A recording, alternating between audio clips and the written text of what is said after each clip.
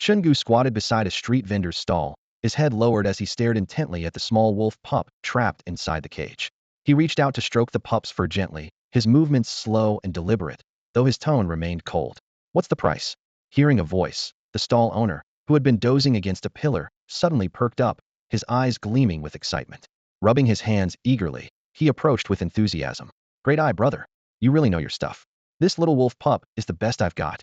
As he spoke, he slapped his chest emphatically and raised his voice. "Don't let it fool you that it's just a grade 1 gray wolf. Its bloodline is as pure as they come. I guarantee no one in North Ma City has a specimen like this." His eyes shifted nervously, and after glancing around like a thief, he lowered his voice and leaned close to Chen Gu. "Besides, rumor has it this pup's origins are extraordinary.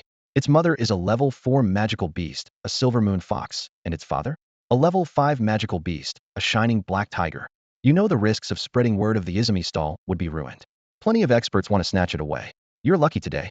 Just for making a friend, I'll give you a chance." Chen Gu's expression remained calm as his gaze swept over the stall owner's eager face. He paused briefly. Since arriving in this world, had learned a fair amount about magical beasts, though some details still eluded him. But one thing he understood perfectly: reproductive isolation. The silver moon fox and the shining black tiger came from completely different species. How could they have possibly crossed species boundaries to produce this little wolf pup? It was nonsense. The pup bit down on his finger inside the cage, its sharp baby teeth leaving faint red marks. Chen Gu inhaled sharply and withdrew his hand, casually stroking the pup's head as he asked flatly, "Price?" Without hesitation, the owner blurted out, 5,000 grade 1 spirit stones." Chen Gu didn't even give him a second glance. 5 grade 1 spirit stones. The owner's eyes darted as he bent over laughing. "Deal." Without hesitation, he grabbed the cage and shoved it into Chen Gu's arms. "You've got the right demeanor. You must be a beast-tamer student at North Ma Academy, right? The final exams are coming up soon. Trust me, this little wolf will help you pass with flying colors." Chen Gu tossed 5 stones onto the stall, lifted the cage, and walked off steadily, not giving the owner another chance. Behind the stall, the owner rubbed his hands, satisfied as he clicked his tongue. Moments later, he pulled out another identical wolf pup cage, placed it back prominently, and lazily rested against the pillar again, his eyes scanning passersby. Just then, an angry shout came from the alley. "Chen Gu, stop right there." Chen Gu paused, carrying the cage, and turned slowly. His gaze landed on the girl's Shitinga fellow classmate, Wang Shui, wearing a white t-shirt and short skirt, her twin ponytails bouncing. His eyes were cold, his expression showing mild irritation. They were just classmates, nothing more. "What is it?" His tone was blunt and impatient. "If it's nothing, I'm heading back." Wang Shui stood her ground, fuming. She opened her mouth, but couldn't find words immediately. Her face flushed red, glaring with fierce anger, but seeming choked up, breathing hard but mute. Seeing this, Chen Gu glanced at her, bored, and started to turn away. "Stop right there." Wang Shui's hand shot out, grabbing Chen Gu's wrist with all her strength, her voice trembling with fury and tears. "Don't you know our final exams are in 2 days? This test decides our fate. My family spent everything so I could study here for 9 years. I can't fail. Absolutely can't." Chen Gu frowned slightly, his expression cold but patient. "And so you want me to pity you with that?" He pulled a spirit stone from his pocket, held it out to her, and said casually, "Take this to study hard and repay your parents." Then he started to walk again. "Chen Gu." Wang Shui's scream broke behind him, raw and desperate, laden with grief and rage. "Don't play dumb. You can fail because your father protects you. Even if your exam fails, you can still stay at the academy and teach. But me? If I fail, I have no chance to recover. My family's sacrifices will be for nothing, the neighbors will mock us, and my whole future will be destroyed by you." Chen Gu stopped, turned to look at her with a steady, cold gaze, and said icily, "I don't like talking to people who can't get to the point. If you can't say what you mean in 3 sentences, they'll chop you into pieces and feed you to my wolf pup." Wang Shui was stunned, frozen for a long moment before sniffling and sobbing out. "The final exam is in groups of 3. The teams were assigned yesterday. You and I are on the same team." She pointed at the wolf pup in his hands, voice shaking. "If you plan to use this grade 1 gray wolf cub in the exam, we don't stand a chance. It's not even an adult, yet it's still a nursing baby." Chen Gu's expression flickered briefly before he nodded calmly. "I see." Had always known the exam was team-based, but never cared who his teammates were. To him, these classmates were just inexperienced kids, clinging to illusions, naive about the world that didn't expect any of them to be helpful. He waved dismissively and walked straight back to his room. Wang Shui stood rooted to the spot, staring blankly after him, despair flooding her face. She looked down at the level 1 magical beast in her handsome, shadowless cat and felt utterly crushed. If she failed the exam 2 days from now, she wouldn't be promoted and would be forced to live as a low-level laborer in the city. Her family, who had poured everything into this day, would lose all hope. After 9 years of sacrifice and struggle, fate had cruelly bound her to failure and she refused to accept it. Chen Gu leisurely turned several corners carrying the cage with the wolf cub inside, heading back to his home. Pushing open the creaky courtyard gate, he glanced at the faded brick courtyard, the only property left by the original owner's parents. They had died defending Bima City against monstrous beasts, and as a result, the Bima Beast-Taming Academy waived 9 years of tuition fees for the original owner. Without that, the original owner could never have finished school after losing his parents and having no income. 3 months ago, Chen Gu had transmigrated into this body, but was shocked to find he inherited no memories at all. Only after a kind neighbor's hint did he get a grasp of the courtyard layout. The bigger problem, the graduation exam was imminent, yet the original owner didn't possess a single contracted magical beast. Without one, facing the arena empty-handed meant certain failure. The school only waived tuition, all other living costs were on the student. Not to mention the huge expense of raising a juvenile beast to adulthood. But Chen Gu didn't want to stay stuck doing manual labor in the city, had to pass this exam. So he skipped classes for 3 months, working odd jobs all over town, scrimping and saving enough money. He couldn't afford adult beasts, but he had managed to buy 50 wolf cubs. Including the one in the cage he carried, that made 51 in total. After closing the gate behind him, he walked straight across the courtyard into the main room. 50 wolf cubs were locked up separately, their eyes bloodshot with hunger, teeth bared as they shrieked sharply. Each was barely 20 centimeters long, cute at first glance, but wild underneath. How adorable! Chen Gu chuckled softly, setting down the cage by the wall.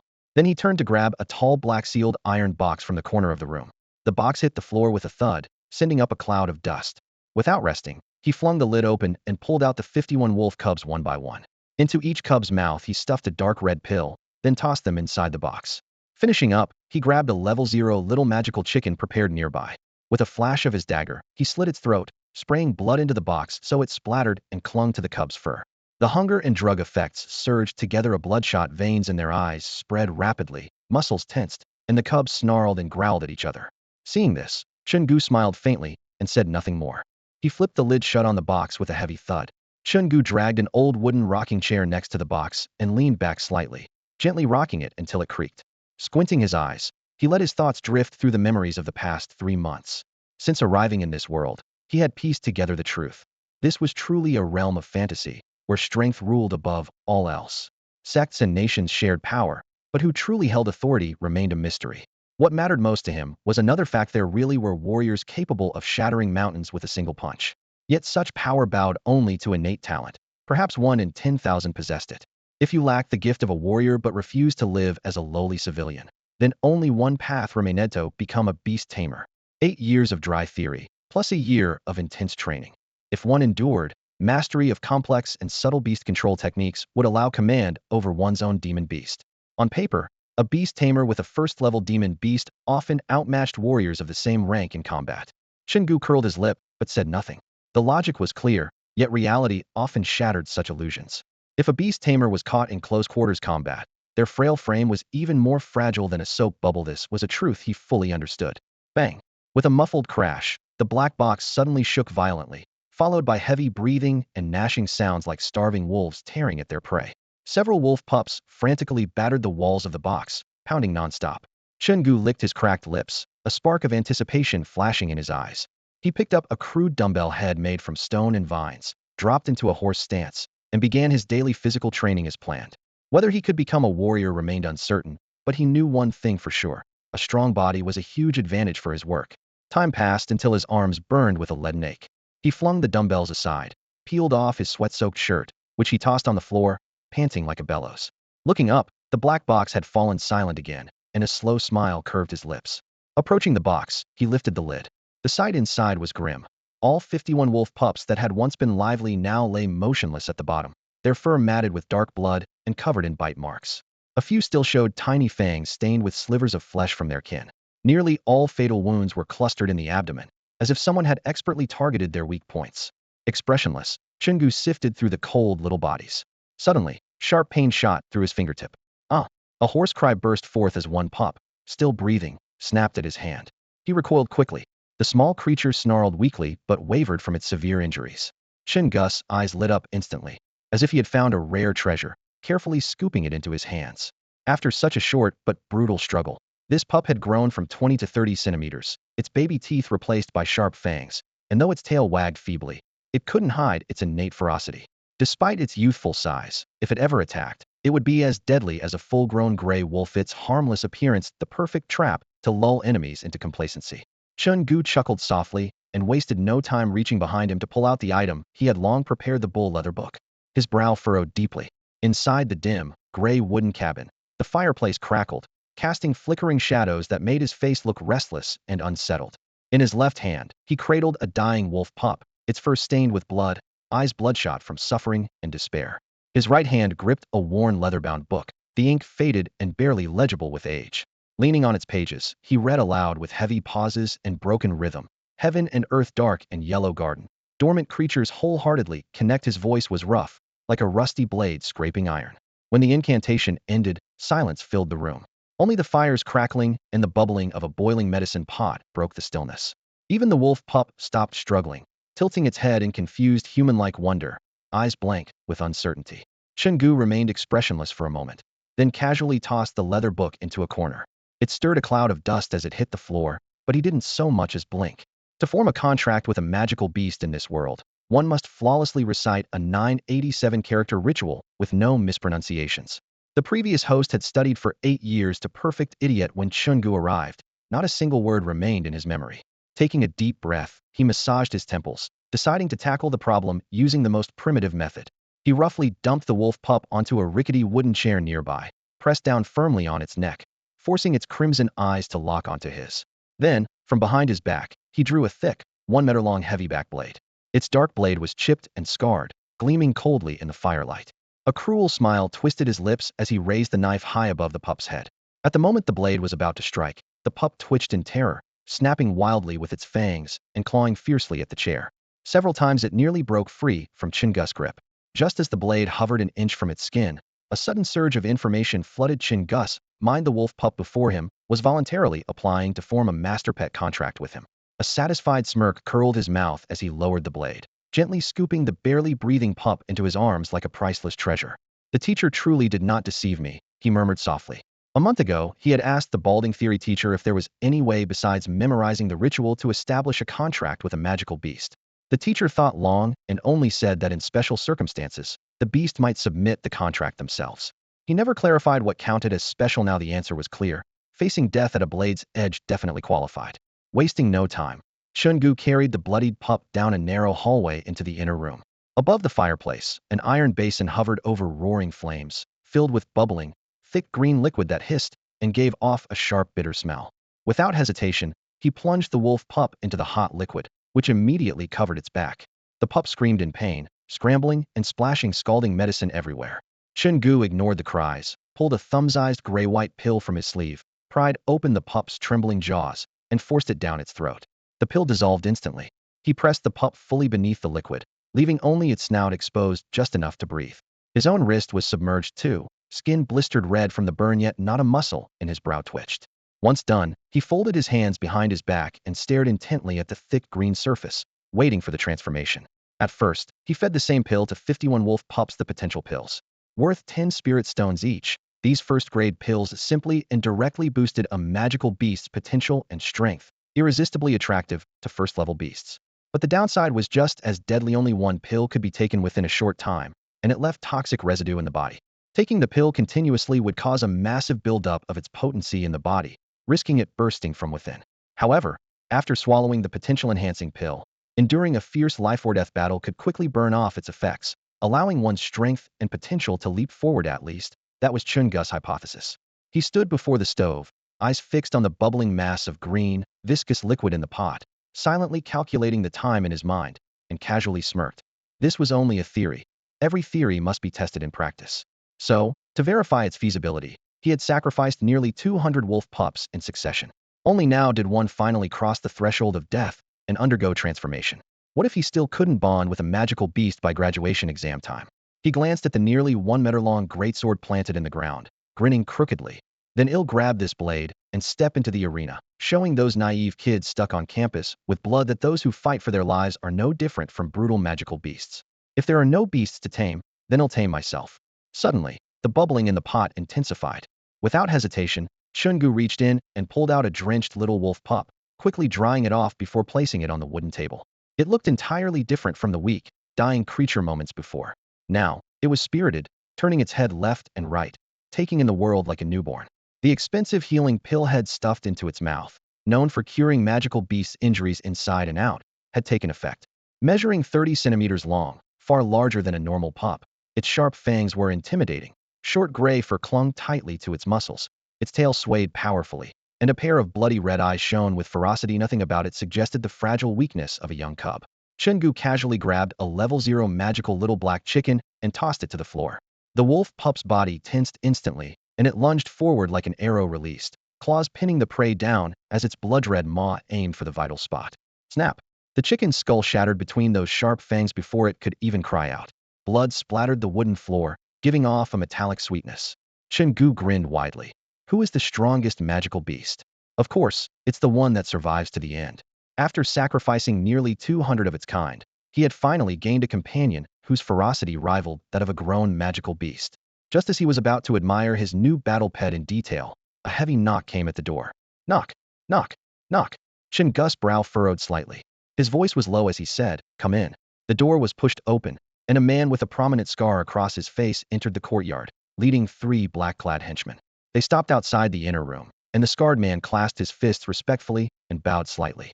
With a solemn expression, he reported in a low voice, "Brother Gu, this is the protection fee collected today from the street to the west, 3,150 spirit stones in total." Saying that, he placed a heavy sack on the ground and stood silently, awaiting orders. "HM," Chen Gu replied coolly, his gaze sweeping over the bulging sack. Then, leaning on his great sword like a cane, he slowly walked into the courtyard, calm but silent. After a brief pause, he fixed his eyes on the scarred man and spoke in a low, steady tone. "Ash, I remember you never come by during the day to deliver spirit stones. Speak, what else is going on?" The man called Ash didn't hesitate. The courtyard was dimly lit, dust particles shimmering faintly in the slanting sunlight. Ash looked up. His crimson eyes seemed glazed with a layer of cold frost as he fixed his gaze on the black-clad youth before him, youthful in appearance, but calm and ruthless in demeanor. His voice was low and urgent. "Gu Gu, something's wrong." Chen Gu was leaning against the doorframe, a cigarette burning down between his fingers, brow furrowed tightly. "Speak." He had guessed that being summoned in broad daylight meant trouble, most likely coming to clean up someone else's mess. Ash reined in his sharpness, lowering his tone even more. "Gu Gu, do you know which team you'll be facing in the day after tomorrow's final exam?" "No." Chen Gu narrowed his eyes, gaze deep and inscrutable. "Butari, you investigating me?" "No." Ash shook his head, voice steady but tinged with urgency. "The matchups were posted at the school gate yesterday. The school even opened betting." "Betting?" Chen Gu frowned. "You mean the student examinations?" "The school publicly announced the match list in advance and allowed bets?" "Yes." Ash nodded slightly, a hint of confusion in his voice. "Without betting, where else would North Ma City's beast-taming academy get money to train so many tamers?" Chen Gu was speechless. He thought to himself, so this is the unique practice of another world. Silence fell over the courtyard. Ash continued, "Gu Gu, your team's odds are 1 to 8. Almost no one's rooting for you, not even the school." His voice grew firm. "But that's not the main point. The main point is we know your opponents." He paused, then looked up, speaking clearly and deliberately. "Those 3 are each from one of North Ma City's top 3 families, the richest and most ruthless in the city." Chen Gu's expression darkened. His voice turned colder. "Get to the point. I hate beating around the bush." Ash took a deep breath. "Today at noon, when I was on West Street collecting protection fees, I saw those 3 preparing to each buy a level 1 elite adult magical beast." "So?" Chen Gu's gaze sharpened even more. So Ash grinned, an edge of sarcasm in his smile. "I lied and told them I had rare beasts, then invited them all here." With that, he raised his hand and lightly clapped once. The courtyard gate swung open, and 5 underlings entered in single file. The 3 at the front each dragged a heavy sack that thudded onto the stone floor. The other 2 peeked around cautiously before shutting the gate and standing guard outside. "Untie them." Ash's voice was low and firm. The ropes slipped away, the cloth bags unfolded. 3 boys in Beast-Tamer Academy uniforms were dumped out, bound hand and foot, with rags stuffed in their mouths, muffling their whimpers. After finishing, Ash knelt on one knee, bowing his head in silence, but his voice was resolute. "I admit I acted without permission. If Gu Gu wants to punish me, I accept it. But this is your only chance to advance. If they each contract an elite adult magical beast, you have 0 chance of winning." He looked up, eyes bright and intense. "I checked your 2 teammates. Both come from humble families who sold everything to send them here. They're contracted beasts. To be honest, even I, a mere mortal, could beat them." He then lowered his head again, saying no more, awaiting Chen Gu's judgment. Ash didn't hide his selfish motives. Originally, he was just a mortal gang leader in North Ma City, scraping by every day collecting protection fees, barely surviving. Since meeting Chen Gu, every time night falls and he lies down to sleep, his ambition blazes like a roaring flame. Ash knows well that even though Chen Gu is currently just a student at the beast-taming academy, he is destined to become a true beast-tamer. People like him aren't the kind you can casually attach yourself to. In fact, even catching their attention is a great blessing. Now that Chen Gu is willing to treat them as equals, Ash sees this as the greatest opportunity of his life. As long as Chen Gu advances smoothly and goes to the capital, Ash's value as a follower will multiply. If Chen Gu fails in the graduation exam, he'll just remain a petty gang leader collecting protection fees in Bima City. The night was deep and the courtyard was lit only by a dim yellow light. Chen Gu stepped out from the inner room, his black robe fluttering gently in the breeze, his footsteps echoing steadily on the stone slabs. He stopped at the center of the courtyard and looked down at Ash, who knelt on one knee, his gaze calm and steady. 3 months ago, Chen Gu had arrived here from another world. To earn spirit stones, he had used force to intimidate Ash and help him absorb several neighboring gangs, doubling the protection fees. When Ash learned Chen Gu was a beast-taming academy student, he was overjoyed and immediately swore loyalty. But Ash was no longer content to be just a lowly snake. Chen Gu stared at him quietly and spoke in a low, steady voice. Ash, your ambitions are too big. He recalled a ridiculous story from Earth's history. A general asleep, while his subordinates, seeking fortune, rush into the imperial palace at night, move the dragon throne, and place him directly upon it. When the general opens his eyes, he has already ascended the throne. Ash lifted his head without flinching from Chen Gu's gaze, his voice hoarse but resolute. I, Ash, a rough man, only understand one thing: Chen Gu is no ordinary person. Though his wings are tangled in the swamp now, he is still a phoenix. I'm willing to cut through this mire for him, and maybe bask in some of his light. At these words, defiance flickered in his eyes. I've been a lowly worm for too long. I thought I would accept my fate, but after meeting Chen Gu, I want to see what it feels like to become a dragon. The two met in silence, the air seeming to freeze. Suddenly, Chen Gu broke into a wide grin, his white teeth gleaming coldly in the lamplight. A snake turning into a dragon isn't impossible, just that a lot of snakes have to die for it. At that moment, Ash noticed the gray wolf pup in Chen Gu's arms. Unlike ordinary pups, it had sharp fangs and dark red pupils, poking its head out and quietly growling. Ash's expression shifted, then he laughed loudly. I believe with Chen Gu around, it won't be our snakes dying, but someone else's. Chen Gu's wild plan to raise magical beasts through sacrifice was something Ash had heard before. He hadn't held much hope, but seeing this little wolf successfully transform made his blood surge with excitement. Maybe Chen Gu really is a bit more extraordinary than anyone thought. At that moment, Chen Gu slowly walked over to the lounge chair in the courtyard. After lying down, he lifted his teacup and took a light sip, then casually ordered, untie them, and take the cloth out of their mouths as well. As soon as the cloth in the mouths of the 3 just untied men was pulled out, their first reaction wasn't to speak, but to desperately clutch the black blindfold covering their eyes, fiercely preventing the nearby subordinates from removing it. Each seemed ready to defend their last line of secrecy to the death. One young man gripped the blindfold tightly, forcing himself to stay calm, though his voice trembled. Brothers, we know the rules, so no one break them. Leave the blindfold over my eyes. I swear I didn't see anything. It's like a curse from the womb. I was born blind, as if pig grease had smeared my eyes. Chen Gu suddenly chuckled with interest. Then do you know who we are? No, how could we know? The young man quickly shook his head. Chen Gu said mildly, you heard everything we said just now. Heard? Heard what? Did you even speak? The young man played dumb to the end. Didn't you keep calling me Brother Gu? Brother Gu? Who's that? Don't know him. The denial continued stubbornly.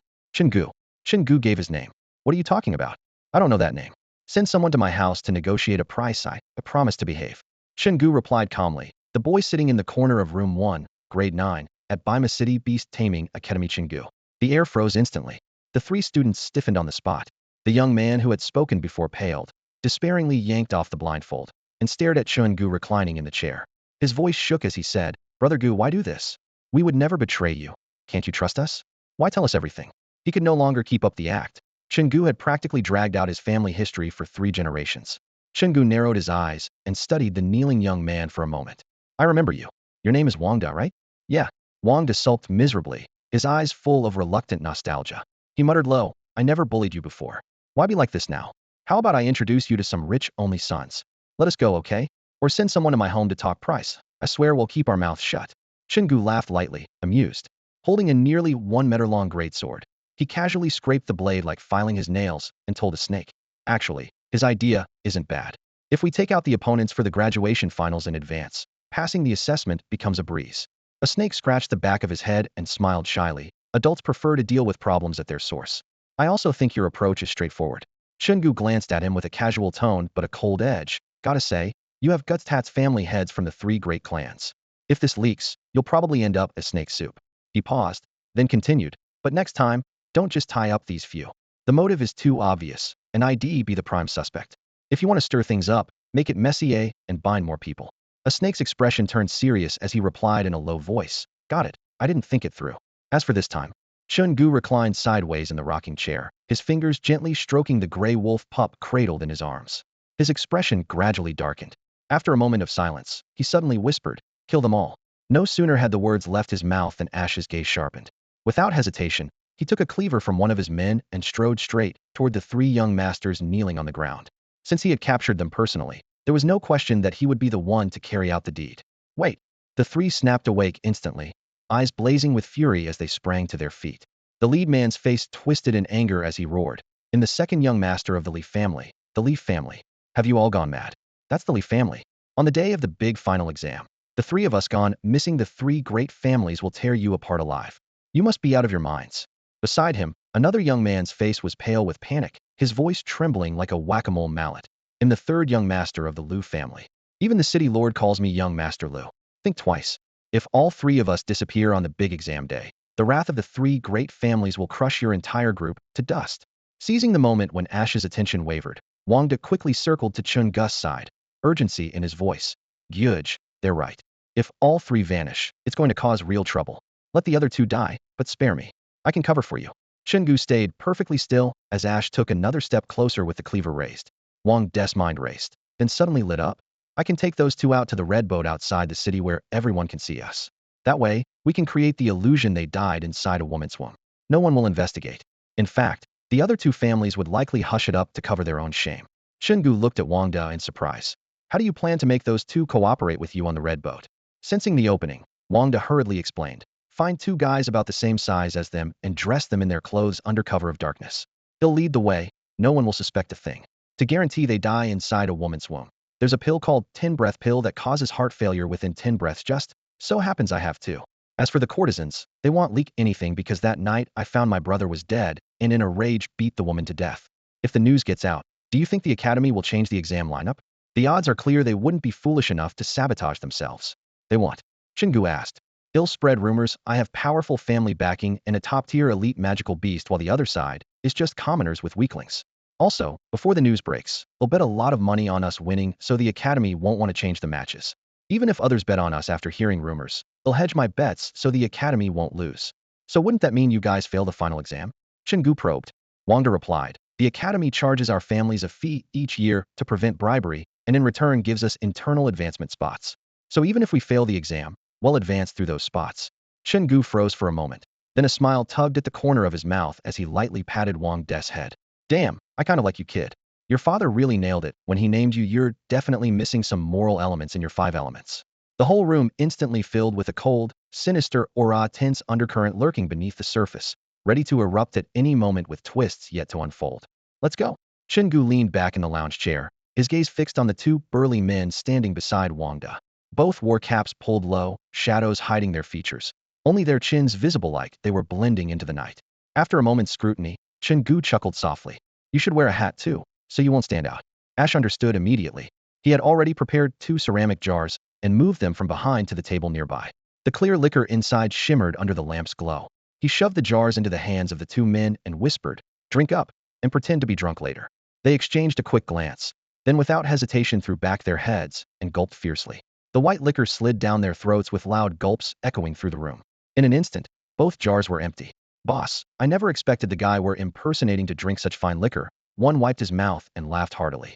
The other smacked his lips and joined in boisterously. Next time, let us handle this job. Damn, I've never tasted liquor this good in my life. Next time, you don't even have to ask him going first. Ash gave the second man a playful slap on the forehead, scolding him with a smile. Don't get greedy after a little luck.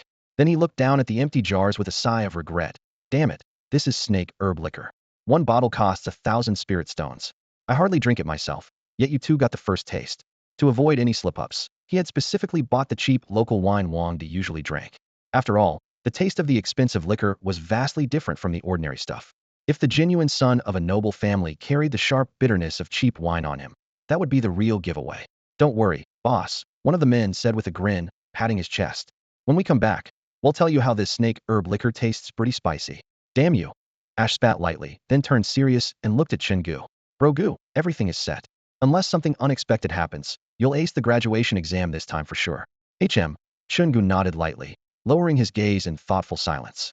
He had successfully tamed a wolf pup that had fought its way through hundreds of gray wolves, its combat power rivaling an adult beast.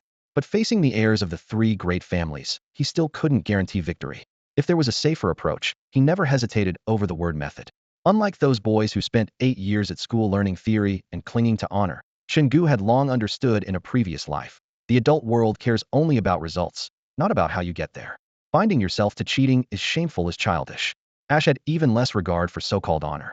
In their line of work dealing with all social classes, it was results that mattered, always. That Wang De fellow was born lacking the virtue in 5 elements, and cared even less about face. All set. Let's move out. Chen Gu gently cradled the sleeping wolf pup in his arms, his voice calm. I'm not going to the scene. Remember what I taught you, meticulous? Yes, sir. Ash nodded solemnly, then grinned mischievously and hooked his arm around Wang De's shoulder. Shall we go, my Prince Wang? Wang De's square face twisted into a sour expression as he shouted back toward the lounge chair. Bro Gu, let's get the job done. But can you not use the memory stone? If this gets out, the other 2 families will come to swallow me whole.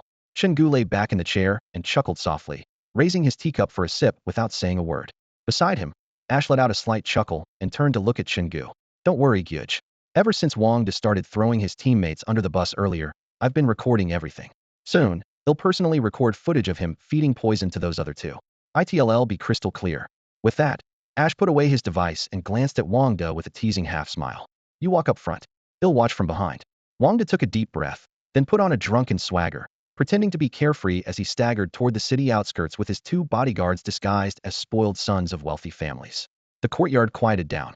After a brief wait, a black, covered carriage rolled through the gate, its hooves kicking up a small cloud of dust. Ash raised his hand to signal the driver to stop, then lifted 2 heavy burlap sacks that had been prepared in the corner. Inside were the drugged humanoid creatures, completely motionless. He tossed the sacks into the carriage, then called a few brothers to get in with him. Bowing toward Chen Gu, he said, Gyuj, we'll head off first. The brothers will stay behind to take care of you. With that, the carriage rolled away, leaving only tire tracks behind. After Ash left, the remaining men exchanged looks. One of them summoned courage, stepped forward to stand at attention by a rattan rocking chair, and said in a low voice, Guy, this is the latest issue of the capital's news you asked for the day before yesterday. Chen Gu nodded slightly, took the paper, and flipped through it casually. Why did you suddenly start calling me Guy? The man scratched the back of his head and laughed sheepishly. Snakeage said ranks can't be messed with. If we call him Snakeage and call you Gyuj, it makes you seem junior to him. Snakeage said you're his boss's forever boss, so we must respectfully call you Guy. Chen Gu smiled softly at this explanation and said no more. Ash was truly flawless when it came to social nuances. Leaning back in the rocking chair, Chen Gu commented lightly, your boss is very bold with investments. Where him from? He'd be the type to go all in on ether coins. The men exchanged uneasy glances and respectfully stepped back, saying nothing. Chen Gu lowered his head to unfold the newspaper, his eyes scanning the dense headlines. He had been preparing for the upcoming final exam for 3 full months. Now, before the troops move, the supplies must be ready. Every piece of information about the capital was crucial. If he passed, he could enter the kingdom's only national beast-taming academy and truly learn combat techniques. It was a place where heroes rose and talents blossomed. It never hurt to be well prepared. Suddenly, a bold headline caught his eye. The capital's beast-taming academy cuts tuition to a new low this year, only 300 units of level 2 spirit stones. Chen Gu paused, fingers still. 300 units? 1 level 2 spirit stone equaled 100 level 1 spirit stones. That was 30,000 level 1 spirit stones. Frowning, he thought of the little wolf cub in his arms. He had almost emptied his wallet just to hatch it, and now he only had the 3,000 spirit stones Ash had just given him. All set except for the tuition. His mouth twitched slightly. The final exam was in 2 days. Only those who passed would enter the academy for further training. Those who failed would go back home and find their own support. In other words, he needed to gather 30,000 spirit stones by tomorrow, and then some extra for food and to support Ash and the brothers. Raising little brothers always costs money. Wanting the little brothers to get things done, but not wanting to spend on them, that's just wishful thinking. More than 4 hours had passed. The moonlight was faint, half hidden by clouds, and the courtyard lay in silence. Chen Gu leaned back in his wooden rocking chair, his fingers gently stroking the snow-white wolf pup cradled in his arms. His eyes were half closed as the chair swayed lightly. Quietly, he sorted through the troubles and assets he would have to face in the coming days. Though this was a world where power was decided by force, he still firmly believed that fists were merely an extension of the mind. Strength was necessary, but if it was just brute force, in the end, one was nothing more than a gun in someone else's hands. Suddenly, a sharp knock came at the gate. Dong dong dong, dong dong. A clear, rhythmic signal. The few sharp-eyed men guarding the door exchanged glances, nodded in agreement, and opened the gate after confirming the code. Following them, Ishi strode quickly into the yard with his men, the moonlight casting long shadows behind them. They approached Chen Gu in unison, dropping to one knee and speaking in low, serious tones. Brother Gu, everything went smoothly, not a single problem. That brat Wang Da is still on the red boat. Ishi glanced briefly at Chen Gu's expression, then lowered his voice to add, not sure if the kid's just a great actor or if he's really gone all in, but either way is having quite the wild time. Even we can't help but feel a bit restless watching him. He paused, then continued the report. The other two heirs from the noble families took the pills given by Wang Da as planned. Their hearts stopped on the spot. We examined them carefully, no fingerprints, no flaws. They and two courtesans who served them drinks were locked separately in two cabins on the boat. The girls had been drugged into a deep sleep and know nothing of what happened. Around dawn, Wang Da will fake going to summon his brother's home, discover the two dead bodies, lose his temper, kill the two girls with a single punch, throw the bodies into the sea, and send word to the two noble families. Finished reporting, Ishi fell silent, hands at his sides. Chen Gu slowly raised the knuckle of his index finger and tapped it gently on the armrest, like a soft drumbeat or the echo of a carefully turning plan. Eyes closed, he said nothing for a long while. Finally, he gently set the little wolf down, watching it scamper off to chase leaves in a corner, then rose to adjust his blue coat. Time was tight, so this is as good as we could get. There are bound to be some cracks, he said, his voice low but steady. The biggest flaw is that 3 men went to the red boat, but only Wang Da came back alive. But that's no big deal, let him keep his life and shoulder some pressure. He won't complain. Besides, the day after tomorrow is the graduation exam, and we'll be leaving Bima City for the capital. Even if those two families sense something's wrong, there's little they can do to me. In the capital, enrollment at the beast-taming academy carries serious weight. The local noble families who only show off around here won't dare move against me openly. He paced twice along the courtyard's bluestone path, bamboo shadows flickering on his blue robe. Then he stopped and spoke lightly. I need a sum of spirit stones. Ashi's expression flickered, and he immediately stepped forward, his voice urgent. Brother Gu, don't worry. Tomorrow we'll go collect protection fees again. Before we leave, we'll clean out our territory completely, leave no dirt behind. No need. Chen Gu raised a hand to stop him. Since I helped you rise, isn't your territory already about a quarter of Bima City? Yes. Ashi crossed his arms with a steady, low voice.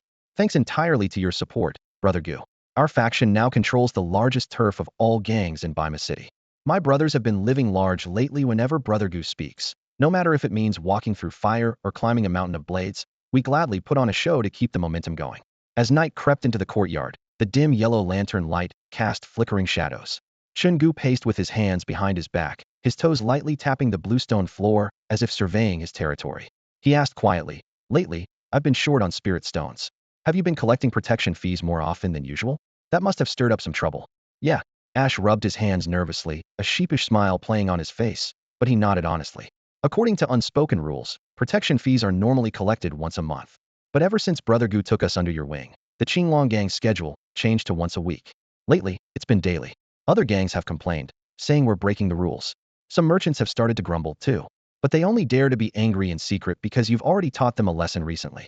If it weren't for your warning about the big tree attracting wind, the whole northern horse market would already be ours. As he spoke, the large blade strapped to his back clanged loudly as he set it down, the edge flashing coldly in the lantern light. But don't worry, Brother Gu. Since you still need spirit stones, tomorrow we'll make another round collecting once each in the morning, noon, and evening, from one street into the other, then circle back to collect again. On the day of your big exam the day after tomorrow, they'll collect every hour 12 times in total. We'll make sure to gather all the money owed for this year and next before we leave the northern horse market. Chen Gu looked at Ash's solemn, earnest face, a twitch at the corner of his mouth. After a moment, he said, they say leave some room for grace when dealing with people, but what you're doing goes beyond that. You're not just killing, you're scattering ashes and digging up graves. Keep pushing like this and it won't be protection fees anymore, but scorched earth tactics. The city lord might think I'm plotting rebellion. The big exam is coming up. Now's not the time to stir trouble. If we drive the merchants too hard and they go commit suicide at the city lord's mansion, we'll be trapped too. Ash grew silent, his thick brows knitting together. Then what should we do, Brother Gu? The brothers don't have any other business for now. We won't be making much anytime soon. Chen Gu stopped pacing and gazed up at the pitch-black night sky, already plotting in his mind. Isn't the academy opening betting markets during the big exam? You mean? Ash's eyes brightened briefly. Then he shook his head vigorously. No way. Your group is already under suspicion. If we bet heavily on you winning and then can't cash in, the results might get invalidated. Too risky. When does the academy close betting? Chen Gu asked calmly. The big exam starts at 9 a.m. the day after tomorrow. Betting closes at 8 a.m., just 1 hour before. I see. Chen Gu nodded slowly, speaking without hurry. Find the matchup lists with the most balanced odds. Take out 2 members from the favored group at 8:30. Then, before betting closes, we go all in on that favored group's high odds. Ash furrowed his brow slightly. Though his tone was firm, there was a hint of hesitation as he said, the plan is definitely doable, but the risks are high. He recalled the shocking precedents from previous years. Some families had poured 9 years of savings into training their sons, buying the most expensive contract beasts, only to have their sons unexpectedly lose when everyone expected them to win. Then right before graduation exams, those families would bet everything on their sons losing. Others went further, hiring assassins to eliminate rivals or even threatening their rivals' parents to secure a guaranteed victory. Manipulating the betting pool through assassination was alarmingly common. Ever since the academy published the matchups and opened the betting market, such chaos happened almost every year. Strangely, the academy itself never once suffered losses. Ash collected his thoughts and fixed his serious gaze on Chen Gu. Huge, do you know why that is? Why? Chen Gu frowned as well. Without the previous host's memories, he couldn't grasp the full backstory. Even with those memories, his limited experience wouldn't reach this level of complexity. Ash cleared his throat and spoke in a low voice. Because the academy runs what's called the opponent pool. Opponent pool? Exactly.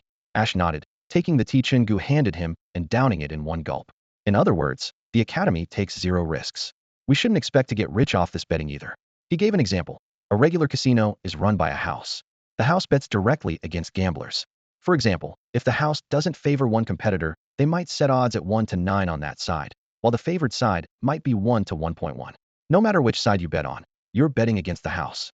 If you're a high roller and bet big on the long shot, the payoff is huge if they win, though more often the house just crushes you if they can't cover it. But the academy can't do that. It's the Empire's only officially sanctioned teaching institution. If it couldn't pay out during graduation exams and started killing gamblers, that would be way too ugly. Ash set the teacup down and continued. So the academy uses the opponent pool. What does that mean? The academy doesn't bet against you at all. Say it's Zhang San versus Li Si. Zhang San's odds are 1 to 8. Li Si's are 1 to 1.1. Most people bet on Li Si. If everyone bets 80,000 spirit stones on Li Si, then at most 10,000 spirit stones can be bet on Zhang San. If Zhang San pulls off an upset, the academy just pays the 80,000 from the Li Si bettors to those who bet on Zhang San. The academy itself pays nothing. Chen Gu propped his chin on one hand, as if a spark had gone off in his mind, but he couldn't quite catch it. Seeing Ash pause, he urged, go on, don't stop. Ash took a deep breath and laid out the logic more plainly. So basically, your real opponent isn't the academy, it's the gamblers on the other side. If you bet on Zhang San and he wins, you get the spirit stones put up by those who bet on Li Si. If Zhang San loses, your money goes to the other side. That's what an opponent pool is. The house isn't your opponent, the other bettors are. The academy only takes a cut from the pool when settling bets. It doesn't pay out from its own funds. The academy's revenue comes solely from the rake taken and the leftover money in the pot. As Ash explained earlier, Zhang San's odds are 1:8. Li Si's odds are 1 minute and 1.1 second. There's only 10,000 spirit stones bet on Zhang San winning, but 80,000 spirit stones bet on Li Si winning, making the total pool 90,000 spirit stones. How much does the academy have to pay if Li Si wins? Chen Gu asked with a frown. Ash raised a hand and gestured on the table. First, the academy deducts a 5 commission from the 90,000 stones. That's 4,500 stones, leaving 85,500 stones in the pot. With Li Si's odds at 1 minute and 1.1 second, the payout should be 88,000 stones, but there's only this much in the pot, so they can't cover the full payout. What happens then? Chen Gu's eyes froze. Simple, those 85,500 stones are split proportionally among everyone who bet on Li Si. Each person ends up winning just a few stones.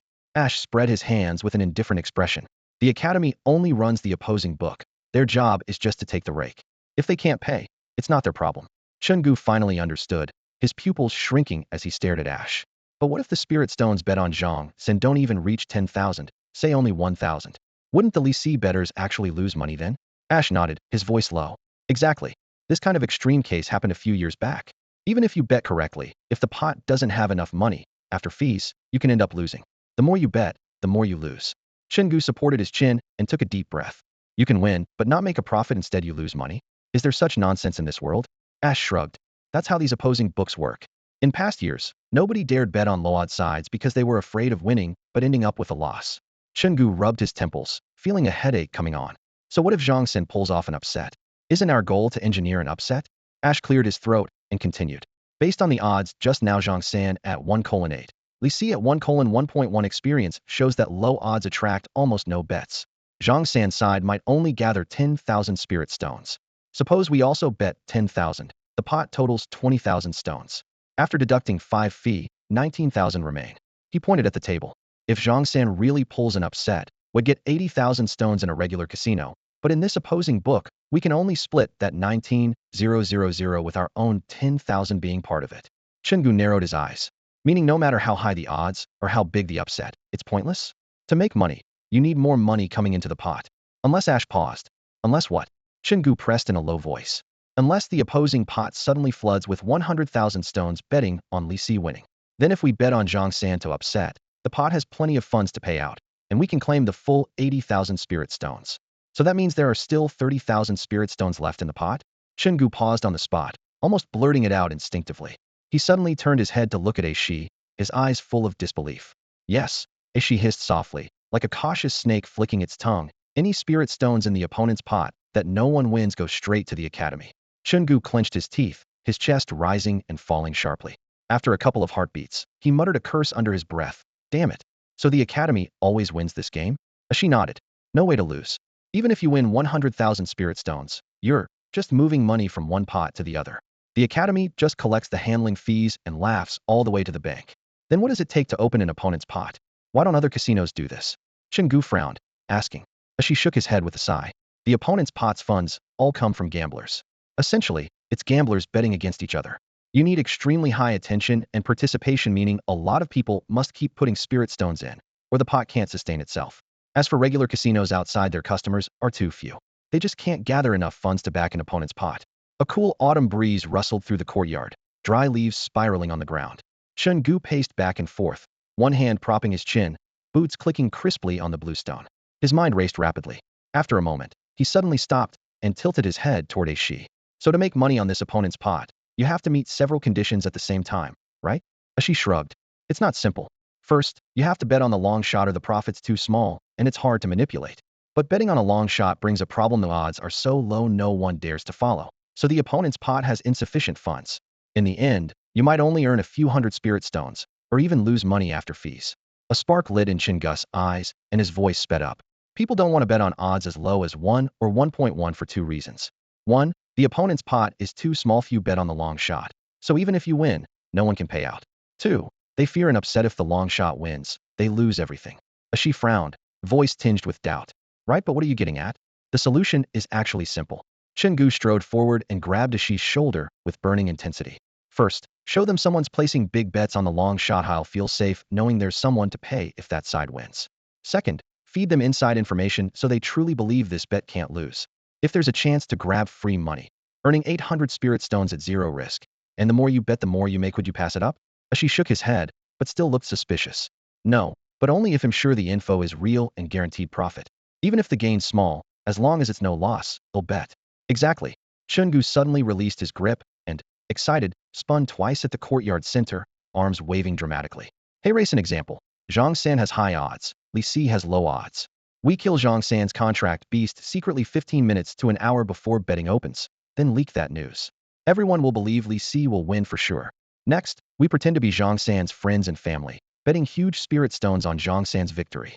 The night breeze fluttered their clothes. Chen Gu suddenly paused, eyes blazing. Then, what do those gamblers do when they get the inside tip and see big money already flowing into the opponent's pot? Aishi finally understood Chen Gu's plan and burst into enlightened laughter. Those gamblers would surely think they had inside information and, confident their opponent had deep pockets, would bet all their money on Li Si to win. Excited, Chen Gu patted Aishi on the shoulder, the scabbard of his greatsword swaying between his fingers. Exactly. Once they throw all their money in, our opponent's funds will be fully matched. Didn't we already take out Zhang San's contract beast?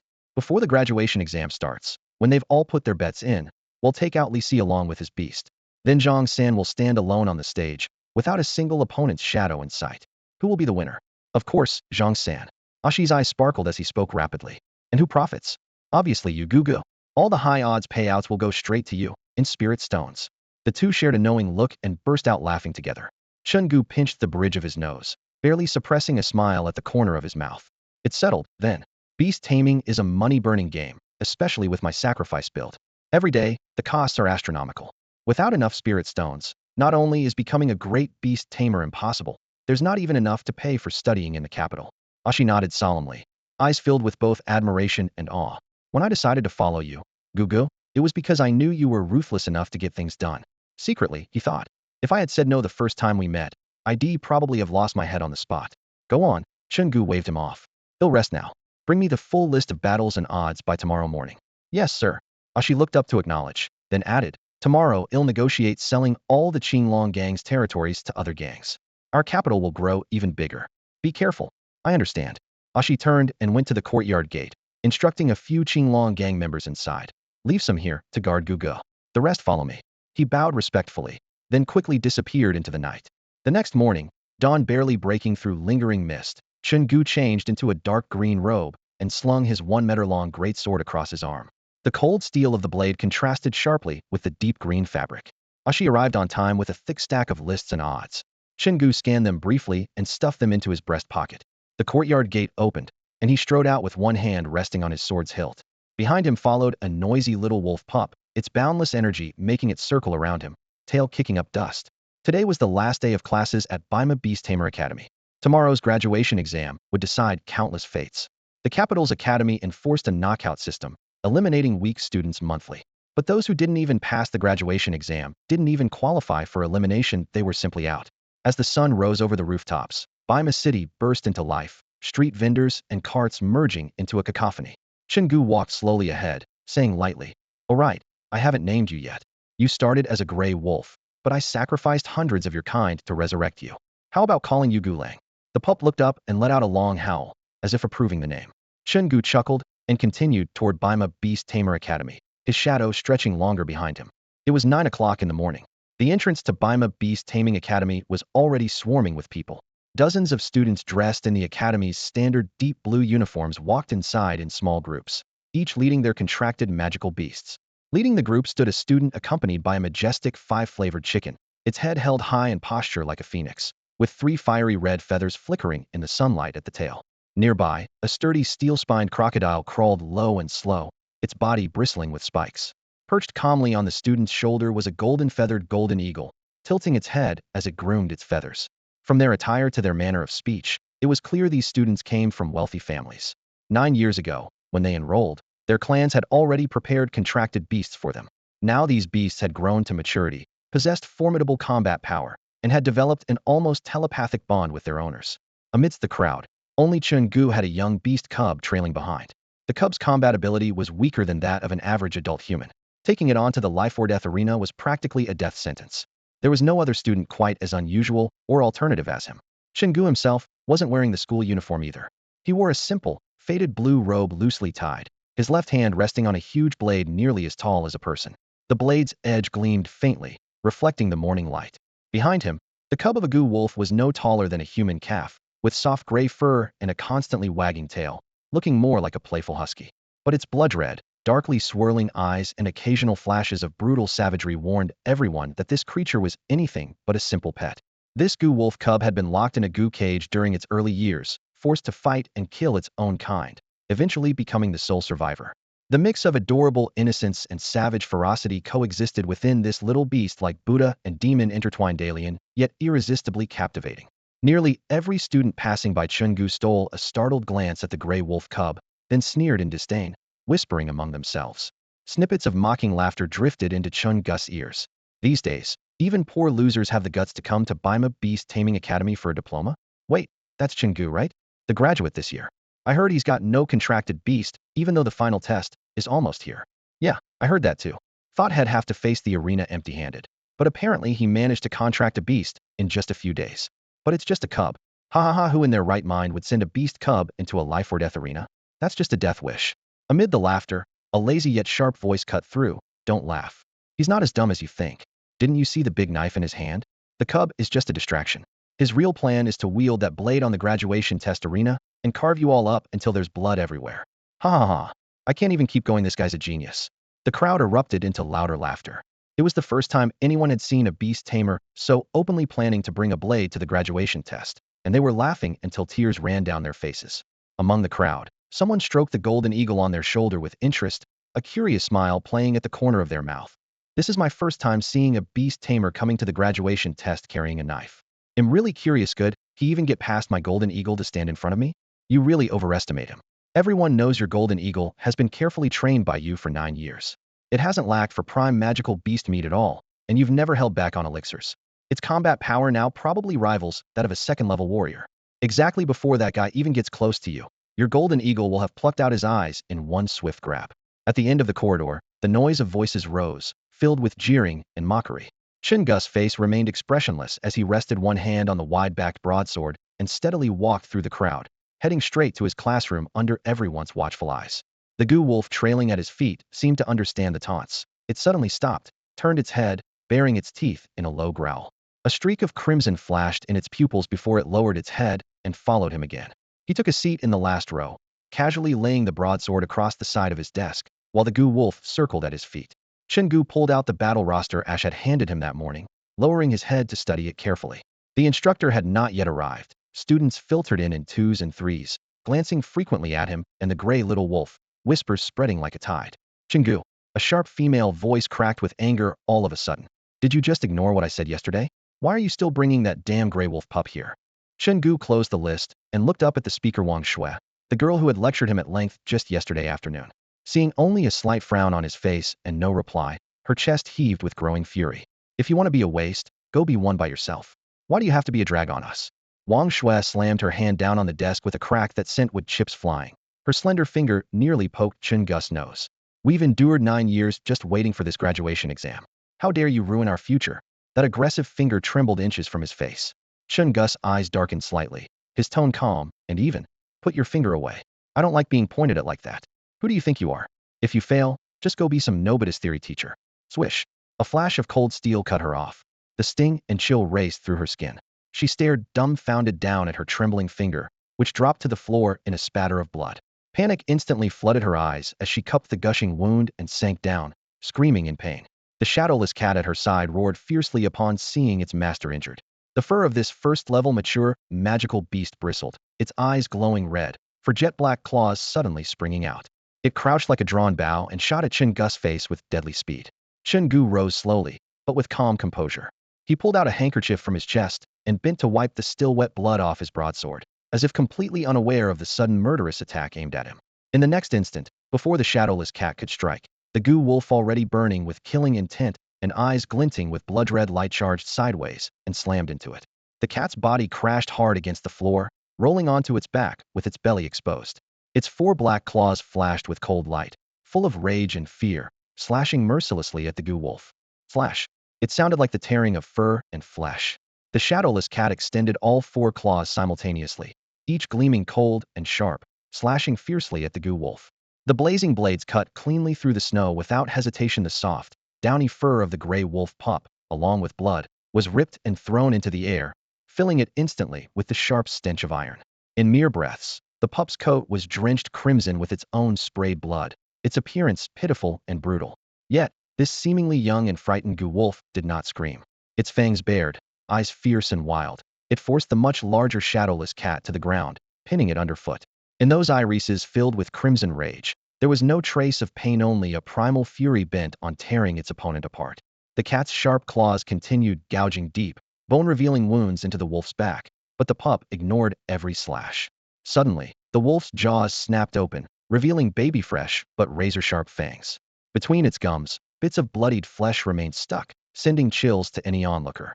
Without hesitation, the pup bit down on the cat's snout. The needle-like teeth closed. Flash. An agonizing ripping noise like steam escaping a pressure cooker exploded. The shadowless cat's nose was torn off, skin and flesh ripped brutally away, blood spurting wildly. The once furry muzzle instantly caved in, gushing unstoppable blood. The agony drove the cat's claws to strike even fiercer. Claw shadows blurred, slashing deep wounds across the wolf's flanks, but each drop of bloodshed failed to draw even a pained whimper. The Gu wolf still held the bloody flap between its pincers, hardly bothering to chew before casually flicking it aside. Then it lunged for the blood-spurting hole in the cat's face, biting and tearing again and again, rapidly enlarging the wound. Its front paws gripped the cat's shoulder blades tightly, refusing to budge no matter how hard the cat struggled. Its thick wolf tail whipped fiercely like a drumstick, striking again and again at the vulnerable belly. Thud, thud, thud. The heavy, rhythmic thumping sounded like war drums before a battle, each beat louder than the last. The two magical beasts grappled violently, flesh and blood flying. They tested each other's strength, endurance, and ruthlessness in the rawest, most direct way. In an instant, their fur was soaked indistinguishably with each other's blood, their bodies cloaked in a dark crimson. Though it seemed to last long, their brutal fight had erupted to this dreadful intensity in just a blink. At that moment, Wang Shui snapped out of her pain-induced daze.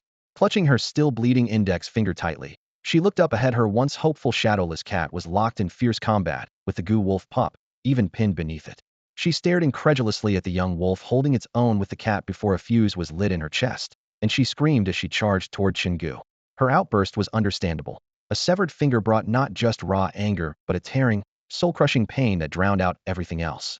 Though the lost finger could be reattached with regenerative ointment and wouldn't much impede her as a beast tamer after all, it was her contracted beast that fought, not herself. If Shadowless Cat was severely injured, her already slim chance of passing the final exam would collapse entirely. That would mean not just failure, but that 9 years of struggles and invested spirit stones would be lost forever. This also meant she could never become a lofty, untouchable beast tamer. Wang Shui charged forward like a wild beast gone mad, but Chen Gu gave her only a cold glance. He stuffed the blood-stained handkerchief back into his cloak, then raised his ghostly greatsword taller than a man with its blade gleaming coldly, and swung it straight at her. If that strike landed, there would be no survivors, only death. Unlike those beast tamers hiding in the academy, burying themselves in books, Chen Gu always believed that no matter how powerful a contracted magical beast was, the tamer themselves must possess deadly skills. It was this conviction that had helped him earn plenty of spirit stones in just 3 months since arriving in this foreign world. The blade sliced through the air but missed the mark the next moment. Chen Gu felt his wrist lighten as the force struck nothing. He quickly reined in his sword and looked sharply. Where Wang Shui should have stood, there was now a woman in a simple plain dress. A pale blue ribbon twined around her fingers, the other end tightly bound to Wang Shui's wrist. Wang Shui's face was deathly pale, a mix of hatred and fear as the ribbon tugged her back to her seat. The woman gently swung her arm, settling Wang Shui down, then tapped the desk with curled fingers and asked calmly, "Are all the students here?" At the same time, in the middle of the classroom, the fight between the gray wolf pup and the shadowless cat was ending. The shadowless cat, once lightning fast, now stumbled with weak steps. Its sharp claws could no longer hide their lack of strength. It glared unwillingly at the wolf pup opposite, but finally let out a low, trembling whimper begging for mercy. The moment that sound landed, the entire classroom fell silent. Wang Shui, who knew her beast inside out, gritted her teeth through the searing pain of her torn fingers and stared incredulously at the shadowless cat, that level 1 adult magical beast she had nurtured carefully for 6 years, at its peak now reduced to begging for mercy against a gray wolf pup. The other students also looked toward the usually inconspicuous Chen Gu, swallowing hard as a chill ran down their spines. Their eyes flicked again to the trembling shadowless cat lying in a pool of blood, and an even heavier tension gripped their hearts. That pleading cry knew it all too well. The students often had their contracted beasts spar, and whichever side lost would emit such a desperate wail signaling surrender, at which point the victor would stop fighting. But no match had ever been as brutal as this one. Half the shadowless cat's face had been torn open by a fist-sized bloody hole. Its silver-gray fur soaked in thick blood, tangled, and dyed a rusty red. Meanwhile, the gray wolf pup's body was covered with intersecting bloodstains of varying depths, with several bone-deep scratches on its cheeks. The little wolf was almost a blood wolf, soaked in fresh blood. Normally, the defeated side would yield early on. This was just an academy sparring match, after all, and no one intended to go all out. But the shadowless cat stubbornly refused to admit defeat, driven by pride and unwilling to bow to a mere pup, fearing it would lose face among the flock later. It gritted its teeth and held on until utterly exhausted, then finally let out that humiliating, despairing whimper. No one expected it, almost got beaten to death. Even the plainly dressed instructor standing at the podium was visibly stunned as she watched the battle's outcome unfold before her. She had witnessed countless magical beasts engage in fights beyond their level, but those were usually mutated species, creatures with divine beast blood, or monsters forged from piles of spirit stones. Even then, they only dared to challenge higher-level opponents after reaching adulthood. She wondered to herself, which beast would start defying the odds while still nursing? It was unheard of. As for human warriors fighting beyond their rank, she had seen many, but never had she imagined a newborn dragging a giant sword and wildly slashing as soon as it was born. It sounded like a fantasy. Do beast cubs really have combat power? Her doubt and disbelief echoed in the minds of everyone in the classroom. Down below, the shadowless cat's mournful cries provided the bluntest answer. The previous brutal fight had appeared to end in mutual destruction, but the next moment, everyone realized the battle was far from over. The Gu wolf slowly stepped onto the shadowless cat's chest, its sharp claws pressing down and causing the cat's body to tremble. Despite the cat's pitiful, pleading yowl, the wolf paid no mind. It raised its right paw and plunged it violently into the bloodied hole in the cat's face, digging deep into its skull and twisting fiercely. The piercing howl shattered the air as the shadowless cat arched its body in agony, but it couldn't break free. The gray cub, only about 30 centimeters long, was covered in blood and matted fur, its crimson eyes blazing with savagery. When it pulled its claws back, a blood-streaked magic crystal clung between its fingers. Without hesitation, the Gu wolf tilted its head back and swallowed it whole. Blood stained its chest, abdomen, and the ground beneath it. The cub stood firmly on the shadowless cat's now motionless body, proudly displaying the deep, bone-revealing wounds as badges of honor to everyone. It lifted its head and let out a fierce, wild howl. Oh wow! Silence fell over the entire classroom like death. No one still saw this bloodied gray wolf as just a mere cub. The shadowless cat, with its magic crystal ripped out, had long since stopped struggling, its limbs limp and its blood dripping from the hole in its skull. It was dead. Dead. No Wei Wang Shui stared blankly at her contracted beast, murmuring to herself. Her legs went weak and she slumped into her seat, her gaze gradually unfocused. That shadowless cat had been her only dependable companion in the graduation exam, and now it lay lifeless on the stage. Her future seemed utterly shattered. Tears streamed uncontrollably, and she had no energy left to resent the classmate named Chen Gu because she felt like her life had collapsed completely. Around her, the other students silently restrained their restless, contracted beasts, forcibly suppressing the battle frenzy roused by the Gu wolf's roar. Everyone understood one thing clearly. The shadowless cat's death was absolute. An adult beast without a magic crystal instantly loses all vitality, especially one whose skull had been crushed open. But they also knew the Gu wolf had reached its limit too. The cub's brain had not yet formed a magic crystal, yet it swallowed a fully developed magic crystal whole, which defied all common sense and was practically suicidal. After all, a magical beast's brain only begins to grow a magic crystal the size of a soybean once it reaches full adulthood, and it gradually enlarges with the beast's cultivation. But here and now, in front of everyone, a beast cub had just swallowed a magic crystal whole. The only outcome was unable to withstand the backlash from the demonic crystal. Its body exploded in a violent burst, killing it instantly. The students in the classroom listened in shock, their eyes instinctively drifting to Chen Gu beneath the podium. He remained calm, carefully wiping the blood-dripping heavy blade with a perfectly folded handkerchief. This was common knowledge they had all heard countless times since their first year. If a cub forcibly swallowed a demonic crystal, 9 times out of 10, it would be fatal. Yet, this gray wolf cub before them had not only achieved a feat worthy of the textbooks, killing a fully grown shadowless cat in a desperate life-or-death fight, but had also swallowed its victorious prize whole. To have that raw power explode inside him now would be such a waste. Chen Gu put away the handkerchief, admiring the blade's mirror-like edge with satisfaction, then set it down like a cane. The metal tip made a sharp sound as it tapped the floor. He raised his hand in signal to the little beast still standing proudly atop the shadowless cat's corpse. The gray wolf, cub Gu Lang, still feeling the thrill of victory, immediately jumped down from the blood-stained body and staggered over to Chen Gu. The shadowless cat's claws had gashed deep wounds into his gray fur, down to the bone, blood still dripping. But the demonic crystal's power surging inside was already healing the injuries rapidly. Chen Gu took him into his arms, gently stroking the healing wounds with his fingertip, a relieved smile appearing at the corner of his mouth. He wasn't concerned in the slightest about the crystal's backlash before Gu Lang was officially introduced. He had swallowed 14 potential pills, potency comparable to a full-grown first-level demonic beast crystal. Surviving 3 brutal blood matches and enduring that power without exploding was more than just ferocity. It meant his bodhi's capacity for holding magical power far exceeded that of ordinary beasts. Good, Chen Gu murmured, running his fingers along the fur on the wolf's back until they reached the small, still youthful head. His gaze fell on the fresh, bloody scratches across Gu Lang's face. Your first battle was this fierce. You deserve the name Gu Lang. Remember, this is only the beginning. One day, the world will know the strongest gray wolf is called Gu Lang. He paused, then pointed at the still warm corpse of the shadowless cat on the ground. Go on, enjoy your spoils, and savor the taste of victory. Then he couldn't help but chuckle softly. Keep some scars on your face. Look fiercer, no more of a cub. Later, find a pond and wash up yourself. As if understanding his teasing, Gulang proudly lifted his head and sat atop the table, casting a victorious glance over the students. A subtle human-like sparkle shone in his eyes. The energy swirling from the demonic crystal seemed deliberately guided, bypassing the 3 fresh scratches on his face, barely stemming the bleeding there, while accelerating the healing of wounds on his abdomen and back. It was clear he intended to keep those scars as badges of honor. Chen Gu laughed quietly, but said nothing more, simply watching. At that moment, the female teacher in a simple long dress standing on the podium fixed him with a steady gaze, her voice calm but resolute. Chen Gu, the academy needs to ask you about tomorrow's graduation exam. I believe you know what I'm referring to. Hearing this, Chen Gu's hand paused for a moment, his fingers still resting on the handle of his blade, but his eyes narrowed slightly at the corner. After a brief silence, he looked up expressionlessly toward the plainly dressed female instructor at the podium. His voice was steady and clear. Of course I know. The academy has been lenient with me because of my parents' sacrifice for Bima City, even waiving 9 years of tuition. But the final graduation exam is the most sacred moment for every beast-taming student, and it's the same for me. I don't want the academy to give me any special treatment now. What I want more is to win the exam through my own fight. He paused, his gaze sharp but calm.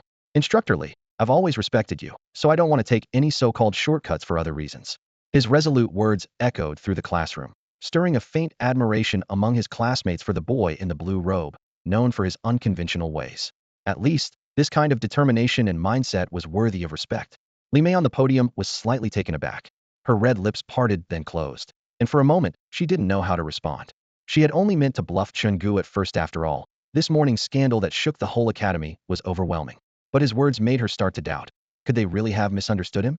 After a moment, she composed herself and spoke coldly. You're overthinking it. Come with me. The headmaster wants to see you. With that, she turned and headed straight toward the headmaster's office. In the classroom, Chen Gu, still gripping his great sword, stayed in place. His expression was unsettled. He didn't follow immediately. As expected, the plan was to rush the 3 great clans, and the headmaster had quickly pinned the suspicion on him. The headmaster's office was most likely already filled with people sent by those clans. There's no wall without cracks. Over the past 3 months, every move he made to absorb the Azure Dragon gang left traces. Perhaps his classmates didn't know. Maybe even Instructor Li Mei did not fully realize. And even the headmaster might not grasp it all, but the 3 great clans definitely knew one thing. When the Azure Dragon gang collected protection fees, they never bypassed the clan's shops. He closed his eyes and tapped his knuckles rapidly on his blade's handle, his mind racing. Looks like it's time to play the ace up his sleeve.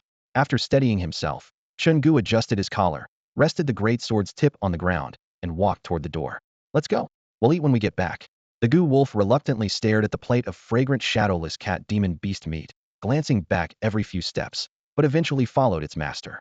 Once outside the classroom, Chen Gu didn't head straight to the headmaster's office. Instead, he took a slight detour toward the academy's main gate. Squinting under the sunlight, he looked toward the shadows in the alley by the entrance. Almost at that same moment, someone waiting in the alley noticed him and gave a sharp whistle with 2 fingers pressed to their lips. Shoo shoo. Chen Gu nodded in acknowledgement, then raised his right hand and tapped his temple 3 times.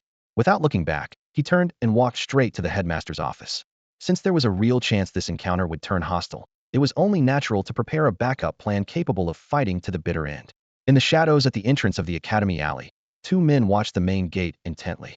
When Chen Gu appeared, he raised his hand and tapped 3 times on his temple. Tap, tap, tap, sending a silent signal. Both men visibly tensed, their eyes locking with panic and fear. Danger. Suddenly, they turned sharply, their footsteps crunching on gravel as they dashed deeper into the alley, splitting off at the first fork. In an instant, sharp whistles echoed repeatedly through the quiet streets of Bima City. Scree, scree, scree, piercing and urgent, like a knife slicing through the wind.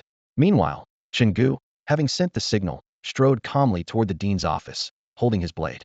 The slower, the better, needed to buy time for his side to prepare. After all, this operation had been rushed. He had only arrived in this world a few days ago and hadn't even gathered decent forces yet. No true warriors to speak of, not even a certified beastmaster. Ash showed potential as a warrior, but had never been tested. Everything was still uncertain. With so few people, his options for strategy were extremely limited. His gaze swept over the Gu wolf hopping around him, and Chen Gu silently resolved in his heart. If the academy really planned to team up with the 3 great families to crush him in the final exam, he'd go all in, tear off the mask, risk everything, and take them down with him. If worst came to worst, he'd give up his student status and strike out alone in the capital, looking for another chance to enter the Beastmaster Academy. The dean's office door stood closed before him. Chen Gu stopped, took a deep breath, and pulled out a small dark gray pill from his pocket. casually dropping it by his foot. Then he lightly touched the blade tip of his greatsword. The once pitch-black edge suddenly shimmered with a faint, blue-cold light. He kicked the pill into a nearby shrub, sheathed his sword, and raised his hand to rap sharply bang, bang, bang 3 crisp knocks. Silence answered from inside. Chen Gu remained composed, standing straight, both hands gripping the sword's hilt as he waited. The door creaked open slowly. A man in his early 40s, weathered and worn, appeared, smiling warmly. "Isn't this student Chen Gu? Come in, come in. Good day, Dean." Chen Gu bowed respectfully. The open door revealed the room's layout at a glance. A long table at the center, seating 10 people, with nothing else in the room. Aside from the dean, 6 others were already seated. 2 faces were familiar. One was his theory instructor, Ms. Li Mei, and the other was his partner, Mr. Wang De. The remaining 3 men, their expressions dark and grim, were clearly heads of Bamos' 3 great families. At the far end sat another middle-aged man, calm and composed, drinking tea quietly while glancing toward the door, scrutinizing the room. The scene crushed any remaining hope Chen Gu had. The table was set for a confrontation. The 3 family heads and Wang De occupied one long side. Li Mei was seated alone to the left. The calm man held the seat of honor on the right. And on the opposite side of the table across the entire length only one chair sat empty, meant for Chen Gu. This was hardly a friendly gathering. Facing the tense standoff before him, Chen Gu showed no sign of fear. Without lingering, he calmly circled around to the only empty seat at the long table, gently pulled out the chair, and sat down as if nothing were amiss. Then, looking up with a hint of curiosity, he glanced toward the dean inside the room. "Dean, I heard from Lecturer Li that you wanted to discuss something with me. May I ask what this is about?" The dean stepped behind him, placing a hand gently on his shoulder, his tone warm. "Don't be nervous. We just have a few questions for you. Just answer truthfully." No sooner had the dean finished speaking did 3 middle-aged men across the table fix Chen Gu with dark, hard stares. The man on the far left had a face as black as coal, his voice ice cold. "Dean Su, I see no sign this student is nervous at all." The man beside him, wearing a black cap, jumped in with an even harsher tone. "He killed the sons of our 2 families and still sits here so calmly? You've got some nerve, kid." Chen Gu held back his immediate reaction. He lowered his eyelids and quietly observed Wang De sitting nearby. Wang De kept his head down, his expression unreadable. Chen Gu couldn't tell if he had betrayed him under pressure. The information was one-sided. Did these 2 merely suspect him, or did they have concrete evidence? He had no way of knowing. Straightening in his chair, fingers lightly tapping the table, Chen Gu knit his brows and spoke in a low, firm voice. "Who are you 2? What nonsense are you spouting? My parents died defending Bima City. I was born and raised here, and I've always lived with honor and integrity. I haven't even killed a chicken, let alone a person. To come at me with such baseless accusations the moment we meet, how dare you slander me?" At that moment, the dean cleared his throat gently, as if reminding or smoothing things over. "Chen Gu, these 3 men before you are the heads of the Wang, Li, and Lu families' Bama's 3 great clans. The Li family's 2nd son and the Lu family's 3rd son died under suspicious circumstances early this morning. For reasons I won't explain here, they have turned their suspicion toward you and are here to question you." The dean's words subtly clarified that the 3 families only suspected Chen Gu. They lacked solid proof. Chen Gu felt a flicker of relief and narrowed his eyes slightly, showing a faint but reasonable trace of anxiety though. He quickly forced himself to regain composure. "Even if you come from those 3 great families, that doesn't give you the right to accuse me without cause. My parents died protecting Bima City from the monstrous siege. As their son, I..." "Enough." A cool female voice cut in sharply. Li Mei, the lecturer who had taught him theory in his 9th academic year, looked at him with piercing eyes. "2 lives are at stake here. This isn't a game. You claim not to have killed a single chicken, yet when I came into the classroom just now, I clearly saw you raise a knife and strike at Wang Shui. If I hadn't intervened, that blow would have killed her. How do you explain that?" Chen Gu glanced at her out of the corner of his eye, a trace of displeasure flashing in his gaze. After all, Li Mei had taught him for a year, hadn't expected her to stab him like this now. There was a brief moment of silence before he responded evenly. "Is she dead?" "No. But if I hadn't stepped in to save her, she..." "Enough." Chen Gu waved his hand impatiently to interrupt. "You're an adult. You need to focus on results, not constantly dwell on what-ifs. Always hanging on to what-if means there's something wrong with your thinking. If you hadn't stepped in to save her just now, you'd have seen I was only trying to scare her." His blunt, merciless retort left Li Mei's expression flickering uncertainly. Her throat tightened, and she couldn't find a word to reply. "Well said." Suddenly, a heavy, sharp bang echoed through the room.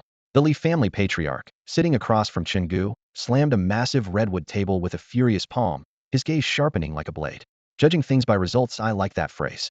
But my 2nd son and the Lu family's 3rd son both died suddenly this morning. Coincidentally, their big graduation exam is tomorrow, and they were on the same team as Wang family's 2nd son, who's sitting right here next to me. Even more coincidentally, their opponents are your Team Chen Gu, Wang Shui, and Lu Lihua. His fist struck down again, splashing tea. My son and Liu's third son are dead. So who benefits the most? They didn't die early or late, just the day before the graduation exam, and the day after the match list came out. The Li Patriarch's imposing presence filled the room, but Chen Gu, leaning lazily on his great sword, spoke calmly. Of course Wang Shui and Lu Lihua gained the most. My suggestion, just have them killed to settle the score once and for all. The Patriarch narrowed his eyes. And what about you? Doesn't it benefit you? My parents died defending Beima City from the monster siege. The academy director has taken care of me and promised that even if I fail the graduation exam, I can stay on as a theory teacher. I have no reason to take that risk. Chen Gu's eyes darkened. Besides, you haven't even said how your son died. And yet, with nothing but guesses, you're throwing mud on me? The atmosphere turned icy cold. The middle-aged city lord seated in the main seat toyed with his teacup, then spat the dregs back and stretched lazily, his tone filled with impatience. I'm tired of listening. If you want me to lead you to the Beastmaster Academy, then show proof. Just kill this little bastard outright, so there's no argument. Don't drag things out, it's annoying. As he finished speaking, the director standing behind Chen Gu's shoulder darkened his expression, stepped forward to block the young man, and said firmly but quietly, City Lord, watch your words. The little bastard you want to kill, the parents of that boy died protecting Beima City from the monster tide, and their merits. Stop, stop. The middle-aged city lord in plain clothes quickly raised his hand in plea and sighed helplessly. I get it. I really get it. Even if I didn't, I know now after hearing you say it 4 times. The head of the Li family suddenly stood up, his sharp brows furrowed fiercely, his voice cutting cold like a blade. Since the city lord has already spoken, I won't waste time. My son and Lu family's son both died of heart failure aboard the flower boat. But this matter feels suspicious. After thorough investigation, the biggest beneficiary is Yu Chen Gu. He raised a hand and pointed, his tone growing even sharper. Then, digging deeper, the Southern White Tiger Gang says the most powerful force in Beima City recently is the Qinglong Gang, and their mastermind behind the scenes is none other than you, Chen Gu. What do you have to say for yourself? All eyes locked onto Chen Gu, who simply let out a soft sigh. The trouble he feared most had finally caught up to him. When he first expanded his territory, he was indeed more visible. Later, to avoid attention, he had Ashi and others visit at night. He thought the plan was flawless, but someone had still been watching closely. At this moment, he reached down to stroke the soft head of the Gu-wolf nestled against him, paused for a moment, then looked up calmly at the determined Li Patriarch, his voice as steady as still water. Yes, it's me. But what's the direct connection between these 2 incidents? If I fail the graduation exam, he'll just become a theory teacher at Beima Beast Academy. Doing some side work on the side, is that a crime? The Li Patriarch was momentarily speechless, fury burning inside, and slammed the table hard, ready to kick across it. Cough. The city lord in the main seat coughed heavily, sounding like a pounding drum, forcing the Li Patriarch to stop. The lord looked at Chen Gu and said gravely, what Li Patriarch means is you have motive and ability, so you're the prime suspect.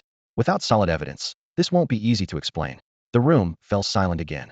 Without urging, all eyes focused on the young man in blue, his face still youthful, but his every move betraying experience. Chen Gu raised a hand and tapped his blade's hilt at his waist rhythmically with his knuckles. Click, click, click, a habit whenever he was lost in thought. The Wang family head and Wang Deshi beside him remained silent and motionless, like mannequins dragged in as fillers. The Lu Patriarch looked sorrowful, but was more like a peacemaker trying to de-escalate. Suddenly, Chen Gu's eyes sharpened. Remembered his teammates were Wang Shui and Lu Lihua. Ashi's investigation showed both were daughters of commoners, but the Lu Patriarch's expression now looked as if protecting his own daughter. If Lu Lihua really was his illegitimate child, losing a son was painful, but gaining a daughter admitted to the capital's Beast Academy might be a gain. Among all, the only one pressing aggressively was the Li Patriarch. Chen Gu quickly pieced it together. Chances are, Li family pulled in the other 2 families and, using the city lord's authority, set this trap. He glanced at instructor Li Mei sitting nearby. Normally indifferent, today she clearly bore hostility toward him. Li Mei was obviously part of the Li family. The clues fit, and the logic was forming. If so, the story became much clearer. The reason the Li clan leader was able to so quickly pin the suspicion squarely on Chen Gu was that the information came from Li Mei. On the surface, representatives from 3 families sat in the room, seemingly united in pressuring Chen Gu. But in reality, the only real attacker was the Li family alone. Just as the tension in the air thickened into a standoff, a sharp, urgent whistle reminiscent of a cuckoo's call sounded suddenly outside the window. Upon hearing it, Chen Gu quietly exhaled, feeling the huge weight on his chest settle just a little. He flicked his sleeve to break the suffocating silence, then met the Li clan leader's fiery gaze as he rested both hands on the table. His voice was low but clear. Your son's death has nothing to do with me. That is my final statement. I have nothing more to say. With that, he leaned back casually in his chair, his relaxed posture dismissing the pointless argument. You! The Li clan leader's face instantly contorted with rage as he roared. In the next moment, a glaring white light erupted around his right arm, as if his fist was wrapped in tangible spiritual power. He leapt up violently, a fist charged like thunder aimed straight at Chen Gu's face. The Li clan leader was a martial artist. Chen Gu's pupils constricted sharply. The leader kicked his chair aside, splintering wood flying everywhere. Chen Gu sprang up, gripping his broadsword with one hand. A cold gleam sliced through the air as the blade raised high overhead with a piercing whistle, aimed to intercept the incoming punch. Just as fist and blade were about to collide, they suddenly froze midair. Two broad, powerful hands appeared out of nowhere, one firmly gripping the Li leader's fist, the other holding Chen Gu's blade steady.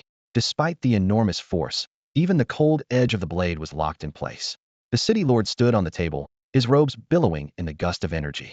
His expression was calm, but his eyes held unquestionable authority. Don't forget, I'm a martial artist too. Considering me invisible won't end well. Unprovoked killing of a student from the beast-taming academy is a serious crime. With that, he released the Li clan leader, letting him fall awkwardly to the floor. Turning to Chen Gu, who still grasped his sword tightly, the city lord's mouth twitched slightly. With his right hand, he spread his left fingers to push the blade away and muttered under his breath. This damn blade is actually coated with poison. Within seconds, his left hand had turned a faint blue, clearly starting to numb. Yet his face remained composed and indifferent. Today's matter ends here. With an unmistakably authoritative tone, the city lord scanned everyone present. Any informed party who secretly wagers on this case during the graduation exam will be treated as committing a similarly serious crime. After speaking, he jumped down from the table, concealing his now numb left hand inside his sleeve, and headed toward the door. Passing by the academy director, he said expressionlessly, "This student, whose parents sacrificed their lives for Bima City, has been poisoned at the tip of the blade with 7-step poison venom from a grade 2 magical beast called the 7-step snake. The snake's gallbladder essence costs 100 grade 2 spirit stones per drop. A life lived with honor and integrity, indeed. Well done." Before the words fully left his mouth, he strode off swiftly, his robe trailing behind as he made his way to the city lord's mansion. Any delay, even a martial artist of the third rank would not withstand such a bone-eroding poison. The academy director awkwardly saw him off at the door. Catching sight of the faintly glowing blue poison on Chen Gu's blade, his expression became complicated for a moment before he could only shake his head with a bitter smile. Chen Gu gave him an apologetic smile while holding his sword, then limped out of the office using the blade for support. He knew full well that he was going back to face the Li family's retaliation. As for the city lord's final threat, neither the Li clan leader nor Chen Gu took it too seriously. Since ancient times, crime has only been considered crime for one reason: because it was discovered.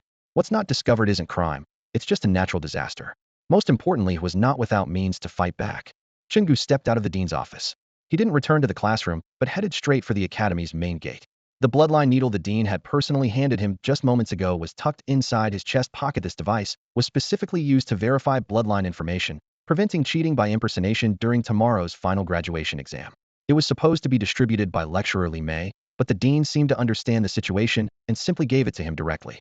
In fact, this was the main reason Chen Gu had come to the beast-taming academy in North Ma City today. After leaving the school grounds, he immediately noticed two men feigning casual conversation in the shadows of a narrow alley beside the gate. Without hesitation, Chen Gu tightened his grip on his blade and strode into the alley, brushing past them and walking deeper inside. The two men exchanged a glance, but silently followed him. "Is Snake's side ready?" Chen Gu asked quietly, supporting the large blade on his back with one hand. Without looking back, "All set," answered the man in plain clothes behind him, the wristband on his arm trembling slightly with his voice. "Brother Snake is already waiting for Guyi." Receiving the confirmation, Chen Gu responded with a brief hum and continued to avoid the main street, deliberately choosing quiet side alleys. His path even deviated from the courtyard where he was staying, clearly heading toward the city gate. After about the time it takes for incense to burn, the three of them arrived at an old residence at the foot of the city wall. The two men trailing behind first scanned their surroundings carefully to confirm no one else was around, then pressed their index fingers to their lips and blew short, cuckoo silent whistles. With a creak, the gate opened. A figure in black snake emerged and, upon recognizing Chen Gu, immediately welcomed him inside, shutting the door tightly behind them. After another quick sweep of the street to ensure no prying eyes, he hurried to catch up. "Brother Gu," the men responded immediately to your highest level signal and took action. Everything went smoothly. Without a single hitch, Snake said gravely. "Where are they?" Chen Gu nodded, his tone calm. "They're all inside." Snake motioned for him to follow and pushed open the door to the inner room. The door slammed against the wall, revealing the scene inside. A dozen or so women and children lay sprawled across straw mats, all bound tightly with hemp rope and gagged with torn cloth. Their terrified eyes stood out starkly in the dim candlelight. They're all here? Chen Gu scanned the room. Snake offered an apologetic tone. Brother Gu, time was tight, and you sent the highest level signal. Although we've been preparing for days, this is all we could capture. The three women over there are the new third wives of the Wang family patriarch. We took them when they went to buy rouge on West Street. These two women and two little boys are the direct descendants of the Liu family. The women are the first wives of the Liu brothers, and the children belong to them. The elderly woman in the corner is the main wife of the Li family patriarch, and the young man next to her is his brother, the Li patriarch's brother-in-law. As for the sons of the three prominent families we were tailing, they are all holed up in their own courtyards at this hour, so we couldn't capture them. The eldest son of the Wang family was drinking tea at the tea house, but Ash's face remained pale. He pressed his lips together and lowered his voice to explain to Chen Gu. The Wang heir is a first-level martial artist. There's no way we can beat him. Even though I, Ash, can hold my own among mortals, am like an ant compared to a martial artist. One punch from him hits with the strength of a full-grown yellow ox. Plus, with spiritual energy coursing through his body, he can shatter your organs in an instant. Thinking of this, he sighed softly. This world really isn't fair. Enough. Chen Gu cut him off before he could finish. His blade rang sharply against the stone slab. The lazy expression vanished from his face as he commanded coldly, I don't want to hear another word of defeatism. Meeting Medhat is the greatest fairness you'll find in this world. His tone then softened a bit as he laid a hand on Ash's shoulder and solemnly promised. Chen Gu always keeps his word. Once we get to the capital, first thing, they'll have your martial aptitude tested. If you have talent, they'll give you my full support. If not, they'll do what the wealthy do, throw pill after pill of body-refining elixirs at you until I turn you into a martial artist. And if worse comes to worst, they'll see to it that you live a life of luxury among the mortals. With that, he spun around to face the dozen or so Blue Dragon Gang members in the courtyard. The setting sun cast its last golden rays on his blue robes, making him look solemn and unyielding. Left hand steadying his blade, right fist raised high, his voice rang out clearly. Not just Ash, all of you. When we get to the capital, first step, test your aptitude. If you have it, we develop it. If you don't, then he'll blow body-refining pills down your throats until you do. Since you're under me, Chen Gu, stop hiding as weaklings who just collect protection fees around Baima City. I want all of you to rise with me and become known throughout the world, winning the respect and the fear of everyone. At that moment, Chen Gu stood tall and proud, his voice booming with authority, his usual casual demeanor nowhere in sight. The fiery sunset illuminated the resolute curve of his face with striking clarity. The gang members in the courtyard felt their blood stir, their eyes instantly misty. Almost in unison, they dropped to one knee, heads bowed low, and bashed their right fists into their chests, shouting hoarsely. We swear to follow Lord Gu to the death. Never betray, never fear, never retreat. These dozen or so had been recruited by Chen Gu 3 months earlier, alongside Brother Snake. At first, they were skeptical, a young man barely in his 20s who was just a bit stronger with his fists. It wasn't until they learned that Chen Gu was a student about to take the graduation exam at Baima Beast-Taming Academy that they realized the real difference, that he was a future beast-tamer, a world far above their lowly gang status. Some even ran home that night, excitedly boasting to their elderly mothers, Mom, I'm working with a beast-tamer now. Working with a beast-tamer, those 7 words were already a tremendous honor to these lowest of the low street thugs. No, Chen Gu coldly rejected the words from the Qinglong gang members who were kneeling before him. You're not following me. You're following a tomorrow you never dared to imagine. And I am merely your guide. He slowly lowered his raised right hand, both palms pressing heavily against the back of the large broadsword lying across the courtyard. The setting sun stretched the shadows long on the ground, casting a tense blue vein across his usually gentle face. His voice was kept low and controlled, yet it still roared inside his chest like a beast's howl. Tell me, he asked sharply, how many spirit stones did you use to make a day? The gang members, kneeling in a row, exchanged glances. Memories of their bleak days before following Chen Gu surfaced in their minds. They answered in unison, about half a spirit stone each day. And now? Chen Gu's voice grew deeper. How many can you make per day? At least 10 spirit stones daily. One member suddenly stood, slapping his bulging pocket in excitement and shouting out. His words ignited a roar from the crowd. I make 15 spirit stones a day. 20 for may manage several shops. The noise shook dust loose at the gate. Chen Gu strode into the center of the courtyard and grabbed a man in coarse hemp clothing around 30 years old from the ground.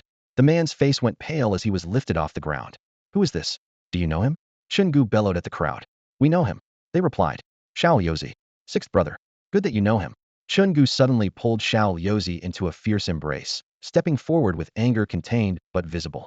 What kind of life did he have before meeting me? His voice shot upwards sharply. His 60-year-old mother's life was hanging by a thread.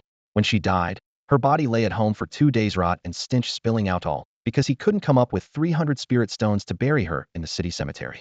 In the end, what did he do? Wrapped her in a tattered straw mat, preparing to drag her to an uninhabited wasteland outside the city for burial. With that, he kicked Xiao Liuzi to the ground. Dust flew. Chen Gu pointed at the fallen man's head, his eyes bloodshot. Is this what a man does? A 30-year-old grown man lets his mother suffer like that. This is called uselessness, called incompetence.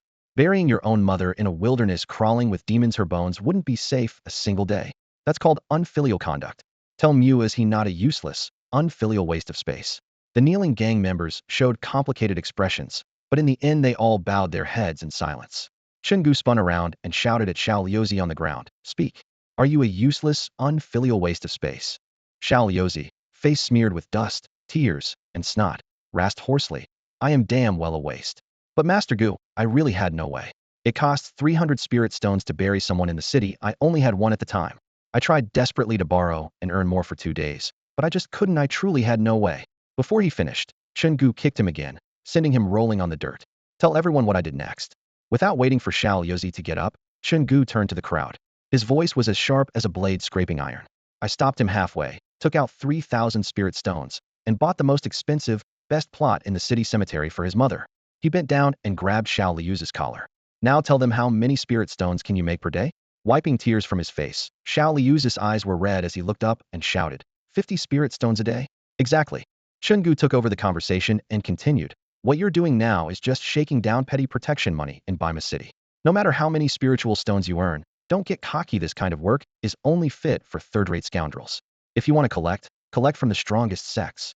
The main hall fell deathly silent, so quiet you could hear a pin drop. Tell me, did you ever imagine before that you could make this many spiritual stones? The members of the Qinglong gang knelt on one knee, exchanged glances, their eyes red, jaw clenched tight, and they all shook their heads vigorously. Then why can you do it now? Because we met Gu Yi. That's right, Chen Gu said without hesitation, his voice ironclad. Because you damn well met me. I'm the one who gave these worthless bugs in Bima City a chance to rise to greatness. 50 spiritual stones? That's nothing. Tell Mato you want to become martial artists or not. Those kneeling looked at each other again. Even Ash, who had been silent behind Chen Gu, now had tears in his eyes and shouted passionately, we do. Good. Chen Gu rested one hand on the ghost-headed cleaver, his gaze grinding over everyone like a millstone. No talent. I've got refining pills. 1 pill won't work. 10 won't work. 100. 1,000. It'll pump enough into you to make martial artists out of you all. Cold light slid along the blade's spine as his voice went even colder. Follow me, Chen Gu, and forget about safe dreams. Even if you die, die under the blade of a strong man. Die at the gates of a powerful sect. Die with a bang that shakes the world. My men can die, but under no damn circumstances will we die like cowards. With that, he slammed the cleaver down on the blue bricks, sending shards flying. When we get to the capital, it'll make every one of you rise above the rest of mankind. Swear to follow Gu Yi to the death. The Qinglong gang pounded their right fists on their chests and shouted with heads bowed, shaking the hall with their voices. Chen Gu said no more and turned to walk into the inner room. At the door, Ash's face was flushed, trembling slightly with excitement. Chen Gu lowered his voice. I'm not just hyping them up for nothing. That's a promise. When I, Chen, make a vow, I keep it. As he spoke, his gaze fell on the straw mat. Family members of the 3 great clans were tied up in a heap with hemp ropes, their mouths gagged with torn cloth, eyes full of terror. Chen Gu frowned and quietly asked Ash, didn't they cover their ears? Huh. Ash was momentarily stunned, a fierce glint flashing in his eyes. Gu, how about we just cut them all down? At that suggestion, the bound families on the ground twisted wildly, trying desperately to make muffled sounds. The cloth in their mouths was bitten so hard it almost bled. Chen Gu stood at the threshold, grip steady on his cleaver, silent for a long time. He had originally thought the 3 clans were dead set on crushing him, which was why he took their families hostage, preparing for a known battle. But today's situation was clearly different. The Wang family's Wang Da and his son had kept their heads low the whole time, avoiding speech. The Lu clan leader only muttered a few words out of face and wasn't very reactive. Of all the clans that truly held a grudge, the only one likely to seek real revenge was the Li family alone. After a brief moment of contemplation, Chen Gu looked up, his voice low but resolute. Bring out the people from the Wang and Lu families. Just as his men turned to leave, he suddenly paused, his expression tightening as he glanced sideways at Ash. His brow furrowed. No one did anything to those women, right? No, Ash said firmly, standing straight. The brothers all know which women can be touched and which cannot. Chen Gu's expression softened slightly as his gaze swept over the family members of the Wang and Lu clans being escorted out. They were visibly terrified, huddled together, struggling, and pushing desperately to avoid further humiliation. Chen Gu raised a hand to signal his men to slow down, speaking in a grave tone. Take it easy. These women from the noble families aren't like you rough men. They're precious. Don't let them get hurt. The fading light of sunset filtered into the courtyard, the golden glow falling on 7 people, 5 women, and 2 young boys. 3 young, beautiful women huddled together on one side, tightly holding hands, their eyes flickering with fear. 2 plump middle-aged women cradled the 2 boys, who were sobbing quietly, while softly soothing them. Chen Gu stood silently, letting the reddish sunset wash over his face. After a long while, he spoke calmly. My name is Chen Gu. Tell your family heads that they will know this name. The 5 women all froze. Then a look of relief and gratitude slowly replaced their fear. They whispered urgently, lowering their voices. Big brother, are you planning to let us go? Yes. Chen Gu nodded without showing much emotion. There is a letter and a spirit stone here. He motioned, and Ash stepped forward holding 2 cloth bundles about the size of fists. He placed one in front of each family before retreating to Chen Gu's side, his expression serious. Chen Gu's eyes swept over everyone present.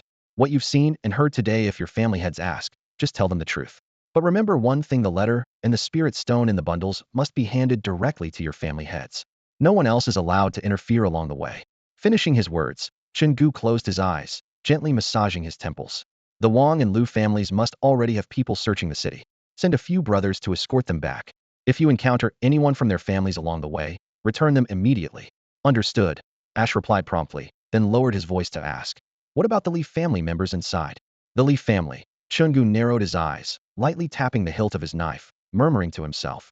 If the Li family can hold on, these 2 can survive. But I'm not optimistic. The night deepened, a crescent moon hanging low in the sky. Chen Gu looked upward briefly before asking, how's the preparation of spirit stones coming along? Ash immediately straightened, listing the details like prized possessions. Today, we collected protection fees from all our territories 5 times over. Nearly caused a public uproar. But luckily, Brother Gu, your reputation keeps things in check. In total, we collected 30,000 level 1 spirit stones. Then we sold some of our territories to the Great Knife Gang for 20,000. Your old mansion was also sold for 5,000. There are some lone brothers planning to leave North Ma City with us. They sold their own homes and turned in 6,000 spirit stones. Altogether that's 61,000 spirit stones. Chen Gu's face darkened suddenly, his voice dropping low. I haven't fallen so far that I have to rely on brothers selling their old homes to keep going. Ash quickly waved his hand, grinning widely. No, Brother Gu, you misunderstood. I didn't force anyone. The brothers all sold voluntarily. I couldn't have stopped them even if I tried. Ash stood in the courtyard, stepping on cracked bluestone, forcing a bitter smile, and spreading his hands helplessly. The name Qinglong Gang sounded impressive, but if you look beneath the surface, they didn't even have a proper home. Before meeting Gugu, the brothers couldn't even scrape together a couple of coins. They lived in the coldest, draftiest shacks in northern Ma City. This time, we're going to the capital with Gugu. Ash lowered his voice, as if afraid the loose roof tiles above might suddenly fall. We're either going to make a name for ourselves or die trying. If we come back alive, who'll live in these dumps anymore? And if we die there, this place will be ruins anyway. Better to sell what we have now and give everything to Gugu. He paused, a shadow of sorrow passing through his eyes, then added softly, we're all going with a death wish in our hearts, me too. Like I said yesterday before meeting Gugu, we were nothing but the lowest scum of northern Ma City. After meeting him, we dared to dream of becoming dragons. Chen Gu stood silently under the eaves, his silhouette blending with the shadows, revealing no emotion. After a few moments, he nodded. All right, thank the brothers for me. He pulled a stack of match lists from his chest and handed them to Ash, pointing at 2 groups of names. See this group? Team leader Fu Ning's group has odds of 7 to 1, and team leader Li Zince's group has odds of 1.3 to 1. Ash stared at the paper, raising an eyebrow. Such a big difference in the odds. Chen Gu spoke evenly. Fu Ning's team, all 3 are civilians. They only just got into the Beast Academy's 7th year, and their families had to sell everything to buy 3 low-level gray wolf cubs. Now they're only ordinary level 1 adult magical beasts. The wolf Gu appeared behind Chen Gu. Hearing gray wolf, it shook its head with a snort, its fangs catching the cold light. Chen Gu ignored it and continued. Li Zince's team is different. He's the 3rd son of the Li family and highly gifted. Before entering the academy, his family bought him a top-tier shadow tiger and began training it since it was young. Now its combat power is at level 1 peak, and soon it will reach level 2. More worryingly, it seems to have awakened a talent. Its 4 claws are wrapped in black mist that causes anything it touches to rot. He paused, then added, The other two on Li Zince's team are also civilians. Still, outsiders don't expect Fu Ning's team to win. Just because they're triplets and work well together, some bet on them as a potential upset. Ash nodded thoughtfully. Goo. So we stick to the plan? Tonight, we watch these few, hit the triplets hard in the morning, then spread the news, and only afterward go after Li Xinzi? His tone shifted with some worry. The triplets are manageable. We have more men. But Li Zince's shadow tiger, as you said, we probably can't take it down. Leave that to me. Chen Gu narrowed his eyes, a cold gleam flickering in them. There's a slight change to the plan this time. Any changes? Ash paused for a moment, then asked with slight confusion. He knew better than to change plans at the last minute. Acting rashly left no room for error. Yeah, Chen Gu nodded calmly. His knuckles tapped rhythmically on the knife handle, the sharp sound echoing in the small room. To be precise, it meant there were 3 new variables. The 3 major families of the northern city had suddenly stirred up trouble. This time we have to lay our cards on the table, but the overall plan remains the same. Shifting his tone, he looked at Ash with a serious expression. Fu Ning's team has triplet brothers accompanied by fully grown gray wolf beasts. Can you handle them? Ash was momentarily stunned, then straightened his back and said confidently, they're just 3 pampered little wolves. Our guys will fight to the death here, much more like beasts than those wolves. Good. Chen Gu reflected for a moment, then spoke low and steady. Tomorrow at 9 a.m. is the final exam, and the betting closes at 8. At 7, your men will slip in disguised and pour all 60,000 spirit stones into the bet triplet brothers to win. The excuse is that the triplets work so well together they might pull off a big upset, or say you're betting in the name of their relatives. Make sure the betting scene looks huge, so everyone watching can see the pile of bright white spirit stones flooding in. At exactly 7, intercept the triplet brothers, crippling them along with the beasts, but don't kill, only cripple. Record the whole thing with shadow stones. Then at 7:30, sell the videos to onlookers for 500 spirit stones each. Sell to them? Ash raised an eyebrow, chin in hand. We're spreading the news anyway. What if no one buys? They will, trust me. Chen Gu shook his head firmly. People trust what they pay for more than what's free. I've seen this many times on Earth. Fake watches left on the street go for nothing. But if you secretly pocket them and sell discreetly, they'll fetch hundreds because buyers fill in the value themselves. Remember, don't set up a stall. Find a sharp brother who can discreetly intercept people one by one. Speak quietly and sneakily. Don't make big moves. He'll give you details later. Can you handle all this? Chen Gu's gaze was sharp as a blade, locking onto Ash. This was his last battle before leaving North Ma City. Before heading to the Imperial Beast Academy in the capital, he needed enough spirit stones to lay a foundation. No problem. Ash stood straight, his tone resolute. Good. Once all that's done, comes the final step. At 8:40, just as the exam starts, lure Li Xinzi out of the academy and eliminate him and his beast together. How you get him out on time? Just say you've got irrefutable video evidence of Chen Gu's plot to kill the second son of the Li family, and you are willing to sell it to him at a high price. Ash looked at Chen Gu with a bitter smile, hesitating and stumbling over his words. Several times he opened his mouth to speak but swallowed his words, until finally, with flushed cheeks and a quiet resolve, he said, Huge, the brothers probably can't take on that level 1 nether tiger. Not only is that beast extremely talented, but its innate abilities seem on the verge of awakening. I know, Chen Gu replied flatly. He reached into his pocket and pinched out a pill about the size of a thumbnail, deep blue all over, placing it into Ash's palm. This is the 7-step poison pill. Pierce the shell with a blade's tip, and the poison sticks to the edge, remaining potent for 3 hours. This is Ash stared blankly at the pill, his voice barely audible. A level 2 pill, the 7-step poison? I heard it has to be refined from the gallbladder of the level 2 monster 7-step snake, and sells on the black market for 10,000 level 1 spirit stones each. At last month's underground auction, 2 nameless men wearing straw hats. One spent 10,000 on a single pill, and the other outright paid 20,000 for 2. Could it really be you, Gidge? Chen Gu nodded faintly, as if mentioning something trivial. That's me. Any more questions? When he had first come to this realm, he had learned of martial artists and stayed up nights searching ancient texts for something to counter low-level fighters, deciding to splurge on this pill for protection. But Ash was already too excited to contain himself, eyes glued to the blue pill. With this, even I and the Li clan chief can fight for our lives. Don't waste it, Chen Gu cut in indifferently. 1 pill is already smeared on the blade in the dean's office. This one is my last. Last one. Ash blinked. Weren't you the guy who bought 2? No, Chen Gu shook his head. I didn't have that many spirit stones back then. I only bought 1. Ash rubbed his head, confused. But you clearly have 2 now? Chen Gu squatted down and cradled the tame wolf in his arms, his voice emotionless.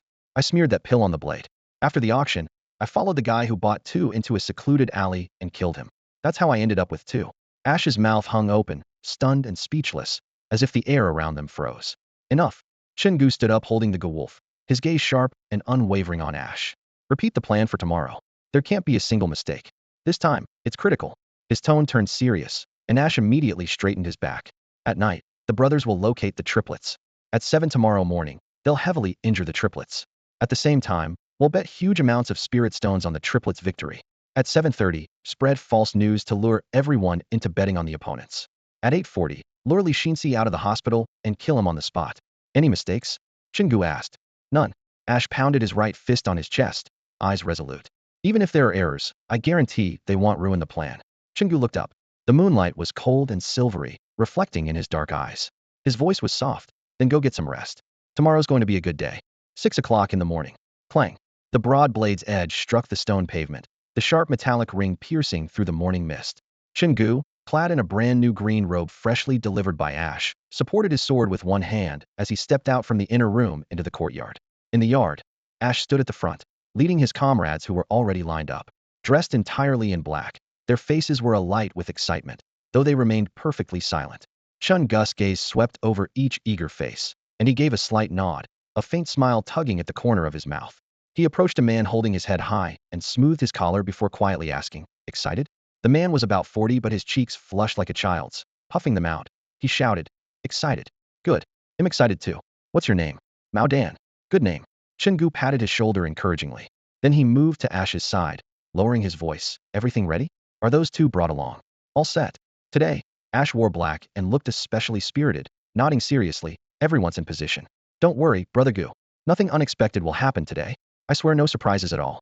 His eyes were sharp like a blade, without a trace of hesitation. "Good. I trust you to handle it. We reviewed the plan last night. No need to repeat. Just hope everything goes smoothly." Ash slammed his right fist against his chest, growling low, "Everything's smooth. It has to go smoothly." The others followed suit, punching their chests with fists and shouting in unison, "Everything's smooth. It has to go smoothly." Chen Gu smiled. "Don't be so tense. The setup today is flawless. Now it's up to your acting skills. When you place your bets, put some real feeling into it, like when you go to those red light districts pretending to be virgins to get your initiation money." Laughter erupted throughout the courtyard, instantly dissolving the tension. Chen Gu turned to Ash and said, "I'm leaving it to you. Oh, go ahead." "All right."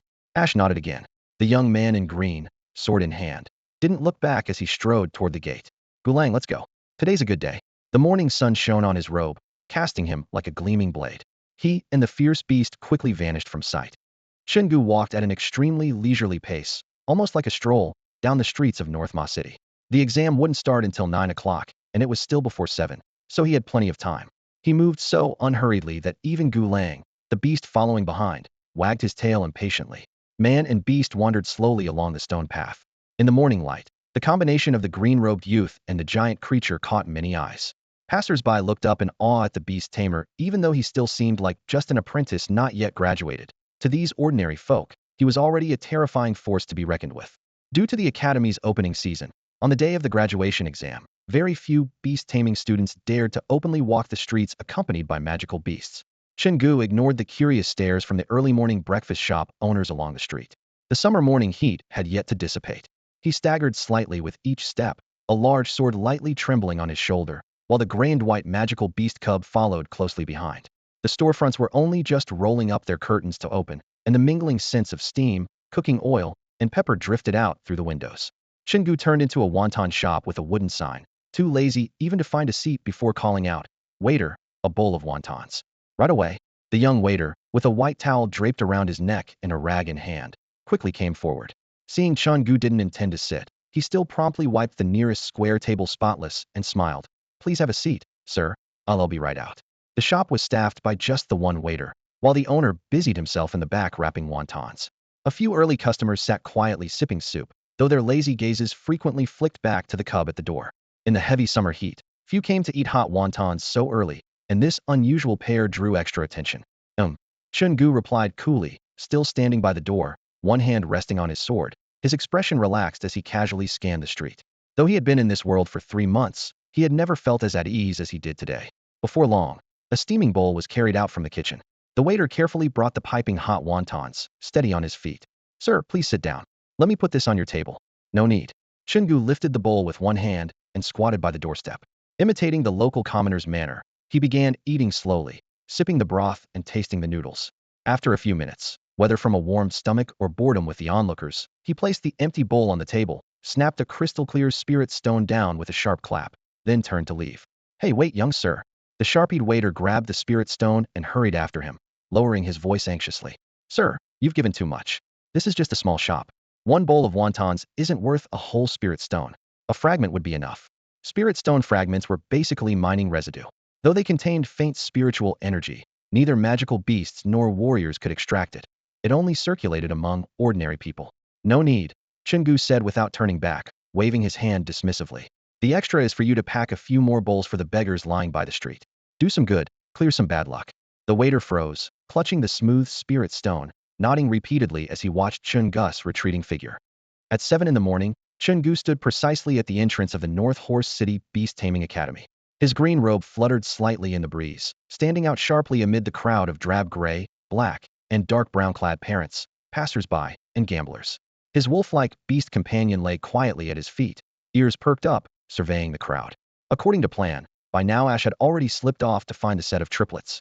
Outside the school gates, most were parents of exam candidates, curious onlookers, and gamblers looking to make a quick profit from the betting frenzy. Except for Chen Gu, there was no other candidate visible near the gate.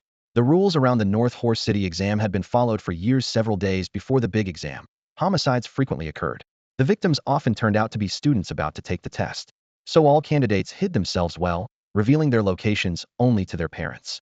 But Chen Gu stood calmly and silently, expression unreadable. After a brief pause, he raised his sword and stepped over the threshold, walking straight into the academy. Hey, big brother, no need to be so cautious. Our group's odds are 1.7. Who in their right mind would mess with us? In the alley, a chubby boy suddenly shifted the burden of peaches from his left shoulder to his right, grimacing from the ache. Just then, another chubby guy carrying apples rubbed his shoulder and muttered, Yeah, I think second brother's right. Even if someone wants to make spirit stones off our group, they'd target Li Xinxi. Who would bother with us? Leading the way was Fu Ning, about to take the graduation exam. Sweat dripped down his round face as he narrowed his almost closed eyes and replied in a low voice. You don't know anything. The academy's playing a double game. If anyone wants to rake in spirit stones from our group, they'll bet on both sides. If they back us to win, they'll worry about us causing an upset, so they'll take us out early. The two followers exchanged glances, and the one carrying peaches couldn't help complaining. Big brother, you're the most cautious guy I've ever met. Fu Ning ignored the complaint, scanning the alley again to make sure no one was around before continuing. Did you handle everything I ordered? Everything's set, said the apple carrier with a frown, but couldn't stop himself from reminding. Big brother, our family put all the exchangeable assets into spirit stones this time. Except the house, everything is sold.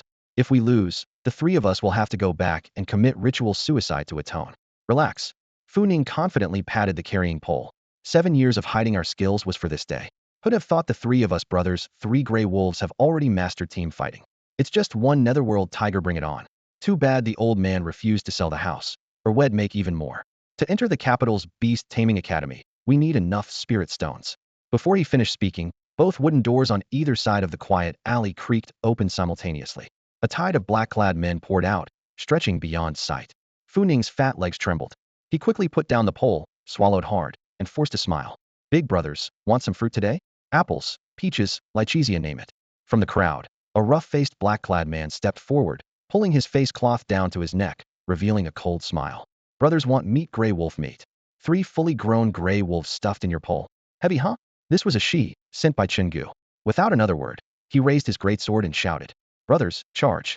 Be careful with your strike. The gray wolves must bleed, and the men's hands must be broken. No sooner had the words fallen. In the narrow stone-paved alley, a dozen members of the Qinglong gang, tensed like drawn bowstrings, silently gripping their broadswords as they slowly closed in on the 3 people trapped at the alley's end. The blades caught a cold glint, slicing the air with a heavy, murderous tension. Wait. Fu Ning suddenly kicked over the carrying pole slung over his shoulder.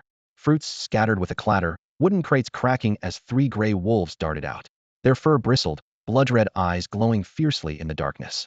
They circled their master, fangs dripping saliva onto the stone ground, the low growl stopping the Qinglong gang's advance dead in its tracks.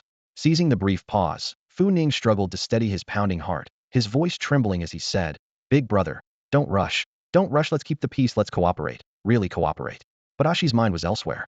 Holding his broadsword tightly, his expression cold and hard, he ignored Fu Ning's pleas and suddenly charged into the wolf circle. The deal was sealed, the plan couldn't fail.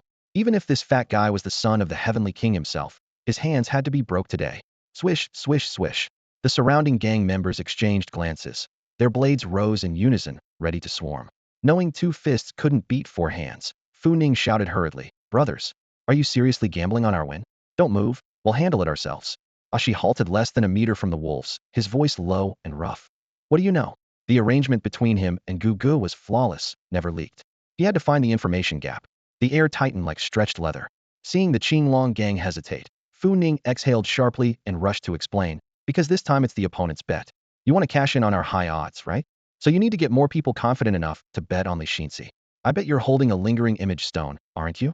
You'll sell that intel, get a big crowd to back Li Xinxi, then take Li down afterwards, yeah? Ashi's face flushed between purple and red, extremely ugly. Fu Ning pressed the advantage step by step. We're betting on us winning too. The gray wolves must bleed. Hands must be broken. That's orders from upstairs, isn't it? No need for you all to get involved. We'll handle it ourselves. Just make sure when you hit Li Xinxi, you do it thoroughly. No mistakes, then we're guaranteed to win, or we all pay the price. After speaking, Fu Ning bent down and pulled a broad-backed sword from the splintered wood beneath the carrying pole.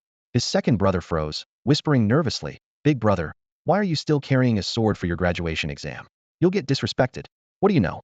Fu Ning's expression turned tense as he snapped back carelessly, then grabbed his second brother's arm and pulled him close, lowering his voice. Hold tight. Think of it this way. We're being fast-tracked into the Imperial Beast Academy in the capital. Then, his gaze hard and fierce, he raised the sword high and slammed the blunt back down sharply onto his brother's arm. Boom, boom. A series of dull thuds exploded through the narrow alley. The heavy impacts of flesh against metal were followed by the sharp crack of bones breaking and muffled cries of pain. Fu Ning's heart clenched as he glanced at his 2 brothers lying on the ground, gritting their teeth and groaning softly.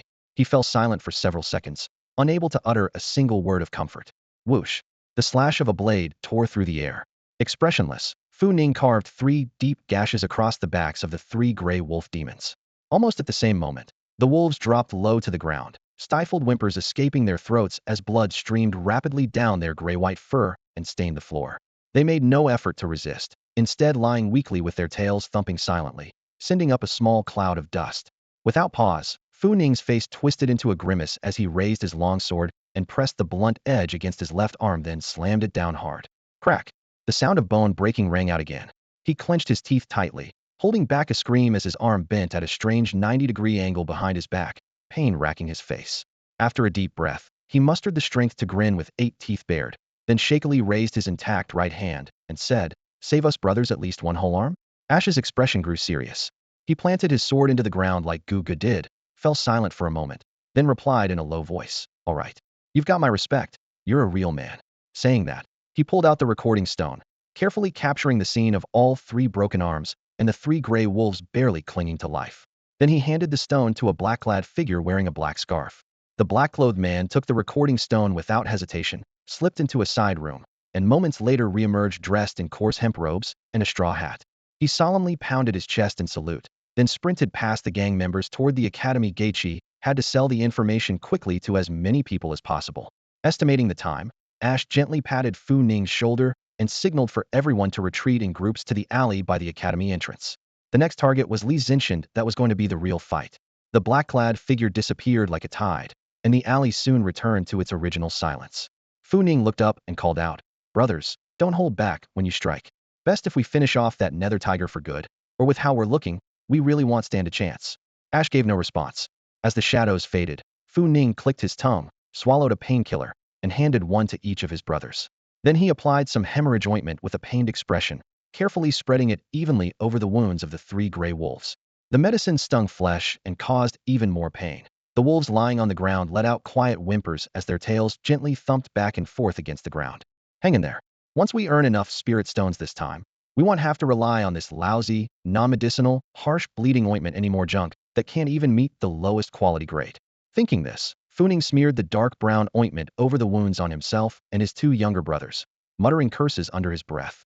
This stuff probably stops bleeding by just smothering the wound with some sticky gunk, blocking the blood flow. If I had a handful of cow dung, I bet it might work better. Despite his constant complaints, his rough, stubby fingers worked quickly and firmly to spread the medicine evenly. When he finished, he glanced up at his 2 brothers still sitting on the ground, faces pale, second brother Fuping and third brother Fuxia. The worst pain comes in that first moment. Once you get past that, it eases a bit. What are you groaning about? Get up. You quitting the graduation test now? Second brother Fu Ping bent over, his arms hanging awkwardly at strange right angles, sweat beading on his forehead. Gritting his teeth, he forced himself to stand. Big brother, you really went too hard on us. I don't accept this. Third brother Fuxia clutched his swollen shoulder and shouted angrily. What kind of big brother are you? Who attacks his own brothers when facing enemies? You're not worthy. If I were the big brother, I'd have drawn my sword and rushed into battle, let the gray wolves tear those guys apart. Hearing this, Fu Ning paused and raised an eyebrow. Oh, even if it meant dying? Even if I die, I will face it fearlessly. Fuxi's neck stiffened, his eyes fierce with stubborn resolve. Fu Ning scoffed and stared at him. Fine, then where were you when they caused trouble just now? Stop always coveting the big brother spot. I came out of mom's belly first, so this life, in the big brother. He tugged at his pants, sliding down his hips, but accidentally bumped his fractured left arm and gasped sharply. Thinking of the upcoming graduation test, his belly trembled involuntarily, but a smug grin spread across his lips. Well, I just hope those guys go hard on the Shinsi. Thought I'd have to fight it out in the arena, but ended up running into a benefactor and getting fast-tracked into the Imperial Beast Academy in the capital, plus a nice haul of spirit stones. Today's my lucky day. At the betting stand outside the academy gates, it was 7:15 in the morning, just dawn.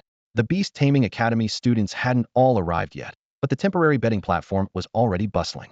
Parents cheering on their kids, curious neighbors, and gamblers who came seeking a quick win filled the crowd. The three great families of Bima City rolled in early with gilded, decorated carriages filled with fresh flower petals, ready to throw them in celebration when their sons and daughters passed the graduation test. The so-called three great families only looked impressive within Bima City. Often only the patriarch was even remotely skilled in martial arts. Compared to bigger cities, they wouldn't dare call themselves a family clan. But in Bima City, mostly populated by common folk, having money, one or two martial artists, and a couple of beast tamers was enough for them to show off. In the crowd, a woman with a large braided hairstyle stared at the matchup list for a long moment, then placed her hands on her hips and complained, "Why are the odds for my daughter Lu Lihua's group as high as 1.8? That's the highest of all groups. Are her teammates Wang Shui and Chen Gu useless? Worthless? You know my daughter bought a 5-flavored chicken magical beast hatchling the moment she entered the academy to grow up alongside her. There's no way their odds should be 1.8. TSK 1.8. The woman in the white coarse linen dress turned her head toward the match list as soon as she heard the commotion. The bright red odds of 1.8 caught her eye, and she couldn't help but burst out laughing. 1.8 odds, impressive. I bet there's no other pair with odds this low in the entire arena. She deliberately raised her voice. Suddenly, as if she remembered something, she lightly tapped her forehead, frowned briefly, then quickly relaxed. Ah, my forgetfulness. My son, Yao Qi's group has opponents with 1.7 odds, not much different from your daughter's group. She crossed her arms and lifted her chin with an air of pride that seemed endless. It's all thanks to my son's luck I got drawn into the same group as Li Xinxi from the Li family. That girl has a nether tiger. I've heard that tiger is on the verge of awakening its innate talent. TSK, what a pity. Looks like my son won't even have to break a sweat to pass the graduation exam. Her tone shifted as she cast a sidelong glance at the woman with a braided ponytail nearby, dripping with open mockery. Some people have worked themselves to the bone, selling off family property to support their daughters through 9 years at the beast-taming academy. And now, they hardly stand a chance of passing the big exam. She raised her right hand, revealing an agate ring on her index finger. She casually blew dust off it, her tone nonchalant. Failing is fine. Even if they do pass, they still can't afford to study at the Imperial Beast Academy in the capital. With that, she pulled out a bulging pouch of spirit stones from her bosom, tilted her head to survey the crowd to make sure enough people were watching, then boldly shoved the pouch into the hand of an official recording bets at the table. Here are 100 spirit stones betting on my son, Yao Qi advancing. Let's bring some good luck. The braided woman's face twisted in a mix of blue and purple veins. After holding back for a while, she finally found an opening to retort coldly. If you're so confident in your son, why not bet more? It's a guaranteed win. You don't know a damn thing. The woman in white stroked her agate ring and cast a disdainful glance toward her opponent. Do you even understand the opposing bets? No one dares bet on Fu Ning's group. If I win, whose spirit stones do I take? How about you place a bet on Fu Ning then, so I can make some profit? Her words were like a lit match, instantly igniting the curiosity of the surrounding crowd. Within seconds, dozens of people dressed in various styles surged forward, brandishing heavy pouches of spirit stones, jostling to reach the betting official, slamming their pouches down on the table. My big nephew Fu Ning didn't even tell me about the graduation exam. I just ran here for over 3 hours from the west side of the city. Here, 10 grade 2 spirit stones on Fu Ning winning. Put it in. Fu Ping's that kid who always mooches meals at my shop. Not a single word about the big exam. I'm betting 20 grade 2 spirit stones to support him. The woman in white listened, agape, and couldn't help but swear, are you out of your mind? Just because he eats at your place you bet on him? 20 spirit stones? That's enough to buy your whole little food stall. The man bristled and shot back. None of your business. And what if I happen to be involved with his mother? More people poured in, shouting over each other. His uncle. Putting down 30 grade 2 spirit stones on Fu Ning. The sound of spirit stone pouches pounding on the table echoed nonstop. Amid the noise, someone suddenly tapped the uncle on the shoulder. Hey bro, you're here too? It's been a long time since we last met. His second maternal uncle, and embedding 22nd grade spirit stones. Around the arena, the noisy crowd seemed ignited by the shouted challenge. Then, another rough voice pushed through the crowd. Big brother, second brother, you're both here? His third maternal uncle. Since you trust Fu Ning so much, I can't be stingy as the third uncle. Embedding 52nd grade spirit stones. The third uncle slammed a bulging bag of spirit stones onto the table. The crisp, clinking sound of the stones striking the surface sent a rush of excitement through the spectators. Whoa, Fu Ning's relatives are all betting. They must know he's hiding strength. A young man at the corner hurriedly pulled out a bag and tossed 22nd grade spirit stones onto the table. Embedding the three brothers will cause an upset. Before his words faded, the crowd behind suddenly parted as a dozen burly men surged forward, waving heavy burlap sacks with fierce intensity. Step aside, I'm Fu Ning's eldest maternal uncle, betting 22nd grade spirit stones. This group was Fu Ning's loyal crew secretly sent to back him. Their arrival instantly electrified the lively scene. The surrounding gamblers exchanged uncertain glances, still catching their breath, when a suspicious voice slipped out from a crack in the crowd. Wait, didn't that chubby guy just say he's Fu Ning's eldest maternal uncle too? The man in question froze, awkwardly clearing his throat. Holding up his spirit stones, he glanced at the other group, hesitated, then corrected himself. I made a mistake. Actually Fu Ping's eldest maternal uncle. Here, 22nd grade spirit stones on Fu Ping winning. The crowd erupted into total chaos.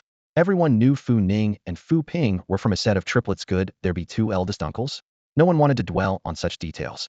The two relatives' factions locked eyes, then tacitly slammed all their spirit stone bags down on the table almost simultaneously. All bet on Fu Ning's group. We've watched him grow up. No way he's losing. Surrounded and overwhelmed by the charged atmosphere, the spectators instinctively backed away except for a woman with a large braided bun who covered her mouth to stifle a sly laugh, her tone dripping with sarcasm. Now you can bet with confidence. The opponents have enough spirit stones to cover the pot. If you want to win, better place your bets fast. Across the table, a noblewoman adorned with an agate ring stared at the suddenly unbalanced scene, frozen in thought for a moment before murmuring, are these people crazy? My son's group has Sheen. He's about to awaken his inherent talent, the netherworld tiger, trying to overturn the odds with 3 gray wolves? Unless those wolves give birth to 10 cubs right here and now. Normally, she might suspect some hidden trick, but now, fueled by blind faith in the netherworld tiger, the chaotic noise, and the braided woman's provocations, she could no longer hold back. Gritting her teeth, she pulled a heavy brocade pouch from her bosom and slammed it on the table. 102nd grade spirit stones. I bet on my daughter, Yao Qi, to win. Raise the stakes. Everyone, raise your stakes. Fu Ning's group of uncles exchanged looks and added more spirit stones with growing frenzy. In an instant, the table rang with the chimes of spirit stones, and the scene reached a fever pitch. Gamblers swarmed closer, turning this corner into the center of attention. Amid the excitement, a man cloaked in a worn hemp robe and wide-brimmed straw hat slipped silently through the crowd. Pulling his hat low to shield his face, avoiding all eyes, he glided like a stealthy eel through gaps, targeting nervous gamblers. At last, he stopped beside a middle-aged man, turning his back to the crowd. His voice dropped so low it was almost a whisper. Brother, I've got exclusive, top-secret intel on this bet. 500 spirit stones, take it or leave it. What? The middle-aged man stared at the furtive figure beside him in disbelief before blurting out, what the heck is this? However, the man wearing the straw hat showed no intention of explaining and simply turned to walk away. Wait. The middle-aged man, driven by curiosity, hurried after him and grabbed his arm. What's this top-secret info? The man said nothing, just pulled his hat's brim lower, shrugged off the hand, and spoke in a hoarse voice. 500 spirit stones, take it or leave it. Come on, at least give me a hint. The middle-aged man frowned. You're asking for 500 spirit stones right off the bat? I'm not some fool. Without stopping, the man tried to slip into the bustling crowd again. All right, you drive a hard bargain. The middle-aged man gritted his teeth and chased after him, still unwilling to give up. Is this really about the betting chip for the match? The straw hat man glanced around warily before quietly replying, yes. Then can it be cheaper? I don't even know if it's worth it. 300 spirit stones before he finished, the man was already moving away again. Fine. This is the first time I've seen a seller act like the customer's the fool. The middle-aged man cursed under his breath and finally decided to take a risk. He grabbed the man and shoved a pouch containing 5 second-level spirit stones into his chest, threatening harshly. Don't try to trick me, or ill sew your mouth and ass shut. The straw hat man handed over a grayish-white shadow stone. The middle-aged man crushed it, and his mind instantly flashed to seeing the betting area around the arena, where an outcome guaranteeing Fu Ning's victory existed alongside a massive opposing bet. When he snapped back to reality, his face was full of shock and greed. His gaze drifted toward the crowd wildly betting on Fu Ning just ahead. That vision kept replaying in his head. A heavy opposing bet combined with an outcome that would definitely win. Those 4 words meant one thing: get rich. He licked his cracked lips and murmured, damn, today I've met a benefactor. Then he looked at the odds for Fu Ning's opponent Li Zinsis group. 1 to 1.3. Bet 10,000 spirit stones, and only make 3,000? TSK, he frowned but quickly shrugged it off. Free money is still money. With only half an hour left before betting closed, he spun around and sprinted toward his courtyard. This time was enough to pull out all his savings, pawn his property deed at the pawn shop, and get more spirit stones to bet on Li Xinxi. Only by betting big could he earn big. Missing out on free money, that's the real fool. In a corner of the crowd, the straw hat man watched the middle-aged man's hurried retreat with the shadow of a smile at the corner of his mouth. Then, with no hesitation, he quietly slipped the pouch of 5 second-level spirit stones into the chest of a rough-looking man who had just finished placing his bet. No greetings, no pause. He tilted his hat brim lower and continued scanning the crowd for the next suitable target. Everyone froze the moment the Li family patriarch stepped forward, seemingly conjuring 3,000 level 2 spirit stones out of thin air and slamming them down on the table with such force that it collapsed beneath the weight. 3,000 level 2 spirit stones equivalent to 300,000 level 1 stones, enough to buy an entire street. Only then did everyone truly grasp what it meant to be backed by the Li family's deep reserves. In the crowd's rear, Ash's pupils constricted sharply. He knew full well that even the daily stockpile of the 3 great families rarely exceeded 200,000 level 1 stones. That old man must have mortgaged the family shop just to support Li Zinsis' bid.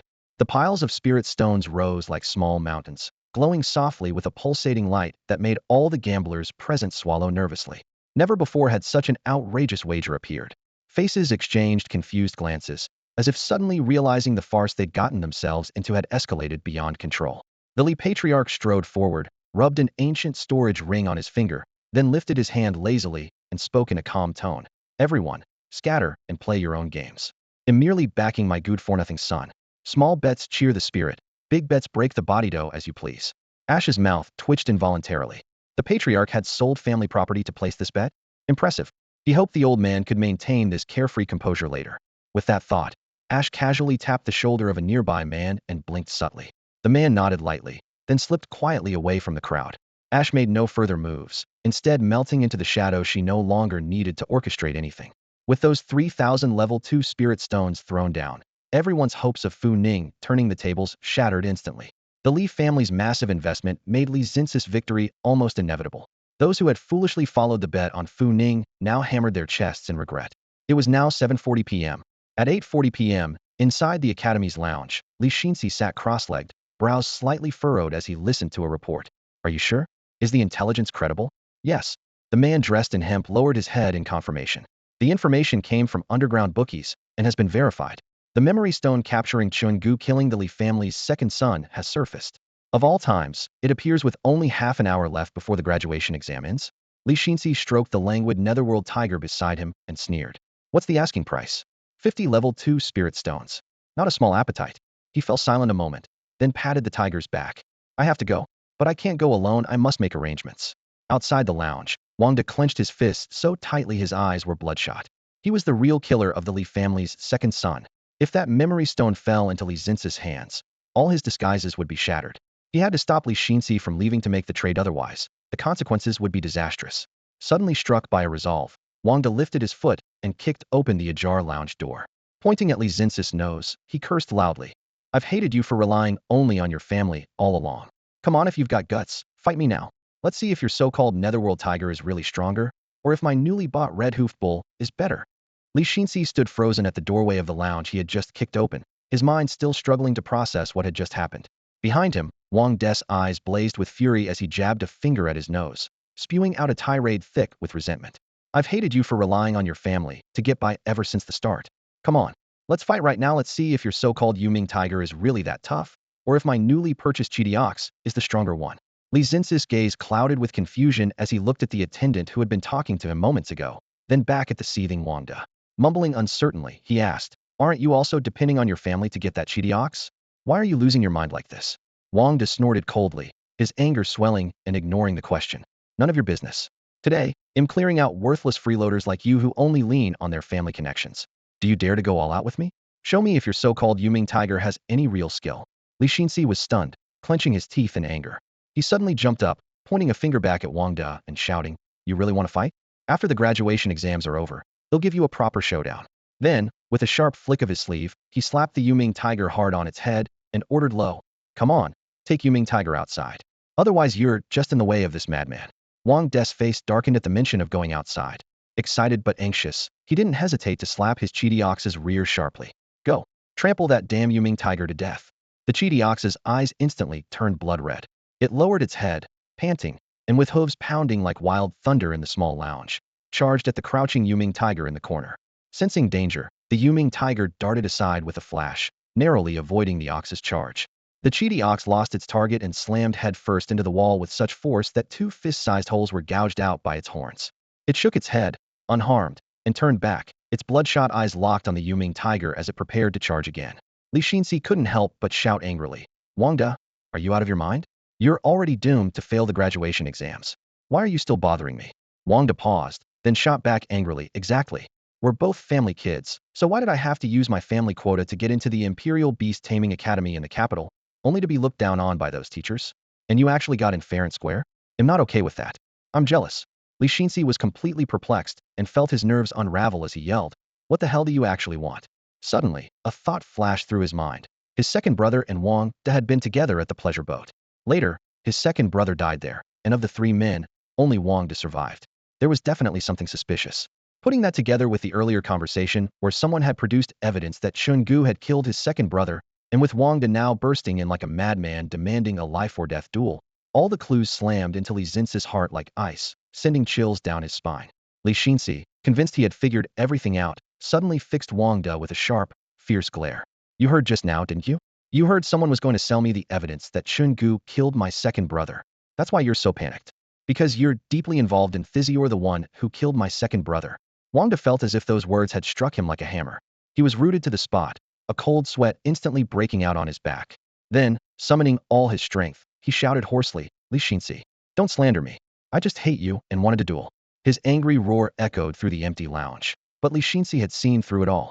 He no longer doubted the person selling information in the alley outside the academy. A cold smile curled at his lips as he pointed toward the door. "Xiaohu, come with me." The Netherworld tiger obeyed immediately, breaking free from the chaos among the other students. Its steel-like claws sparked against the stone floor. It looked back at Wang De with a low, furious growl before closely following Li Xinxi out of the lounge. At that moment, there was only half the time it takes to burn an incense stick left before the graduation exam began. When the test started, the academy would raise several fighting platforms in the inner courtyard where all the teams would compete simultaneous lino elimination matches, and the victor would be decided within half an hour. Even more critical was that within half an incense stick from the start, contestants had to hand their bloodline needle to their mentor. Failure to meet the deadline meant automatic disqualification.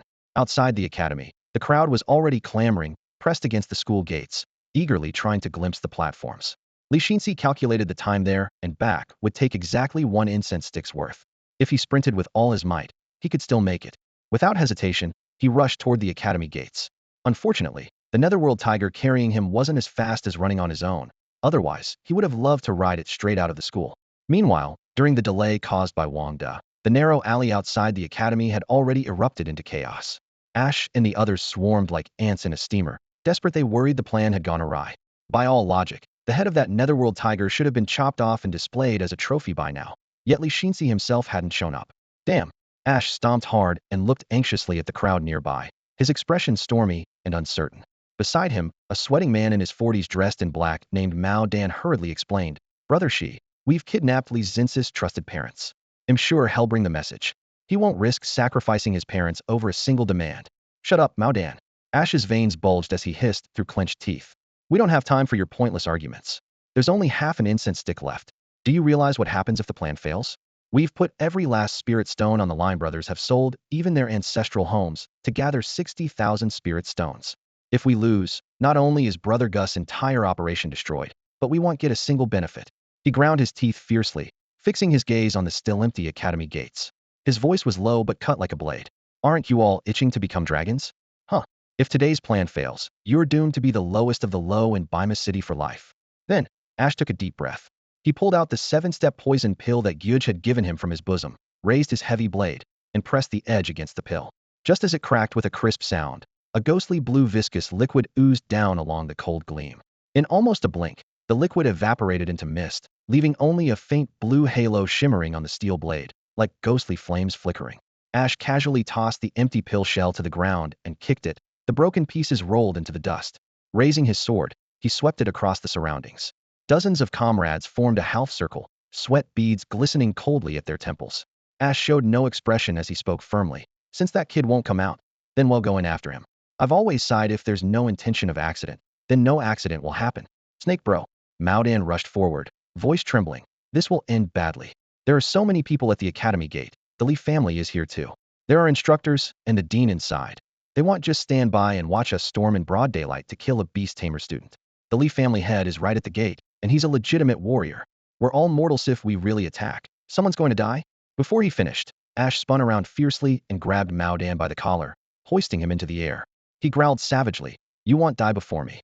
If anyone dies, I go first. I'm not afraid, so why the hell should you be?" He shoved Mao Dan aside, then looked up at the sundial near the side gate of the academy. The iron rod's shadow was nearing the 9 o'clock mark. Time was short. He shouted, "Anyone afraid, get out of my way." "Snake bro, I'm not scared. I just..." Mao Dan grabbed his head anxiously, searching for the right words. Ash ignored him, eyes scanning the faces before him one by one. "Anyone else scared, go hide with him." After a brief silence, the brothers locked eyes and none showed hesitation. With a swift motion, dozens of knives slid from their sheaths simultaneously. They tore off their shirt collars and pulled long strips of cloth to tightly bind their right hands to the knife handles, the cloths faintly stained with sweat and blood. No one planned to back down. This time, they weren't just standing up for Master Gu. They were fighting with everything for their own futures. Victory meant charging into the capital with spirit stones in hand. Defeat would erase everything. Chen Gu's grand vision had set their hearts ablaze. They were tired of scraping by as low-level thugs in Bima City. They wanted to become powerful warriors who could command the winds and rain, to shock and terrify all who once looked down on them. They all wanted to become dragons. With the bindings complete, they all looked up in unison, fiery eyes fixed on Ash. "Good, good, good." Ash laughed heartily as he gripped his blade tightly, notably unwrapped. "Don't worry, he'll die before you all do. Once we rush in, I'm going straight for Li Xinzi. They'll take him and the Phantom Tiger down together. You just block anyone who dares to interfere. If the instructors, the dean, or the Li family head step in, take them head on." His voice was low and resolute. Everyone understood. Anyone with half a brain knew that as mere mortals going up against a warrior or an adult magical beast, death was the only possible outcome. There was no other way. The Qinglong gang members surrounding him all nodded silently, expressionless in unison. All right. Ash didn't say another word, not even sparing Mao Dan a glance. His whole aura was chilling and deadly, like the cold wind along the Yi River. With one hand gripping his knife, he strode out of the alley and quickly headed straight for the academy's entrance. Mao Dan stomped his foot and gritted his teeth, but still followed closely behind. By now, the academy gate was crowded with candidates waiting for the graduation exam and their families. Suddenly, loud noise came from behind. The crowd turned around and fell silent in shock. Ash appeared in all black, carrying a gleaming large knife, striding aggressively forward. Behind him were nearly 100 men, also dressed in black, masked, and armed with blades. The knife edges glinted coldly in the sunlight, forcing the crowd to instinctively part as they passed. Someone muttered, "Is this supposed to be the graduation exam? Are they crazy? Charging the academy like that is a death sentence." Others stood on tiptoe and looked around. "Where's the city lord? He always shows up to stop trouble during the exam. Why isn't he here today?" No one knew that the city lord was currently lying injured in the city lord's mansion. The venom from a 7-step poison pill was fierce while not fatal. It had blackened and numbed his entire right arm, leaving him too ashamed to show himself. So only 30 of his personal guards were left to keep order here. Almost all eyes focused on Ash's black-clad group. The commander of the guards was clad in chain mail, expressionless. Raising his spear, he led 29 guards forward with thunderous steps to confront the invaders. Boom, boom, boom. Steel boots ground the earth. Spears leveled, obviously ready to kill, without even asking who goes there. Onlookers quickly backed away, forming a wide, empty circle. Ash snarled, tightening his mask, raising his huge knife at an angle, then suddenly accelerated into a straight charge. Shing! The spear tip cut through the air and instantly pierced his left arm. Blood poured down, pain shot through him, but his veins bulged and he gritted his teeth. With a fierce slash, he struck horizontally at the commander's neck without any flashy moves. Splash! A spray of blood burst forth. The commander's eyes went blank. He didn't even have time to groan before his body toppled backward with a heavy crash, kicking up dust. The crowd exploded into terrified screams. Ash's cold gaze swept toward the 3 clan heads nearby, those 3 leisurely sipping tea, clearly unwilling to intervene. He growled low, slashing the broken spear shaft stuck in his arm, then hacked at the remaining guards. His knife skills were crude and brutal like a street thug's, but every strike was deadly. Blood flew as he pushed through the pain and broke through their ranks, heading straight for the academy gate. Only a short incense stick length of time remained. Since he promised Brother Gu there would be no mistakes, then there would be no mistakes.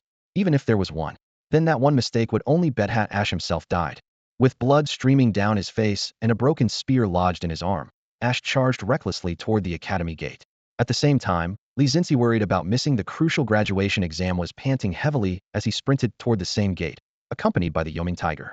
Keeping his head down and eyes fixed on his feet, Li Zinci finally reached the gate. He bent over, hands on his knees, trying to catch his breath. When he looked up, he froze as if rooted to the spot, almost forgetting to breathe. Rubbing his eyes, he stammered, "What the hell kind of bastards trying to start a rebellion?" The scene was surreal. Nearly 100 men in black wielding huge blades locked in fierce combat with a group of armored guards, sword flashes and armor clashing violently, their fury blinding.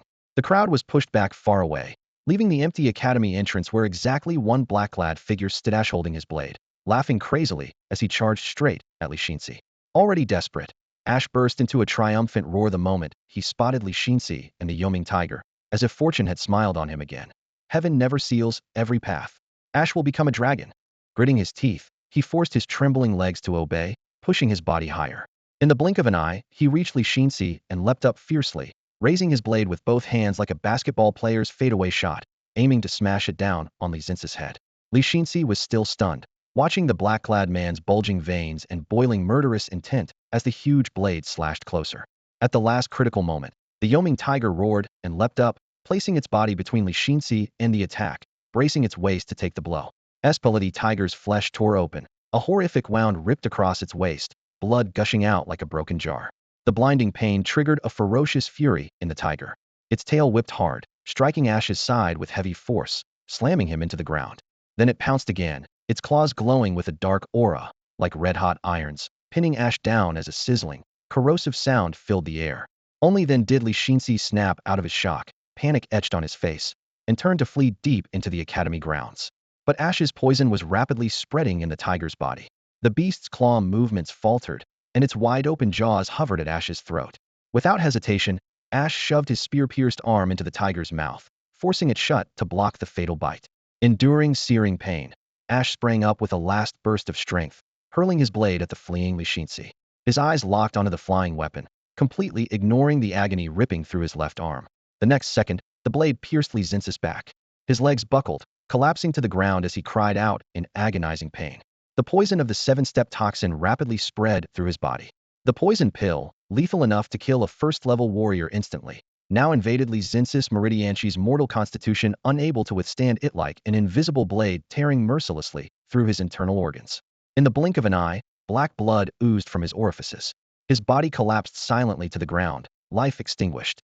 With the master unconscious, the nether tiger stiffened alongside him, its gray beastly eyes losing all their light. Ash broke free from its jaws, his left arm drenched in blood, flesh and bone twisted grotesquely, and his chest scorched black by dark energy, leaving only a thin layer of skin clinging to ribs. Yet he still threw back his head and laughed wildly, shattering the night sky with the sound. "I, Ash, will become a dragon. I said there'd be no mistakes, and I damn well mean it." The entire conflict was over in an instant. A slash, a whip crack, a pounce, and one more cut, brutal and swift, leaving a horrifying scene painted in blood. Only now did the crowd gathered around the arena begin to wake from their daze. The 3 Fu brothers, Fu Ning, Fu Ping, and Fu Gue, stared blankly at Li Zinci's corpse lying not far off, their faces pale as death. Fu Ping's arms hung at unnatural 90-degree angles, both bones broken. He murmured in a trembling voice, "He's dead?" Fu Ning swallowed hard, speechless as he looked at Li Zinci's face pressed to the earth, black blood flowing from every orifice, feeling tightness in his throat. They turned their gaze toward the academy gate. Ash lay on the ground, his severed arm still trapped in the gaping jaws of the nether tiger, covered in blood but laughing uncontrollably. A chill ran down Fu Ning's spine. How much spirit stones did the men behind you hand over to risk their lives like this? His eyes scanned nearby. Nearly 100 black-clad men wielding blades slashed across. The city lord's guards reduced to a handful. Fear gripped him.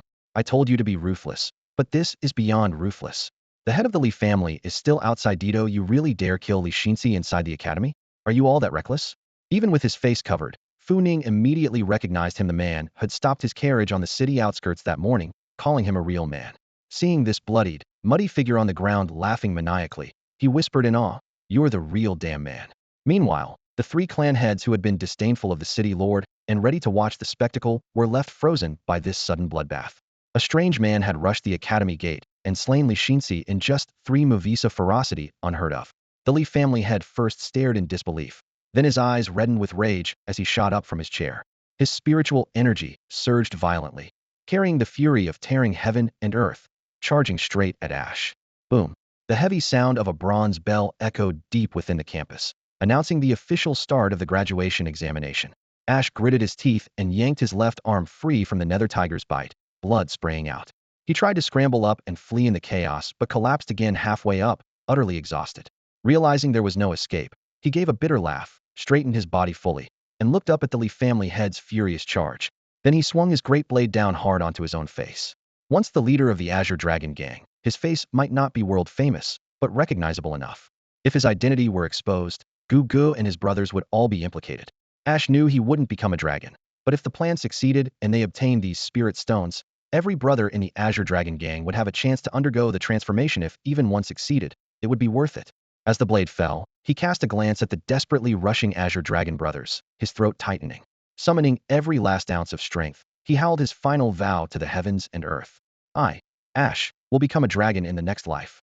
Just as Ash's heavy blade was about to crash down on his face, a pale, clean hand shot out from the side, iron clamping his wrist. The newcomer wore a teal robe and leaned on a matching large sword with his right hand. It was Chen Gu. As the robe fluttered, he smoothly wrested the blade away and casually tossed it aside, the sword striking the ground with a spray of sparks and dirt. Chen Gu stood firm, staring down at Ash's battered form on the ground. His left arm nearly useless, 2 scorched, smoldering wounds on his chest, flesh torn and smoking, a gruesome sight. His face remained calm, lips twitching in a faint, sly smile. Since when did you start carrying 2 swords around? Ash's eyes flickered with wild joy upon seeing Chen Gu, but before he could speak, a violent cough tore through him, splattering bright blood over his foot. Frantically wiping the stain, he gasped, "Brother Gu, why are you here? Weren't you still at the academy taking the final exams?" Before Chen Gu could answer, Ash's gaze darted sharply to the distance. The Li family patriarch's eyes burned red, spiritual energy roaring between his palms like a raging storm, charging this way. Ash's voice rose sharply, "Brother Gu, you have to get out of here. They can't find out about the gambling plates. The Li patriarch and the dean will never forgive you. He's a level 2 martial artist. If that happens, we lose our spirit stones, and the final exams are ruined." Chen Gu said nothing at first. He tore a strip from his robe's hem and wrapped it tightly around his sword hand. The cloth quickly stained crimson. Turning, he raised his blade, the edge leveled squarely at the charging Li patriarch, his voice cold and steady. "The final exams are over. I passed." At his feet, the Gu wolf crouched low, back arched like a bow, blood-red eyes locked fiercely on the Li patriarch. Saliva dripped between its snarling fangs. Its growl resonated with deadly intent. "Did you bring those 2 I asked you to?" Chen Gu's head tilted slightly. Ash blinked, then snapped to attention, whipping his head to shout at the Qinglong gang behind him. "Get those people out here." The rushing gang froze momentarily, then recalled the 2 captives behind them. A black-clad gang member wearing a face scarf spun around, yanked off their cloth covers, and dragged them forward to the front line. With a kick, he knocked both down. A flash of cold steel pressed against the pale white neck of the tear-streaked woman. Veins bulging, he roared, "Li family old man, open your eyes and look.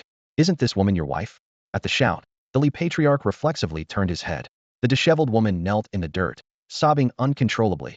Beside her knelt her frail brother. The Li patriarch suddenly stiffened, bloodshot veins bursting at his eyes, blood and tears streaming down his cheeks. He spread his arms wide and let out a heart-wrenching roar of rage and despair. "You bastards have gone too far. Way too far." It was no wonder the Li patriarch was so broken. Any other man, after losing his second son to a mysterious death and finding no justice, then preparing the next day to celebrate his 3rd son's victory in the final exam, would surely be pushed to the edge like this. Ignoring everyone's objections, he forcibly took out all the family's reserve spirit stones and dashed together 30,000 spirit stones from a single shop. Without hesitation, he threw the entire sum into the bet on his own son winning the championship. Li Kuang had planned to joyfully count his money after the graduation exam, but a wave of terrible news shattered his world in an instant. His third son, Li Xinxi, whom he had painstakingly trained, was stabbed to death right at the academy's gate. The pricey nether tiger he had purchased was found dead in a pool of blood. Even worse, that same night, his wife, who hadn't returned home, was now bound and dragged before everyone, her face smudged with dirt and despair. A cold blade gleamed at her neck, pressing against her pale skin. Overwhelmed by humiliation, fury, and regret, Li Kuang lost the composure he had always maintained. His veins bulged as he stretched out his arms and screamed toward the sky. This is an outrageous insult. I, Li Kuang, have never suffered such humiliation. His roar sent the spiritual energy inside him into a wild surge, tearing through his meridians like a raging flood, showing early signs of losing control. At that critical moment, a clatter of footsteps came from behind. Dozens of martial adepts employed by the Li family had chased after him and barely caught up.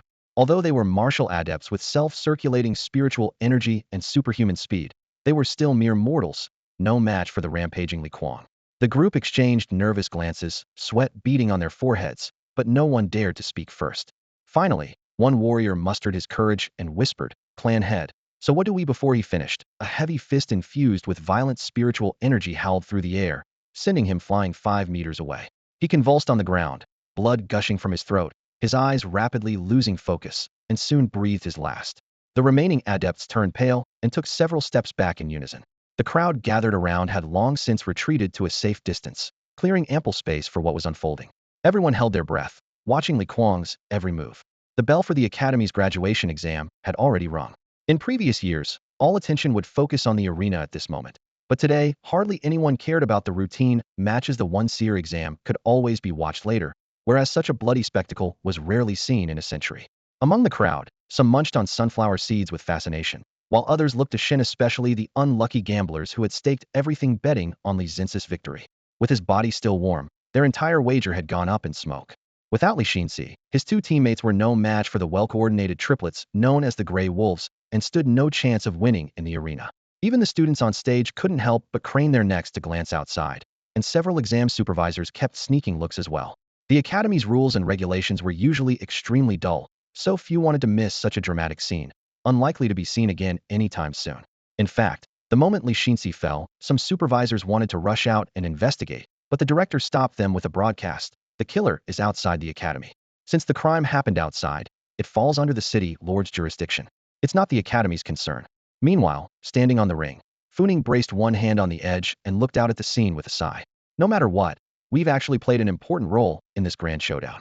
Behind him, Fuping and Fuxia exchanged a glance, their faces grim, both arms broken and hanging uselessly at their sides, the pain rendering them speechless. "Think about it, without us, would they even dare to fight?" Funing grinned and lowered his voice. "But I never expected that group to dare to gather over 100 people, blatantly charging the academy like that. When the city lord leads reinforcements tomorrow, the blood on Executioner Street will probably be so thick you won't be able to scrape it off your shoes."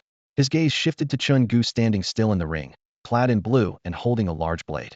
Raising an eyebrow, he said, "Could that guy who's supposed to be guarding our victory actually be him? Judging by his stance, he's likely in cahoots with those men in black. But when did our academy ever produce such a fierce student? I have no recollection of him." Fuping and Fuxia remained silent. The searing pain from their broken arms made cold sweat break out on their foreheads. They didn't even bother to respond. Finding the silence dull, Funing clicked his tongue, swung the big sword he casually held with his right arm a few times through the air, then turned to the 3 gray wolves by the ring. One wolf had a man in black pinned under its paw, teeth pressed tightly to the guy's neck, tearing at him with a crunching sound. "Easy with the bite, don't kill him," Funing said absent-mindedly, like he was instructing a household mutt. At the other end, outside the ring, Li Kuang was forced to halt. A youth dragon gang member pressed a blade across the throat of Li Kuang's legitimate wife. Seeing that Li Kuang really stopped, the man broke into a wide grin and shouted fiercely, "Step back. Let us live, and your woman lives. If you dare lay a hand on us, we'll make her die right before your eyes."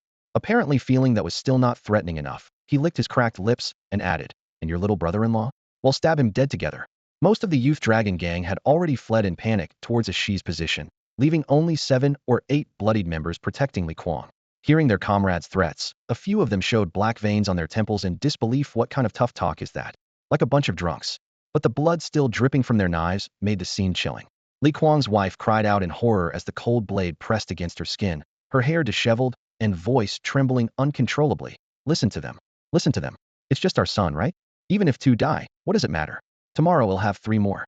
As long as I live, I can give you as many sons as you want. 1 every year if that's what you need.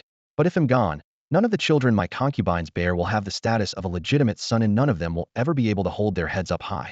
The man kneeling beside her looked even more wretched, urine soaking his pants. Looking at Li Kuang with a twisted, tearful face, he begged, Master, you can't just abandon me. My sister has already borne you 2 sons. And on top of that, last time you took me to that flower boat, didn't you also say you'd let me manage a whole street of shops? Already on the edge of losing control, Li Kuang heard his wife's piercing cries and completely snapped the final straw shattered his heart. He spun around violently, glaring at the motionless Shi on the floor and the cold, unyielding Chen Gu standing there. Well, well, well, Chen Gu indeed. His hoarse voice trembled with madness. My second son, did he really die at your hands? Those masked, hooded guys, are they the stinking Blue Dragon gang from Bima City?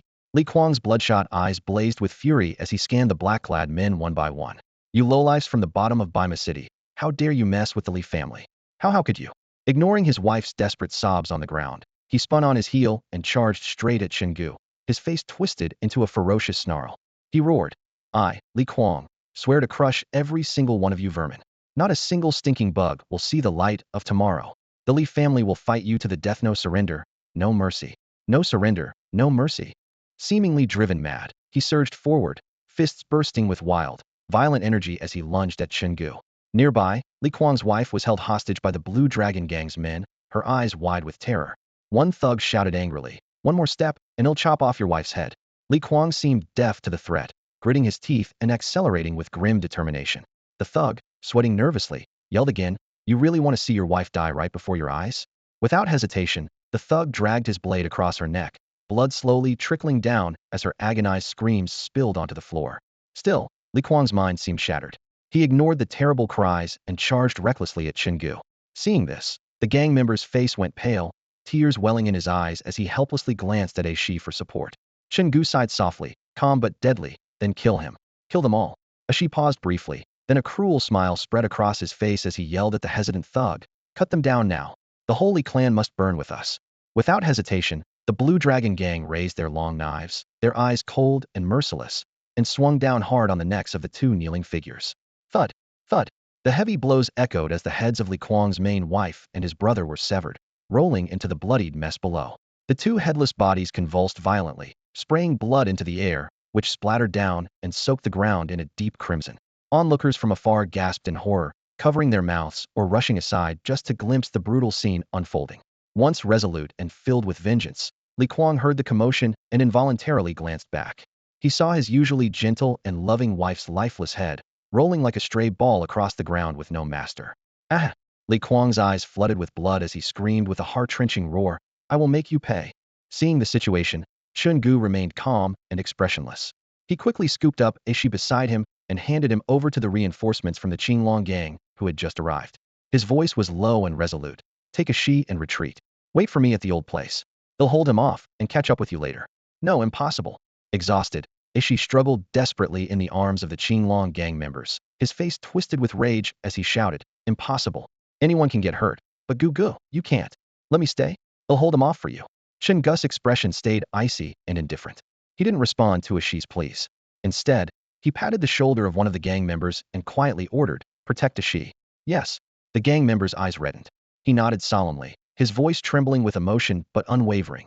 Even if we die, Gu won't be harmed. Without another word, he tightened his hold on Shi and charged out toward the edge of the crowd without looking back.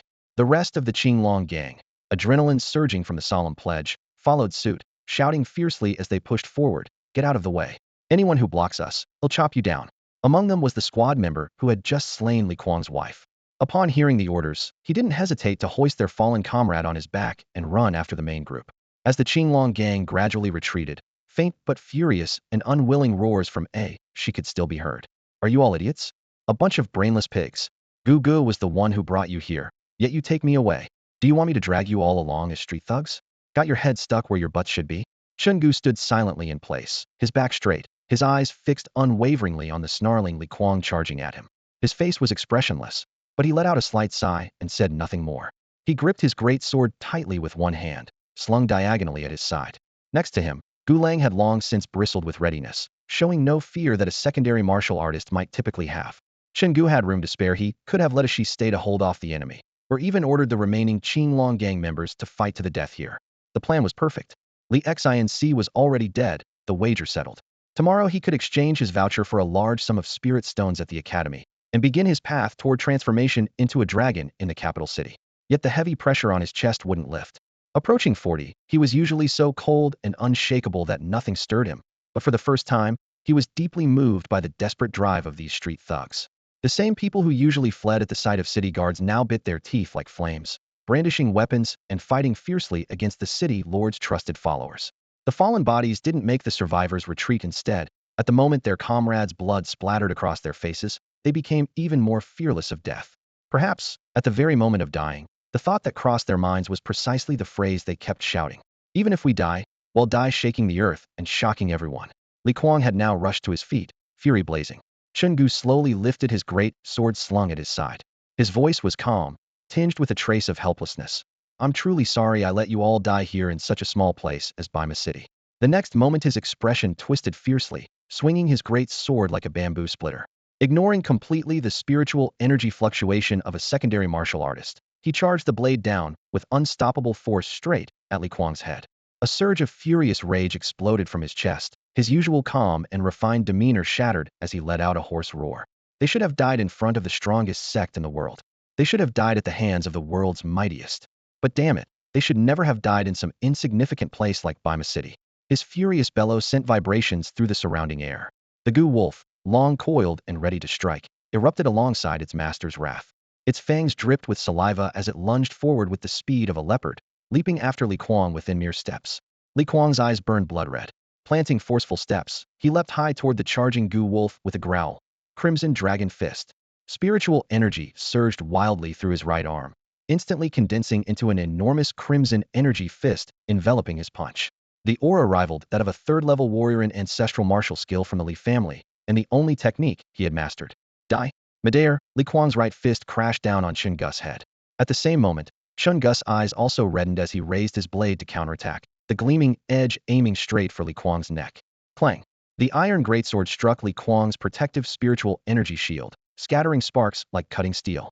The blade tore through the barrier with difficulty, leaving a shallow gash along his neck far from fatal. Almost simultaneously, Li Kuang's crimson giant fist slammed into Chen Gu's chest. The turbulent spiritual energy rushed in like a violent flood, instantly penetrating his body and ravaging his internal organs. Chen Gu groaned deeply as he was blasted 7 meters away, tumbling across the ground. Fresh blood gushed forth, staining the front of his blue robe of vivid scarlet. Spitting a mouthful of bloody phlegm, he wiped the crimson from his lips and struggled to steady himself.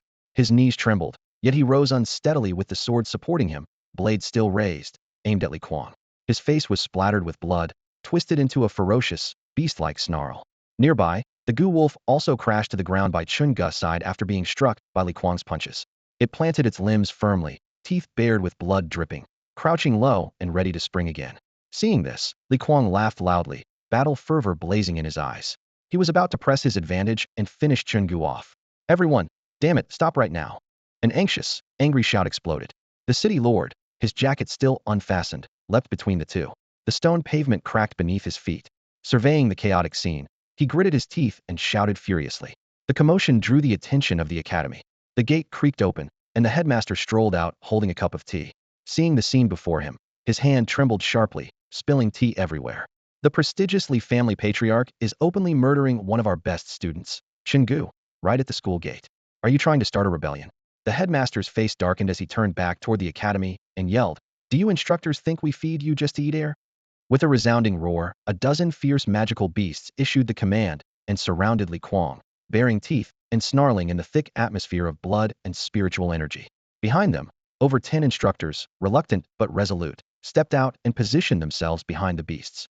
If you hadn't ordered that the matters outside the academy were beyond its jurisdiction, the moment Li Kuang's intentions turned deadly, they would have surged out already. As the city lord and the academy dean appeared, the tense atmosphere reached a deadlock. Chen Gu bent slightly, coughing lowly a few times, his palms stained bright red. He hid his left hand behind his back, gripping the broad-backed blade firmly with his right. Though unsteady, he still stood tall, calmly surveying the entire scene. The dean stood to the side, staring absent-mindedly at the boy's proud, yet faltering figure. whispering softly, "He truly resembles him." Forced to back down, Li Kuang's temples bulged with veins, his face dark with rage. Through the crowd and a dozen or so ferocious beasts standing between them and the city lord, he locked eyes fiercely with Chen Gu, his voice hoarse but relentless. "He killed my son." And, suddenly turning, he pointed at two headless bodies nearby, his fury almost uncontrollable as he shouted, "My wife died by his hand, too. And you still try to stop me? Are you really going to stand by and watch this little bastard wipe out my entire family? What about justice? What about the law?" The city lord stepped between them, face cold as ice. 30 armored bodies lay scattered not far off, broken and bloodied his elite guards, painstakingly trained over many years. Today was supposed to be the Academy's graduation exam. How did it turn into a massacre? His chest rose and fell with heavy breaths, his presence as a third-tier warrior instantly dominating the space, voice like iron. "Who murdered my guards? Who did it?" It was him. Li Kuang suddenly found his breath steady again, sneering as he pointed at Chen Gu. "That little beast. Take him to Execution Street and drag him before the crowd." The city lord's gaze cut cold as he turned sharply to the youth propping himself up on the great blade. "Is it you?" "Obviously not." Chen Gu shrugged and casually waved a hand, gesturing at the trembling Gu wolf beside him. "Your guards aren't really afraid of losing to a young monster like that, are they?" The city lord then looked darkly at the dean. The dean shrugged helplessly and smiled wryly. "I have no idea either. Today's final exam brought too many complications." Maybe he pressed his lips and nodded toward the spectators idly cracking seeds far off. "You should ask them instead." The city lord was briefly stunned, then suddenly surged into the crowd, grabbing a gaunt man with one hand in an instant. His voice was icily precise. "You there, did you see who killed my guards?" "Two I." The man's face turned ashen with fear. After stammering for a while, he finally forced out, "It was a group of men in black.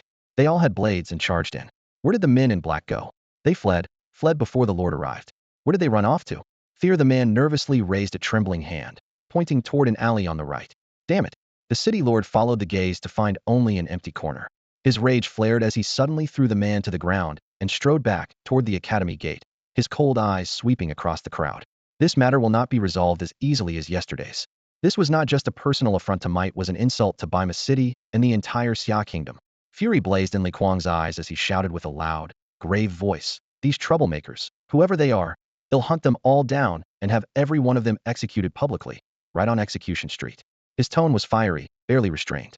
"Investigation my foot," he continued, roaring. "Those people clearly belong to Chen Gu's gang, the Qinglong sect. Cut Chen Gu into pieces first, then launch a citywide crackdown in Baima. Not a single Qinglong sect member will escape." As he spoke, the academy dean waved his hand. An 2-meter-tall, three-headed wolf happily bounded out of the courtyard and jumped up beside him, nuzzling his chest. Narrow-eyed, the dean gave Li Kuang a cold, disdainful smirk and said calmly, with a tone that chastised, "You can eat sloppy food, but don't talk nonsense. You claim all those black-clad men are from the Qinglong sect? Without any proof. What right do you have to say that? Is that the way of the Li family?" He spoke unhurriedly, completely unfazed by Li Kuang's rage. Li Kuang's eyes reddened, and he screamed hoarsely, "Didn't you see Chen Gu save that man who was about to end his life? Without him, that man would have died long ago." And that man kept shouting, "Imash, in the next life, he'll become a dragon. Are you all deaf? Can't you hear him?" The dean shrugged indifferently. "I stay inside the academy. I don't know what that man yelled. As for why Chen Gu intervened, why don't you ask him yourself?" With that, all eyes turned to Chen Gu standing nearby. Chen Gu's face was expressionless, his voice calm and resolute. "My parents sacrificed themselves protecting Baima City during the demon beast tide. As their son, it is my duty to protect the people here. Right after the graduation exam ended, I saw a man about to take his own life, so I acted without hesitation to save him. That man never shouted anything like 'I'm Ash.' Your accusations are pure slander." The dean stood by, clapping in approval and offering an encouraging smile. "As the son of Chen Wu, you have the courage to protect Baima City. Baima Beast-Taming Academy is proud of you." Li Kuang's anger swelled uncontrollably, a mocking sneer curling at his lips as he fearlessly pointed at the dean's nose. "I see through you. You and that old bastard are clearly working together, putting on a show here." The dean remained calm, but his eyes flashed dangerously. Gently stroking the powerful, three-headed wolf in his arms, he said in a low, icy tone, "Do you realize you're talking to a level 3 beast tamer?" Li Kuang was too furious to answer, turning to glare venomously at Chen Gu. "Fine, fine. If you're still alive tomorrow leaving Baima City, I'll kneel and send you off." "Enough." The city lord barked angrily, his level 3 martial artist's presence instantly silencing Li Kuang. His gaze swept past the dean's three-headed wolf, then fixed coldly on Chen Gu like a razor-edged blade. "You don't know that man, right?" "No. Those black-clad men are not from Qinglong sect, and you have nothing to do with this?" "Correct." The whole matter is unrelated to you? Exactly. The city lord's face darkened to iron gray, his voice so deep it seemed to freeze the air. Very well. Tonight I order a thorough purge of the Qinglong sect, this tumor in Bima. Any objections? Chen Gu's expression didn't change. His voice was as calm as still water. None. Just as I thought. The city lord sneered coldly and glared at Chen Gu, shouting, "You're quite bold. Isn't the Azure Dragon Gang made up of your men?" Chen Gu shook his head slightly, speaking calmly. There are some connections, true, but since the city lord has decided to eliminate them, it means they have committed treasonous acts. I have no objections. Good. The city lord withdrew his gaze, his face darkening as he turned to Li Kuang. Tonight, every member of the Li family stays inside the mansion. No one is allowed to go out. If any Li clan members are found on the streets, they will be wiped out along with the Azure Dragon Gang. A chill spread through the courtyard. The city lord's eyes swept fiercely over everyone present as he announced in a low voice, "Tonight, a number of people must die to pay for the lives of my personal guards." With that, he strode away, each step heavy with suppressed rage. Since the last time he saw Chen Gu poisoning a blade's edge, the city lord had lost all trust in the young man. Yet strangely, the director seemed desperate to protect Chen Gu now. Chen Gu had backing, but no one dared defend the Azure Dragon Gang tonight. People must die. As the city lord's figure disappeared, Li Kuang's dark satisfaction surged up. He looked at Chen Gu with venomous eyes. "Tonight, your Azure Dragon Gang will be completely eradicated. After dawn, my Li family will make every effort to kill you. Passing the final exam means nothing. Only escaping this city counts." Then his gaze swept past the back of the courtyard to Li Mei, and he barked, "What are you waiting for? Come home with me. You're a mentor, yet you just stood by while Li Xinsher died in front of you. What good are you to the Li family? Useless." He ordered the martial artists behind him to collect the corpse for Lady Li, and quickly strode toward the Li family residence. As both groups dispersed, the courtyard instantly grew quiet. The director clicked his tongue, savoring the recent scene, then eagerly approached Chen Gu, winking, "Hand it over." Chen Gu raised an eyebrow. "Hand over what?" "The proof of your wager. Don't play dumb with me."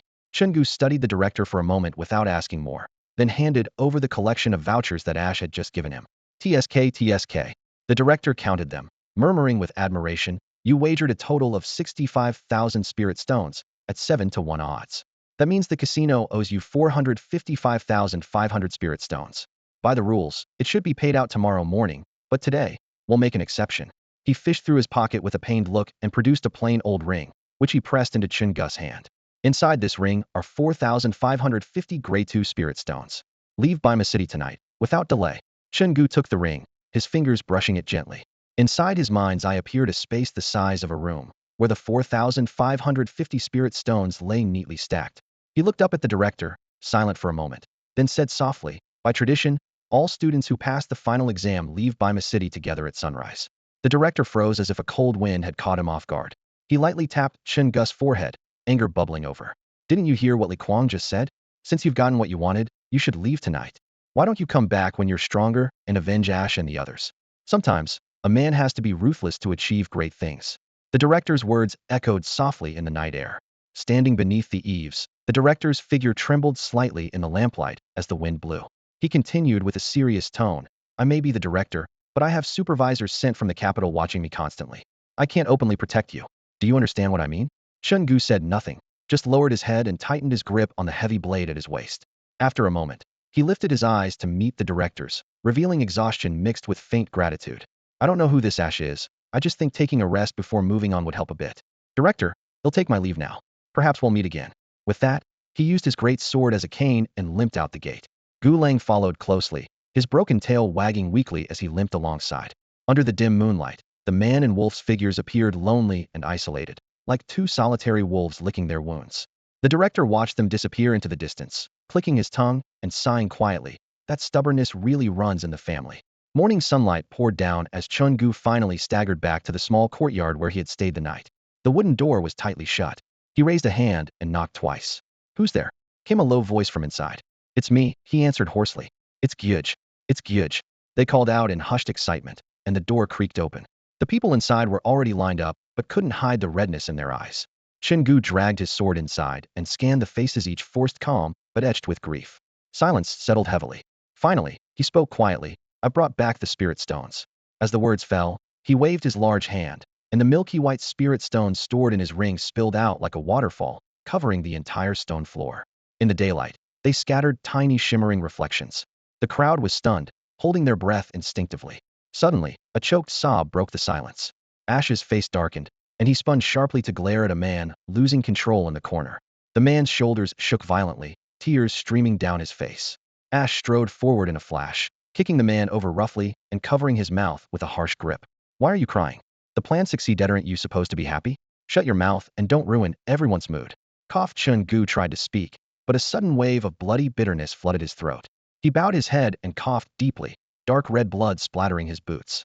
Swallowing hard, he looked up faintly and said, Ash, let him go. Ash froze for a moment, then reluctantly released the man and stepped back. Chen Gu dragged his heavy blade over and bent down beside him, his voice low and firm, leaving no room to refuse. Why are you crying? The man gasped for breath, his eyes flicking past Ash. After suppressing his emotions for a long moment, he forced out a smile more painful than tears. Lord Gu, the plan succeeded, and him crying tears of joy. Cough. Cough. Chest pains racked Chen Gu again, forcing him to bend over and spit more blood. Li Kuang's spirit energy was wreaking havoc inside his organs, nearly causing him to black out. He waved away Ash, who moved to steady him, blood staining his fingers as he glared fiercely down at his brother on the ground. Tell me, why are you really crying? The man could no longer hold it back and broke into wailing sobs. Lord Gu, we lost so many brothers. Even Mao Don dead. He was just telling me yesterday, after coming back from the capital, he was going to find the third house woman in North Ma City. And today I watched helplessly as the martial artist from the Li family caught up with him and killed him. We earned the spirit stones, but over 20 brothers died. Lord Gu, I just want to ask, do you really think this was worth it? Chen Gu hadn't even gotten a word out.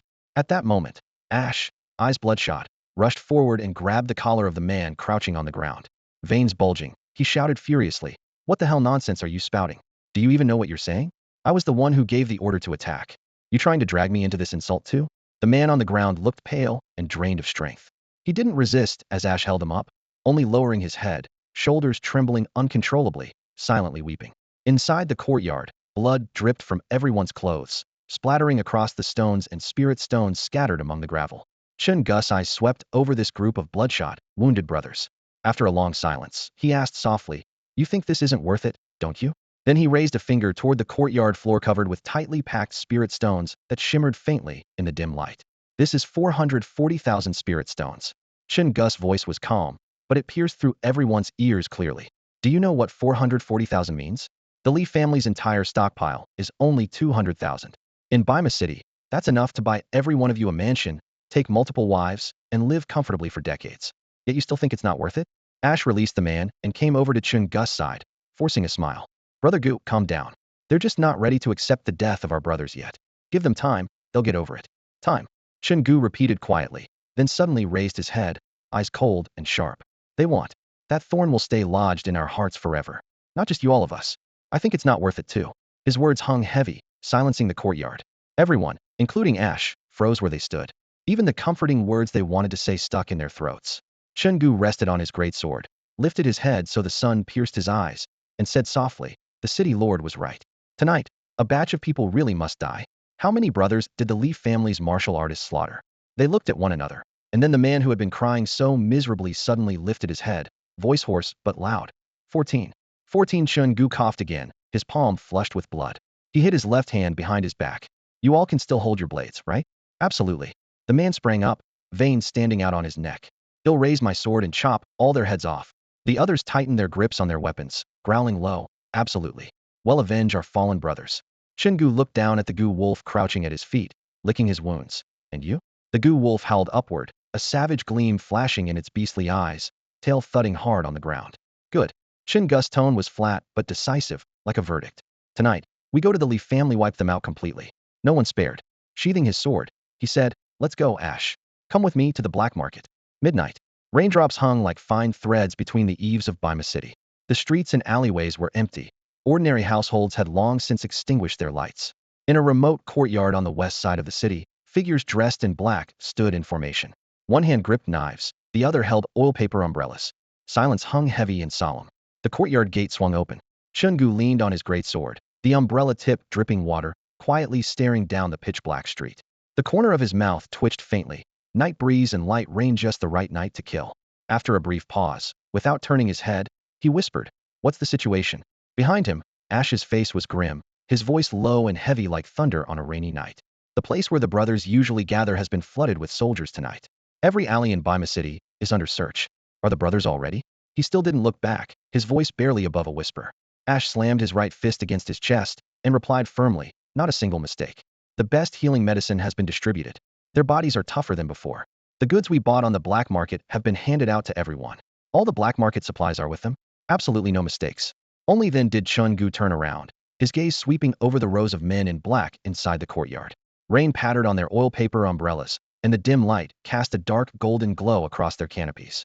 He glanced at the newly raised 20-plus small earthen mounds nearby and fell silent for a moment before speaking calmly. Killing on rainy nights is truly a pleasure. Tonight, whether man, woman, old, or young, anyone appearing inside the Lee family courtyard is the enemy. At dawn, I don't want to hear so much as a single rooster crow. Having said that, he whispered to the Gu wolf walking beside him, "Go." Raising his umbrella, he stepped out of the courtyard first. Ash and the others followed silently, a sea of black umbrellas crowding into the narrow alley, filling it completely. No one spoke. Only the steady tapping of raindrops on umbrellas, the soft splash of cloth shoes in puddles, and the occasional chirp of insects like a barrel of gunpowder about to explode, quietly burning, exuding an oppressive tension. Soldiers in Yumian and Tian Alley on the right, came a coded voice from the front of the squad. Turn right. Soldiers ahead in Dashue Alley. Turn left. 2 patrol squads on the main road, 2nd Avenue, on the right. Go straight, avoid them. Fragments of information were relayed constantly. Chen Gu led the team winding through intricate alleys, each turn skimming the edges of enemy patrols, yet always staying safe. Soon, they arrived at the entrance of the Lee family mansion.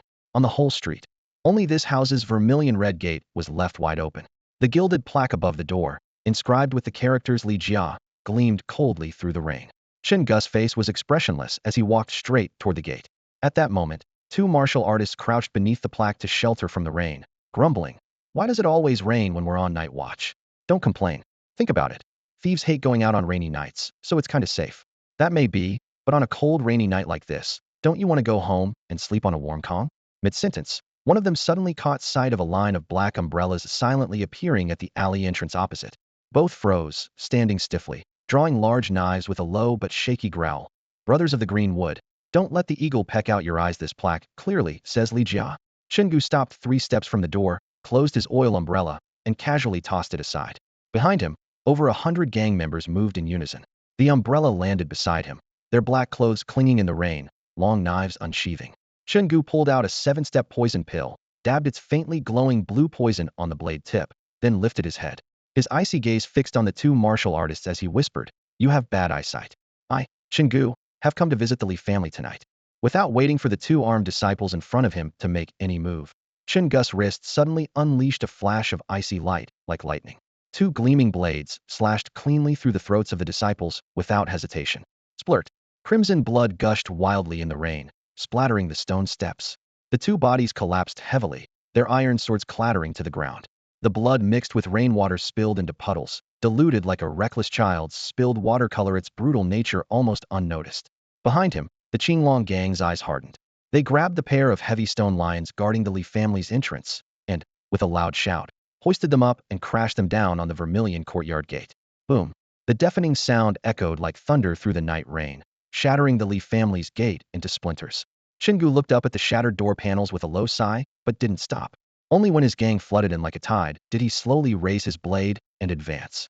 Chaos had already engulfed the courtyard. Flickering candlelight was hastily lit, screams and clashing weapons rose in a relentless cacophony. Rain dripped from the corridor eaves, mingled with blood, filling the air with a pungent stench. Chen Gu made no stops. He passed through a side chamber and followed the stone path in the main courtyard to a bronze-clad building.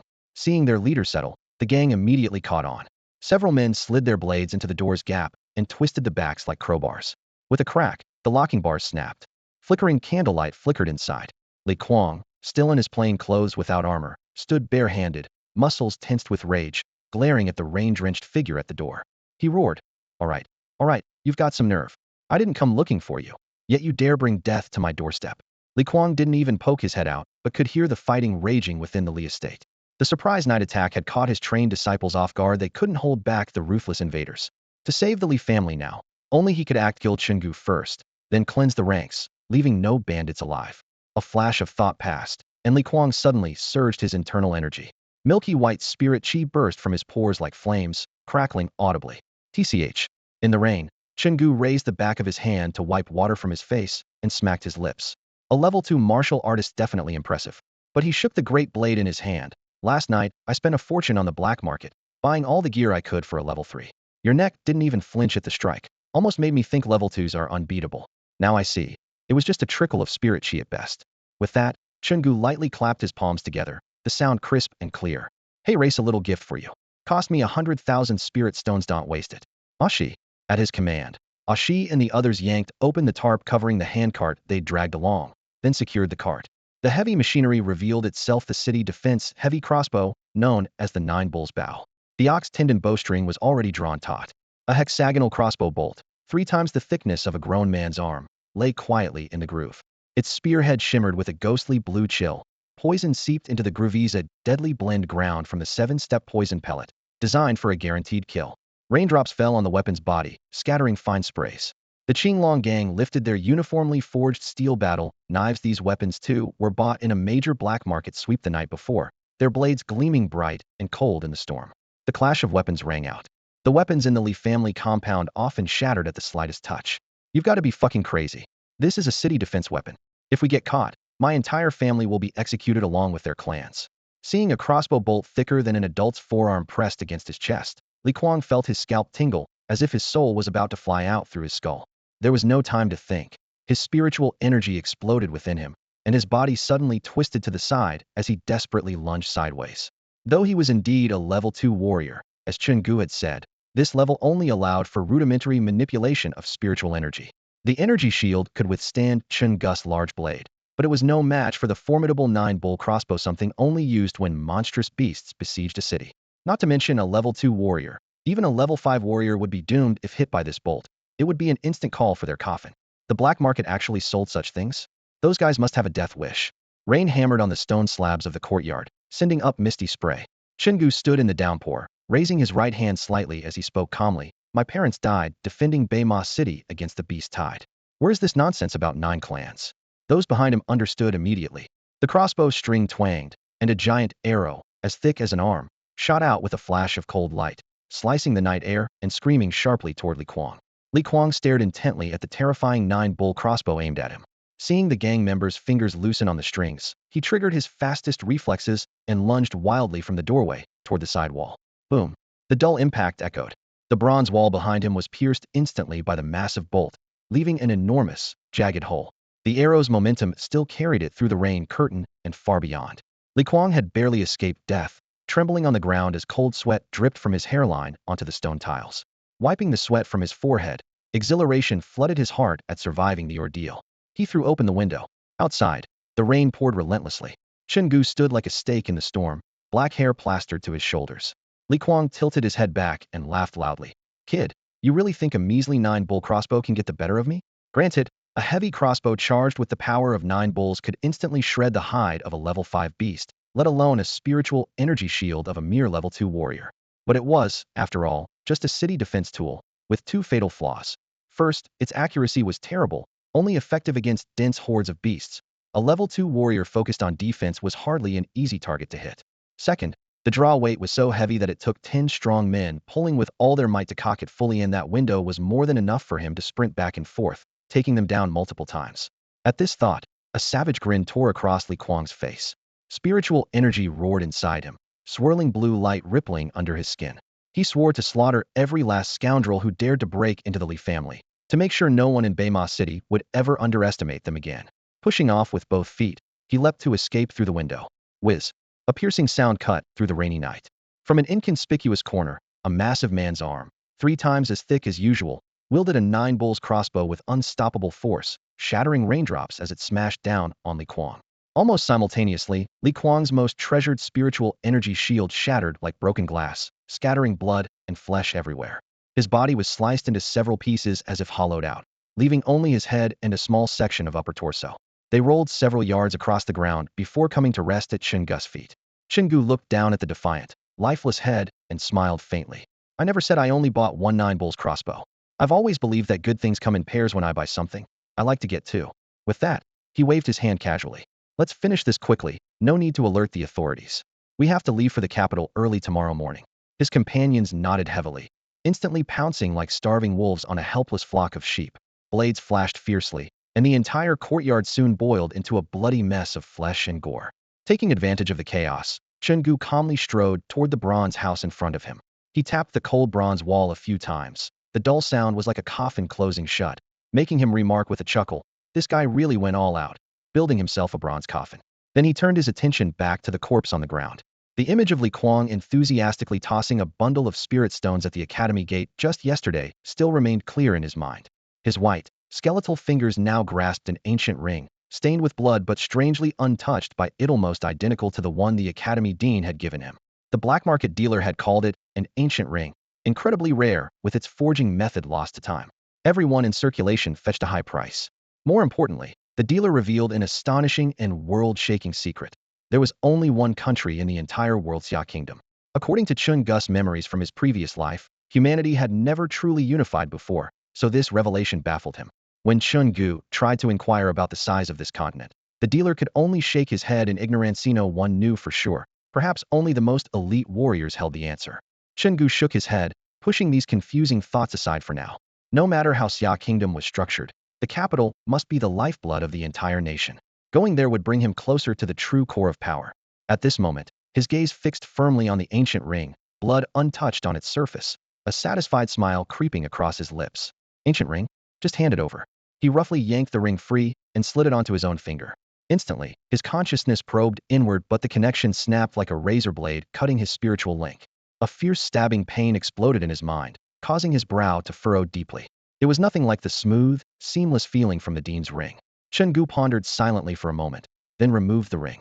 He used the tip of his knife to cut a small nick into his index finger and squeezed out a drop of fresh blood onto the ring's surface. The drop rolled off as if falling onto cold stone, leaving no reaction. Hesitant but undeterred, he decided to try the so-called blood recognition one more time. When he probed again with his consciousness, the same searing pain surged through his mind. He took a deep breath, massaging his temple, and reluctantly slid the ring back onto his finger. Li Kuang must have set a binding curse, he thought, making a mental note to decipher it carefully later. Storing this matter in the back of his mind, Chen Gu began to carefully examine the bronze house. Touch here, pry there. After killing, searching for treasure had long become Chen Gu's routine. The Li family was known as one of the three great clans of Baima City. If they couldn't find anything valuable, it would be a disgrace to that reputation. The room before him was lined with brass walls, sturdy like a metal cage. If there was a secret chamber, it was most likely hidden here. He pressed, twisted, and tapped suspicious spots: the bedside cabinet, the candle holder, the bookshelf, the fireplace pedestal. One by one. Wherever his fingertips touched, they made a clinking sound, yet nothing inside the room shifted. It was as if Li Kuang was truly an incorruptible official with empty hands. Chen Gu furrowed his brow, growing impatient. Suddenly, hurried footsteps came from outside the door.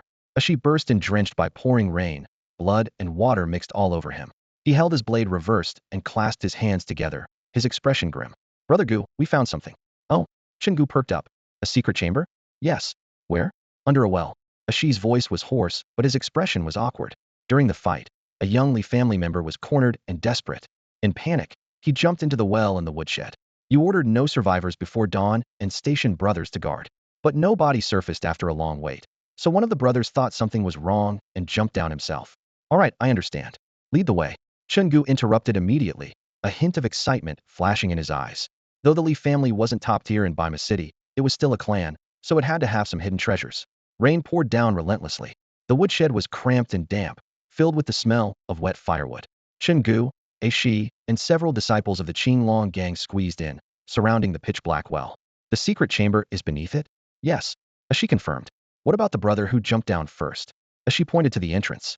In the rain, a man was slumped on the bluestone floor, pale and sickly, rainwater washing away the vomit beside him. "Is it poisonous down there?" Chen Gu squinted. "No." She swallowed hard, his face even darker than the rainy night. "What's down there is too bloody, more than what a human could do. Brother Gu, if you're going down, be mentally prepared first." Chen Gu stood by the well, pondering for a moment before letting out a faint chuckle. It was probably just the kind of dark secrets you'd expect from a family that's existed for nearly 100 years in Baima City. Maybe kids had their legs broken and were then kept confined as beggars, or enemies of the Li clan were imprisoned underground and tortured. Such grim truths were nothing surprising from a family with that long a history. With that in mind, he didn't hesitate. He gripped his knife with one hand, leaned forward and jumped. Splash! Cold water exploded around him, instantly enveloping his limbs. Holding his breath, Chen Gu sank beneath the surface, quickly adjusting to the dim underwater light. Along the well wall, a thin, glass-like transparent membrane rippled softly. Beyond it, faint candlelight flickered as if beckoning. He kicked off the well wall forcefully, gliding through the dark shaft like an arrow, and in an instant smashed through the membrane. The soft feeling of the barrier vanished as he passed through it. Beneath his feet stretched solid, dry bluestone pavement. Behind him, a wall of well water was separated by the membrane, churning and crashing but unable to penetrate. Chen Gu clicked his tongue. A water-repelling formation? If I could get my hands on this, it would save me a lot of trouble.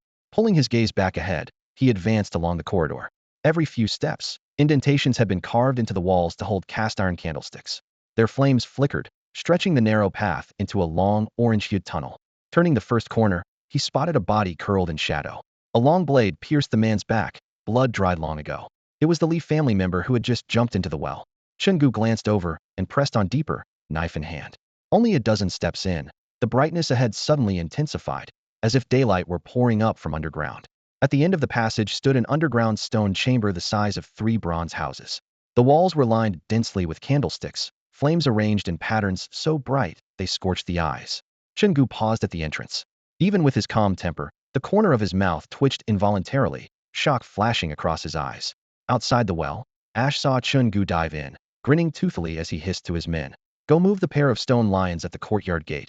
Block up the well entrance. The word go had just left his mouth when one of the Qinglong gang preparing to follow Chen Gu froze mid-step, his face dumbfounded as he stared. Brother Shi, what the hell are you talking about? Ahem, a joke. Just joking. Ash chuckled nervously, smacking the back of the man's head. Quit standing there. Hurry down and follow Brother Gu. Okay. The man rubbed his head and without hesitation leapt down. Ash watched the ripples spread on the water's surface, sighed helplessly. No sense of humor at all. Wasn't that a funny joke? Shaking his head, he jumped down as well. Splash. The resulting wave was like a sow falling into water. The two of them crawled wetly from the water-repelling membrane, twisting their sleeves as they approached Chen Gu's side. In the candlelight, their eyes fell on the stone chamber, their faces immediately going pale. Ash forced himself to ask softly, Brother Gu, what's the plan? Had snuck down here once before Chen Gu arrived. Thinking he was prepared yet upon seeing this scene again, his stomach churned violently. As for the other gang member who had descended with them, he was clutching his mouth tightly, cheeks bulging grotesquely. A sickly yellow liquid oozed slowly from the corner of his mouth. Judging by the look on him, if he holds on much longer, he'll suffocate from the reflux. Ash frowned slightly, a hint of helplessness in his eyes as he looked at the gang member beside him and said with dissatisfaction, with your cowardice, just get out of here. The gang member, hearing this, seemed instantly relieved, as if redeemed in that moment. Gratefully, he shot Ash a look before dashing swiftly down the tunnel toward the exit. Ash watched his figure fade into the distance and sighed silently, saying nothing further. Although the underground chamber was so repulsive it made one break out in a cold sweat, it obviously held treasures. What could be better for bonding than hunting treasure together with the boss? He had even planned to promote this young man, so he could show his face more often in front of Gugu. Yet who would have thought that someone who fights with bloodshot eyes and throws himself recklessly into danger could have such a fragile heart? Apparently, he still needed plenty of toughening. Chen Gu supported himself on his broadsword, his eyes locked on the horrific scene before him, remaining silent. In the vast room, 10 infants, barely 2 or 3 years old, hung suspended in neat rows on both sides by ropes. Boys and girls mixed together, thin tubes inserted into the right side of their chests, blood dripping drop by drop onto a large vat in the center of the room. Their limbs had all been cut off at the roots, leaving only their hearts hanging. The severed appendages swayed gently in the breeze like withered foxtail grass fluttering in the wind. Each baby's mouth was sewn shut with thread, and 20 terrified, hate-filled eyes fixed rigidly on Chen Gu and Ash. Ash shivered involuntarily under their gaze, murmuring, God damn, it's the first time I've seen such pure hatred and malice in the eyes of toddlers. This place is seriously creepy as hell. Chen Gu took a deep breath and stepped into the room. Despite their severed limbs, the infants were still alive, their hearts still bleeding steadily. It was clear the Li family had used some method to fiercely cling to their lifelines. He walked straight to the large vat of collected blood in the room's center. Scattered on the floor was an unfolded piece of parchment. Bending down to pick it up, his gaze fixed on the surface, he read aloud in a low voice. Bloodline pill can instantly make a mortal a first-level warrior, granting ordinary warrior talent without spending 100 times the resources to train. Note: this pill must be taken by someone with matching bloodline. If taken by someone with different bloodline, it will cause fatal bleeding from all 7 orifices. The latter half of the parchment was clearly torn off, an obvious act of deliberate destruction by the Li family after all. The missing portion would contain critical steps for refining the pill. Expressionless, Chen Gu threw the torn parchment harshly into a crack in the wall. After a moment of silence, he muttered quietly, "The Leaf family is truly despicable." Chen Gu stared at the oxhide parchment slowly shriveling and curling into ashes on the candle holder. He didn't say a word, only hearing the crackling flames and the drifting black smoke.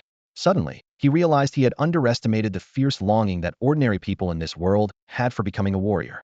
That night, in the courtyard of the Qinglong gang, he had confidently promised all his brothers, "Once we get to the capital, I will make every one of you a warrior."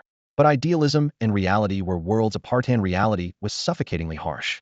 For ordinary people without talent, the only way to join the ranks of warriors was a bloody, desperate gamble, risking death, then pouring in hundreds of times more resources. There were only two signs that one had reached the first warrior level: feeling the first trace of spiritual energy in their body, and having a physique with strength equivalent to that of a bull. Even those with exceptional talent struggled. After extreme training, they had to quickly consume a body-refining pill to flood their meridians with medicine, patiently clear out impurities, and forcibly expel the dross from their body. The moment all impurities vanished, spiritual energy would burst forth, marking the arrival at level 1. For those without talent, their meridians were blocked like stone, with no path for spiritual energy. While others might require one body-refining pill, they needed a full 100. A single breakthrough pill might cost them 100 as well. This was no longer just throwing money around, it was like burning entire mountains of gold and silver in the flame. That's why affluent clans often sent these useless offspring to the Beastmaster Academy. Beastmasters were also powerful combatants with their own cultivation path, often rivaling warriors. More importantly, the cost to raise an untalented person to level 5 was enough to push a genius to level 9. Everybody could do the math. In great clans, interests always came before sentiment. Unlike the petty Little Leaf family, where the patriarch ruled alone, large clans had elders who would stonewall every suggestion with a deadpan eye oppose. Chen Gu withdrew his thoughts and looked at Ash. To his surprise, there was not a flicker of desire in Ash's eyes. Ash was usually the loudest one, clamoring to become a warrior immediately. After hearing the secret recipe, not even a spark of excitement showed in his gaze. "Don't you want to become a warrior?" Chen Gu asked, unable to hold back. Ash averted his eyes from the lifeless, suspended infants and turned his face toward the wall, spreading his hands with a bitter smile. "Of course I want to, but this method is just too disgusting. I'm already 40 and unmarried. If I ever have a daughter, I won't even have time to care for her. How could I?" His face grew pale. He pointed hoarsely at those babies and said in a hoarse voice, "How could I use my own child to refine a bloodline pill? That's something only beasts would do. No matter how rough my life is, I want to stay alive." He paused a moment, scratching the back of his head with a trademark goofy grin. "Besides, didn't Brother Gu say he'd make me a warrior? I trust you. That's enough for me." Chen Gu glanced at him and smiled softly. "Trying to rush me?" "Not at all, not at all." Ash waved his hand immediately, more earnest than before. "Once we reach the capital, my brothers will get their talent tested first. It won't be a problem for me. Don't worry." Chen Gu nodded. Then he looked around. Besides these filthy, stinky tools and blood-stained tables, there was nothing valuable in the room. The treasure-hunting hope he had brought with him dimmed slightly. Well, what did he expect? If there were truly anything valuable, it would definitely be kept on the ancient ring for convenience, not buried somewhere. But now, the ancient ring couldn't be opened. Chen Gu rubbed the dark, cracked ring in his hand, thinking, "Once I get to the capital, I need to check out the black market and see if there's a skilled craftsman who can pry it open." He wasn't worried about the capital lacking a black market. No matter how lawful a place seems, wherever there's demand, there's always someone willing to supply. This kind of rigid need never disappears. With a click of his tongue and a sneer tugging at the corner of his mouth, he thought about it.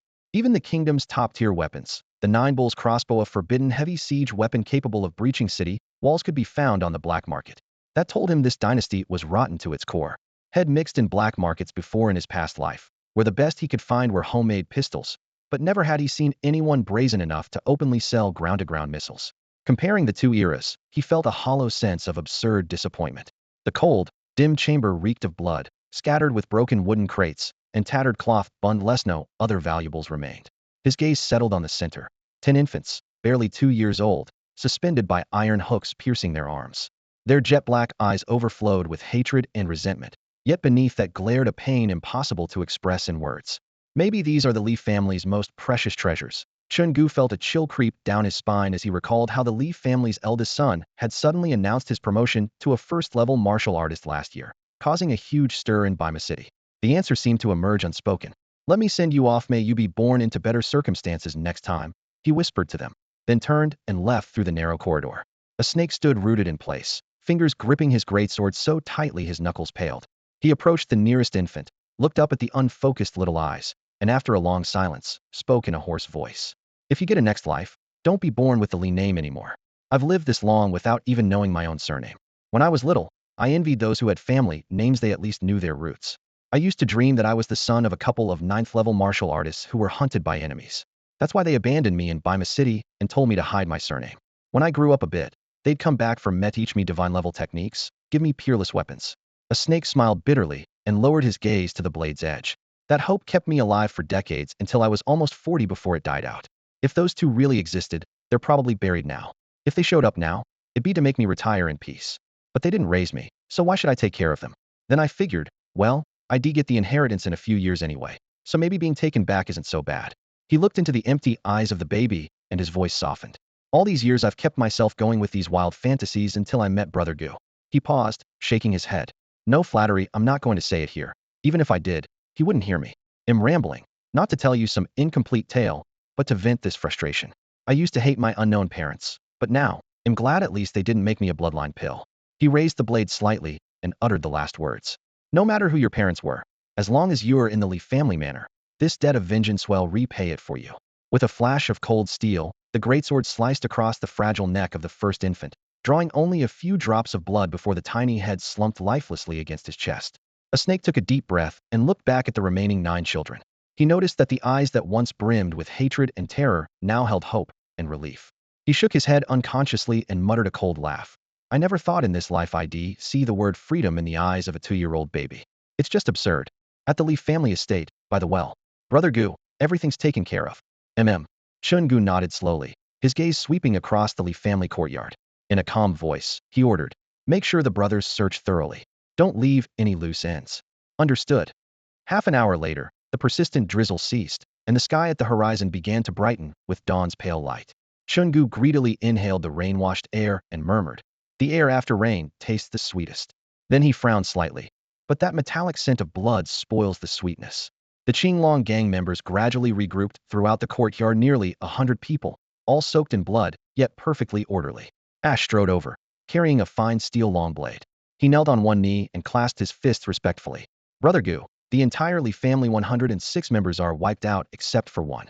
Who? Chen Gu's fingers lightly traced the hilt of his blade as he narrowed his eyes. The eldest son of the Li family, the one we met at the tea house last time, a first-tier martial artist. He escaped? Where to? We interrogated some Li family members. They all said the Sami left for the capital yesterday. The capital? Chen Gu paused thoughtfully, committing it to memory. Then we go find him there and finish it. What about casualties among our men? A few got slashed, but no one died. Our blades are made of fine steel, and we struck first. With Li Kuang dead, the Li family lost their head. Chen Gu nodded and turned to Ash. Did we take all the valuables? Ash chuckled and patted his bulging pockets. The clinking of pearls and jade echoed. Then he playfully slapped the pocket of a nearby brother, the same crisp sound. The brother pushed him back, and after some rough laughter, Ash replied, rest assured, the brothers got a taste of the kill and loot gold waistband this time. No one's pretending to be noble. Chen Gu smiled too, then turned to look at the house made entirely of pure brass. He clicked his tongue in admiration. What a pity this house is worth a fortune. His gaze shifted again to the disassembled 9 buffalo crossbow stand and thick bolts on the ground. He waved his hand, and both the crossbow stands and bolts disappeared into an ancient ring, the one that cost 200,000 spirit stones, not something to lose. Dressed in a green robe, he was spotless of blood. He looked up to greet the rising sun. The morning light made him seem almost translucent. Taking a deep breath of the blood-tinged fresh air, he glanced toward Li Kuang's severed head nearby, still with eyes wide in death. A faint smile curved his lips.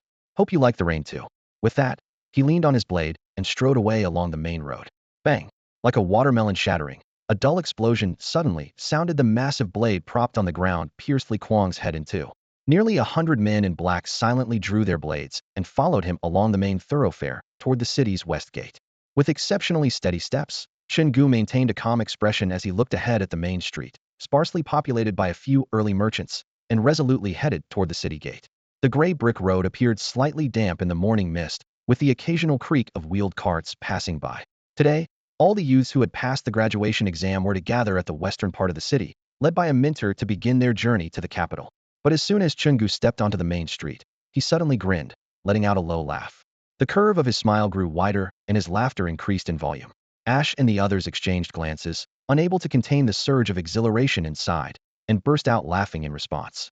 Then, All the black-clad members of the Qinglong gang lost their composure too, pushing and shoving as they walked, laughing wildly. Their blood-stained collars fluttered in the morning breeze like a pack of bloodthirsty yet satisfied hunters.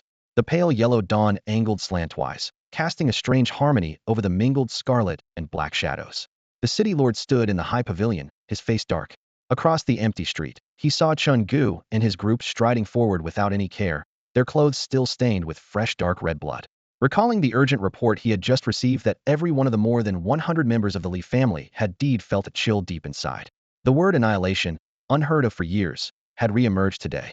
The three great families had long since established their own territories.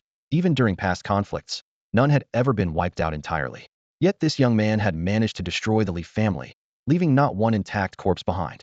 City Lord, shall we order troops to surround and wipe out the Qinglong gang on Shigan Street? An officer clad in chainmail armor and bearing a long sword stepped forward briskly, bowing respectfully. Awaiting orders. The city lord's expression shifted briefly before he finally spoke coldly. No need. Issue the order, let them pass. Yes, sir. The officer did not ask further and sharply acknowledged, then withdrew. The city lord lifted his warm tea, lightly blowing on the floating leaves before taking a sip.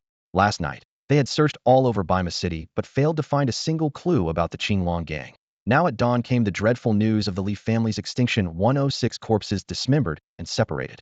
Even if someone could practice mystical breathing techniques, once cut in two, there was no coming back to life.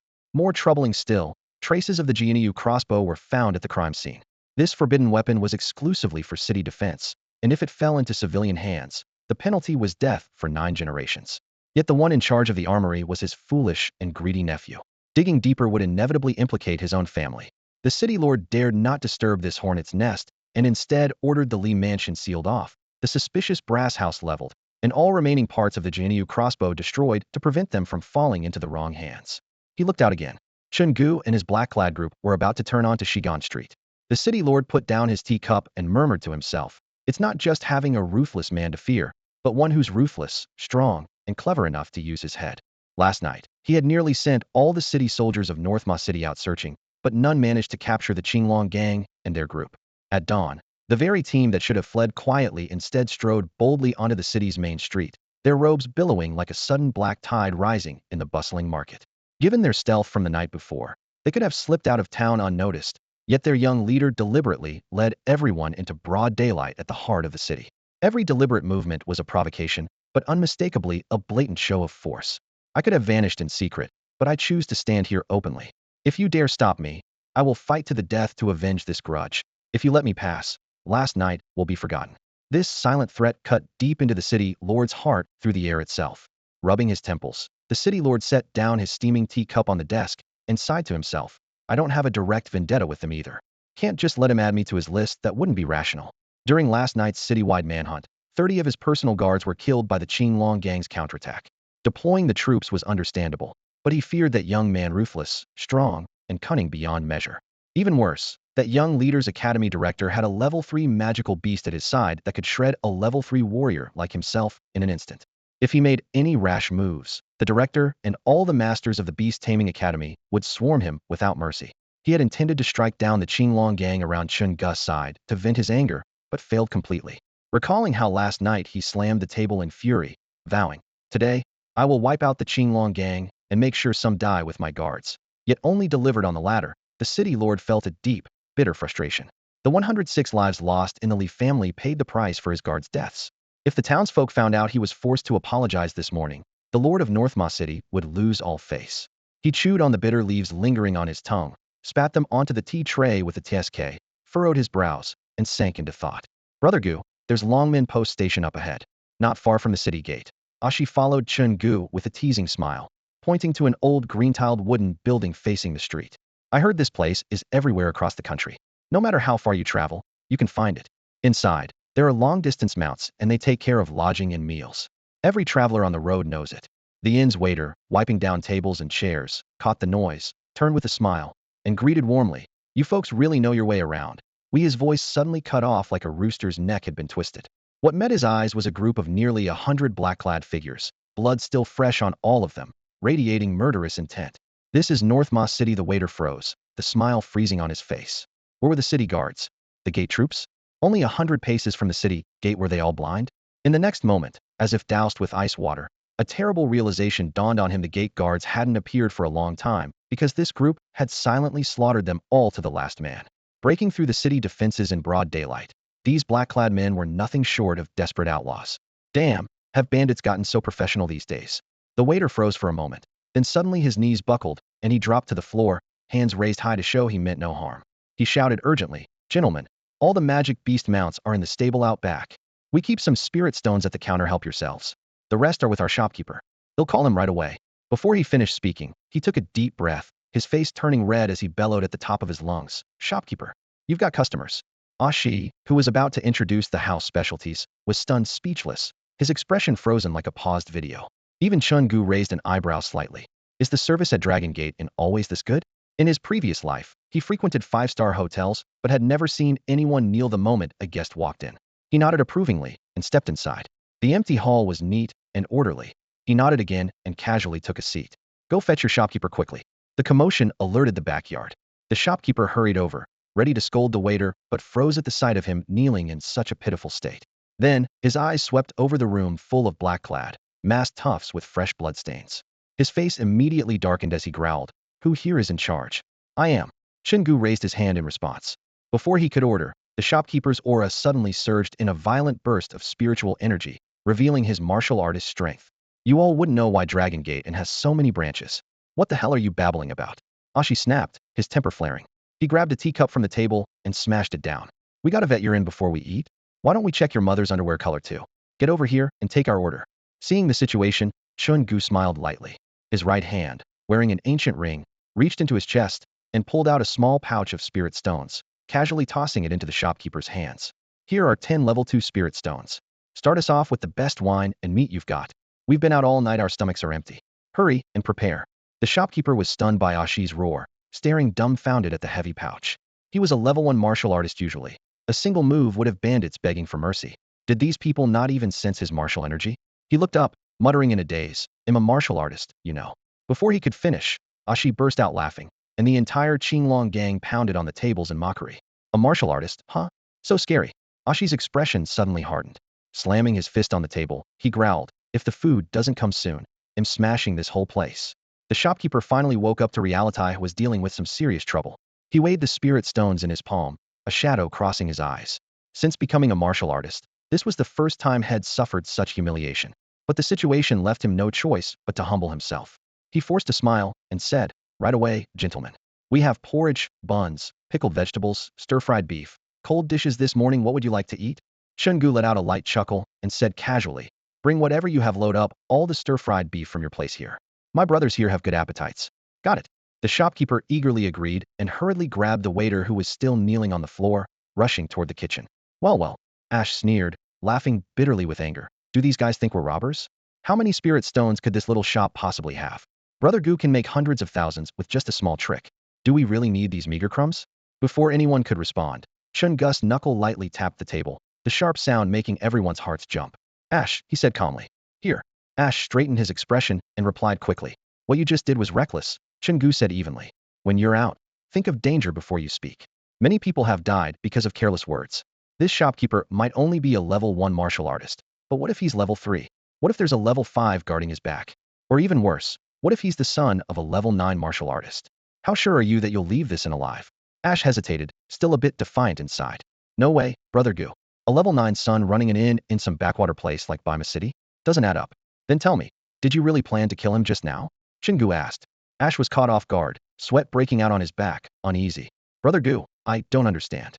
I just wanted him to bring the food faster. No way I meant to kill him." "If you don't intend to kill, then don't lose your temper," Chen Gu said quietly. "Once anger takes over, people can die." Ash twitched at the corners of his eyes. This was the first time he had heard Brother Gu speak like this, so calm, yet so serious, leaving him anxious and unwilling to argue further. A moment later, the shopkeeper returned with a smile, carrying steaming plates of grass-fed beef, steamed buns, porridge, and pickled vegetables, setting them carefully on the table while bowing apologetically. "Gentlemen, please enjoy your meal. I won't disturb you any longer." "HM," Chen Gu responded softly, then frowned and picked up a piece of meat with his chopsticks. "Shopkeeper, this grass-fed beef seems off, might be spoiled. See for yourself." The shopkeeper was stunned, leaning in to inspect. "Impossible. All my beef is." Before he could finish, Chen Gu moved like lightning, his left hand pressing the back of the shopkeeper's head onto the table. With a flash of cold steel, he raised a large knife. Bang! The blade fell, the round, plump head hit the table's edge and rolled onto the floor, blood spreading rapidly. A heavy metallic scent filled the air instantly. Ash and the others jumped up in shock, faces draining of color as they stared in disbelief at the severed head, forgetting even to breathe. Nobody saw how Chen Gu moved. One moment the man was alive, the next he was dead by the blade. Chen Gu lifted his knife and calmly wiped the blood off the shopkeeper's coarse sleeve, speaking as if had merely been cutting vegetables. Go to the backyard and bring a magical beast here. Oh right. Ash snapped out of his daze and hurriedly sent someone to the yard. Soon, they returned dragging a blue-gray beast with gleaming green horns, the blue horn ox, a level 1 magical beast known for its docile temperament and tough armored hide, perfect for travel. Chen Gu grabbed the grass-fed beef from the table and began feeding it piece by piece into the blue horn ox's mouth. After a dozen seconds or so, the once strong blue-horned ox suddenly convulsed violently on all fours, its body crashing heavily onto the ground. White foam bubbled from its mouth, and it was clear it wouldn't survive much longer. Poisoned. Ash and the others froze in place, shock rooting their eyes on the twitching animal before shifting to the plate of ox meat and buns on the table. Their appetites vanished instantly, and they instinctively took a few steps back as if watched by a fierce tiger. Snapping out of it, Ash's anger flared fiercely. He kicked the innkeeper's lifeless body hard and shouted harshly, "Are you insane? I only cursed you a couple of times, and you poisoned me? Have you lost your mind?" His voice was thick with fury and disbelief. Chen Gu's expression remained calm as he stood up, planting a firm hand on his large knife and purposefully headed toward the kitchen. "Let's go find something to eat back there," he said plainly, instructing the waiter and the cook to clean up afterward. "Losing your temper only leads to death, either yours or theirs. If you're going to get angry, strike first. Don't fool yourself thinking the other side won't hold a grudge. If you want to cause trouble, stay calm when it comes to killing. Think before you speak about whether your words might backfire. Those men shouldn't have died. They even paid the bill." That thought churned in Ash's mind deeply. Chen Gu's composure and ruthlessness hit him like a harsh lesson. Ash had once been just a thug in northern Ma City, mostly scaring people and occasionally getting into fights, rarely killing anyone. Now, merely insulting an innkeeper had brought poison and chaos on them. He couldn't help but wonder if things were this unpredictable inside northern Ma City, how bad would it get beyond it? Taking a deep breath, Ash swallowed his disdain, glanced around, and decisively tossed all the food from the table into a heap before striding toward the kitchen to find something new. Chen Gu gently picked up a piece of ox meat, chewed it slowly with a slight frown, and muttered, "Too salty." Ash sneered darkly, then slapped a helper sharply on the forehead. "You put too little salt on the first dish, too much on this one. Can you even cook properly?" The man rubbed his head in frustration and tried to explain, "This is how I always cook at home. Every dish tastes different. This isn't your home. You're cooking for Gu. No excuses, make another dish quickly," Ash urged anxiously, sensing Chen Gu's mood darkening and not wanting to delay any longer. Chen Gu sighed, "These brothers of ours wield knives to kill, not pots to cook. You caused such a mess. This cook might as well be slaughtered. Soon we're heading to the capital, and without decent food to eat, how do you plan to make up for that?" Ash grinned awkwardly, averting his eyes from Gu. He hadn't expected a few harsh words for the innkeeper today would stir up so much trouble. "Turns out, I'm lucky to see you here." Suddenly, an excited shout came from outside the door. Ash turned to look toward the entrance, where 3 round, plump figures stood. His mouth twitched faintly, then his eyes brightened as if an idea had struck him. Who else could be standing at the doorstep of the courier station if not the Fu Ning triplets? "Hey, you 3, come over here." Ashi poked half his body out the doorframe and waved at them. Getting straight to the point, he asked, "Can you cook?" Fu Ning, who had planned to greet them first, froze for a moment before answering honestly, "I guess so. Our family runs a restaurant." "That's perfect." Ashi's face lit up. He quickly crossed the few steps to Fu Ning, threw an arm around him, and started pulling him toward the kitchen. "Come on, we could use your skills." Big bro. We'll just go say hi to Gu first." Fu Ning glanced toward Chen Gu, who was quietly sipping tea inside. "No need for formalities." Ashi cut him off, half pushing him into the kitchen. Fu Ping and Fu Xie had no choice but to follow. As soon as they stepped into the cooking area, the sharp mix of grease and blood hit them. Bodies lay twisted across the cutting boards and stoves, while the floor was splattered with soup and blood. Someone had clearly been hacking away not long ago. The 3 brothers all froze in shock. After a brief silence, Fu Ning swallowed hard to steady his pounding heart and whispered, "Big bro, what happened here?" "Oh." Ashi casually dragged one of the corpses away to the corner and wiped his oily hands. "The cook got killed by accident just now. You 3 are up, make some food for Gu and the others outside. Us rough guys only know how to fight. We can't handle the kitchen." He pulled a blood-stained pouch of spirit stones from his pocket and pressed it into Fu Ning's hands. 10 level 2 spirit stones for payment, not bad, right? Originally meant for the shop owner, but since he's dead, We're taking them back and putting them to use. Instinctively, Fu Ning hugged the still warm pouch tightly, watching Ashi walk away, then glancing again at the chaotic mess of ingredients and battle marks on the floor, words caught in his throat. Only then did the youngest brother, Fu Xie, come to his senses. Rubbing his eyes, he muttered, "They're not seriously treating us like cooks, are they?" "Probably more than that," sighed Fu Ping heavily, leaning against the stove with his round belly. "Looks like we're doing prep, cooking, and serving all of it." He glanced at the corpse that wouldn't rest and clicked his tongue. "There's nothing else alive here besides us." Fu Xie grumbled nonstop. "We were just coming here to eat, and now we have to cook? We're supposed to be students on our way to the Imperial Beast Academy in the capital. Since when do we work in kitchens? If I were Big Bro, I'd never have set foot in Longmen Station." Before he finished, Fu Ning slapped him across the head. "Where else would you find mounts if not the station? You planning to walk all the way to the capital? You're always worried about Big Bro's spot. When Fu Ping and I both die someday, then you naturally become Big Bro." Fu Xie rubbed his sore forehead and mumbled, "Great plan." Suddenly enlightened, Fu Ning chuckled and rubbed his hands together. "Actually, there are some perks. At least we get to make connections with our big bros here. They're tough guys, knowing them is a good thing." After a moment, the clatter of spatulas hitting pans and the sizzle of oil burst back to life. The aroma rising began to mask the lingering scent of blood. "Gentlemen, the food is ready." Fu Ning happily pushed a small cart, continually bringing dishes to the tables for everyone. Behind him, Fu Ping and Fuxi's arms were still not fully healed, so they could only carry lighter plates. Thin smoke curled lazily from the kitchen in the small courtyard, mingling with the mouth-watering aroma of food. The Qinglong gang members were seated around several round tables, staring eagerly at their empty bowls and chopsticks. Fu Ning moved from table to table, smiling all the way, pushing his wooden cart that creaked under layers of brightly colored dishes stacked high. He placed each plate neatly with swift, precise motions, not spilling a single drop of sauce. With their arms bound in bandages, Fu Ping and Fu Xie were just as nimble, carefully carrying light cold dishes and fruit plates to the tables, afraid to lag behind by even a moment. Ash leaned on the table's edge, eyes following the three brothers' every move, then grinned at Chen Gu. "Gu bro, you really can tell they come from a family that runs a restaurant. This is professional work." Just then, Fu Ning brought out the final dish, a cold mixed grass-fed beef salad, rich and fragrant. Deep red slices of meat were sprinkled with finely chopped green peppers and lingji mushroom threads, glistening with oil. Ash slapped his thigh and whistled. "Now this is what I call professional." The tables were laden with food, and the air was thick with the savory scent of meat. Yet all the Qinglong gang brothers remained perfectly still, their eyes fixed intently on Chen Gu's table, not daring to even lift their chopsticks. Before anyone could give the order, Ash understood immediately. Snatching an empty plate, he quickly gathered portions from the various dishes on the tables and hurried into the backyard. Moments later, he returned with an approving nod to Chen Gu. "Bro Gu, no problem.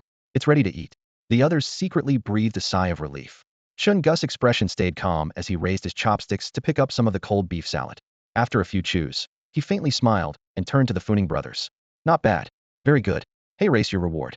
With that, he pulled a pouch of spirit stones from his pocket and tossed it towards them. The cloth bag arced through the air and landed in Fu Ning's arms. Surprised by the sudden weight, he paused, then reached inside and counted. A full 100 grade 2 spirit stones. Each grade 2 stone was worth 100 grade 1 stones, 10,000 stones total. That was more than double the profits from their family's old restaurant. Fu Ping and Fu Xie glanced at the pouch in disbelief, nearly staggering. Fu Ning swallowed hard, staring at the pouch in his hands for a long moment.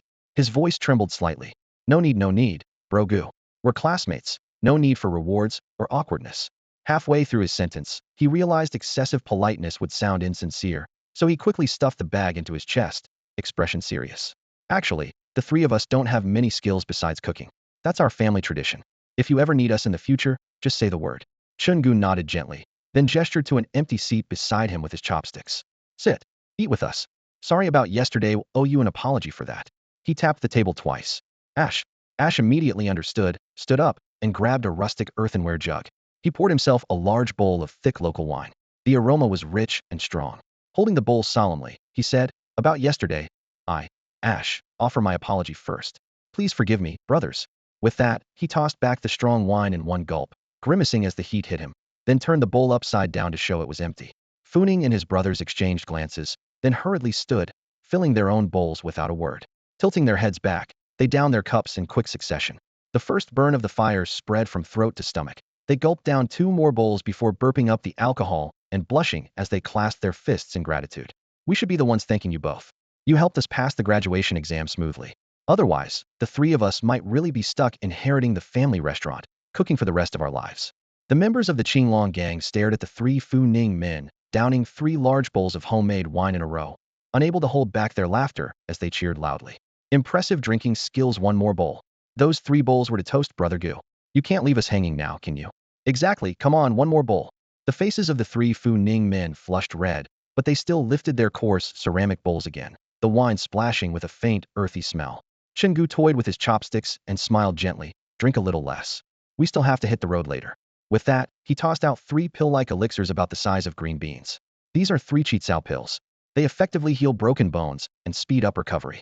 Fu Ning and the others expressed their gratitude repeatedly, carefully catching the pills in their palms and swallowing them on the spot. The sharp taste of the wine was quickly replaced by the bitter medicine exploding in their throats, but they didn't mind one bit, feeling a warm flow rush into their fractured bones. The Chitsao pill is a costly remedy specifically for broken bones, usually hard to afford.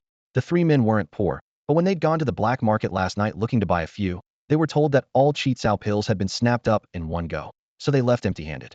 Now, unexpectedly receiving the pills, their gratitude deepened. Suddenly, a loud call came from the inn's entrance. Waiter, time to receive guests. Everyone's gazes snapped toward the door, where a man dressed in the uniform of a beast-taming instructor from Beima City strode in at the front, followed by over 30 students. Various magical beasts crouched or stood behind them, crowding the doorway into chaos. The instructor meant to call out to the waiter, but froze mid-step. The hall was packed with men in black, their clothes stained dark red, left hand gripping blades, right hand shoveling food. The smell of blood was so strong it drifted several tables away. His hair stood on end, and his instinct was to turn and flee the Longman Inn. But as he turned, his eyes inadvertently met Chen Gu calmly seated at a table, chewing on a piece of meat with an unflinching expression. After hesitation, the man forced himself forward, furrowing his brows with trembling lips as he struggled out. Chen Gu. Clang. Dozens of large swords slammed down in unison, the ringing iron sound deafening. The blades' tips all pointed at him simultaneously, the black-clad men's gazes fierce and hostile. The air seemed to freeze instantly. Ash's eyes darkened with cold malice, as if he would tear the man to pieces on the spot. Call him Brother Gu. Those words hit like a bucket of ice water. As a level 2 instructor boasting a fully grown level 2 magical beast, he had never feared ordinary students before. But this student in front of him was on an entirely different level. Remembering the tragedy at the school gates yesterday, nearly 100 people storming the campus, exchanging lives brutally, and the cold-blooded slaughter of Li Zinsai shivered with dread. Originally, escorting the students to the capital was supposed to be handled by the Li family's instructor Li Mei. But during roll call this morning, Li Mei didn't show up, and the dean sent him to the Li family to urge her. When he opened the door, he could not forget the scene. The whole yard drenched in blood, body parts scattered everywhere, not a single intact corpse, all the heads severed neatly. Li Mei's magical beast lay dead blocking the gate, its body blackened from poisoning. He immediately turned back to report to the academy, only to hear the horrible news: the Li family massacre 106 people, none survived. Who was the culprit? It was obvious even with his eyes closed. No one expected the Qinglong gang to have such terrifying power and confidence. Now, looking at the fresh blood stains on the men's black clothes before him, he didn't need to guess. His heart pounded wildly, sweat pouring down his temples. These aren't students, these damn men are ruthless monsters who destroy entire families without hesitation. Chen Gu chuckled softly, then gently patted the shoulder of the man in front of him. Just call me Chen Gu. You're the mentor, I'm the student, we shouldn't get that mixed up. The man opposite nodded in response, a thin sweat breaking out on his forehead as he forced a smile. Chen Gu raised his hand to gesture toward those standing behind him. I'm also headed to the capital. These friends are worried about my safety on the road, so they came to see me off. Why don't you sit down and have something to eat with us? Then we can travel together afterward. The man's heart skipped a beat, but he could only grit his teeth and agree. Very well, very well. He turned toward the 30 or so students trailing behind and barked. What are you all standing there for? Hurry up and find a seat. Only then did the disciples scramble to split up and sit. When he turned back, he forced an apologetic smile. Sorry about that, Brother Gu. My students can be a little unruly. That's quite all right. Chen Gu replied lightly, swirling his teacup. I'm a student myself. It's normal to freeze up when something unexpected happens. By the way, my teacher has always been Li Mei. I don't think I've ever taken your class. What's your full name, teacher? The man's face stiffened instantly, his throat bobbing as he lowered his voice to a barely audible whisper. Brother Gu, just call me a Xiao. And your full teacher name? Chen Gu asked casually, though his tone allowed no evasion. My surname is Li, and my given name is Xiao, the man replied, writhing uncomfortably. At that moment, a she, who had been picking his teeth, froze and blurted, "Li Xiao?" Chen Gu responded slowly with a barely perceptible nod, his fingers tapping lightly against the cup. Suddenly, all the Qinglong gang members at the table stood up in unison. Their cold, gleaming long knives were raised, aimed directly at Li Xiao. As she slammed his broad blade down on the table and glared fiercely at him, Chen Gu set down his teacup and narrowed his eyes, voice calm but cutting. "The surname Li? That's not a very auspicious name." Fu Ning and the other two at the table lowered their heads in tacit understanding and dug into their food, pretending the brewing storm was none of their concern and focusing instead on their appetites. Li Xiao felt dozens of piercing gazes lock onto him, his throat tightening so much he almost faltered. Only when he reached back and touched the cold, hard claw of the golden-winged sea eastern sheen resting on his shoulder did he manage to steady himself. Feeling the scrutinizing and fearful eyes of more than 30 students behind him, Li Xiao forced his knees not to buckle and tried to keep his voice steady. "Brother Gu, am named Li, but am not from that Li family. This Li is not that Li. Were we truly from the same lineage, I wouldn't dare reveal my name before you." Chen Gu raised an eyebrow, a faint smile playing about his lips, and raised his cup in a mock toast. "Seems you know quite a bit." He drained his tea, flicked his sleeve, and stood.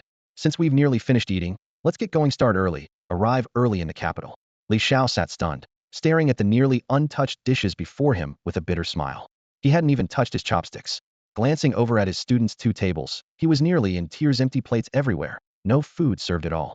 It turned out all the delicacies were prepared by Fu Ning and the other 2 chefs.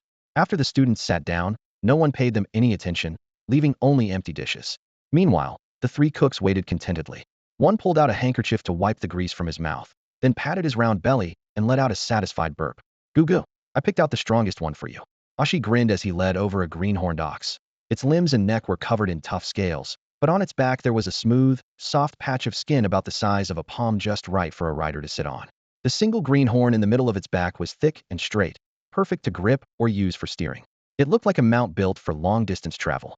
Chen Gu nodded in satisfaction, then scooped up the wolf cub that was rolling around playfully after eating and held it in his arms. With a swift movement, he swung up onto the ox, squeezed his legs gently around its sides, and pressed forward on the horn with his left hand. Moo accompanied by a deep nasal breath, the green-horned ox strode onto the main road outside the station, heading straight for the city gate. Li Xiao and more than 30 students mounted the green-horned oxen assigned to them, their magical beasts following closely behind, forming a long procession. As they left the station, the students glanced back at the leftover dishes on the table they hadn't even touched, their eyes filled with unspoken grievances. They had planned to have a proper meal before setting off, but now they had to travel on empty stomachs, which naturally made them complain inwardly. However, since the final graduation exam, who dared voice complaints out loud? The student always dressed in blue and carrying a big saber, who now felt almost as authoritative as their mentor, was not someone they wanted to offend. Moreover, even their mentor Li Xiao respectfully called him Gu Gu. They dared say nothing further. One of them furtively cast a grudging look at Li Xiao's back. Their dignified mentor calling a fellow student Gu like that, if word got out, how could they save face? At that moment, Ashi led the Qinglong gang galloping in. The men rode fiery red-tailed horses, their manes blazing and iron hooves pounding. "Gu Gu, how do you like these mounts for the brothers?" Ashi called out proudly. "Not bad." Chen Gu smiled lightly and asked casually, "Can you all ride them?" "Hey, if they're not disciplined, we have to train them." When we first caught them, they all held their noses high. After a few beatings from the brothers, they learned their lesson. Tell them to go east, and they won't dare drift west. Ashi shrugged, then clicked his tongue. "They're faster than the green-horned ox, but man, they're so uncomfortable. After just a little, your butt goes numb." Chen Gu smiled silently and raised a hand to signal moving on. "Let's go. We need to reach the capital before dark." The procession proceeded proudly toward the city gate. As they approached, the heavy gates creaked open slowly, and the guards quickly lined up on both sides, watching them leave like an official send-off. Li Xiao froze atop his ox, his right hand halfway into his pocket, reaching for the travel permit only to stop in midair. The gate opened on its own before he even showed any identification. In previous years, even students from the Beastmaster Academy had to show their passes or turn back. The guards never made exceptions. This scene made no sense at all. The further the procession left the city walls behind, the more the gates clanged shut with a grinding sound. Chen Gu turned around to glance at the slow-closing giant gates, then looked up to the city wall where the Lord stood watching him. A faint smile crossed his lips. He then turned his gaze forward toward the nearly barren wilderness ahead. Near the city walls, a few scattered fields still held crops, but beyond that, there was no sign of human presence for miles on end. He turned his head toward Li Xiao and spoke softly. "Teacher, why don't you lead the way up front? We're not familiar with the route." Oh, okay." Li Xiao finally snapped out of his daze. He flicked the reins, spurring his azure horned ox to jump alongside Chen Gu. He secretly breathed a sigh of relief finally, a chance to be useful. Before this, he wasn't needed for giving orders or passing through the city gate. If he kept being just decoration, the instructor's face would be completely lost. Taking a deep breath, his tone carried a hint of pride. We're about 400 miles from the capital. Baima City lies on the edge of the Xia Kingdom, and along this stretch, there aren't many towns to rest in. If we want to stop, we'd have to detour, which would waste more time. So we have to set out early and travel non-stop, aiming to reach the capital before nightfall. Chen Gu nodded, narrowing his eyes to look westward. There, the forest was full of massive trees as thick as towers, each one piercing the clouds, so dense they nearly blocked out the sky. That's the far west of the Xia Kingdom? Yes. Li Xiao looked in the same direction. The court has stationed several troops there to block the many magical beasts in the forest. But sometimes small groups still break through the defenses and enter the interior. Like that magical beast siege more than 10 years ago? Chen Gu frowned. Exactly. Li Xiao's voice grew somber. That was the most dangerous moment for Baima City. Many people, including myself, had already written their last letters. Enough of that, let's get moving. Li Xiao urged the ox to lead. Riding side by side, Chen Gu amused the Gu wolf in his arms.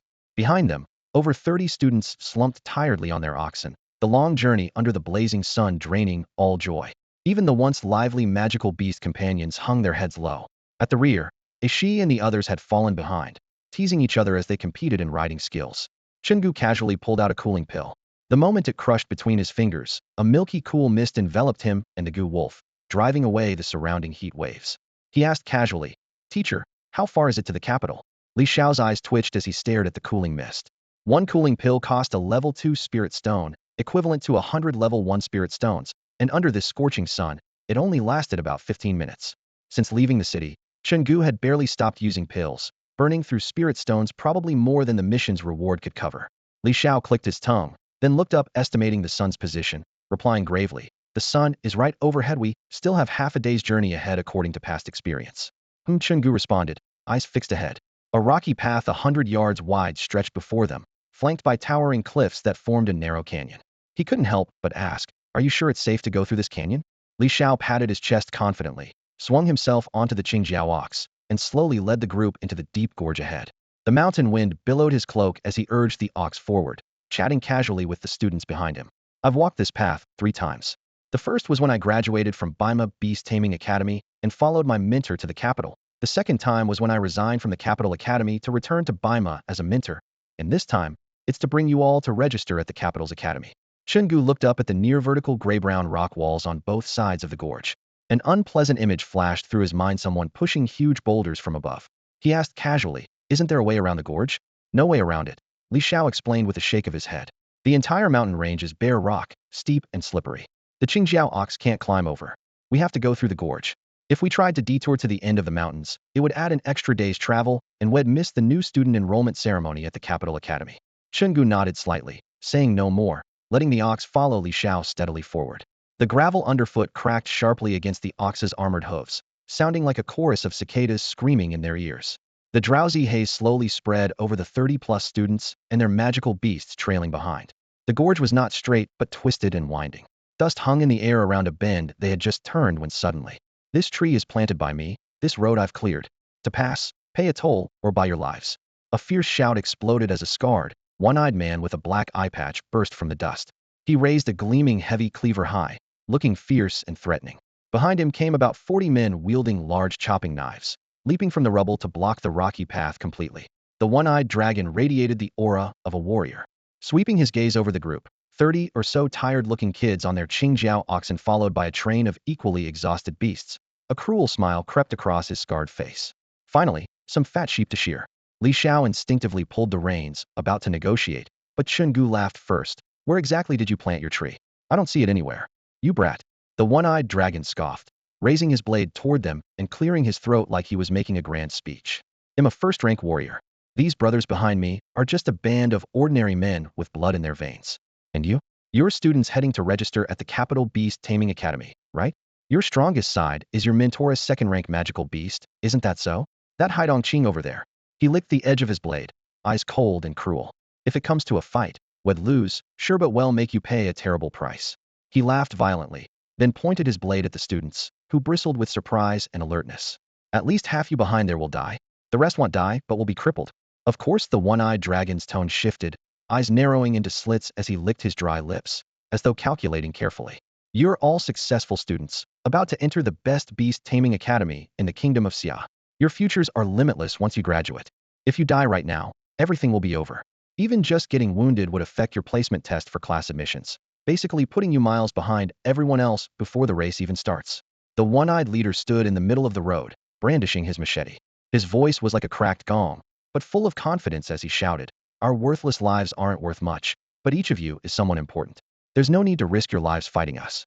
So each of you just hand over 1,000 spirit stones, and you'll get through safely."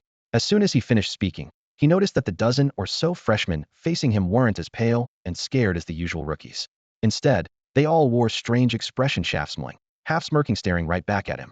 This unusual reaction made the one-eyed man start to doubt himself. But relying on years of successful experience, he still stuck to his rehearsed script and kept yelling.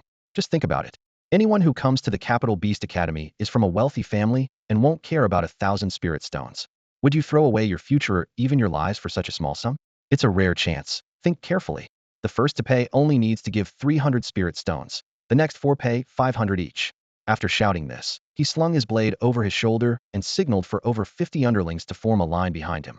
Their faces were full of greed, eagerly awaiting the students to rush forward. According to the usual script, someone would cave in first, setting off a scramble to hand over spirit stones. Thinking of this, the one-eyed man couldn't help but grin. But time passed bit by bit, and still no one moved. The students stood calmly and steadily. One even raised a hand to cover a yawn. Veins bulging on his forehead, the one-eyed man wondered if his voice wasn't loud enough. He raised his volume again. First to pay 300. First 5 pay 500. This time, Chen Gu finally laughed out loud. Straddling a turquoise horned ox, he swayed forward a few steps, bowed his head to stroke the Gu wolf in his arms, then looked up at the hopeful one-eyed man with a gentle smile. "I've never seen anyone rob travelers like this. Now you just can't win, so you demand a toll?" Embarrassed, the one-eyed man scratched his head, but still tried to hold his ground. "Kids rob with fists and knives. Adults think about profit and loss. I've made myself clear, you must have your own scales in your heart. These days, you can't survive by just fighting." He tapped his temple proudly. "You've got to use your brain. The underworld isn't about killing and fighting. It's about human relationships." Chen Gu gave a sly smile. "So today you have to get spirit stones from us? If not, it's fight to the death? Your worthless lives don't matter, but our lives are precious? That's right. If you know what's good for you, pay up. You always rob passersby around here. What? Trying to get me to talk? My lips are tighter than a virgin's in the red chamber." "No." Chen Gu shook his head, his tone relaxed. "I'm trying to recruit you. You seem sharp. How about joining me?" "Join you?" The one-eyed man's single eye glared fiercely. "I'm the one-eyed dragon. I'm always the boss. I've never been anyone's second in command." Chen Gu clicked his tongue softly and stroked the Gu wolf, as if admiring a clown causing a ruckus. "You said just now the underworld isn't about killing and fighting. It's about human relationships. What about it?" "But I think," Chen Gu clapped his hands lightly, his tone casual but with cold undertones, "the essence of the underworld is still killing and fighting in the end." The next moment, thunderous horses' hooves exploded behind Chen Gu from the alleyway. The one-eyed man's pupils constricted wildly as he saw one black-clad rider charge out of the corner, and then another, then 10, then 30. Their blades glittered coldly, and streaks of still wet blood ran down the horses' manes. More and more black-clad men kept pouring out from the alleyway. 1, 10, 30 black-clad riders kept pouring out from around the corner. In an instant, more than 70 burly men, riding red-tailed horses and splattered with blood, each carrying a large blade slung over one shoulder, crossed past Chen Gu and completely surrounded Dianglong and the others. The air fell dead silent, as if drained of all sound, leaving only the horses' snorts and the crunch of hooves stamping the ground. Dianglong glanced around silently. After a long pause, he finally looked up at Chen Gu, a bitter smile tugging at his lips. He casually tossed his heavy blade aside and slowly raised both hands, his voice hoarse but resigned. "Big brother, today I admit defeat. But these brothers behind me, let them go." Chen Gu gave a faint chuckle. "Brotherhood? It's not that dramatic." Dianglong turned his gaze toward those men gripping their weapons tightly, eyes fixed warily on the black-clad riders, and sighed quietly. "We're just a bunch trying to get by. Someone's got to go back and give my wife the news." He raised his head to the narrow strip of gray sky above, reluctance flashing in his eyes. Chen Gu dismounted from his green-horned ox, resting his heavy blade like a cane, and strode up to Dianglong. After a moment of scrutiny, he spoke calmly. "How did you become a first-tier martial artist?" "Don't know," Dianglong recalled. "One day while carrying a load, I suddenly felt stronger. Carrying 2 bundles of beef felt like nothing. Only later did I realize I'd become a first-tier martial artist." "Had you tested your martial aptitude before?" Chen Gu asked. "No." Those tests are in the capital. Ordinary folks can't waste the spiritual stones and time on it. And after becoming a martial artist, a family in the city took me in as a personal guard, actually more like a hired thug, but they gave it a fancy title. How much per month? 10 mid-level spiritual stones. About 1,000 spiritual stones. Not bad. Chen Gu nodded. Way better than before. I used to carry loads for only about 200 stones a month. So why become a hemp bandit? Chen Gu pressed. People's desires never stop growing. Dianglong's eyes showed weariness. The hemp bandits made more money. How much more? Last month I made 8,000 spiritual stones. That's something, Chen Gu said, turning to the students on the green-horned ox and waving his hand. If each collects 1,000, with so many people, that adds up to over 30,000. But it has to be split among the brothers. Dianglong smiled wryly. Regret it? Chen Gu suddenly asked. Regret what? Becoming a hemp bandit. No, Dianglong shook his head firmly. My wife warned me this path wouldn't last long. That trouble was coming. She knew what you did? She knew. And didn't stop you? That's not very virtuous of her. On the contrary, she's very virtuous. Dianglong's voice was low. I carried loads for 10 years. She stayed with me for 10 years. That was enough. But once I gained power, her desires grew too. We both hoped to quit before something bad happened. Chen Gu clicked his tongue and glanced at the men brandishing blades. And these? They all carried loads with me back then. Later, they joined me as hemp bandits. Sounds like real loyalty. Not really, Dianglong shook his head. Without them, I wouldn't have become a hemp bandit alone. But after we left, fewer people carried loads in the city, so those shops doubled the pay for porters. Before long, the price would drop even lower than when you first carried the pole. The one-eyed man furrowed his remaining brow and asked in a low voice, why? Chen Gu raised his hand, making a downward gesture. When prices get too high, outsiders rush in recklessly, flooding the market until it's full and can't hold any more. Then the price crashes. This is just how the market works. He shifted his tone, staring at the one-eyed man's eye patch with a smile. Enough of this nonsense. Come with me. The one-eyed man's face remained calm, and he didn't answer immediately. After a long pause, he looked up doubtfully. And then what? Well, you gotta name a price, right? You might just walk away alive. The one-eyed man sighed silently, rubbing his temples while emphasizing quietly. I am, after all, a martial artist. Chen Gu waved his hand to cut him off.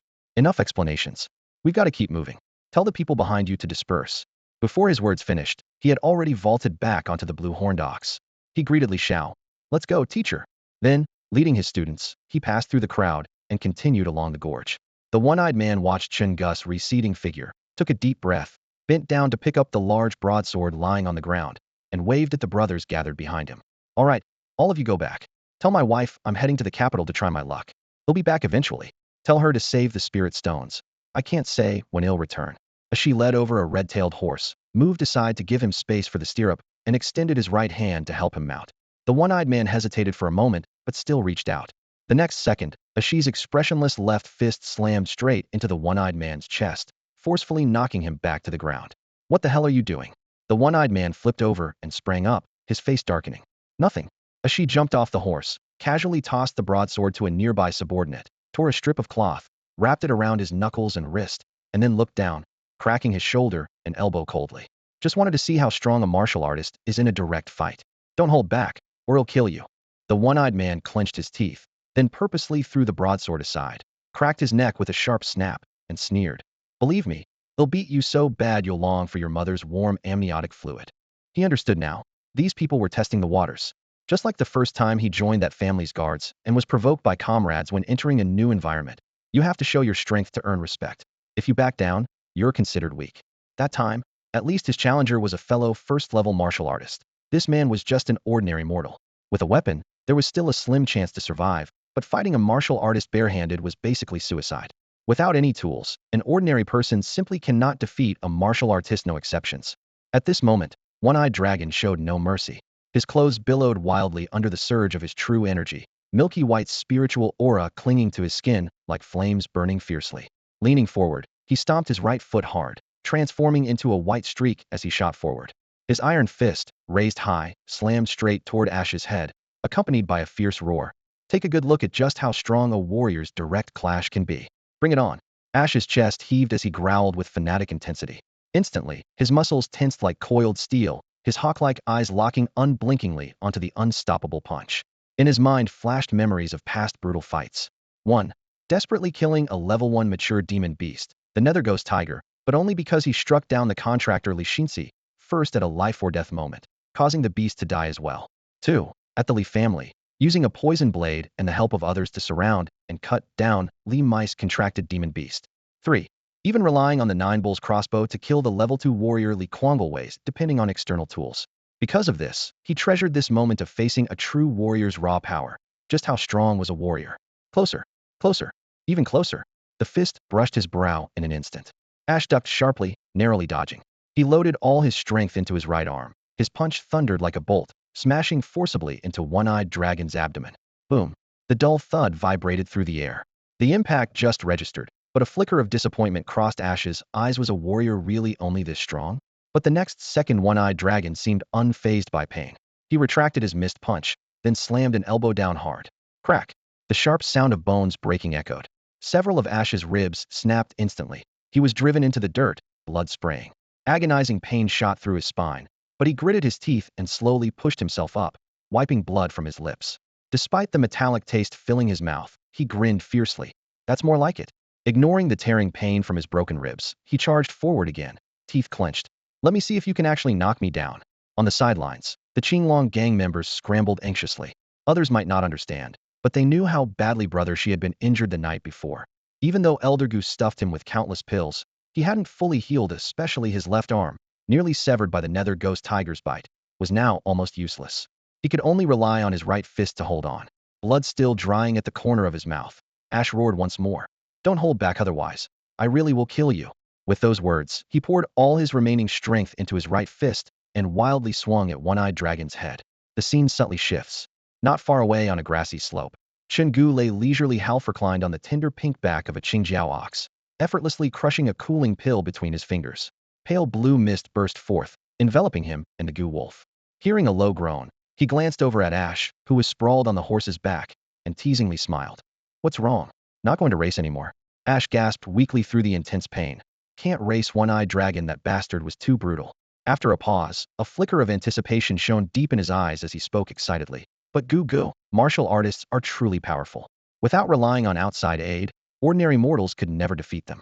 No sooner had he finished speaking than the one-eyed dragon slumped on another red-tailed horse beside him, clutching his groin with a flushed face, wailing indignantly. Damn it. That move was way too brutal. You ruthless bastard. Who just goes straight for the low blows in an onion-owned fight? No honor at all. Shay shot him a sideways glance and snorted coldly. You're a martial artist, and I'm just a mortal, yet I fought you barehanded. Isn't that fair enough? Besides, why shouldn't I strike the lower parts? Gugu already said that winning is what counts. The fight's just for show. Didn't you say you have spirit energy protecting you? So what if a man takes a little pain? I broke 3 ribs on my back and am still bouncing around. Don't whine like a girl. If you can't handle it, go home and raise pigs. You son of a. The one-eyed dragon turned deathly pale, about to retort boldly, but as soon as his injured area rubbed against the horse's back, a piercing pain shot from his lower abdomen to his forehead. Veins bulging on his temple, teeth clenched tight. He barely managed a mosquito-like whimper through his clenched teeth. The intense agony broke out in cold sweat. He trembled and slumped back into the saddle, gripping the mane with bloodshot eyes, growling through gritted teeth. Shay, you. Damn you. Shay shifted into a more comfortable position, resting his chin on his forearm, grinning slyly like a slippery snake. Gugu, do you think I can claim this counts as an open and fair match where a mortal gave a martial artist a serious blow? Chen Gu's face remained calm, lips curling into a slight smile as he withdrew 2 dark red pills from his pocket. With a snap of his fingers, he flicked them to Shay and the one-eyed dragon. Heal your injuries. We'll still need you after we reach the capital. Then he took out a small green pill and tossed it to the one-eyed dragon. This will help with the pain. As a man, he fully understood that kind of tormenting agony that transcended the flesh and struck straight at the soul, enough to shatter anyone just by recalling it. Further back in the group, the Fu Ning brothers sat side by side atop a blue-horned ox, whispering quietly. Did you hear that? The bandit just said there's a class selection test after we get to the capital. I heard it, but the instructor never mentioned it before. Maybe that blind guy's lying? Fu Ning glanced around cautiously, then lowered his voice. If we really can choose our class, then we have to pick Chen Gus. Why? Big brother, Chen Gu doesn't exactly seem like a good guy to me. Of course not. Do you think a good person would do something as ruthless as wiping out a whole clan? Anyone with eyes can see that. Then why are we sticking close to him? I heard guys like that are unpredictable and could kill us 3 any day. Not worth it. Fu Ning pushed up his glasses, eyes gleaming with calculation as he slowly said in a low tone. I figured out a pattern. Chen Gu only cares about people who have value. And the 3 of us just happen to have that kind of unique value. Have you noticed? Chen Gu seems to like valuable people. And we 3 just happen to have that unique value. Think about it. We would Chen Gu recruit that one-eyed dragon to his side? Under the moonlight, Funing's eyes gleamed coldly as he glanced at his two brothers, who looked confused and shook their heads slowly. Lowering his voice with a mix of frustration and urgency, he urged them, use your brains and think. The cartwheels crunching over gravel cut through the silence. Funing's voice grew more impatient, barely contained. Does this look like something a normal student would do? What would an ordinary student think about on the way to the Imperial Beast-Taming Academy in the capital? Whether they have enough travel money, if the school environment is good, whether the teaching is top-notch, if they can become a strong practitioner in the future. But what does Chen Gu do? He recruits followers. Have you ever seen a student on the way to the capital first pick a trusted subordinate? He paused for 2 breaths, eyes sharp as he stared at his brothers, then shifted tone. Recruiting followers means he plans to use them. He needs people to run errands. That means Chen Gu is preparing for something big from the start. Now, if we can get involved in this, great, we benefit. If not, at worst, we're just classmates, not his subordinates, so no trouble comes our way.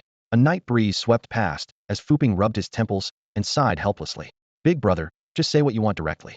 Just tell us what to do. No need to beat around the bush. Fuxie snorted with disdain beside him. If I were the eldest, I'd have the plan set by now. Who has time to listen to all this vague nonsense? Funing was silent for a moment, then thumped his knee decisively. Fine. The plan is get close to Chen Gu, then cook for him. He bent his knuckles against the floor of the carriage, spelling it out word by word. We're from a restaurant background, that's our strength. Imagine this: the strongest beast tamer, who's also a chef, versus the strongest chef, who's also a beast tamer. Which sounds more impressive? Funing grew more excited, eyes shining. When everyone mocks us for spending all day in the kitchen like lowly servants, we'll unleash the triplets gray wolves and knock them all down in one fell swoop. Play dumb to fool the tiger and shock the world. He gestured with urgency, lowering his voice even more. But if we flash the beast tamer title first, and then people find out we just cook every day, it's not worth it. Remember, people judge by first impressions. Like how laying down the butcher's knife to become a Buddha wins praise, but a lifetime kind monk breaking his vows in old age gets hated, though the former killed more. The public only remembers first impressions. Funing took a deep breath, clenching his fists in his palm. So, let them see us as humble cooks first. Then later we reveal our strength, and respect will come naturally. We might never be the strongest beast tamers, but we can be the strongest beast taming chefs. The world only remembers the strongest. The candle flickered as Fuping looked at Fuxie dumbfounded, both vacanted. Fuping timidly spoke. Big brother, do we really have to be chefs? Absolutely. Funing slapped his hands together sharply, voice firm and resolute. This is called compound competitiveness. When one path hits a dead end, make another no one else has. From now on, the 3 of us will aim to be the strongest beast-taming chefs in the entire capital. The immediate priority was to ask the mentor about the situation regarding the entrance review and class assignment. Fuxie remained silent for a long time, muttering quietly with a blank expression. In my next life, I'm definitely going to be the big brother and create the strongest beast-tamer plan for muck removers. After mumbling this, he patted the Qingjiao bull beneath him and jogged towards the courtyard where the mentor was. In front of the courtyard, Li Xiao was standing with his hands behind his back. The Qingjiao bull shook its head and came to a stop in front of him. Fuxie bowed respectfully and scratched his head sheepishly. Hello, teacher. About that entrance review and class division the person just mentioned. What exactly is it? Chen Gu, who had come along, grew curious and glanced at Li Xiao. Li Xiao had originally planned to brush off this round ball student with a casual answer, but when he caught Chen Gu's inquisitive gaze, he dropped the lazy attitude, straightened his expression, and patiently explained. The capital city beast taming academy enforces a strict assessment system. Every year when new students enroll, the academy conducts a comprehensive series of tests and divides the freshmen into 4 classes: Tian Heaven, D Earth, Shin Mysterious, and Huang Yellow. Heaven is the highest, Yellow the lowest. Fuxie was stunned. Why have I never heard you talk about this before? Li Xiao sighed. Because students from Baima City have consistently had stable, and stable means bad grades. In recent years, the academy has even waived your assessments altogether and just assigned all Baima City students to the yellow class to save time. Chen Gu was slightly taken aback and couldn't help but ask, Baima City still has that kind of face? I thought since we're stationed at the edge of the beast forest constantly resisting wild beasts, Baima City students would be put straight into the heaven class. Li Xiao cleared his throat and lowered his voice awkwardly. That's wishful thinking. Fuxie's face turned pale. He said nothing further, bowed in thanks, then turned and rode the Qingjiao bull away. Chen Gu casually crushed another cooling pill in his hand, the herbal scent wafting out, and asked, so that means the beast tamers at Capital City Academy are all really strong? Very strong. Li Xiao didn't bother hiding it anymore. Compared to the students at our Baima Beast Academy, you're not really beast tamers, just kids raising pets. The real beast tamers can share power with their contracted beasts and withstand a martial artist's direct attack hidden. Suddenly curious, Chen Gu asked, "So teacher, did you graduate?" Li Xiao fell silent again, shaking his head awkwardly. "No, I was eliminated in the monthly exam 3 months after enrolling and had to leave." He went on to explain the rules plainly. Capital City Beast Academy uses a one-year elimination system, so when you enroll, you want see senior students they've either been eliminated or already graduated. There are 12 monthly assessments a year, and each exam eliminates some students. 1. Survive 3 assessments, and you can become a theory teacher outside the capital. 2. Survive 6, and powerful families will compete to invite you as a guest official. 3. Survive 9, and the imperial court will extend an olive branch dripping with delicious fruits. 4. Those who pass 12 vanish from public view. It's said the emperor personally assigns them important duties, but no one knows what exactly. The weight of the academy's harsh system hung heavily in the air, making the challenge and the prestige of true beast tamers all the more daunting. 12 rounds of assessments? Chen Gu pursed his lips, thinking for a moment before commenting lightly, "Interesting." The selection system of the Imperial Beast Taming Academy in the capital strangely reminded him of his own sacrifice style, beast taming method, throwing a mixed group of disciples into the academy, testing them monthly, eliminating some each round until only the strongest remained after 12 rounds. The only difference was that he sacrificed spirit beasts, while the academy sacrificed people. Those prodigies who survived to the 12th round never left behind a single word. Where exactly were they taken? Chen Gu shook his head to clear the chaotic thoughts and remained expressionless as he rode the blue-horned bull, letting the night wind brush past him as they pressed onward. With the bright moon and sparse stars overhead, they arrived at the capital deep into the night. The main gate had long since closed, with only a side gate casting a dim yellow light, guarded by a weary group of city guards. "Let's go," Chen Gu whispered. Li Xiao understood and guided the blue-horned bull toward the side gate. The drowsy guards immediately raised their spears to block their path. Li Xiao pulled out a token from his pocket, holding it high with a steady voice.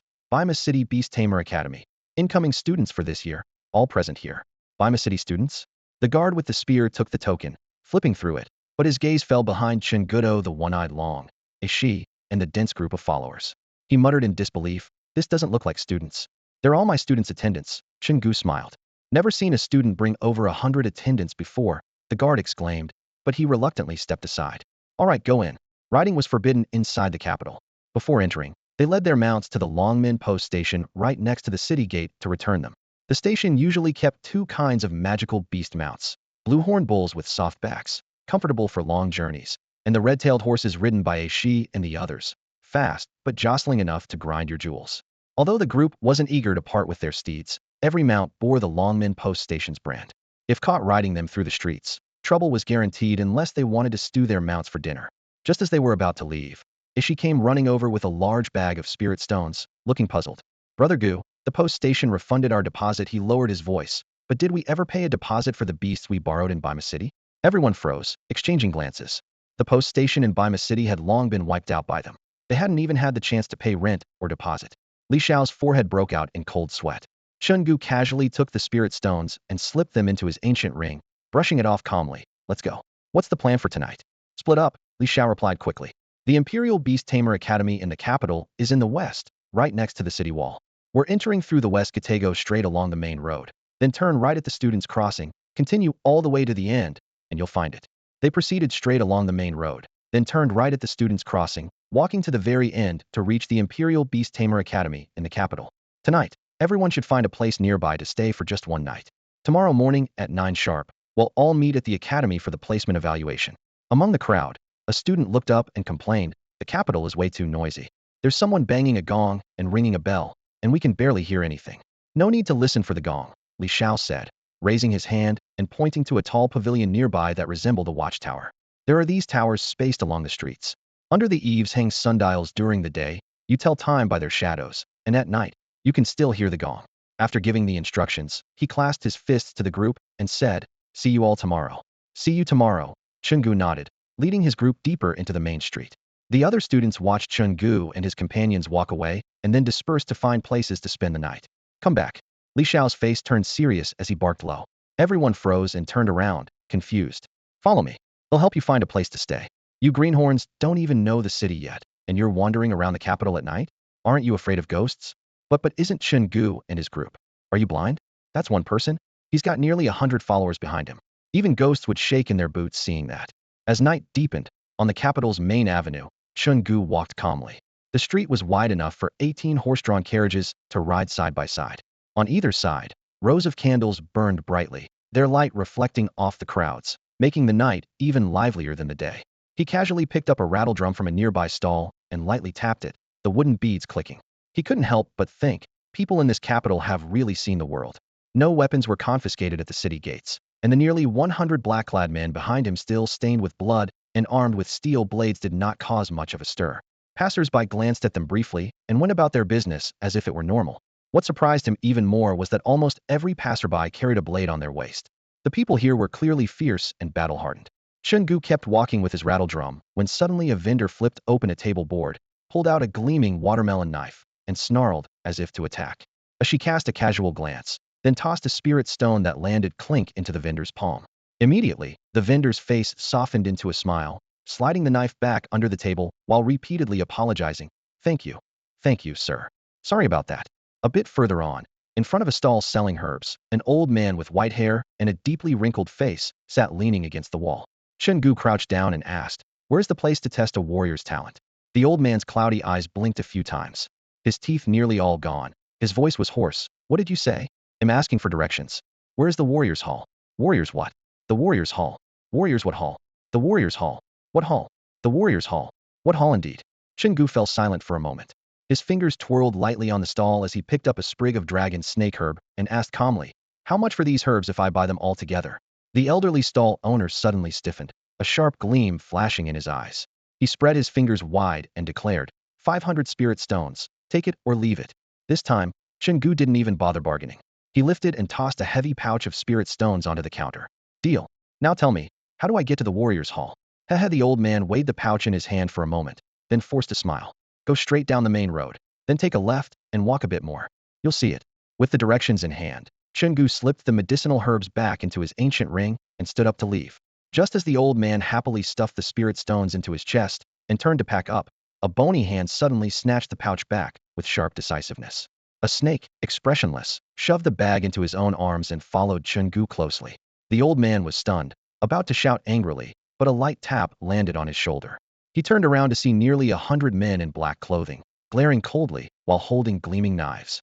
Swallowing his anger hard, the old man could only helplessly watch the crowd disappear into the night before muttering, "Good kid. Old Yin has been tricking people for so many years, and this is the first time someone's flipped the tables on him. Finally here." Chen Gu looked up at the brightly lit warrior's hall, sighing quietly to himself. At the intersection, he had asked a few passers-by, and they all gave the same answer. Turn left at the main street and keep walking. Now, under the night sky, the hall's doors stood wide open, welcoming visitors. Muscular men carried loads on their shoulders as they came and went. At the hall's entrance, 6 burly men dressed in tight martial outfits lined up on both sides. Each gripped a large blade, standing opposite one another in pairs, eyes locked in silent competition. At this moment, a snake's eyes glowed red and he nearly drooled, as expected from the capital city. Chen Gu followed his gaze to the building across the street, a red mansion bathed in enchanting light. Several women dressed flamboyantly waved handkerchiefs and called out to them, their silver bell laughter floating across the street. "Gentlemen, come on in and have fun. The warrior's hall is full of smelly old men, but here you'll find beauty and sweet fragrance. Come on. We promise to serve you thoroughly." Chen Gu frowned and quickened his pace. Reaching the group of doormen, he said firmly, "We're here for the warrior aptitude test. Turn right after entering, then walk to the end," one doorman said, pointing. Chen Gu nodded and slapped a snake lightly on the head to get his attention. "Can you try to have some self-respect?" A snake rubbed the back of his head, looking aggrieved. "Brother Gu, you can't blame us for lacking ambition. Most of us back there are still rookies. We've never even tasted the scent of women. The girls in the capital city, well?" He paused for a long moment, searching for words, wiped the drool from his mouth, and looked back at the group of alluring women with longing. "They are truly dazzling enough to make one's head spin." The men in black behind him all nodded in deep agreement.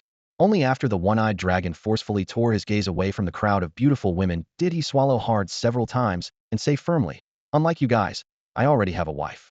I'm immune to these so-called charms. It's only kids like you who can't resist such temptations." No sooner had the one-eyed dragon finished speaking than laughter erupted among the group. Chen Gu stepped over the threshold calmly and casually added, "When I come out, they'll treat everyone." Ash was momentarily stunned, then turned to the equally startled gang members and lowered his voice tentatively. "Brother Gu, we're not really the type to lust after women. I, Chen Gu, have always kept my word." I've never broken a promise, Chen Gu replied coolly. Ash's eyes instantly lit up. He cast an excited glance at the gang and couldn't help but jump up.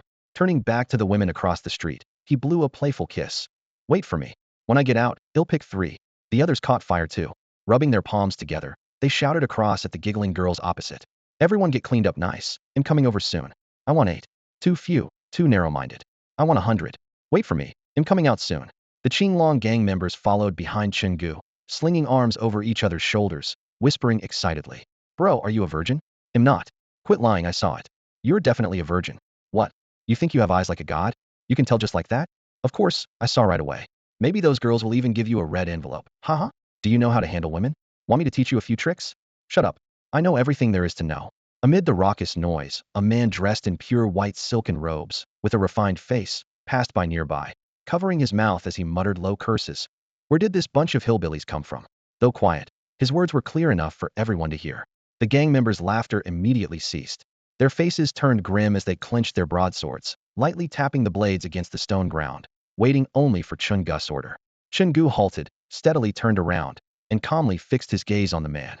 Unprepared for such sharp hearing, the man broke out in sweat, facing nearly 100 flashing blades. Embarrassed, he forced a smile. I just meant him heading to the bun shop to order some buns. No ill intent. Really no offense. He glanced around, seeing no one else paying attention, then slunk away. Though a level 2 martial artist from a wealthy family, taking on nearly 100 people alone was hardly a wise choice. This brief incident barely rippled in Chen Gu's mind. He withdrew his gaze and continued down the path. We've arrived. Chen Gu stopped in front of a hall and looked up. The sign above boldly read Martial Talent Testing Center. The courtyard was empty except for a small wooden stool where an elderly man with white hair sat, smiling warmly at them. It was the same old man who had sold herbs by the roadside just moments ago. After a brief silence, Chen Gu looked around the room, which only had the old man inside, and spoke quietly with a troubled expression. Are you always the one testing martial artists' talents? The room contained only a table, chairs, and a medicine cabinet. The white-haired elder suddenly broke into a satisfied, almost triumphant laugh, throwing his head back and shouting. Ahaha. Surprised? Shocked? Stunned? Scared? Afraid? Did you really think an old herbalist like me couldn't be the person in charge of testing martial artists' talents at the martial arts hall? Though it's just a side job, sometimes it does come with some power. Ahaha. After laughing his fill, he leaned back in his chair, crossed one leg over the other, and waved dismissively. TSK, too bad I'm old now and can't keep up mentally. Come back tomorrow, we're closed for today. Chen Gu rubbed his temple and gestured subtly. Ash, looking embarrassed, fished out a pouch of spirit stones they had found and gently tossed it by the old man's feet, pressing his hands together with a forced smile. Old sir, we finally found you. You left in a hurry earlier and dropped these spirit stones. The old man sneered coldly and kicked the pouch into a corner. Do you take me for some senile old fool? Bang. Chen Gu whipped out a second pouch of spirit stones from his ancient ring. The old man glanced at it, shook his leg, and said, TSK, I can only test 10 people today. Bang. A third pouch hit the ground. 30 people then. Bang. 50. Bang. 70. Bang. All of them. Before finishing his sentence, the old man sprang up like a spring, scooping all the scattered pouches into his arms, setting them carefully on the chair. Then he shuffled over to them with a wrinkle-filled smile. Come, please come inside. Testing a martial artist's talent costs 300 spirit stones per person. Ash frowned, about to protest, but the old man quickly added. These spirit stones aren't mine, you know. The martial arts hall has fixed prices. If you don't believe me, feel free to go check. Chen Gu raised a hand to stop Ash, pulled out another pouch of spirit stones, and smiled knowingly. That's fine. Fixed price is acceptable. The old man weighed the pouch in his hand, muttering too much, but obediently put the stones back on the chair. Since you have such a rare ancient ring, of course you aren't short on spirit stones. He straightened up, suppressed a cough, and said in a serious tone, testing martial artist talents is actually quite simple. The Xia Kingdom has been lowering prices to make it easier for more people to test. Follow me. The old man, surprisingly spry, led them through the tall doorway while explaining. This is called the Martial Arts Hall. Why they call it a hall, I don't know after all, it was personally arranged by His Majesty. The Martial Arts Hall is quite large, with training rooms, gravity chambers, and a martial market. But for now, you just need to test your talents. Because without martial talent, you might never step foot here again in your lifetime. Then the old man walked straight to a tall wall. In front of the wall stood a waist-high gray-white stone pillar, its surface polished smooth by time. At the top was set a gemstone of dark, shifting colors that made it impossible to tell its true hue. The old man lifted his withered hand and slowly laid it on the gem. Boom rumble rumble. A deep, long sound echoed as the ground trembled slightly. The wall, as if pulled by an invisible force, began to slowly sink down, sending dust flying. Suddenly, a fierce crimson light burst forth, casting a red glow on everyone's faces. Behind the wall, a massive furnace several meters in diameter emerged buried in the earth. Its mouth gaped open, with roaring spiritual flames leaping like a red dragon. From above, the onlookers could see only the furnace's upper rim and the raging sea of fire within. The old man stood with his hands behind his back, his voice hoarse but clear. The rules for testing a warrior's talent are simple: jump in. He raised a finger toward the furnace. If you can't last 15 minutes, you have no warrior talent. If you last more than 15 minutes, you have warrior talent. Over half an hour, you have yellow level warrior talent. A full hour, you are black level warrior talent. And if you endure 6 hours, you possess earth level warrior talent. He shook his white beard and sighed. The current crown prince is an earth level warrior. He endured 6 full hours before stepping out of the furnace. Truly terrifying. Someone asked, what about heaven level warrior talent? The old man shook his head with a bitter smile.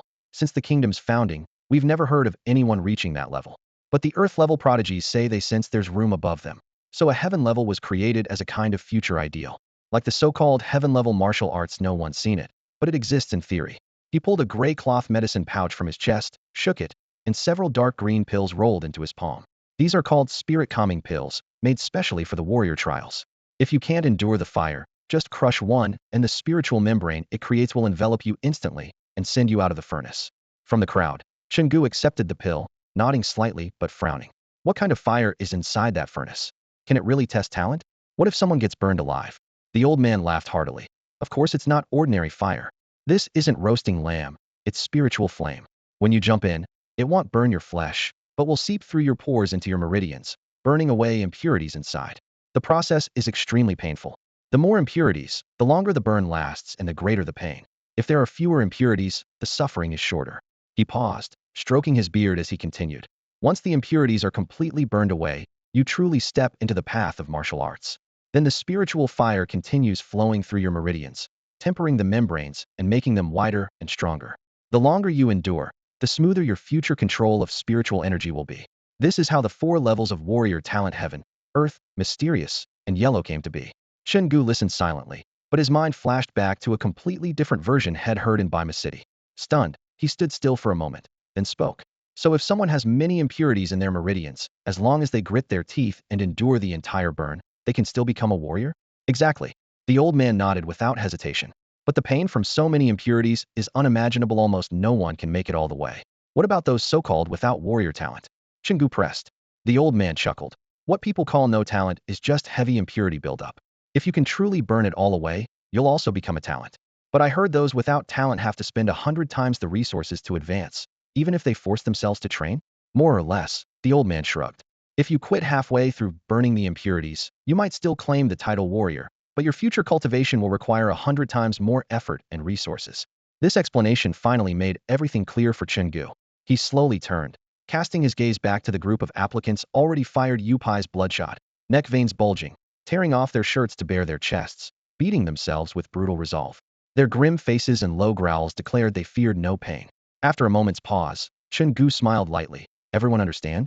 All the members of the Qinglong gang, veins bulging in their necks, shouted angrily at the top of their lungs. They swung their fists and stomped their feet, their voices shaking the warehouse ceiling. What the hell is there to be afraid of? I thought becoming a martial artist was some huge deal, but it's just this? From the moment I was born, I never feared pain. Who's afraid of pain? Men aren't. Only women are. Which one of you is a woman? I sure as hell am not. Screw you all. The heat surged like rippling water waves near the furnace, making everyone's cheeks burn. Chen Gu stood with his hands behind his back, watching the crowd flush with excitement, a faint smile tugging at the corner of his mouth. He raised a hand, pointing to One-Eyed Dragon, then asked the white-haired elder at the furnace, my brother here accidentally became a level 1 martial artist. Can he still enter the furnace? The hot air brushed against his face. Chen Gu clicked his tongue in admiration at the blaze's ferocity. The old man lifted his cloudy eyes, scrutinizing One-Eyed Dragon from head to toe, then rasped, he can, yes. He paused briefly. His voice was as hoarse as dry wood, snapping but firm. People like that have appeared before, folks who served long and hard, without taking the body-refining pill, yet sparked spiritual energy because their meridians had little impurities. But the elder raised a finger. Without tempering with the spiritual fire, their impurities haven't been fully burned away. They're half measures at best, not true martial artists. Chen Gu nodded lightly and pressed. So is it still worthwhile for him to enter now for tempering? Yes, the elder answered bluntly. If you've never used spiritual fire before, the first time always counts. If any of you think you can endure longer, stay in. The longer, the sturdier and wider your meridians get. It'll save a lot of trouble down the line. Just then, Ash crossed his arms with sudden understanding and a hint of schadenfreude. No wonder that one martial artist before couldn't even beat me. Turns out he was just half-baked. Who the hell did you call half-baked? One-eyed dragon's anger flared, rolling up his sleeves to charge forward. Who did I elbow till their ribs cracked? I bet you acted like you soiled yourself. Ash shot him a sidelong sneer. If you hadn't resorted to cheap tricks, you'd still be lying on horseback now. Weaklings make excuses for failure. Admit when you're outmatched, top embarrassing yourself. You. One-eyed dragon's chest felt like a stone pressing down. He was breathing hard but had no retort at the moment. Enough. Chen Gu's calm voice cut through the rising tension, a quiet smile that brooked no argument on his lips. Don't waste time, get in. Hold on for 15 minutes. Burn all impurities. If you have martial talent, they'll call you one woman. Hold for half an hour. Yellow-grade talent, call 2. Last for an hour, black-grade talent, they'll send 3. And if anyone can endure 6 hours, earth-grade talent, they'll send 10. He paused, the flames reflecting in his pupils, his tone steady and unreadable. If someone can't last even 15 minutes, no martial talent, I still won't kick you out. I said it before, even if I have to hammer you into a martial artist with body refining pills, they'll do it. It just costs 100 times the resources, but I can afford that. I don't know if others can raise trash, but here, I can. Even if you're useless, they'll still keep you. That ice if any of you are actually trash. The members of the Qinglong gang standing in place exchanged glances, each seeing defiance and burning fire reflected in the other's eyes. The air was thick with the acrid smell of scorching heat. The furnace rumbled like a tamed but restless beast, spewing spiritual flames. The silence was shattered by a sinister laugh. If I'm just a useless waste, I'd rather die down there. Don't forget to collect my ashes. With that, the burly man's face twisted, and he let out a fierce roar before plunging into the blazing fire. With a splash, flames exploded outward like a boiling crimson tide. Then a heart-wrenching scream pierced the air, shooting straight up toward the roof. An old man leaned on his bone fan and stepped forward, squinting as he studied the scene for a moment before shaking his head and sitting back down. Fanning himself gently, he sighed, "You all take the spiritual fire too lightly. This isn't ordinary burning pine. It drills into your marrow and strikes your nerves." Someone once went mad from the pain. When they pulled him out, he couldn't say a word, only drooled. The room fell silent. The old man added, "Many come to test their talent, but most can't last even a single incense sticks time here. They have to crush their fire isolation pills and flee for their lives." Chen Gu's face remained impassive. He stood beside the old man, hands resting on the handle of his great blade, his gaze cold and fixed on the anguished scream coming from the fire. The rest of the gang no longer hesitated. They clenched the smooth fire isolation pills in their palms and shouted their battle cries as they charged toward the furnace. "Let me see exactly how much it hurts to make you whimper like that. He's a coward, that's why. I'm not. I was born tough as stone. Brothers, I'm going in first. Wait to see me come back and mess with 10 girls. Don't be jealous. If you can't even last 15 minutes, crawl out or go back to Bima City with your bedding. Didn't waste Brother Gus' precious resources. Don't worry, if none of us last 15 minutes, remember to drag my body back out." Before the last word fell, nearly 100 gang members jumped into the furnace like steaming dumplings plunging into boiling water.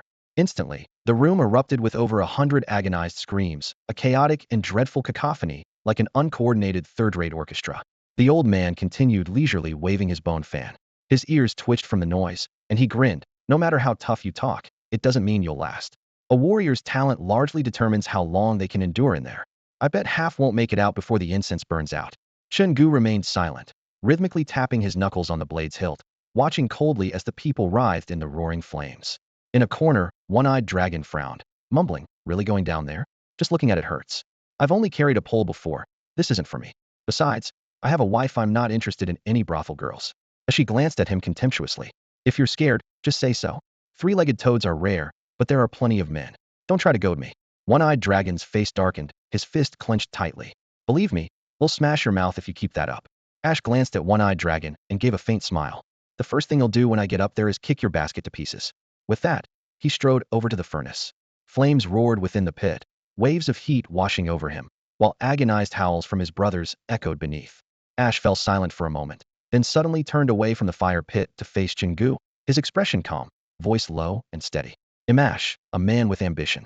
On my first day hustling the streets, I told myself I'd become the boss of the biggest gang in Bima City.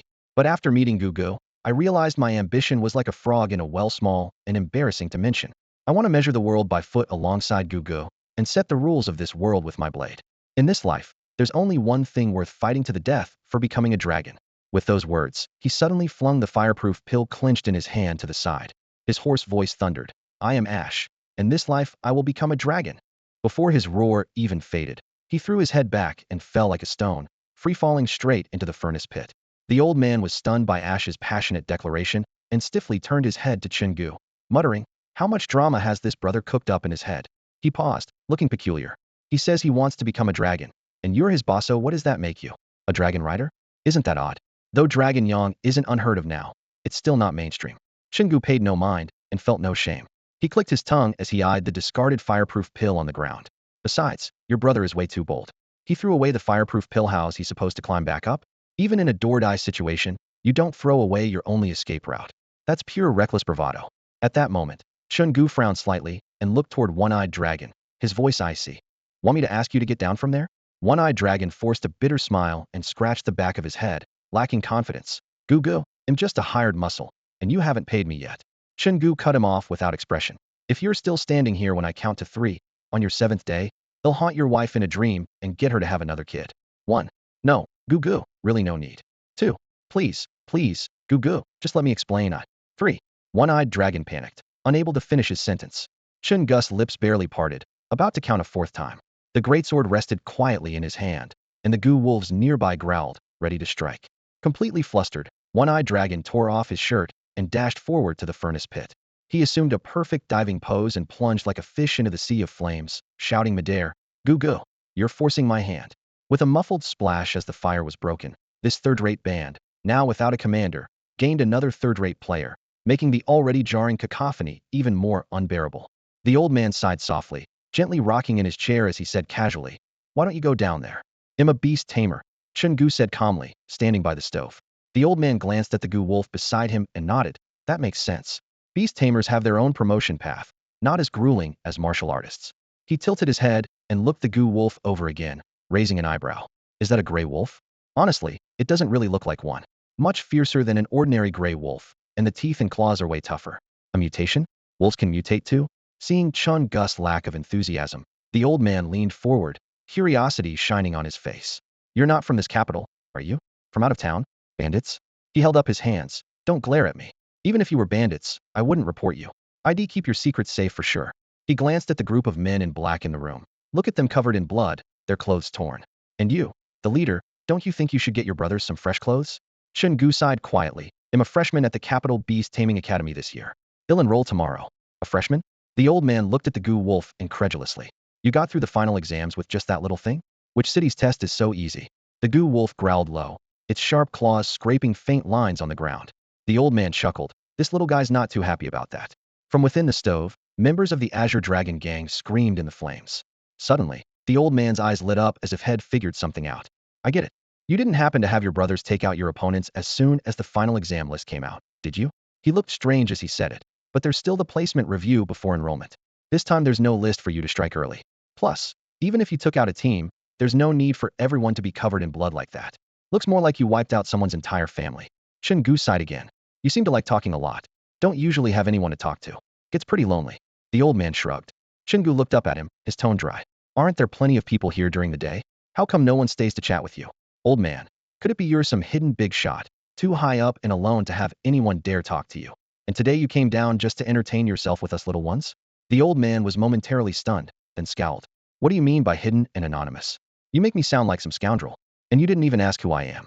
Oh, Chen Gu replied with casual indifference, then went silent. The old man wanted to blurt out old yen, but the cool oh stopped him. His face turned bright red, and he had no choice but to sit back properly, scowling silently. He turned to carefully observe everyone around the fire pit. 15 minutes later, the old man's gaze remained fixed on the furnace pit, his pupils flickering with the fiery red flames within. Inside the pit, the spiritual fire surged and roared, its scorching waves engulfing more than a dozen naked figures. The relentless howls that rose and fell tore at the eardrums, growing only fiercer, filled with a hoarseness born of excruciating pain, clear proof of the torment the spiritual fire inflicted while tempering the body. Yet strangely, not a single person crushed the fire isolation pills in their hands. It's been a full 15 minutes, the old man muttered, disbelief etched across his face. Turning to Chen Gu, he couldn't help raising his voice. Not one of your people has come out yet.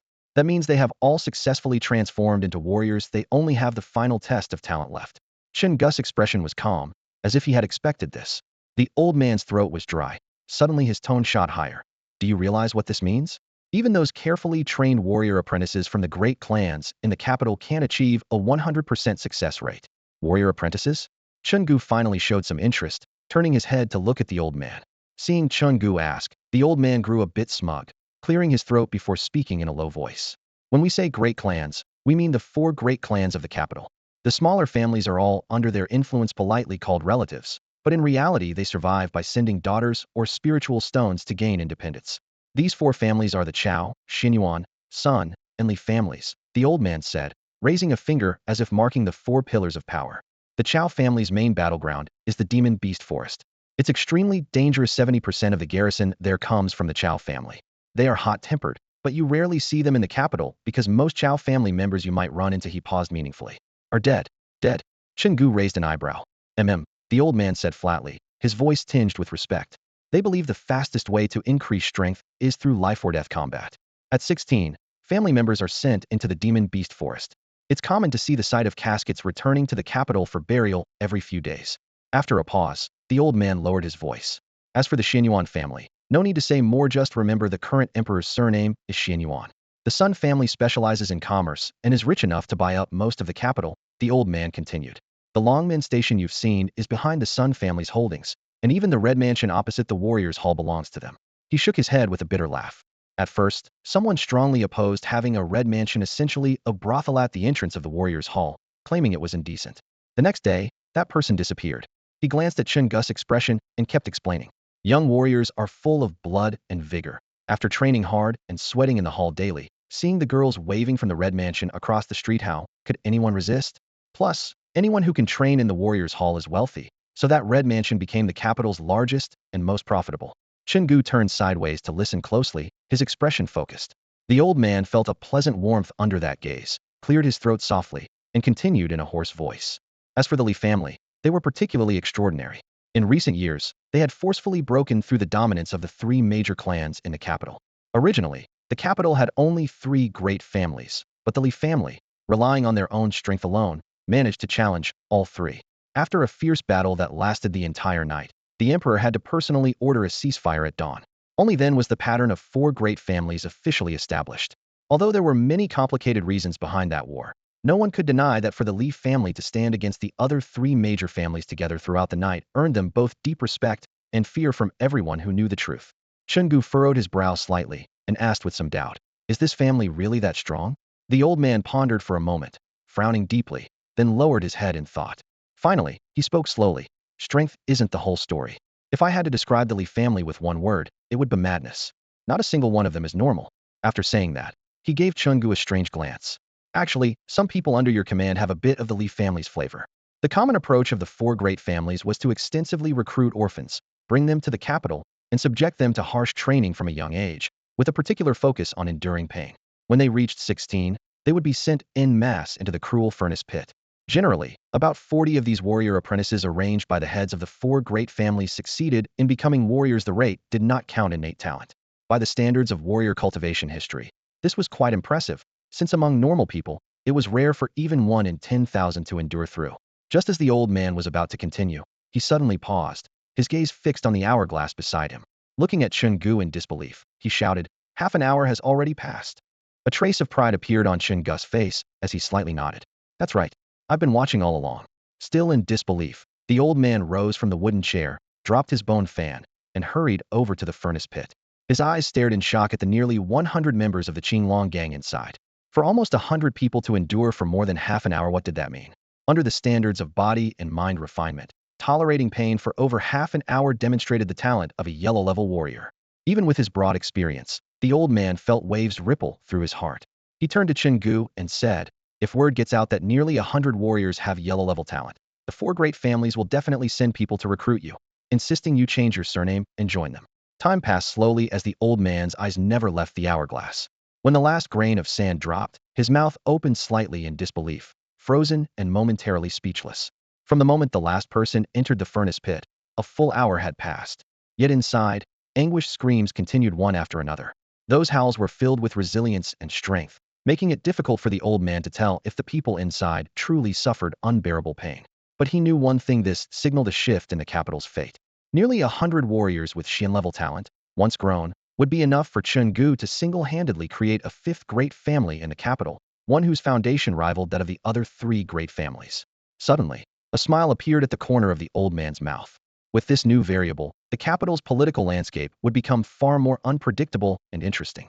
Yet the smile did not last long before he fell silent again, eyes fixated on the furnace pit without a word. By now, 4 hours had passed. Still, no one inside crushed the fire isolation pill to free themselves from the pain, and their steady, loud screams echoed ceaselessly. The old man fell silent for a moment. Then, staring at the furnace pit ablaze with roaring flames, couldn't hold back, and said, "Why hasn't anyone started forging the hingefire pill yet? 4 hours have passed. There's no way this whole batch all has Xian-level talent. That's just absurd." Just as he finished speaking, a faint crack sounded deep within the flames. Fiery waves surged, and a shirtless man's skin suddenly turned a grayish-white membrane, as if blasted by a tremendous force, and he was thrown out of the furnace pit, landing in front of Chen Gu. The blazing firelight reflected in his excited eyes. He opened his mouth to boast, but realized that besides Chen Gu and the old man, the side chamber was completely empty. The man froze for a moment, then quickly looked back. Inside the furnace pit, the Green Dragon Gang members still sat quietly in their places, engulfed by the flames, showing no sign of movement. In the first one out? The joy instantly faded to nothing. His face turned ashen as he dropped to one knee with a thud, his chest heaving violently beneath the lingering membrane. "Please, Gu Lord, punish me." The old man raised an eyebrow, thinking to himself, does this kid even understand what Xian-level talent means? Even among the three great clans, such talent is treasured and nurtured carefully. In battles between peers, those with Xian-level talent can take on 10 opponents alone. After 4 hours of spiritual fire refining, their meridians become broad and resilient. Given the same resources and time, while ordinary talent might struggle to reach level 2, such people often shoot up to level 3, 4, or even higher. Many warriors spend their entire lives stuck at level 3, yet this guy asks for punishment just because he came out first. What a ridiculous joke. Chen Gu remained calm and stepped forward, reaching out a hand to help him up. His palm was warm and steady. "Look up." After studying him for a moment, Chen Gu asked softly, "What's your name?" "Lu Dan." The man answered firmly, though with a hint of shyness. "Good name. They'll remember it." Chen Gu patted his shoulder and smiled. "How does it feel to become a warrior?" Seeing no hint of blame, Lu Dan's spirits lifted again. He scratched the back of his head, clenched both fists, and threw a few heavy punches into the air, cutting through the wind with sharp whooshes. "It feels amazing. I feel like I could kill a whole ox right now. And inside my meridians, there's this heavy liquid flowing like mercury. That's spiritual energy," the old man said flatly, but with a hint of helplessness. "If it were mercury, you'd be dead by now. You're only just reached level 1 and can't control the spiritual energy yet. You need to find a wooden post and vent all that energy out, so you can adapt faster." Before he finished, he waved his hand, and a section of the stone wall on one side suddenly descended, revealing a spacious training hall. The floor was polished smooth like a mirror, and a dozen steelcraft puppets stood silently, their cold gleam sharp and intimidating. Lu Don's eyes immediately lit up. He stared fixedly at the row of iron men, his inner spiritual energy surging wildly, unconsciously gathering in his fists, eager to be unleashed. Chen Gu chuckled softly. "Go ahead, show me how strong you've become now." "All right." Lu Dian growled excitedly, striding forward toward the nearest wooden dummy. His fist wrapped in dense spiritual energy slammed into the dummy's head with a deep thud, echoing repeatedly through the stone hut. Chen Gu nodded in satisfaction, withdrawing his gaze to look at the Qinglong gang members still immersed in the furnace pit, their bodies flickering with spiritual flames. The firelight reflected in his eyes as he pondered for a moment, then asked curiously, "How come Lu Dian doesn't have a single burn mark on him?" "That's because it's spiritual fire, not ordinary fire," the old man sighed, spreading his hands helplessly. "It seeps inward like sweat, entering the meridians through the pores, damaging internal organs without scorching the skin. But if the body can't bear it and the fire runs wild, the 5 viscera will be burned to charcoal." Chen Gu nodded gently, then looked again toward the furnace pit, mumbling to himself, could their talents really be that extraordinary? All of them Shin level? The old man shook his head, equally puzzled. "I don't understand it either. In the past, several great clans sent their dead soldiers in there. Few lasted even a couple of hours before either jumping out in agony or being burned to ashes. But your men, they've endured a full 4 hours. 4 hours already." Chen Gu looked out the window as the night faded and dawn touched the sky. "I was planning to find a place to sleep tonight, but looks like that's off. Dawn is breaking, no chance to reach the Red Mansion, and I might even miss registration and division at the hospital." Before he finished speaking, The gang inside the furnace pit, who had been screaming in pain just moments ago, all seemed to act in unison. They crushed their fireproof pills and leapt out one after another with a splash, like boiled dumplings released from scalding water. Nearly 100 of them exchanged glances, then knelt on one knee in unison, faces alight with ecstatic joy as they whispered hoarsely. Congratulations, Lord Gu. We've all become martial artists. Congratulations, Lord Gu. The old man's mind instantly froze. If they all had Shin-level talents, why were they congratulating Lord Gu instead? It was like a groom bowing to his wedding guests and wishing them a happy wedding night, a complete reversal. Chen Gu gazed at the nearly 100 Shin-level martial artists before him and laughed loudly. This is truly something to celebrate. If we return to Bima City tomorrow, those 3 great clans will have to kneel and wash your feet. The gang looked at each other and burst into laughter. Forget washing feet. I'd have them kneel and stick out their tongues. Yeah, the Li family we wiped out only had 2 martial artists. Now we have nearly 100. If the Li family were still around, seeing us would scare them to death. Huh, Bima City's too small. Following Lord Gu to the capital is where we'll make a name for ourselves. The old man listened quietly beside them, his heart jolting.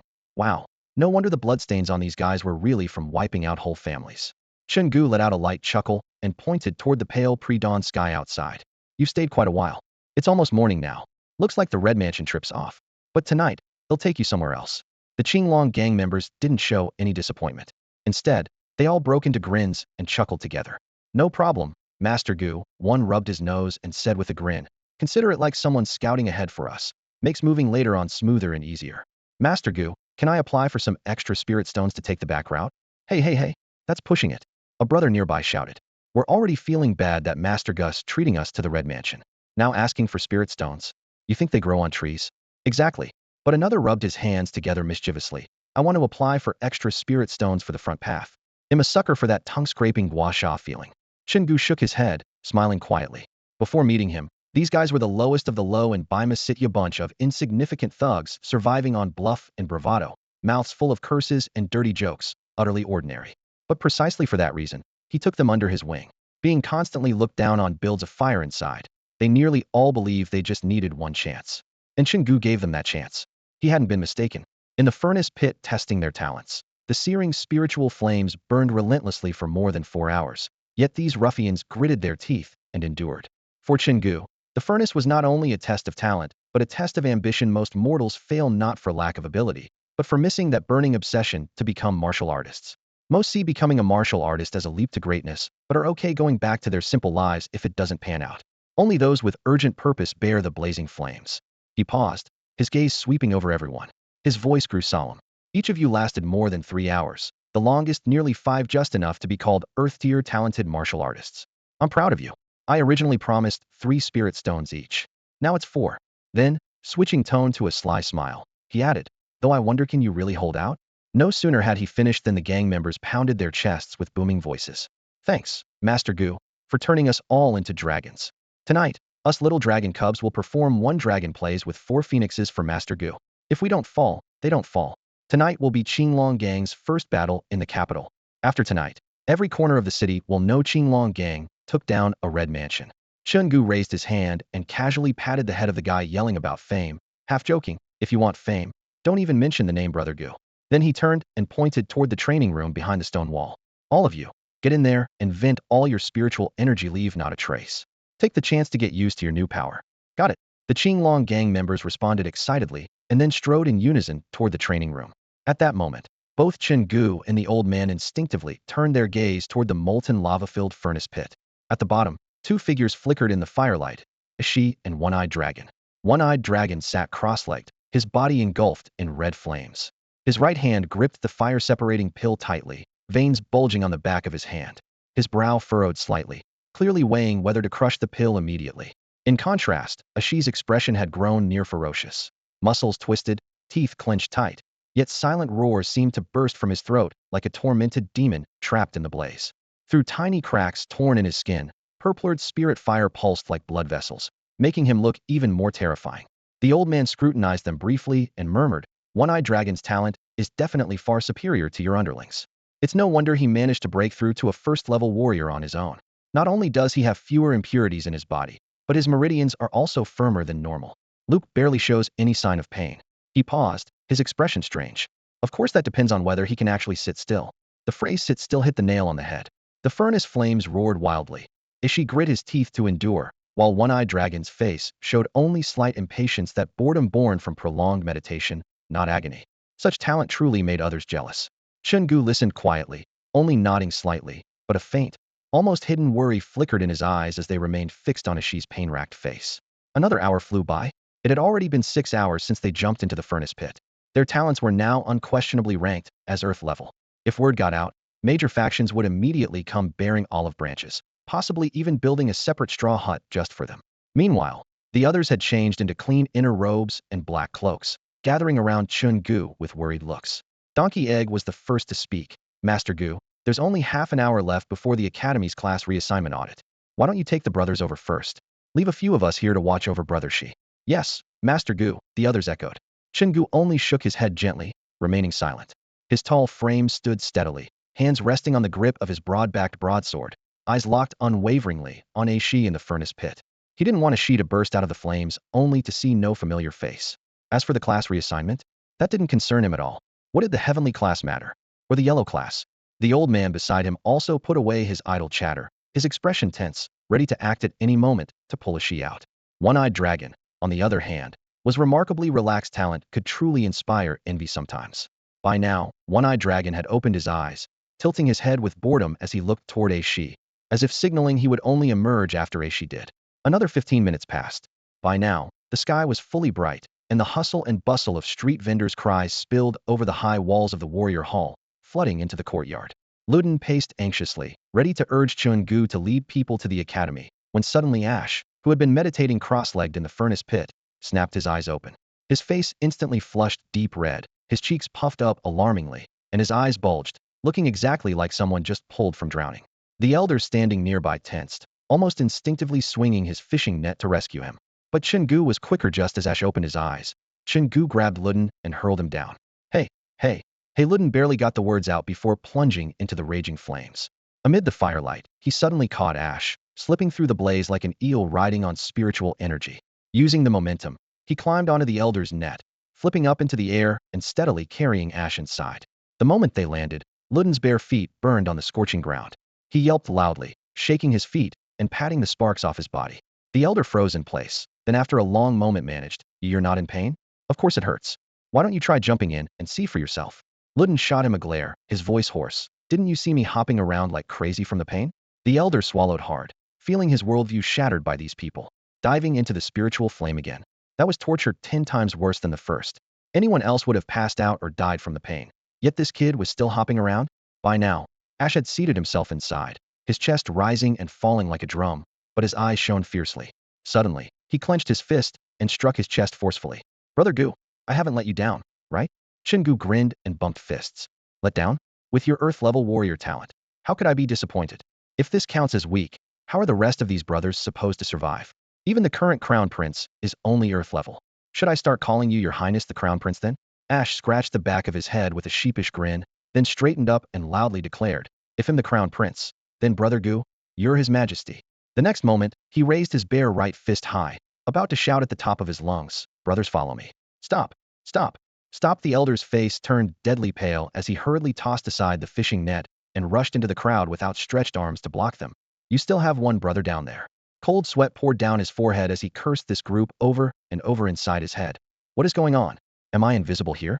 Crown Prince, His Majesty, shouting slogans in the warrior hall? Should I just get you all some amplifying stones, and you can shout your slogans right at the palace gates? No doubt. Once you start shouting, the merchants outside will immediately run to report it within 15 minutes. Level 9 warriors and the royal guard will surround this place. This is ridiculous. These guys must be crazy. Even if you insist on shouting that ridiculous slogan, couldn't you at least find a hidden spot to do it quietly? Although this group of Tian-level gifted warriors showed incredible potential, right now they were still just first-level martial artists who had only just stepped onto the path.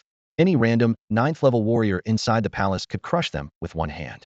After the old man finished scolding them, Ash and the Qinglong gang glared fiercely at him before unconsciously glancing toward the furnace pit. One-Eyed Dragon? When Ash clearly saw the one-eyed man inside the furnace pit, he froze on the spot, stunned into silence. He had thought he was the last one to come out, but unexpectedly there was someone behind him, and, even more surprising, it was One-Eyed Dragon. That porter who had barely gotten to first-level martial artist through sheer dumb luck. How could he possibly possess Tian-level martial artist talent? One-eyed dragon sat cross-legged in the furnace pit. Noticing Ash's gaze, he smirked with satisfaction, then stood up and leisurely paced to the edge of the furnace pit. With a light leap, he landed back inside the room. Stretching out his arms to loosen his muscles, he lazily dug at his ear and taunted. I was almost driven crazy down there by all your noise. Why shout so loudly? Can't take a little pain? Are you even a man? I just took a nap, and you're only now finishing up. I'm exhausted just waiting. One-eyed dragon's cocky attitude made bloodshot veins bulge in Ash's eyes. Gritting his teeth, he shouted low, "Why do you also have Tion-level talent?" Tion-level talent? One-eyed dragon raised an eyebrow. Oh, I almost forgot. I thought I was just doing cupping therapy earlier, didn't realize we were testing martial artist talent. Ash sneered cruelly, clenching his fists. Then let's see just how strong this Tion-level talent of yours really is. One-eyed dragon sneered dismissively, slowly settling into a horse stance. He made a pleased gesture toward Ash. I'd like to see how much someone who can only control 3 channels has improved since becoming a martial artist. With that, the two roared as they charged, colliding with a thunderous boom of spiritual energy. The surroundings erupted with a dull explosion of sound. The Qinglong gang excitedly formed a circle around them, cheering in unison. Come on, Brother Snake. Smash him. Show him what you're made of, and knock him down. Others shouted teasingly. One-eyed dragon, go get him. Teach Brother Snake a lesson. If you beat him, he'll treat you to some chicken drumsticks. Watching the fierce fight, the old man sighed softly. He had long suspected that One-eyed dragon hadn't left the furnace pit because he was exhausted, but had willingly come out. In terms of talent, One-eyed dragon was the strongest person had ever seen, possibly on the verge of reaching the god tier unseen by anyone. But right now, he seemed content stopping at Tion level, lacking Ash's desperate fighting spirit or the obsession to become the strongest. Perhaps Tion level talent was already enough for him. Chen Gu smiled faintly at the scene before turning to leave the hall. Let's go check on the class division review. Hearing this, Ash and One-eyed dragon reluctantly stopped fighting, exchanging fierce glares. The noisy crowd quieted down. Ash casually picked up a black robe from the ground and threw it over his shoulders, then strode over to the old man's chair, stuffing several bags of spirit stones into his pocket before following the crowd. The old man instinctively called out, "Hey, those spirit stones belong to me," but before he could finish, he saw the Qinglong gang all turn sharply, their cold eyes fixed on him. Frozen in place, the old man muttered, "Not again." Brother Gu. Ash casually grabbed a flat peach from a roadside vendor's wooden stall and flicked a spirit stone at him. The vendor froze for a moment. When he saw the spirit stone, he quickly came to his senses and hurriedly nodded in thanks. Ash wiped the dust off the peach with the rough back of his hand, bit into it, and the sweet juice burst between his lips and teeth. As he chewed, he glanced ahead at Chen Gu, then flicked his eyes over a few street performers skillfully wielding knives and sticks nearby. After a moment of thought, he said, I don't know exactly how strong the gangs collecting protection fees in the capital are, but surely they don't have more than 100 fighters, right? I think we could take over all the gangs in the capital. Chen Gu's expression remained calm. Resting one hand on the broad-backed greatsword, he looked down the street without haste. He replied evenly, no need. The initial accumulation of capital often requires violence. After that, you don't need to use that method anymore. Ash furrowed his brow, not fully understanding what initial accumulation of capital meant. He did catch, though, that after that stage you don't need to do it anymore. Could it be that after they struggled to become martial artists, they would sit down and reason things out peacefully? He thought quietly for a long moment, then looked up with confusion and asked Chen Gu, Brother Gu, are you saying that we won't be collecting protection fees anymore? Exactly. Chen Gu nodded lightly. As I said, the initial accumulation of capital requires violence, but after obtaining that initial capital, we need to use even more violent means. Simply collecting protection fees won't satisfy our appetite anymore. This time Ash understood. Brother Gu wouldn't collect protection fees, but violence was about to escalate. He licked the corner of his lip stained with peach juice and nodded with satisfaction. To him, whether or not they collected protection fees didn't matter. What mattered was being able to use their fists.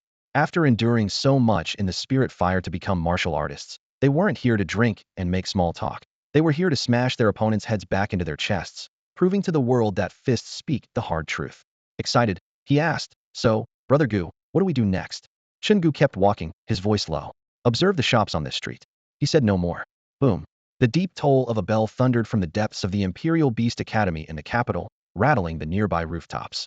The locals living around the academy were used to it. When the bell rang, it meant the academy's annual enrollment period had officially begun. At this moment, all the new students gathered under the guidance of their mentors at the center of the academy's plaza, standing in neat rows. Only Li Xiao looked anxious, scanning around with a group of students from Baima City. The placement evaluation was about to start, but the one he hoped most to see, Chen Gu, is still nowhere to be found. For several years straight, students from Baima City had been directly placed into the yellow level class before the evaluation even began. Now Li Xiao was hoping Chen Gu might bring an opportunity for a comeback. Chen Gu had gone off alone last night and hadn't been seen since. Li Xiao didn't even know where to look and paced anxiously back and forth in front of the academy's main gate like a headless fly. Just then, at the far end of the bluestone-paved avenue, a figure appeared slowly. Wearing a blue robe and carrying a great sword on his back, Chen Gu's shoulders caught the morning light like a blade. At his feet, a gray wolf cub stood alert, scanning the surroundings. Behind him, over 10 Qinglong gang members dressed in black marched in unison like a dark tide. Passers-by on the street all turned to stare. Chen Gu. Li Xiao's eyes lit up, a weight lifting from his heart. He took a half step forward in a bow stance and hurried over, breath a little rushed. Brother Gu, you're finally here. The placement evaluation is about to begin. Chen Gu gave a slight nod. Li Xiao turned around with a delighted expression and hurried toward the academy, calling the waiting students from Bima City to follow him inside. His followers stopped at the gate. In front of the academy's tall vermilion doors, a large mottled toad the size of 3 grass cattle lay on the ground. Its rough skin glistened damply in the cold light. On its back sat a man wearing a strange mask, casually chewing on a foxtail grass, legs draped lazily over the toad's sides as if bored. He lifted his eyes sluggishly, glanced at the row of uniformly dressed gang members behind Chen Gu, then rasped a hoarse sentence. Chen Gu met those dim eyes and narrowed his own slightly, signaling his men to halt. Immediately, a dozen gang members lined up at the gate, scowling darkly at the masked man. Only Ash stepped past Chen Gu and crossed the threshold into the academy. The masked man raised his eyelids again, saw them enter, said nothing further, and dropped his gaze as if dozing off. Faster, faster, Li Xiao urged. Passing through the gate, they reached a broad bluestone avenue wide enough for 6 grass cattle to walk side by side. Neatly trimmed weeds grew between the stones, cut to a short, uniform height. Li Xiao led at the front, almost jogging as he hurried on. Before long, the avenue ended at a square paved with bluestone, gleaming faintly in the sunlight. Nearly 10,000 new students stood there silently in formation. A half-percentile stone platform stood at the front, where 3 men and 1 woman sat in high-backed wooden chairs, their gazes shifting over the crowd. One middle-aged man in gray robes gripped a palm-sized megaphone stone, booming out orders. Li Xiao led the Bima City group through the edge of the crowd, all eyes watching them. Embarrassed, he kept bowing and smiling toward those around him. Finally, they found an empty spot at the far side of the square marked by a wooden sign reading Bima City. Li Xiao breathed a silent sigh of relief, raised a hand to quiet the group, then leaned close to Chen Gu to whisper. The one on stage with the megaphone stone is Director Wang of the capital city Beastmaster Academy. The other 3 are last year's outstanding graduates. Our academy tradition is to use them as role models for new students at registration. Later there will be a placement test. The director will say some encouraging words first. It's the same speech every year, not a single word changed. Just don't zone out. The real action comes after. Chen Gu nodded in understanding. Curiously, Ash tiptoed and looked at the dense crowd, clicking his tongue. Wow, so many Beastmasters? Those who become Beastmasters must be loaded with spirit stones. If someone stood at the door collecting protection fees, wouldn't they make a fortune every day? At that moment, Director Wang on the stage scanned the audience, his expression growing increasingly sour. Had hoped to call a new student up to showcase a Beastmaster's skills, but no one had volunteered, making the scene awkward. After hesitating, he prepared to call someone at random, then noticed Ash standing on tiptoe, watching from the crowd. Wang's eyes lit up and he nodded, pointing. You come up. Ash was still calculating the pros and cons of protection fees when he heard his name. He froze and quickly pointed to his nose in confusion. Yes, you. Wang's voice boomed through the megaphone stone across the square. What's going on? Ash was stunned, twisting his head to Chen Gu and whispering, I'm just thinking it. Didn't even make a move or say a word. How does this director know? Can Beastmasters read minds? That's way beyond the rules. Looking at Ash's bewildered face, Chen Gu raised his hand and patted his shoulder, a slight smirk playing at the corner of his mouth as he casually reassured him. Go on up there. It's nothing serious. That old guy just wants someone to prove how powerful a beast tamer is. Just cooperate and put on a bit of a show. Don't be afraid to be a little over the top. We're new here, so let's not embarrass him in front of everyone. Li Xiao nodded in agreement from the side, crossing his arms. Right, the whole process is the same every year. Never changes. Only then did Ash suddenly understand and nodded vigorously. Got it, Brother Gu. Social skills are my specialty.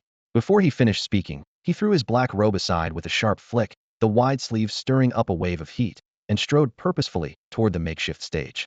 On the platform, nearly 10,000 freshmen crowded the front of the gathering, their eyes filled with curiosity. Dean Wang's small eyes squinted against the scorching sun as he spotted Ash standing firmly in black clothes, holding a knife with bloodstains still smeared on his face. His expression turned odd. The blood on your clothes, what's that from? Chicken, Ash answered bluntly. And the knife? Also for killing chicken. Dean Wang nodded expressionlessly, silent for a moment. Makes sense. Logical and coherent. After the brief awkwardness, he looked away and smoothly brought the ceremony back on track. Turning to face the crowd, his grip tightened on the megaphone as his voice rolled across the square. Our capital beast-taming academy has stood for a full century. Over these 100 years, we have trained tens of thousands of beast-tamers for the Xia Kingdom, including many who can command 9th-level magical beasts. Without glancing at the newcomers' faces, he continued briskly. As if reciting a script, you might think that a beast-tamer only commands beasts in battle, but that idea couldn't be more wrong. This was the same opening speech Dean Wang repeated every year. The freshmen were naturally enthusiastic hearing it for the first time, but deep down, he found the words dull and uninteresting. If it weren't for the Emperor's order to go through the motions, he wouldn't have bothered standing on stage in the midday heat to give this fiery speech. He didn't expect empty slogans to ignite their fighting spirit in his eyes. What really forced young people to grow was when someone crushed their heads into the dirt. As for the Emperor's inspirational speech ideas, Dean Wang privately thought they were childish, like coaxing children. Though inwardly grumbling, he didn't hesitate to continue. Most of the magical beasts you hold are cubs bought from the market, bred, and raised in captivity for at least 18 generations. They're more pets than magical beasts. If faced with life or death danger, they probably couldn't even stand steady. To be a true beast tamer, you must enter the wild magical beast forests and capture beasts that match your fighting style yourself. The wild beasts there are untamed and fiercely aggressive, nothing like the tame ones raised in pens. To make them bow to you, you must fight and tame them by your own hands. If you rely on even a bit of outside help, the wild beasts will never accept you. Their pride is incredibly strong. If they sense their master is weaker than themselves, they would rather die than submit. That's why the first requirement to be a beast tamer is an incredibly strong body. Just like warriors temper their bodies with spirit fire, beast tamers have their own special way to strengthen themselves.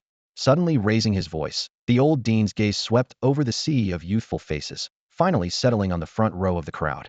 Deliberately, he dropped the last sentence one word at a time. Your mentors will teach you this in the very first class. The reason people think beast tamers are physically weak is simply because their perspective is too narrow. In their eyes, a beast tamer is just a mortal keeping a pet, something laughably trivial from our point of view. Director Wang stood at the podium. After speaking for hours, his throat was already dry and hoarse. Impatiently licking his cracked lips, he still followed the script and pointed to Ash sitting beside him. Next, we'll show you what real physical strength looks like in a beast tamer. Ash sat bored in his chair, staring down at the toes of his shoes planted firmly on the ground. When the director called his name, he immediately perked up, thumped his chest, and said loudly, "No problem. Director, what do you need me to do?" Director Wang smiled slightly and stood up. At the same time, a tall young man beside him also rose. The director casually put an arm around the young man's shoulder and raised his voice. Our academy holds a test every month, 12 times a year, and with each round, some students are eliminated until only the truly strong remain. This is Kong Zhang. He passed 4 of those tests last year. As soon as he said this, a chorus of scoffs erupted from the audience. Many freshmen had expected a legendary figure to appear, but all they got was a student who barely passed a third of the exams. How could someone who only passed 4 out of 12 tests stand on stage? Director Wang was used to this reaction. His expression remained calm, as if even the uniform jeers were rehearsed in advance. You haven't taken the tests at the Capital Beast Tamer Academy, so you don't know their true value. Simply put, Kong Zhong is now a level 3 beast tamer. A real beast tamer is not some kid who thinks raising pets is a talent. Scattered voices of dissent continued from below, but Director Wang nodded approvingly and went on. After passing 4 tests, he joined the Phantom Army in the Demon Beast Forest, serving as a commander of 1,000 troops. Kong Zhong, tell them your monthly salary. Kong Zhong's expression was cold.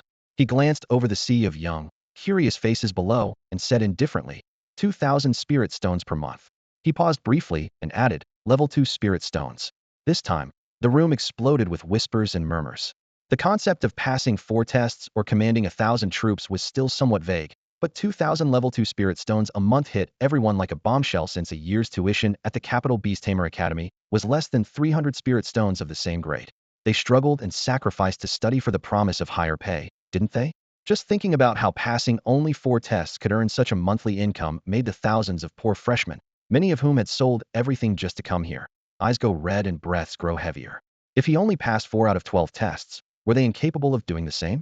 Among the crowd, Chen Gu listened intently, then suddenly turned to Li Xiao with a mix of confusion and wonder. He passed 4 tests and became a commander of 1,000 troops.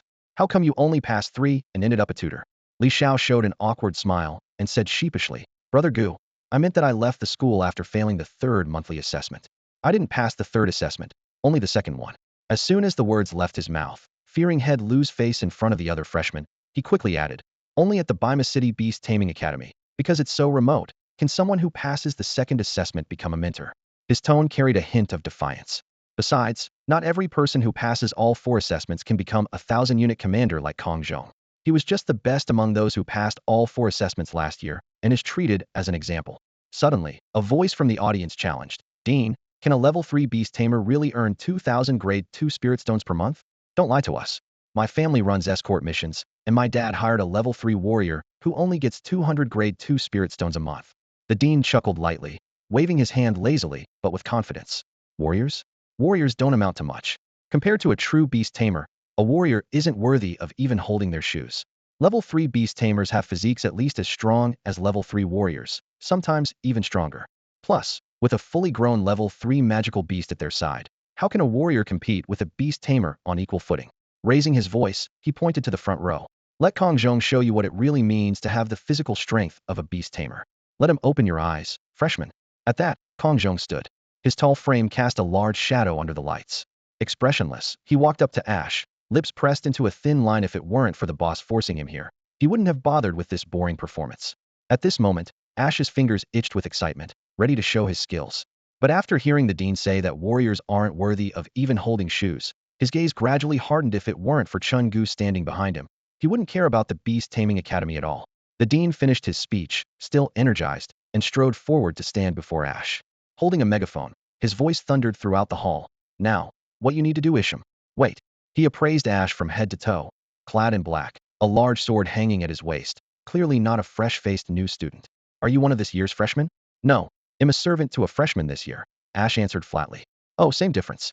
The dean waved dismissively at the capital city Beast Taming Academy. It wasn't uncommon for students to be assigned servants. Then his expression turned serious as he firmly patted Ash on the shoulder. "Remember, you need to throw all your strength at Kong Zhong punches, kicks, even biting. Kong Zhong won't fight back, so go all out. Use every attack you have. Don't hold anything back. Don't embarrass your master." At this, his eyes flickered meaningfully. "If you can even force Kong Zhong's body to move a single step, it'll grant your master a chance to soak in the spiritual spring." A cold light flashed in Ash's eyes as he narrowed them slightly. "The spiritual spring soak, is that precious?" The dean's lips curled into a knowing smile, his voice still echoing clearly. "Only freshmen in the heavenly level class get that treatment upon entering the soak safely, and greatly enhances the beast tamer's physique." "Would you say it's precious?" The dean stared at Ash and laughed softly. "Would you say it's precious? What if I take 10 steps back?" 10 steps? The dean was momentarily taken aback, then smiled warmly. "If it's 10 steps, then it'll provide all the spirit springs reserved for this batch of top-tier classes to your young master." As soon as he said that, he ignored Ash, grabbed the megaphone, and strode to the edge of the low platform. Looking down at the fresh faces below with a deep breath and rising enthusiasm, he projected his voice across the crowd. "Now, let me show you all the true physical strength of a beast tamer. This is what a real beast tamer is." No sooner had he finished speaking thud, the crisp yet heavy sound of a punch exploded behind him. The dean's lips curled into a smile as he watched the familiar shocked faces in the crowd, stunned, mouths agape, frozen in place. Year after year it was the same, and yet he never tired of it. The best moment for a beast tamer was telling others, "I'm just as tough as you, and I have a few more magical beasts under my command. What can you do against me?" Thud, thud, thud. After the first dull impact, a rapid, pounding on flesh followed like a downpour, fast and strong for at least half a teacup's time. As the noise gradually died down, the dean shook his head slightly. This year's opponent wasn't up to par. Last year's contender had held out a full teacup before finally conceding defeat. Still, seeing the students' expressions of shock, disbelief, and denial gave him quiet satisfaction. He turned and looked coldly at Ash. "So, tired from the beating? Don't lose hope." Before he could finish, the dean froze. Ash was standing in place, clapping calmly with no sign of fatigue. "Where's Kong Zhong?"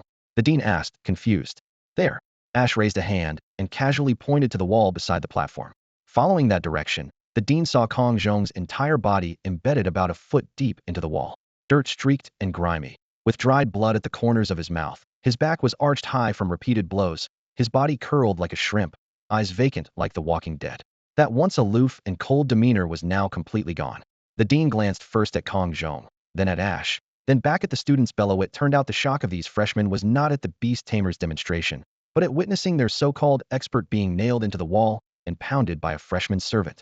Every year the dean found the freshman orientation dull, but this year's curveball had come out of nowhere. Would the kids still believe if told Kong Zhong wasn't even part of the academy? Just as he was utterly baffled and thinking how to wrap this up, Ash clapped hands contentedly. Dean, you promised that if I took 10 steps back, all the spirit springs for this batch of top-tier classes would be handed over to my young master, right? It stands, the dean blurted out. Ash turned to leave the stage, but suddenly remembered some social graces that Chen Gu had mentioned.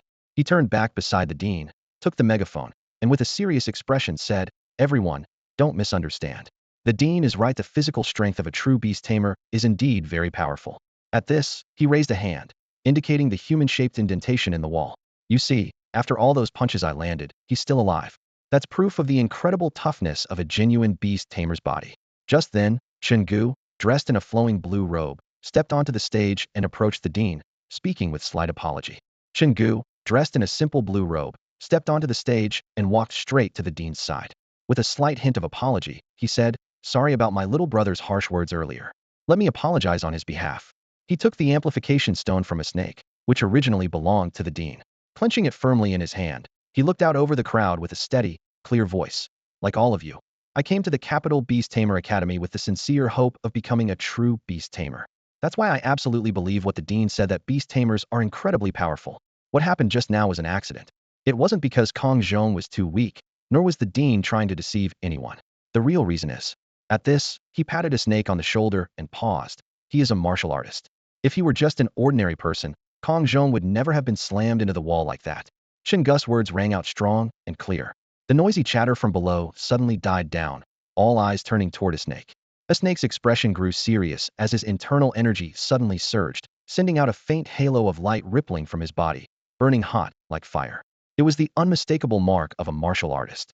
The dean, who had been frozen silently beside them, finally breathed out a small sigh of relief.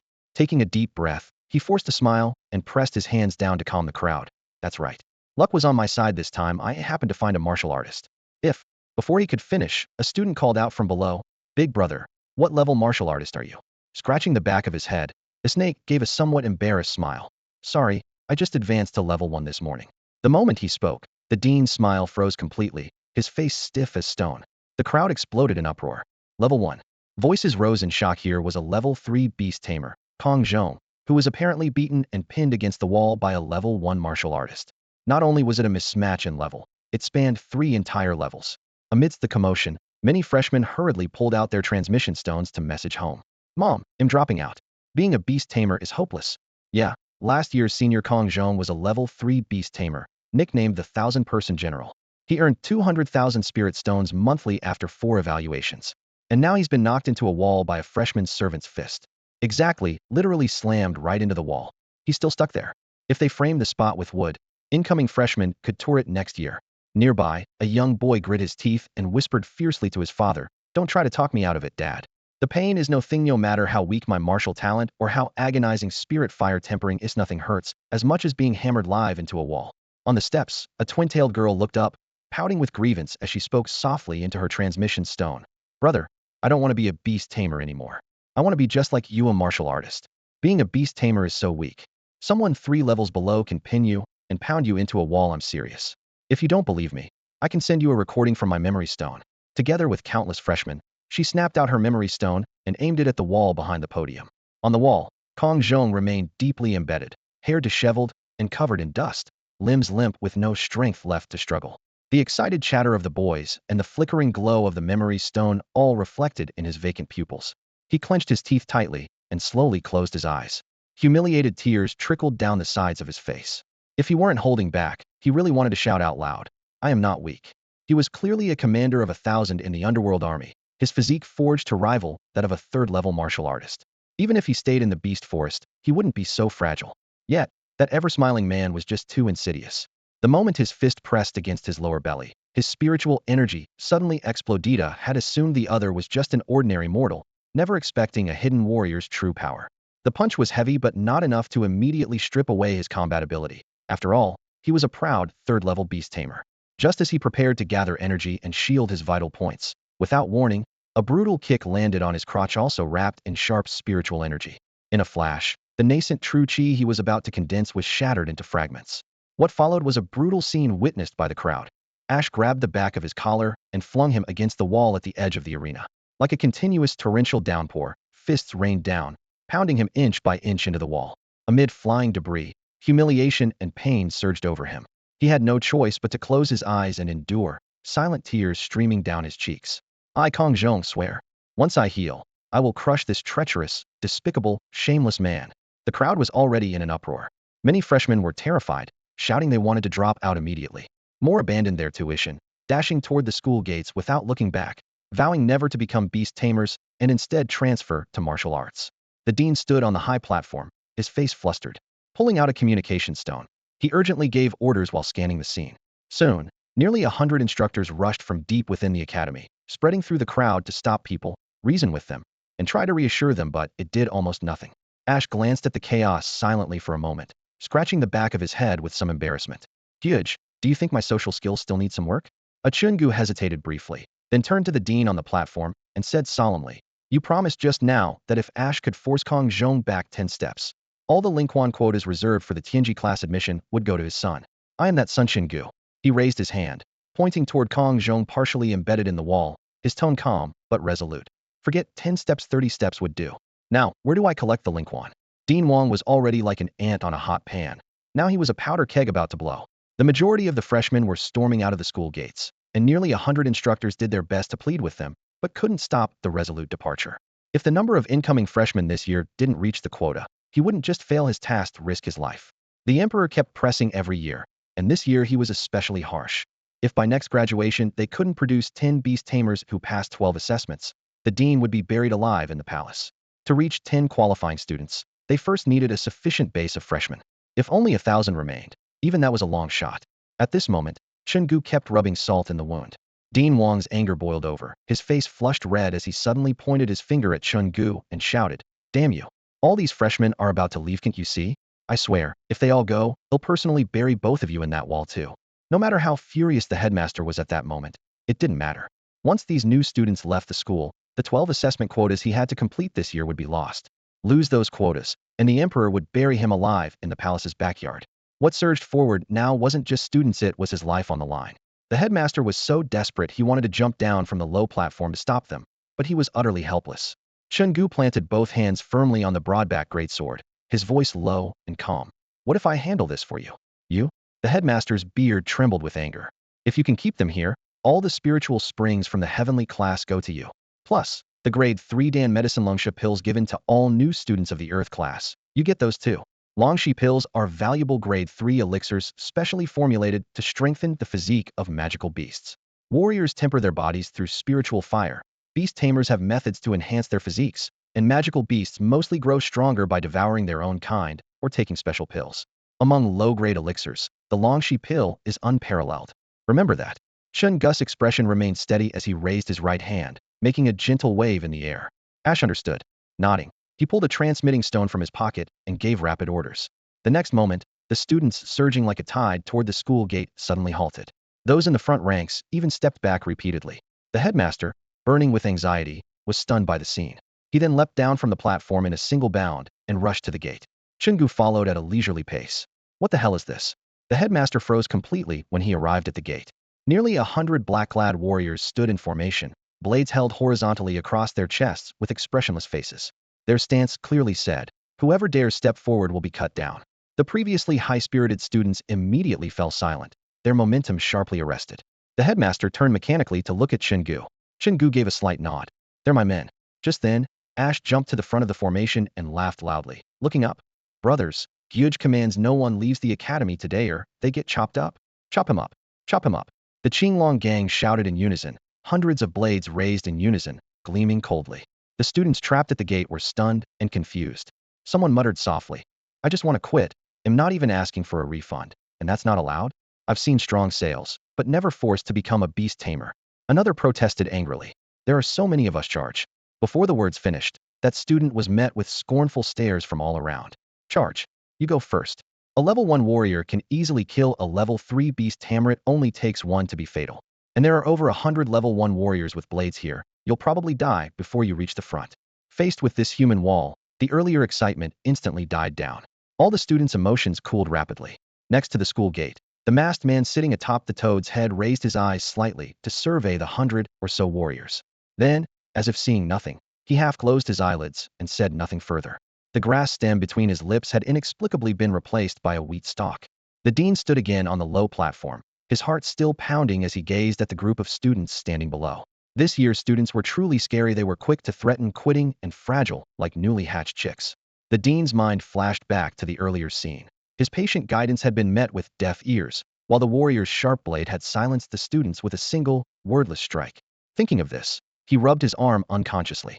Looks like from now on, every mentor needs to carry a big blade on their side, he said wryly to himself, unwilling to delay any longer, afraid another surprise might pop up from the crowd below. Now, the class placement assessment officially begins. His voice rose as he waved toward the students. Several mentors strode forward to the wall, each pulling out students embedded in it one by one.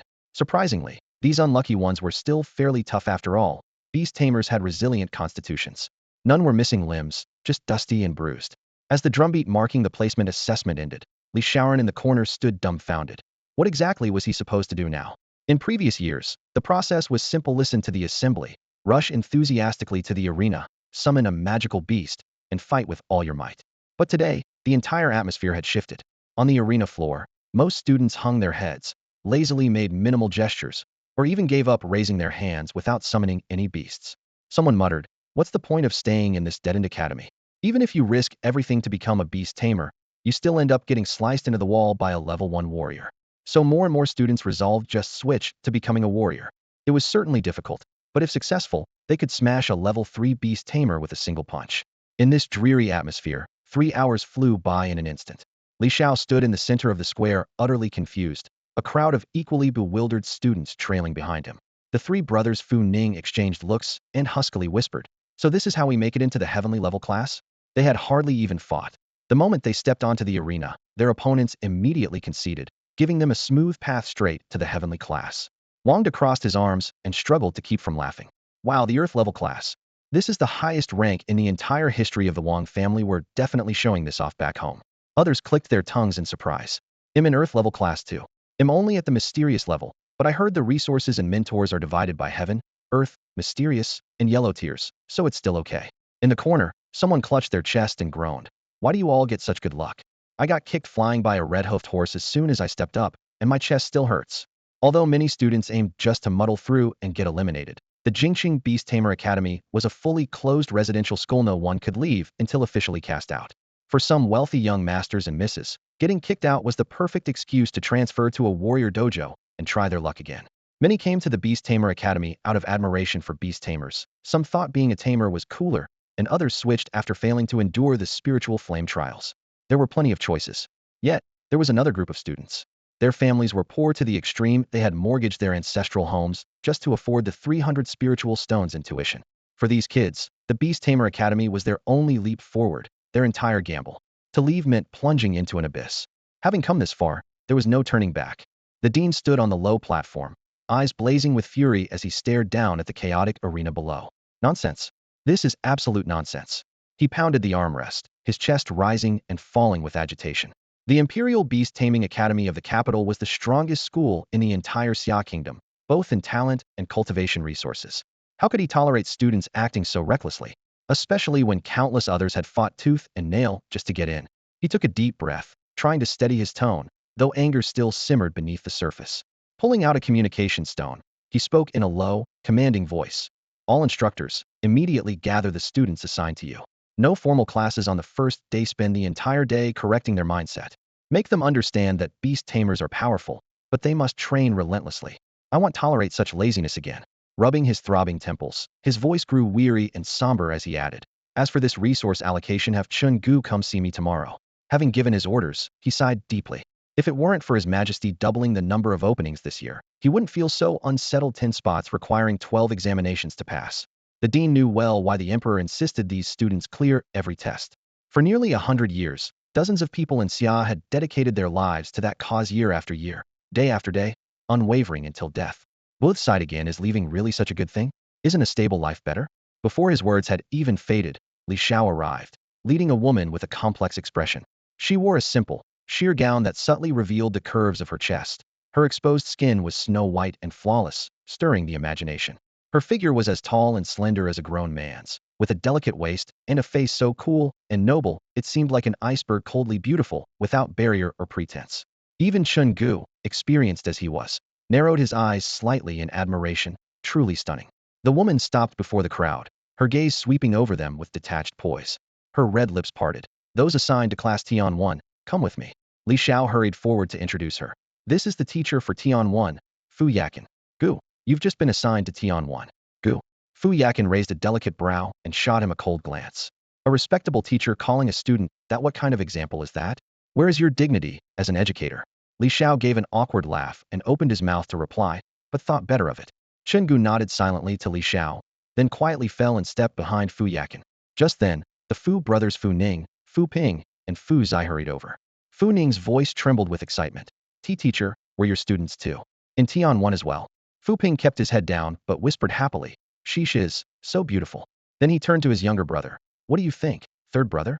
Fu Xia clenched his fist and slapped his palm with a gleam in his voice. Just wait, you two are about to have a big sister-in-law.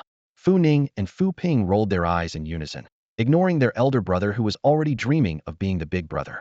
Fu Yakin's expression remained cold as she turned and led the four new students away toward the right side of the square, stopping at a certain spot. With a cold expression, she faced everyone and spoke. The academy is quite large and has many facilities. For example, those buildings over there are where you'll sleep during your time here, and the large monastery building nearby is where you can go if you get hungry. It's open 24 hours.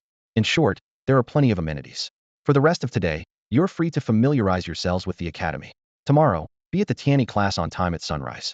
I don't want to see anyone late. Her words ended as she lifted her leg and walked away with elegant but unhesitating steps. The crowd could only watch her retreating figure, a gentle sway of her slender waist under sheer fabric traced faint, teasing curves. Even her back was enough to make eyes flush red. Fu Ning wiped the drool from the corner of his mouth fiercely and mumbled, Teacher, how are we supposed to focus on class? We're at an age when we're just like wolves and tigers. Maybe it's a test of how strong our martial hearts really are, he muttered to himself, nodding. Then he turned to Chen Gu beside him with a husky-like grin and said, Brother Gu, we meet again. Didn't eat this morning? What do you want to eat? The guys and I will cook a couple of dishes ourselves. Chen Gu was about to refuse, but suddenly his eyes lit up as he turned toward Ash. Hungry? Ash rubbed his hollow stomach. Brother Gu, you mentioning it suddenly makes me really hungry. The brothers outside are probably hungry too, Chen Gu said, glancing faintly at Fu Ning and the other two. Let's go. He strode toward the academy's exit. Fu Ning and the other two were stunned, whispering as they watched his retreating figure. Did I hear that right? Brother Gu said the brothers outside are hungry too? Fu Ping shuddered. Big bro, we're not cooking for nearly 100 people again, are we? Chen Gu was already far ahead. Fu Xia couldn't help but grumble. If I were big bro, I wouldn't have asked Brother Gu if he was hungry. 2 hours later, the sun had just set as night crept over the rooftops. Fu Ning and the others followed Chen Gu expressionlessly, stopping in front of a red building opposite the warrior hall. The vermilion wooden door bore 3 gilded characters on the plaque, Chunfeng Tower. At the entrance, women in elaborate attire waved handkerchiefs with flirtatious smiles and teasing eyes. Young master, I'm so lonely tonight. Sir, come in and let me keep you company with a couple of drinks. Their soft, sultry voices wrapped around their ears like water. Before Ash and the others even stepped inside, their bones had begun to melt, irresistibly inching forward. Inside the tower, pink sheer curtains fluttered everywhere, mingling sandalwood, makeup scents, and gentle music into a hazy, intimate atmosphere. The toughest steel would soften before crossing this threshold. First time here, young master? Oh, look, you're blushing before you even say a word. The madam, Chunfeng, with a blooming smile and a slender waist cinched tight, wore a bright green blouse and skirt beneath a flowing scarlet sheer shawl. Fanning herself with a beauty fan, she swayed toward them in rhythm as she said, What kind of girls do you want? At Chunfeng Tower. You won't be disappointed, I guarantee your satisfaction. Chen Gu scanned the room, nodded approvingly, and said, Not bad. Bring 4 girls. Only 4? The madam paused, the fan stilling as her enthusiasm cooled slightly. With so many around you, isn't that a bit few? Chen Gu gave a slanting glance and calmly replied, I said 4 for each person. For girls? The madam's beautiful fan dropped with a sharp snap. She stared blankly at the large group in front of her, disbelief shining in her eyes. Isn't 4 a bit too many? At her words, Ash's temper flared up, his voice booming like thunder as he stepped forward a few paces. One moment you say not enough, the next you say too many. Am I here to haggle with you? Halfway through, he suddenly recalled Gu Guess' usual advice when you're out on the road. Think caution first before you speak, and forcefully swallowed the curse lodged in his throat. Taking a deep breath, he lowered his voice and said, We brothers have big appetites. You better get the girls arranged quickly. Move it, got it? The madam glanced nervously over the group, her voice trembling. But our Spring Breeze house doesn't have that many girls. Spring Breeze House claimed to be the largest brothel in the capital without rival. Located right opposite the Warriors Hall, every girl there was top-notch. But even the biggest place wouldn't have 400 girls. Usually, the customers were arrogant young masters who came in small groups of 2 or 3. Even groups of 5 were already unusual. But now, nearly 100 burly men were blocking the entrance. What? Ash furrowed his brow, scoffing coldly. No girls at a brothel? Is this place open for ghosts? Or do you think our brothers are too rough and the girls just don't want to come out? The madam hurriedly fanned herself, her face full of panic. Sir, please don't say that. Isn't it a pleasure to have friends come from afar? All guests are welcome. The girls rely on this income, they wouldn't turn any customer away. It's just we really don't have that many girls. Chen Gu leaned on his sword with one hand, lightly tapping its tip on the floor, voice calm. How many can come out now? The madam quickly counted in her head. At most, around 200 can receive guests. It's just sunset now. Many girls haven't been booked yet. Later on, it'll be hard to find even one. Ash spat disdainfully, then returned beside Chen Gu and muttered quietly. Gu. Let's say, just over 200. 3 each will keep the brothers entertained. Though this place claims to be the biggest in the capital with top-quality girls, it must cost a fortune in spirit stones. Chen Gu looked up at the madam. What's the price per girl? Seeing a deal might be struck, the madam's heart lifted. She quickly closed her fan over her lips and laughed coquettishly. A flat rate for an overnight stay, 1,000 spirit stones. Ash was stunned on the spot. 1,000 spirit stones for a single girl? My, you really have the nerve to ask that. The madam tapped Ash's shoulder lightly with her fan tip, speaking sweetly but teasingly. Sir, think about it this way. These girls sell their youth. Once that's gone, their value drops. What you're buying isn't just the spring breeze, but their youth itself. And those spirit stones aren't disappearing, they're just accompanying you in a different form. Just imagine recalling these beautiful moments late at night, when everything is quiet. That would be pure happiness. Ash stared expressionlessly at the madam, then suddenly shifted his approach with a cold sneer. Isn't this a little too expensive? How about you pay us, instead give each of us brothers 1,000 spirit stones. With so many brothers serving you all night, it's a deal either way. Oh dear, you flatter me. The madam quickly waved her hand, forcing a smile while lightly twisting her waist. I'm old and fading now, can't handle such fuss. Maybe when I was young I could keep a few company, but now I'm not cut out for this kind of indulgence. Ash was about to press further when the madam's expression suddenly turned cold and her tone sharpened. So, do you want it or not? If not, turn left at the door. There are girls in the alley for just 10 spirit stones a night. Damn it, Ash snapped with anger, rolling up his sleeves preparing to step forward. Hold on. Chen Gu raised a calm hand, voice steady. 1,000 spirit stones, right? Bring all the girls you have. Take us to a private room first. Right away. The madam's face instantly brightened as she loudly called out to the girls around. A bunch of clueless fools. Hurry and escort these masters to the private rooms. This master, Xiao Yu, will attend to you tonight. Watch your step. If you fall, I'll worry myself sick. Hee, this master seems a little unfamiliar. First time, right? Don't worry and relax tonight. Xiao Li will make sure you're comfortable. Be sure to drink a few cups with me later, okay? Draped in sheer fabric, petite Xiao Li was as delicate as if she had no bones, leaning limply against a long dragon gang member's chest.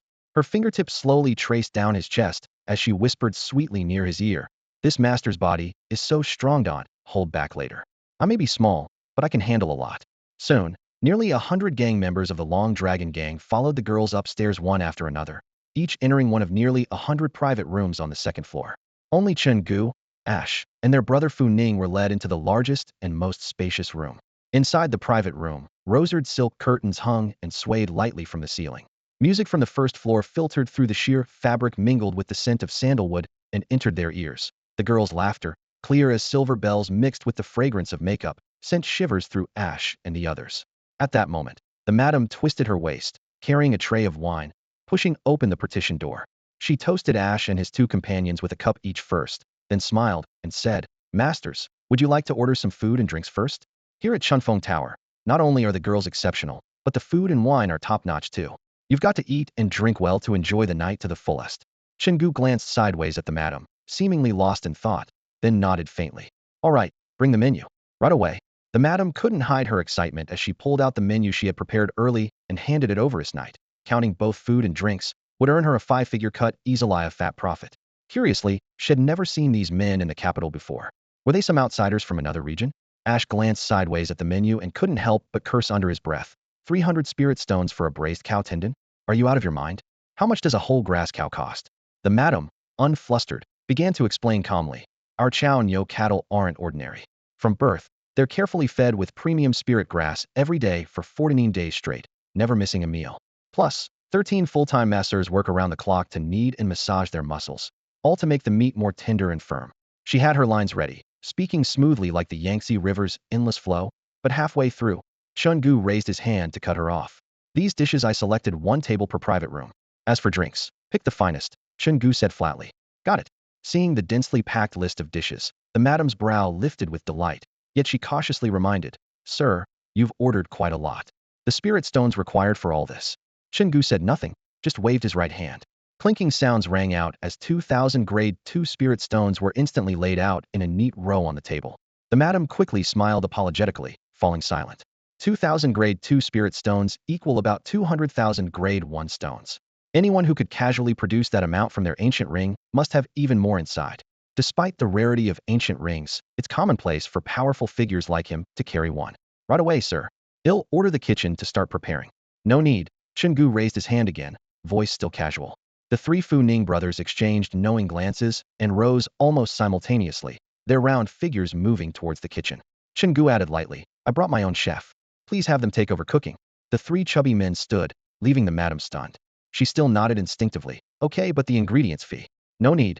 Chen Gu raised his hand once more. The Fu Ning brothers then placed 6 bulging packages on the table. We brought the ingredients ourselves. The madam froze, stunned. They brought their own chefs. Their own ingredients might as well bring their own restaurant at this rate. She had seen rich young masters bring rare ingredients before, but never a guest who came with chefs. After a moment's thought, she insisted, there's still the kitchen usage fee. A trivial sum, Chen Gu said, sipping his wine casually. The madam, knowing better than to argue, gestured to the Fu Ning trio, follow me. She swayed her hips and left the private room, muttering to herself. She had thought these three were noblemen, but it turns out they're just fellow professionals. Once the madam left, she gave Chen Gu a thumbs up, full of admiration. No wonder you're called Gyuj.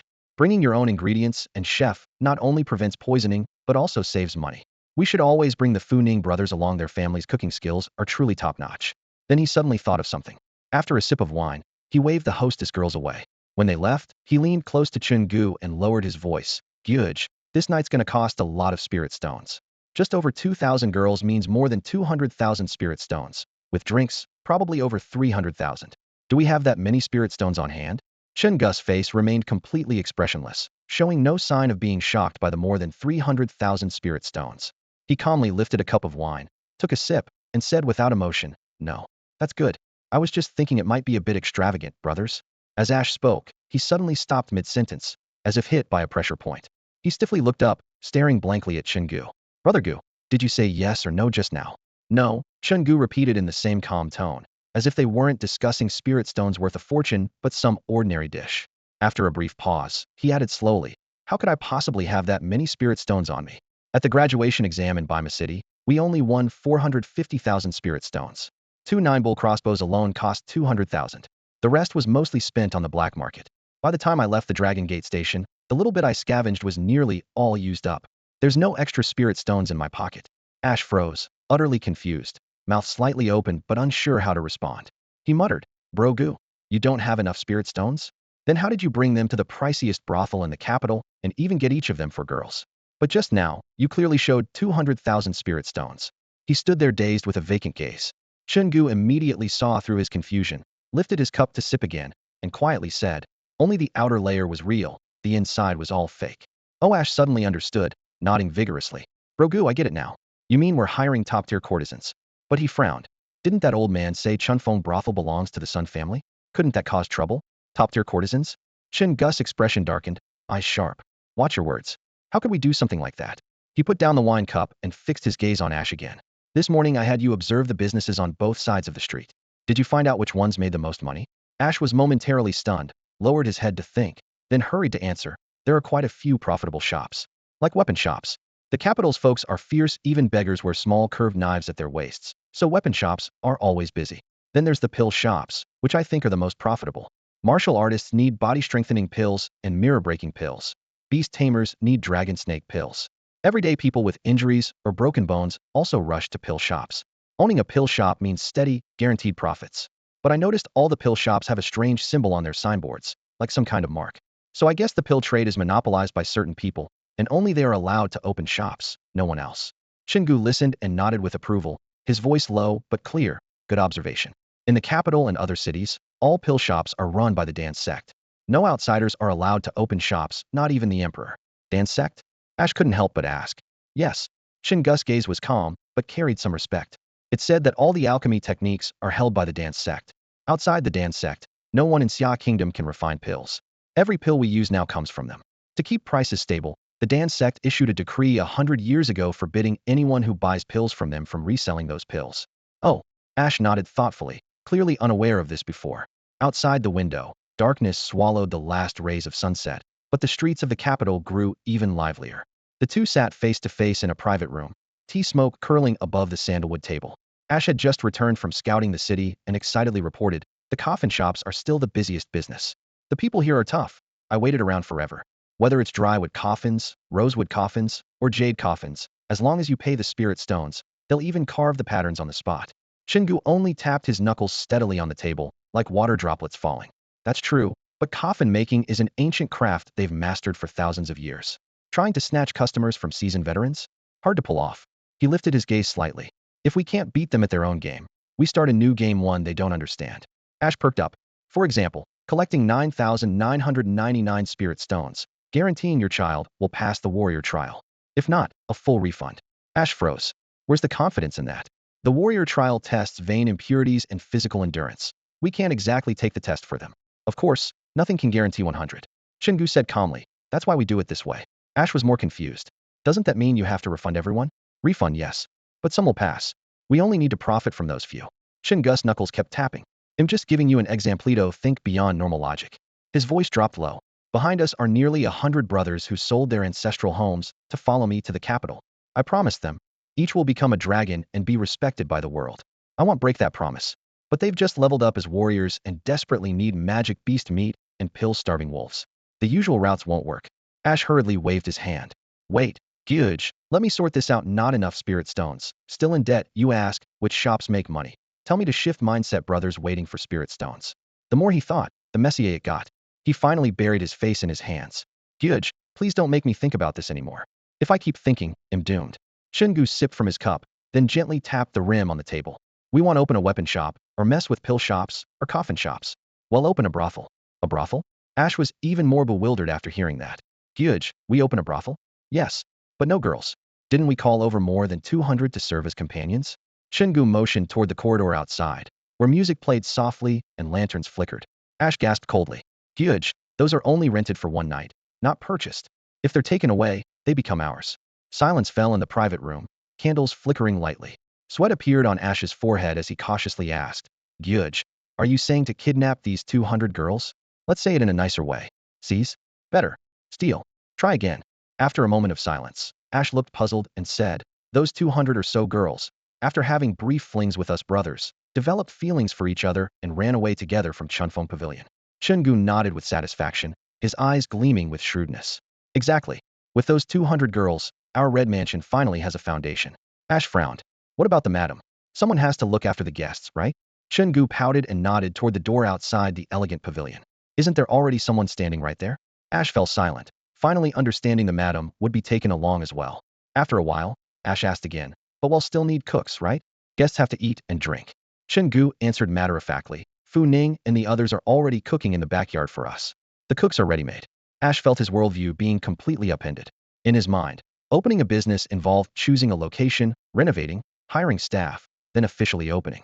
But with Chen Gu, it was, first steal people, then steal more, then steal even more, and just go straight to business. After pondering for a while, Ash looked up anxiously and asked, Chunfeng Pavilion's business is booming because it's right across from the martial artists hall. Where do we open? Another location might not draw the same crowd. You know, most of Chunfeng's business comes from the martial artists hall, and choosing a site, building, and renovating all costs spirit stones and time. Chen Gu slowly shook his head. Martial artists need to vent, but don't beast-tamer academy students have that need too? Except for a few struggling families, most students do fine financially. Our red mansion will be inside the beast-tamer academy. His voice was steady, as if stating something perfectly ordinary. No need to choose a site, no need to build. I passed the classroom area today, and there's a nice abandoned building directly opposite, just needs some cleaning up. Tonight we bring the 200 girls home, clean all night, and open tomorrow. Coincidentally, tomorrow is the first official day of classes for new students, and also our first day of business. Perfect timing, a win-win. Ash was stunned. Why not open at the academy's gate? Isn't opening inside a bit too crazy? Chen Gu smiled lightly. The Beast-Tamer Academy is closed off. Students can't leave freely. What good would opening at the gate do? Plus, building at the gate means we pay to build, but inside, we grab something ready-made. Less hassle. Ash went quiet again, then whispered, will the dean agree? He will. Chen Gu grinned triumphantly. The dean exposed his weakness today. He asked me to see him tomorrow. I don't have to think twice to know what that's about. Think about it. Each student pays only 300 spirit stones. New students would rather quit than pay, yet the dean's freaking out. That means the real purpose of the Beast Tamer Academy in the capital isn't to make money, but to filter students. The dean must complete some task, and that's why he panics when new students drop out. In past years, students who passed 12 exams just vanished without a trace. Where did they go? Nobody knows something fishy is going on. So tomorrow I just need one simple trade-off of interests. He paused, chuckling softly. Once someone's weakness is exposed, they're as malleable as clay. Think of a name tomorrow. Our red mansion officially opens. Ash remained silent, frozen in place, his mind in chaos. What had started as a simple plan to find a few girls had turned, within hours, into opening a red mansion by tomorrow. At that moment, the young women who had been chased out by Ash surged back into the private room one after another. The waiter also came out from the kitchen carrying a table full of dishes. However, Ash barely paid attention to the commotion. His mind was still tangled in a difficult problem. He had originally planned to find some entertainment at the Red Mansion, but somehow it had turned into a scheme to take over the place. He was eager to ask Chen Gu for more details about the plan, to understand exactly how they were going to pull it off. After all, the Spring Breeze Tower belonged to the Sun family, and the warriors hiding inside were no ordinary fighters. On paper, it seemed simple, just grab the women, but in practice, it was far from easy. Not to mention snatching over 200 women. Even stealing more than 200 chickens would result in clucking noises. Achieving complete silence was nearly impossible. Any little sound could spark a fierce conflict. No one really knew the strength of the tower's warriors, only that none who caused trouble ever ended well. Chen Gu's expression remained calm and unreadable, as if the idea of kidnapping the women hadn't come from him. He calmly picked up some stewed bull tendon, tasted it carefully, and nodded with satisfaction. His gaze gently swept over the women gathered around him, and he smiled softly. Then he reached out to lift a girl's chin, examining her delicate face closely. In a low, gentle voice, he asked, "What's your service routine?" The girl licked her lips, eyes filled with flirtation. She snuggled into Chen Gu's arms, about to say something flattering, but instinctively replied, "Eating, drinking, and playing." Chen Gu nodded slightly, then lightly pinched her smooth cheek, feeling as if water were being squeezed out. He smiled with satisfaction. She was indeed a beauty. No wonder they charged 1,000 spirit stones for her. But their service routine seemed a bit crude. Men don't enjoy playing simply for the game or a momentary thrill. They crave the feeling of conquest, the kind of desire they can't get from passionless wives at home. This is what makes men willingly spend big sums of spirit stones, showering it on the women instead. Men want to see the women they conquer in all kinds of postures, delicate, aloof, or proud, succumbing to their will. So the real product you are selling should bait a thrill of conquest. Only then can you command higher prices. The girl blinked in confusion, glancing at her equally puzzled sisters, whispering, "Sir, I'm not quite sure what you mean." Chen Gu shook his head with a slight smile at the corner of his mouth. "We'll talk more tonight. It's not the right time now." But the girl misunderstood his meaning, softening as she collapsed into his arms. She lightly punched his chest, blushing, and said, "Sir, you're so bad." Chen Gu gently shook his head, laughing as he motioned for the girls to leave. Turning his gaze deeply toward Ash, he said, "See? The quality of these girls isn't bad, but they're too common." Common? Ash was momentarily stunned, not quite understanding what he meant. Chen Gu nodded. "Yes, too common. Playing should be elegant, an artful pleasure. Now the eat, drink, play routine is too ordinary. No one's willing to pay top price. So what does elegant mean?" Ash couldn't help but ask. Chen Gu answered casually, "Desire without fulfillment is elegant. Easy conquest is common." After saying that, he didn't elaborate further. He gave the order, instructing each brother in the private rooms to pass the message. After 1 hour, gather the men and leave together. Upon hearing this, Ash's brow immediately furrowed. Outside the main gate on the first floor, many martial artists were standing guard, and surely even more were lurking in the shadows. Chunfeng Tower was like a treasure trove. The Sun family would never let it go undefended. "How should we get out?" he asked quietly. "Jump out the window." Chen Gu replied with just 2 words. "Jump out the window? What if there are fighters blocking the way? Kill them. What if we can't win the fight? Then the plan fails. We come back next time." The blunt simplicity of Chen Gu's answer left Ash stunned. He muttered, "Brother Gu, is it really that simple and ruthless? No tricks? No distractions to draw attention, or disguises to sneak out smoothly?" From what he knew, Chen Gu was usually clever and loved to outsmart opponents with elaborate schemes. A plan that would smuggle the girls out of Chunfeng Tower without anyone noticing seemed more his style. But instead, The answer was just jump out the window. Chen Gu lifted his cup, took a small sip of wine, and said calmly, sometimes a quick decisive cut is better than any complicated stratagem. Pass on my orders exactly. After 1 hour, when the night watch beats the gong, take the girls and break out through the windows. Scatter separately and regroup at the academy gate. If you encounter overwhelming enemies, abandon your companions to save yourselves. Ash hesitated, still full of doubts. Brother Gu, is this really going to work? It feels too rushed. No big problem. Chunfeng Tower won't have time to deal with you then. Why not? Ash pressed. At the exact moment the watch beats the gong, the palace will get a tip-off. Chunfeng Tower is secretly hiding 9 bulls crossbows preparing to rebel, so they'll send troops to search it. Does Chunfeng Tower really have 9 bulls crossbows? Of course not. But with us there, it will, Chen Gu said evenly. Are you sure the palace forces will arrive on time? I calculated the travel time. He picked up a piece of beef and chewed thoughtfully, then explained with certainty, a rebellion is serious business. Especially with the Sun family's holdings spread across the Xia kingdom, they control the commercial lifeline. The palace would rather err on the side of caution. The only troop of warriors they can deploy immediately, all martial artists, is the Xuanjia army, mostly level 3 warriors led by a level 6 commander. According to their pace, the delay won't be longer than 1 tea break. Satisfied, he nodded. This is just insurance. Let Chunfeng Tower be overwhelmed and distracted. That's the best thing for us. Now go, don't waste time. At the end of the corridor on the 2nd floor, outside a private room, members of the Qinglong gang were playing hide and seek with 3 girls, all smiles and laughter. Suddenly, there was a knock at the door. Their expressions immediately tensed up. One grabbed the large sword at his waist and said sharply, come in. Ash pushed the door open, walking calmly and gesturing for the girls to step back first. Once the door was closed, he recited Chen Gu's plan exactly. The man pondered for a moment, then suddenly asked, so if Brother Gu opens a red mansion in the future, might we be able to find girls without needing spirit stones anymore? Ash, about to say something, froze in place at the question. Staring incredulously at the man with such a bizarre mindset in front of her, she couldn't help but slap him across the face. What the hell are you even thinking about? The man covered his face, suddenly looking enlightened. Taking advantage of the moment, Ashi scolded him. Since Gugu opened the red mansion, those customers are the ones who put food on your table, and those girls are the women of your patrons. You're not seriously thinking about pining after your patrons' women, are you? The man sheepishly nodded, shifting his gaze to Ashi and lowering his voice. All right, I get it. Shiga, maybe you should go outside first? 1 incense stick's worth of time should be enough. 2 haven't even gone to beat Dodo yet. To hell with beating anyone. Ashi slapped him again, without hesitation.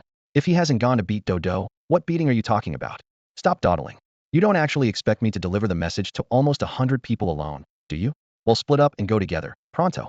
With only the time of a burning incense stick left, Ashi slipped back into Chen Gu's private room, sat down by the table, and reported quietly, everything's ready. When the night watch beats the gong, we'll break the window and escape. Chen Gu lightly tapped his chin. Moving with 3 girls will definitely slow us down. If we absolutely can't get out, we'll abandon them to save ourselves and come back to rescue later. Then he gestured to the girls outside the door, bring the madam in. Before long, the madam sashayed into the room, twisting her waist and manipulating her voice. Chen Gu cast a glance her way and smiled faintly. The phrase flavor still lingers, perfectly fits a beauty like you. The madam was clearly no stranger to such flirtation and slid an arm around his, cooing, if this sir has a taste for me, this humble servant wouldn't refuse. Before they could finish speaking, the night watch's gong rang punctually from outside. Dong, dong, dong. It's late at night and dry. Be careful with fire. As the sound of the gong faded, Chen Gu suddenly scooped up 2 girls beside him and, amidst their startled screams, leapt through the window frame, landing steadily in the dark alley below. Without hesitation, he sprinted deeper into the twisting lanes. Ashi caught sight of Gu Ge's figure disappearing, shot a disdainful glance at the stunned madam still standing there, but didn't waste a moment. In no time, she tied the madam and 2 other girls together with rope, slung them over her shoulder like sacks of grain, then vaulted out the window herself. Once on the ground, she wasted no time running, also disappearing into the depths of the alley. They had agreed to regroup at the academy's entrance. The madam, being hoisted on Ashi's shoulder, was completely stunned. Just moments ago she was toasting drinks inside a private room, and now she was being carried out the window in a blink. Shed seen guys drink without paying and others stiff whores, but this was the first time Shed witnessed someone stiff a madam and carry off the girls afterward. Could it be the guy got attached and didn't want to leave the girls behind in such a place? Even if he wanted to take them away, it made no sense to tie up the madam, who only took the money. The starry sky twinkled overhead as the madam slowly came to her senses and immediately screamed hoarsely, help. Someone's robbing the Chunfeng mansion. Fearing that Ashi might gag her next, she shouted even louder, help. They're robbing Chunfeng mansion. Robbing Chunfeng mansion. But after yelling several times, Her voice weakened slightly as she struggled to turn her head toward Ash's profile. Why didn't you stop me? Why would I stop you? Ash replied lazily, the three girls on his shoulders jolting with each step he took. I was calling for help. There must be many people who heard, the madam said, holding back her breath but not giving up. Sure, call all you want. Ash tilted his head to look at her, a smirk creeping across his lips. Even if you scream until you lose your voice, no one's coming to save you. Besides, he took a breath and adjusted the three girls on his back. Who said to think of it as publicity? Maybe some good-hearted folks will come to the academy to look after our business. The academy? The madam froze, staring incredulously at the side of his face, which looked old enough to be her father. You mean the Imperial Beast-Taming Academy? How old are you? I'm only 37, okay? Ash shot her a disgruntled glance. Besides, my boss is the student there, not me. Where exactly are you taking me? To the academy. To the academy? Why? To run a brothel inside the Red Mansion there. There's a brothel inside the Imperial Beast-Taming Academy? Not yet, but there will be tomorrow. My boss is opening it. Will the academy allow that? Should be no problem. Boss says he can handle it. The madam was silent for a long moment, then couldn't help but curse. This is utterly depraved. In the minds of the people in the capital, the Imperial Beast-Taming Academy was sacred. Graduates from there all had bright futures, and most of the city's top beast-tamers came from its halls. The idea of opening a brothel inside the academy was like lighting incense and cooking meat inside a holy Templine. Unforgivable boundary crossed. Ash chuckled darkly, speeding up his steps. Gu said the more depraved something is, the more spirit stones it makes. The gong sounded with a thunderous roar. The Spring Breeze Pavilion, once bathed in the warm, seductive glow of crimson candles, instantly burst like a punctured balloon as 1,000 rushing sounds tore through the air. Almost simultaneously, the windows of the second-floor private rooms were shattered by a kick from the Qinglong gang. One by one, men hoisted the women and leapt down. The sounds of their landings, screams, and breaking glass blended into chaos, turning the night into pandemonium.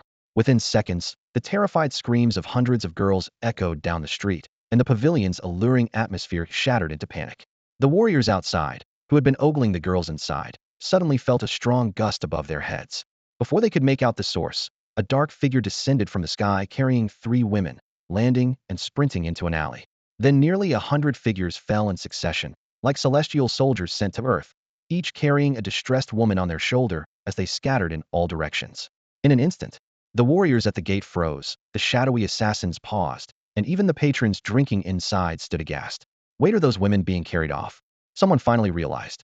The gate guard's anger flared as he drew his sword and shouted, "What are you standing around for? Chase them!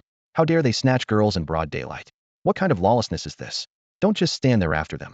He charged out first, and the other warriors hiding nearby began to rush forward. But then, the Spring Breeze Pavilion suddenly found itself surrounded by a group of armored fighters. A tall and imposing level 6 warrior stepped forward, pulling a jade piece carved with a 9-clawed golden dragon from his bosom. In a deep voice, he declared, "We've received a tip that the Spring Breeze Pavilion is secretly hiding the forbidden weapon, the 9-cow crossbow, with intent to rebel. I am Luo Liuzi, here to investigate." After the madam was forced away, the person in charge of the Spring Breeze Pavilion, who had been hiding upstairs on the 3rd floor like his backside was on fire, rushed downstairs and happened to witness the scene. The jade with the 9-clawed golden dragon matched perfectly with the black heavy armor engraved with the same symbol, revealing the identity of the visitor, the Xuanjia Army, the Summer Kingdom's sole military force. The manager originally wanted to charge forward and cut these thieves trying to snatch women into pieces, but when his eyes met the tall warrior's gaze, he froze in place. Stammering under his breath, he cursed, "Is this a brothel or the Red Mansion? What the hell do we need a 9-cow crossbow for? Are these people idiots? The Red Mansion's for pleasure and flirtation. There's no way something like that's hidden here. If someone's really planning rebellion, they'd stash it with the Sun family, not stuff it into Spring Breeze Pavilion." Luo Liuzi snorted coldly, his eyes sharp as blades. Maybe someone thinks the most dangerous place is actually the safest one. Nobody leaves until the Xuanjia army finishes the search. Before he finished speaking, he waved his arm and commanded sternly, "Search." The clashing of armor rang out instantly. Soon, a heavily armored man hurried over with a grave expression and quietly reported to Luo Liuzi, "My lord, we found a 9-cow crossbow hidden in the kitchen straw pile." Luo Liuzi narrowed his eyes, a cold light flashing that seemed to cut through the air. He glanced at the manager, his voice low but icy as a verdict. "Looks like some people will die tonight." With that, he strode toward the kitchen. The manager stood frozen, knees weak, cold sweat pouring from his temples, soaking his clothes as if freshly pulled from water. They actually found a 9-cow crossbow in Spring Breeze Pavilion. The Sun family might not fall because of this, but his own life was probably hanging by a thread. Just as Luo Liuzi said, As soon as a forbidden weapon appears, someone has to pay the price. Damn it, he thought furiously, staring at Luo Liu's retreating figure. A terrifying idea suddenly flashed in his mind though. He was responsible for Spring Breeze Pavilion. It wasn't truly his domain, but under orders from the Sun family. Many things in the shadows were completely unknown to him. The most plausible explanation now was that the Sun family secretly planted the 9-cow crossbow, without telling him, quietly stashing it in the kitchen straw pile. His chest turned cold at the thought, anger bubbling up. Through gritted teeth, he cursed under his breath. Seriously? If you're going to hide it, at least do it better. Hiding it in a straw pile, like you're afraid no one will find it. Had he known sooner, he would have dismantled the crossbow into parts and scattered them in vases, roof eaves, even tucked into table grooves, then reassembled it when needed. Much easier. Just as this thought crossed his mind, he gritted his teeth and tried to slip away in the chaos. But the moment he turned, he met the cold, indifferent gazes of two fully armed Xuanjia soldiers blocking the stairway like gate guardians, hands lightly resting on their sword hilts. The manager froze and forced out a smile worse than crying, his voice trembling. I just need to use the restroom. Meanwhile, Luo Liuzi already stood before the kitchen straw pile, staring down at the giant crossbow with its chilling gleam. The most absurd part? This 9-cow crossbow was cocked and ready to fire at any moment. Luo Liuzi walked slowly past the direction the crossbow bolts were aimed at, his face expressionless. He spared the man because he was only a level 6 martial artist. Getting hit by something like this at close range would have left him paralyzed or worse. The so-called Jianyu crossbow certainly lived up to its fearsome reputation. Even a defenseless ordinary person wielding it could threaten the life of a level 6 warrior. Because of this, the Jianyu crossbow was never allowed to circulate on the market, rarely even appearing on the black market. Only in distant border towns, far from the emperor's reach, would it sometimes show up in corrupt officials' black market dump sales. The very crossbow in front of him was one such rare case smuggled into the Chunfeng Tower. His gaze swept across the kitchen filled with smoke and cooking pots, finally resting on a group of a dozen or so chefs hurriedly gathered together. His voice was low and ominous. Can anyone explain why there's a Jianyu crossbow in the kitchen? You hid something that large in a haystack, and none of you noticed? Don't you usually use hay to stoke the fire here? The chefs exchanged glances in stunned silence. After a long pause, the leader forced himself forward and spoke cautiously. Sir, today a guest arrived with his own cook and ingredients. That cook ordered us all to leave and prepared the meal alone. We haven't been in the kitchen since. I suspect the Jianyu crossbow was stuffed into the haystack at that time. Do you believe me, sir? Luo Liuzi smiled coldly. You think I believe you? With a sweeping motion of his sleeve and a voice like thunder, he barked, arrest them all and send them to the interrogation bureau. No one is to be left out. The Xuanjiao army was already fully prepared outside, the clash of armor echoing incessantly. Amid the ringing of weapons, everyone inside Chunfeng Tower, chefs, servants, musicians, even the pleasure-seeking guests were bound and escorted to the interrogation bureau beyond the palace walls. Even the Jianyu crossbow was sealed in a wooden crate and taken away. The young scions of noble clans in the hall fell silent in fear. No one dared identify themselves. Under suspicion of rebellion, even the descendants of dukes and marquises had to lower their heads and submit. Any attempt to speak up now would only earn a label of conspiracy. Before long, the once lively Chunfeng Tower fell into complete silence. The heady, intimate fragrances were swiftly carried away by the night wind. The entire building stood empty except for the curtains fluttering softly in the breeze. Night had deepened near the academy entrance. A snake gasped for breath, dragging two unconscious girls and a madam, his steps heavy like beating on a drum skin. Seeing Chen Gu standing by the gate, he lowered the girls to the ground. Just as one of the girls opened her mouth to scream, a snake summoned his spiritual energy and plunged a large blade into the bluestone pavement behind them with a sharp clang. The blade sunk 3 fingers deep into the stone. The scream was cut off abruptly. The girl hurriedly clutched her thin garment tighter as the chill night wind gnawed at her bones. Members of the Qinglong gang arrived one by one. Amid the clatter of footsteps, a scout approached quickly and whispered, Master Gu, Brother Snake. The Xuanjia army took everyone from Chunfeng Tower for interrogation, not sparing even the guests. They also seized the Jianyu crossbow. Chunfeng Tower is now completely empty, and the Sun family hasn't had a chance to respond yet. Chen Gu's eyes darkened in thought for a moment. Then a grim smile spread across his lips. She had clearly underestimated how wary the court was of the Jianyu crossbow. Since they've swept it clean, we can even save ourselves the trouble of redecorating. He bent down to pick up the large blade again, tapping the tip lightly on the stone with a crisp sound. Leave a few people behind to watch the girls. Everyone else, follow me back to Chunfeng Tower. Whatever can be moved, bring it all. A snake paused briefly, then laughed heartily, revealing a set of sharp white teeth. This is exactly what the Qinglong gang does best, right up our alley. At this moment, night had fallen deep. Inside the Spring Breeze Pavilion, silence reigned, with only a few lonely candle holders standing at the end of the corridor. Their peach red flames flickered precariously in the darkness, as if any gust of wind might snuff them out. Suddenly, Chen Gu and the Qinglong gang swung back around and stopped again in front of the pavilion. They exchanged glances, and the corners of their mouths all lifted into barely contained smiles. Then, the deathly quiet was shattered by a loud, chaotic uproar. "Come on, brothers, lend a hand. Pull up these willow trees and plant them by the Red Mansion's gate. Snake bro, what about the flower pool? Put the flowers into boxes. Dig out the flower pool along with the soil and mud. We're taking it all tonight. Xiao Yozi, grab some sacks quickly. Pack up the zither, chess set, calligraphy, brushes, ink, and paper from the private room. Careful, that whole row is porcelain, very valuable. Damao, don't forget the folding screens and beds. Got it. Once we unload these rosewood tables and chairs, we're out. They're heavy, be careful when lifting. Move quickly. Don't forget the peach pink gauze curtains. A few more people, take the roof tiles down, leave not a single piece behind." United in purpose, the whole pavilion was swept clean like a locust swarm. No one in the Qinglong gang slacked off. Each person exerted their spiritual energy, taking everything in sight. Even the kitchen pots and pans found their way into sacks. An hour later, Chen Gu stood at the entrance, looking at the now pockmarked ground where the pavilion once stood, not a single candle holder left. He clapped his hands in satisfaction. Looking up, a red plaque with white characters swayed lonely in the night breeze. It read Spring Breeze Pavilion. He hesitated for a moment, then took it down. Then, the group hoisted their loads and marched down the street in a grand procession toward the academy. At the very end, several brothers carried willows uprooted with their roots still intact, catching the eye. Ash looked up toward the empty skyline and let out a sigh. If everyone had more strength than just first-level warriors, would have taken the whole building down to the foundations. Chen Gu glanced at his panting comrades as they channeled their spiritual energy and laughed. "Don't worry. Once we earn enough spiritual stones, they'll buy body refinement pills for you all." And he looked down at the Gu wolf brushing against his pant leg. "It needs some cultivation pills too. Don't worry, we'll have plenty of spiritual stones soon." Ash fell silent for a moment, his worry resurfacing. "Gu bro, now that we've blatantly robbed the Spring Breeze Pavilion, do you think the Sun family will retaliate?" "Of course they will." Chen Gu raised an eyebrow. "Wouldn't you if someone tore down your house?" Ash was stunned and glanced back toward the pavilion, now swallowed by the night, whispering, "The Sun family is one of the 4 great families in the capital. I've heard they even have top-tier 9th-level warriors. Gu bro, can we really stand up to them?" "We?" Chen Gu shrugged.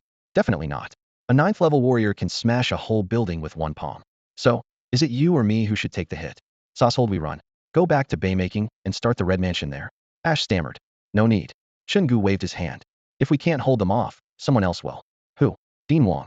Can he really hold them off?" "It'll be a fight, but he can. Will he help us?" "He will." Half an hour later, Chen Gu strode through the gates of the beast-taming academy.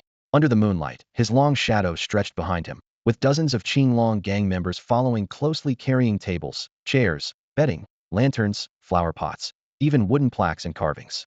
Behind them trailed over 200 girls from the Chunfeng Tower, their soft sobs drifting like a damp breeze. At the entrance, the masked man who had earlier ordered no attendance allowed inside sat atop the giant toad statue, a stalk of wheat held between his lips, eyes half closed as if dozing, completely ignoring the noisy procession. Only when several burly men carried an entire willow tree past him did the corner of his mouth twitch slightly. As the tree brushed by, he casually plucked a willow branch, spat out the wheat stalk, and placed the branch in his mouth, savoring its tender fibers. The academy was silent at this hour. To prepare for the first day of classes tomorrow, ordinary students and 9-rank warriors and beast tamers alike had gone to bed early. Even the strongest in this world couldn't stop eating, drinking, relieving themselves, or escape birth and death. Aside from their extraordinary strength, they were no different from ordinary people. Chen Gu slowly walked along the bluestone path he had taken earlier with Fu Yakin during the day. Moonlight scattered over the stones, casting mottled patches of light. Soon he stopped before a low, simple building, the classroom, where teachers regularly instructed, adjacent to the martial training grounds and the arena for duels. Across from it stood a dusty, dilapidated 3-story building with broken window frames. It had once been a shop selling elixirs, but since the Pill sect issued a mandate forbidding franchising and only allowing direct operation, it had been abandoned. "What are you waiting for? Get to work." Chen Gu glanced at the ruined building, nodded approvingly, then turned to wave at the Qinglong gang members. "Put in double effort. Finish cleaning before dawn. At dawn, we open for business." A steady voice from Ash scratched his head and pounded his chest reassuringly. "Don't worry, Brother Gu. We've got this." He gathered the brothers to first sweep the dust from inside, then carry in beds, screens, embroidered quilts, and incense burners brought over from Chunfeng Tower, arranging everything carefully. Chen Gu then turned to face the more than 200 startled girls. His sword tip paused midair before sharply striking the bluestone pavement. Stand up straight. At that moment, Gu Lang, Chen's beast companion, howled toward the heavens, echoing loudly through the night. The madam from Chunfeng Tower stepped forward unsteadily, a complicated expression on her face. She hesitated, placing herself in front of the girls. Sir, these girls all come from hard lives, but enough. Chen Gu raised his great sword until its blade was level with her nose. His tone was calm, but carried a chilling authority.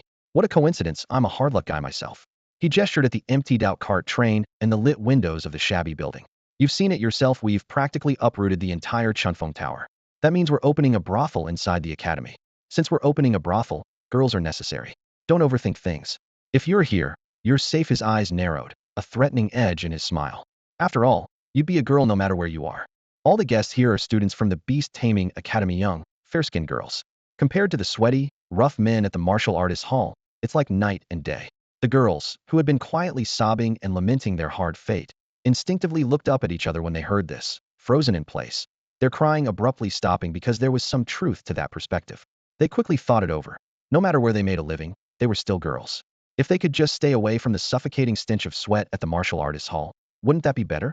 Besides, martial artists often lost control of their power, sometimes causing death, sometimes leaving people paralyzed. Even casual fights were life-threatening. But the students at the beast-taming academy were different. However hard they pulled, there were limits.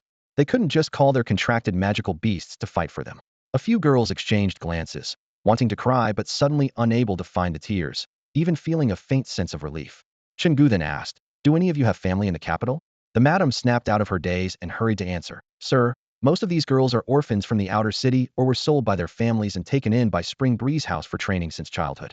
They don't have relatives. Their indenture contracts are still kept at Spring Breeze House. If you want to call anywhere family, then Spring Breeze House is it. Chen Gu nodded lightly. How much spirit stones did these girls usually earn per night before? The madam gave an apologetic smile. 1,000 spirit stones a night. The girls got 200, I took 50, and the rest went to Spring Breeze House. Chen Gu fell silent. Calculating 200 spirit stones a night adds up to 6,000 a month. When One-Eyed Dragon was just promoted to a level 1 martial artist, working as a runner for a wealthy family, he earned barely 1,000 a month. That was enough to improve his life. Yet here in the capital, a single girl could make 6,000 a month.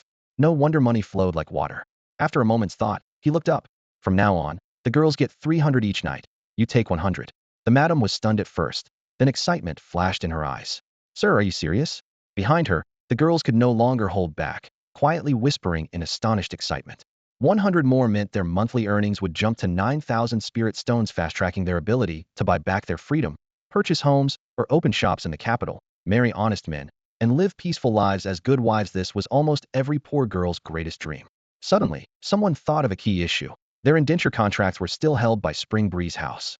At that moment, Chen Gu pulled out a stack of contracts from his chest and said firmly, I have fully inherited everything of Spring Breeze House, including these indenture contracts.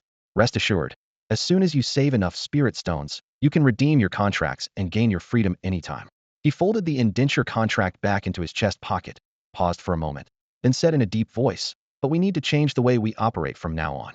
Those under 1.5 meters stand on the left, those over 1.7 meters stand on the right, and the ones in the middle stand in the center. The girls who had been singled out exchanged glances, the delicate pink gauze fluttering slightly at their chests. Seeing that the madam did not object, they lowered their heads and lightly tapped their shoe tips on the wooden floor, slowly dispersing according to Chen Gu's orders. The madam stepped forward puzzled, lowering her voice. Sir, are you planning to? Just call me Brother Gu from now on. Chen Gu cut her off with a look, then glanced at the rows of pink veils, his tone full of dissatisfaction. Wearing all the same thing, where's the uniqueness in that? Madam, get some writing materials, take notes. Yes. The madam hurriedly rifled through the Qinglong gang members' bundles to find brush, ink, paper, and inkstone, then spread them out on the table, ready to record. The ones under 1.5 meters, go find clothes like cat girls or fox girls. Replace all these pink veils. The madam hesitated. Cat girl and fox girl outfits, that's something only the concubines from wealthy families can afford. And without the veils, wouldn't their bodies be completely covered up? Men are creatures of imagination, Chen Gu said with a cool glance. You short ones must speak softly and coquettishly, show your cuteness to the extreme. Make men want to protect you the moment they see you, wanting to hold you in the palm of their hand. His eyes moved to the tall girls on the right. For those over 1.7 meters, madam will go by clothes later, cold and aloof styles, so the arrogant quality is obvious at a glance. When serving clients, your voice must be cold, your attitude indifferent and haughty, so the client feels like an insignificant ant. The madam was completely baffled, her voice dry. Brother Gu, isn't that dangerous? People might get hurt. No way. My 100 brothers are in the building. Chen Gu waved her off. As for offending clients, they'll coach you on the limits later. The key is to make a client pay 1 spirit stone and be able to conquer a woman who's indifferent, cold, and proud. He casually glanced at the brothers behind them carrying lumber and laying red bricks and continued. Like I said before, selling yourself is vulgar. Selling desire is elegant. Selling childish desire is the most vulgar of all. What we're selling is the desire to protect, to destroy, to conquer. He pointed to the group of girls of average height in the center. You all keep the original style.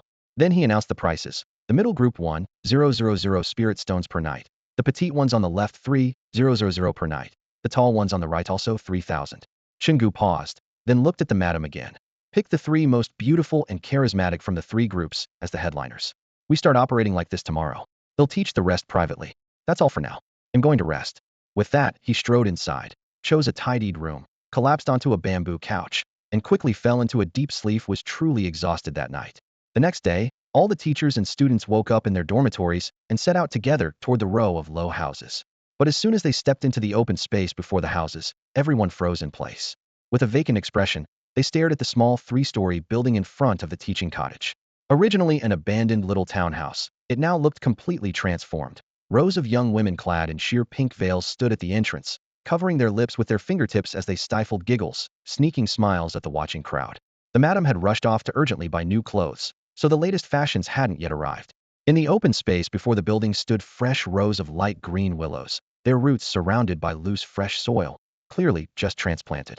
The once dusty walls were now freshly painted, and the eaves were tiled with gleaming golden, glazed tiles that sparkled in the sunlight. Through the wide-open vermilion-painted door, wisps of peach-pink gauze drifted about inside. The sounds of silk strings and flutes mingled with the crisp, bell-like laughter of the girls, flowing intermittently out the doorway. The large plaque above the door bore 3 characters Xiaofeng Lu Autumn Wind Tower. Yet the character for autumn was carved unusually small, and above the plaque faint grooves revealed where the character for spring had been cruelly scraped away. Without careful scrutiny, one would hardly notice the little autumn character beneath. The students were stunned, and even the teacher preparing to start class stood dumbfounded, momentarily at a loss for words. Teacher, one student said quietly with a strange look, when did our academy get this building? I certainly didn't see it yesterday.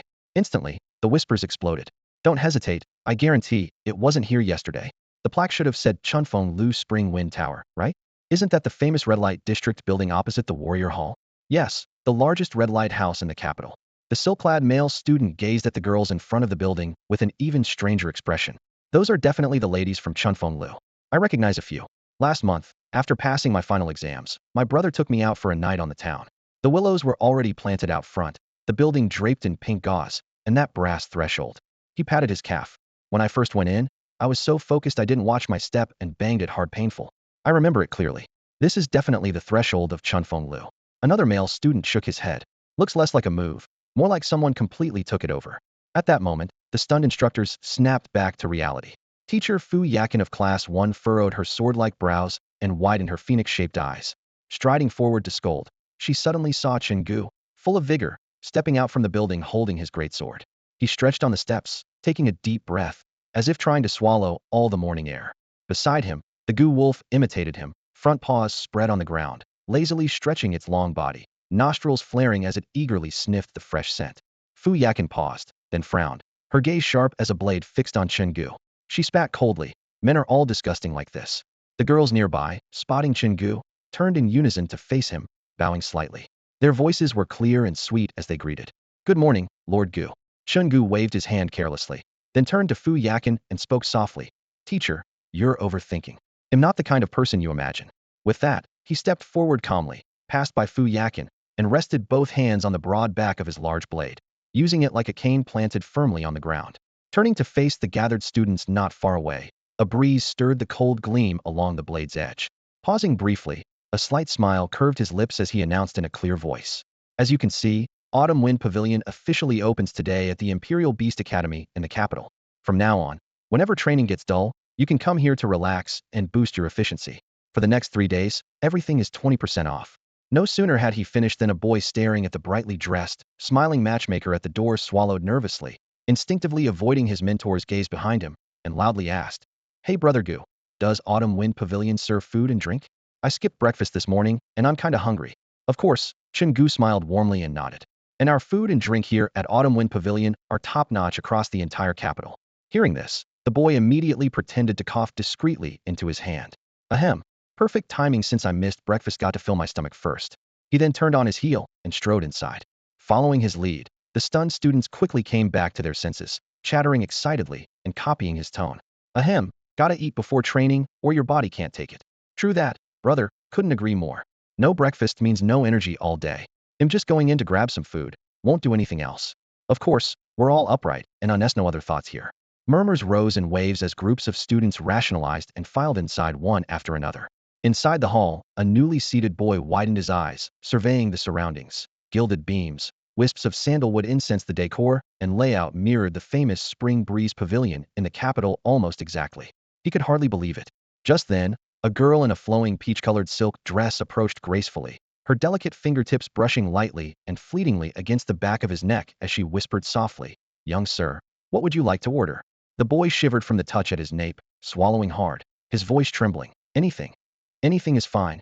In the meantime, the kitchen behind rolled with waves of heat. The Fu brothers Fu Ning, Fu Ping, and Fu Ziwei, drenched in sweat, working furiously at the stove with nimble feet barely touching the ground. Woks flipped, oil sputtered, knives clashed rhythmically against cutting boards, filling the air with the rich aroma of roasting meat. Silence settled except for the crackling fire. Finally, Fu Ping couldn't hold back, staring at the flames as he muttered quietly, "If Mom knew we left home to be cooks here in the capital, working in the Red Pavilion, she'd probably kill us." Fu Ning gave an awkward smile, calling over to the gray wolf to fetch some meat from the fridge, while saying, "You can't say that. What's wrong with being a cook? Do only beast tamers have prospects? We should correct that wrong idea. At least I believe Brother Gu won't treat us unfairly." "Exactly," Fu Xia replied expressionlessly, chopping a piece fiercely. "He definitely won't treat us poorly after all. We're the only three here at Autumn Wind Pavilion who can cook." He sighed. "It's hard to believe. To avoid being a cook at home, I went off to the Northern Horse Imperial Beast Academy for 9 years, and in the end, here I am, cooking at the Red Pavilion in the capital's Imperial Beast Academy." Meanwhile, beyond the thick door that shut out the clamor and grease smoke, Chen Gu was already sitting calmly in Director Wang's office, face impassive as he looked at the bald man before him. The bald Dean Wang set the bronze mirror down beside him, his expression dark as he stared fixedly at Chen Gu, his gaze radiating the authority of a seasoned powerhouse. The faint warmth of the mirror still lingered in his palm, yet his full attention was locked onto the young man. Chen Gu remained calm and unflinching, meeting the dean's stare as if the pressure was nothing more than a gentle breeze. In the spacious yet dimly lit office, the two held a silent standoff, the air thick and heavy as if trapped inside amber, broken only by the faint crackling of the candlelight on the wall. After a long pause, Dean Wang's face darkened until it almost looked wet with gloom. Finally, in a low voice, he said, "Enough. What's going on with Autumn Wind Tower? Do you think you can run wild here without consequence?" Chen Gu shook his head lightly, avoiding a direct reply, and said calmly, "I'm here to collect the Spirit Spring for the Heavenly Tier class and the Dragon Snake Pill for the Earth Tier class." The moment he spoke, Dean Wang's fury ignited like tinder. He slammed his palm hard onto the table. The century-old rosewood desk trembled loudly, ink and bamboo slips jumping as if ready to scatter. "I'm talking about Autumn Wind Tower. Don't change the subject." Chen Gu seemed not to hear the roar, keeping his composure. "All the students heard your promise. Breaking it now will only make you lose credibility. Especially when everyone assumes beast tamers are inferior to warriors. Many students might deliberately fail the first assessment just to quit the Capital Beast Academy." Dean Wang frozen briefly, the anger extinguished as if doused with icy water. After a moment of silence, he snapped back coldly, "So what? Tuition is non-refundable. If anyone loses out, it's them, not me." Chen Gu studied the changing color on the dean's face, then smiled lightly. "Is that really so? Each student pays only 300 second-tier spirit stones. Not a huge sum, but not small either. Yet every Earth-tier freshman gets a Dragon Snake Pill that's worth far more. And the Heavenly Tier's Spirit Spring for body tempering." He tapped the table with a finger, his voice measured. "I've done the research. The so-called Spirit Spring is the essence refined from the spiritual fire burning out impurities in a warrior's meridians, settling deep inside. It enhances a beast tamer's constitution without side effects. Every drop of it comes from the spiritual fire furnace beneath the warrior hall and is supplied solely to the Capital Beast Academy. Not a single drop leaks outside. Even banned weapons like the Nine Bulls crossbow can reach the black market, but never Spirit Spring. We both know how much more valuable a single vial is beyond 300 second-tier stones." Hearing this, Dean Wang slowly sank back into his chair, the anger gone as if a different man sat there. No longer seeing Chen Gu as a mere student, he regarded him as an equal peer. The candlelight reflected off his smooth scalp, and Wang's eyes flickered over the young man's face, strangely catching a hint of the crown prince's calculating, unflappable demeanor. After a moment of silence, he asked softly, "What is it you want to say?" "What I want to say?" Chen Gu smiled faintly. "It's simple. The Capital Beast Academy has invested so much. You're not going to try to tell me it's only to make a few hundred spirit stones off each student, are you? Let me continue. I want you to think about how reasonable my points are. Those who pass 3 or more assessments have bright futures ahead, becoming instructors at other city academies, joining the military, or working as independent tamers in the demon beast forest. But what about those who pass more than 12 assessments? If we judge by the assessment system, those who have passed all 12 evaluations should be the strongest group, shining even brighter than the rest. Yet, to this day, not a single one of these 12-time qualifiers has appeared anywhere, as if swallowed whole by the entire continent. Where could they have gone? In the empty office, the dean rested both elbows on the desk, fingers interlaced under his chin, his calm gaze fixed on the young man who had approached the truth with only a few words. The chill in the air wasn't aimed at Chen Gu's power, but at the sheer incredulity. How could someone deduce such a terrifying truth from just a thread of clues? He stared at Chen Gu and spoke in a low voice. "So, where do you think they went?" "Good question." Chen Gu clicked his tongue and gave the dean a thumbs up, a mix of admiration and reflection in his tone. "It's a serious question that keeps you up at night. Once I learned that those who had passed the 12 assessments hadn't shown themselves publicly, I started to wonder. After all, I plan to train at the Imperial Beast Academy in the capital, and I don't want to unwittingly bury myself in some conspiracy." He spoke deliberately, as if recalling the steps of his reasoning. "At first, I suspected sacrifice. Year after year, the academy creates the strongest, then uses cruel methods to refine them into pills to extend certain people's lives. Sounds absurd? Maybe, but not impossible. So I started digging." The dean shook his head lightly and smiled faintly at the corner of his mouth. "You don't have the ability to investigate this. I looked into your background. You snuck into the capital with 100 thugs from North Ma City, never having set foot here before. Orphaned since childhood, no relatives in the capital. So what basis do you have for this investigation?" Chen Gu bent down, scooping the Gu wolf crouched by his pant leg into his arms, and stroked its spine. The little beast's eyes narrowed, its forepaws stretching out, pink webbing unfolding leisurely in the air, clearly content. He looked up, a quiet smile playing on his lips. "Every snake has its own path, every rat its own way." The deduction was actually quite simple. "There's clearly a conspiracy here others might not know, but you're the dean, and together with palace officials and the 4 great clans, you don't have even a clue? That doesn't add up. So I started investigating the city's prominent families, seeing where they send their children. The results were obvious. Most choose the Imperial Beast Academy. Even more telling, their children fight tooth and nail to pass the 12th test, backed by all their family's resources." At this, Chen Gu leaned on the desk, a teasing glint in his eyes. "Hey, race the problem if those in the know are happy to send their kids there, pouring resources into helping them pass, then." He lowered his voice slightly. "Where do you think those who pass the 12th test go?" Before the dean could answer, Chen Gu continued unabated. "I don't know their exact destination, but one thing's certain: passing all 12 tests must come with incredible benefits. Besides, before coming to the capital, I heard something else." His voice paused briefly, then he delivered the final point. "The tuition fees at the Imperial Beast Academy have been steadily decreasing each year, and this year's drop is the steepest yet. To give more new students the chance to enter the Imperial Beast Academy in the capital." Chen Gu leaned back in his chair, slightly forward, propping his chin with his hand as he smiled and asked, "So, can I assume the Imperial Beast Academy in the capital is panicking? Or rather," he deliberately dragged out the last syllable, his gaze flickering over the dean's face. "This year you need more freshmen who pass the 12 trials. I bet you've been given a strict order from above, right? Fail that, and there won't be a good outcome. After all, your very existence as dean depends on continuously supplying freshmen who clear all 12 trials. Fail the mission, and that title means nothing. If I were in your position, I'd lose my head too. Once someone loses their value, they might as well be dead." The dean's expression remained calm, but inside a storm was brewing. The young man's speculation was not entirely accurate, but 8 or 9 points hit the mark. He fell silent, even briefly entertained a thought of silencing Chen Gu permanently. This plan was too important, something that the Xia kingdom had pursued desperately for 100 years, so much so that the kingdom itself was said to have been founded for this very purpose. In the past, this continent was not solely occupied by Xia. Numerous nations and countless sects dotted the landscape like cattle flies. Yet all who knew the truth had set aside old grudges and sacrificed personal interests to unite under Xia. Nearly a century of effort had been spent, and this year marked the centenary.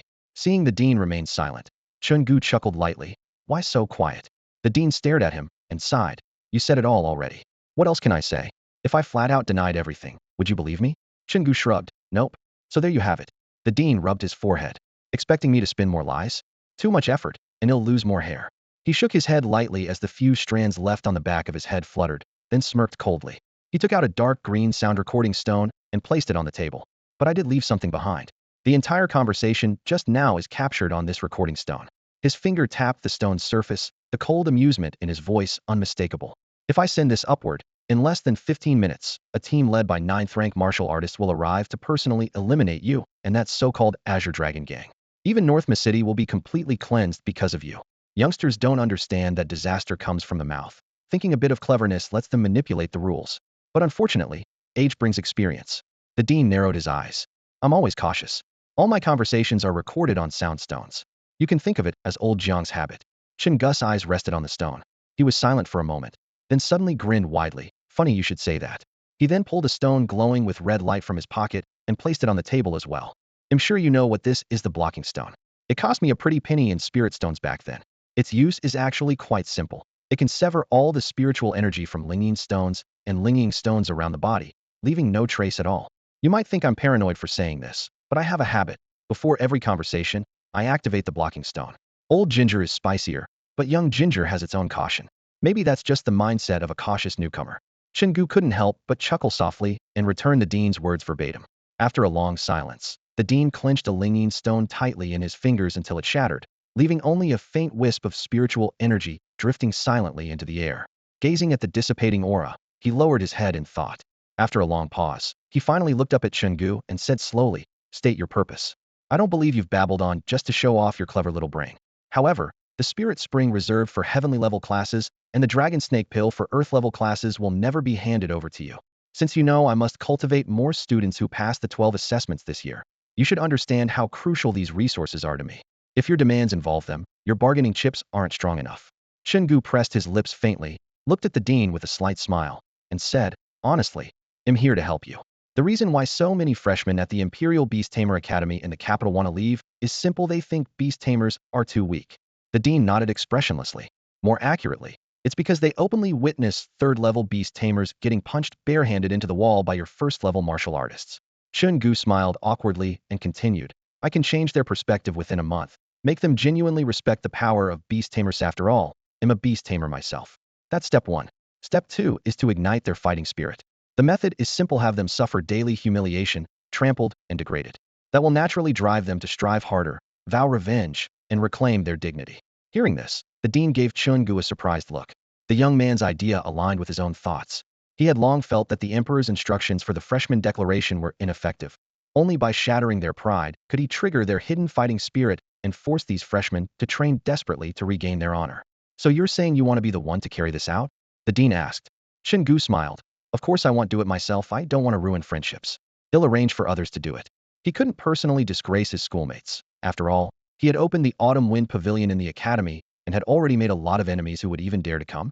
Sending others to charge ahead makes more sense. At the same time, Chen Gu added, while humiliating them, it's only fair to collect some spirit stones, right? Think of it another way: it opens a new revenue stream. For example, a student randomly beaten up inside the academy loses all their spirit stones, and in frustration comes to the Autumn Wind Pavilion for comfort. Those spirit stones end up straight in my pocket.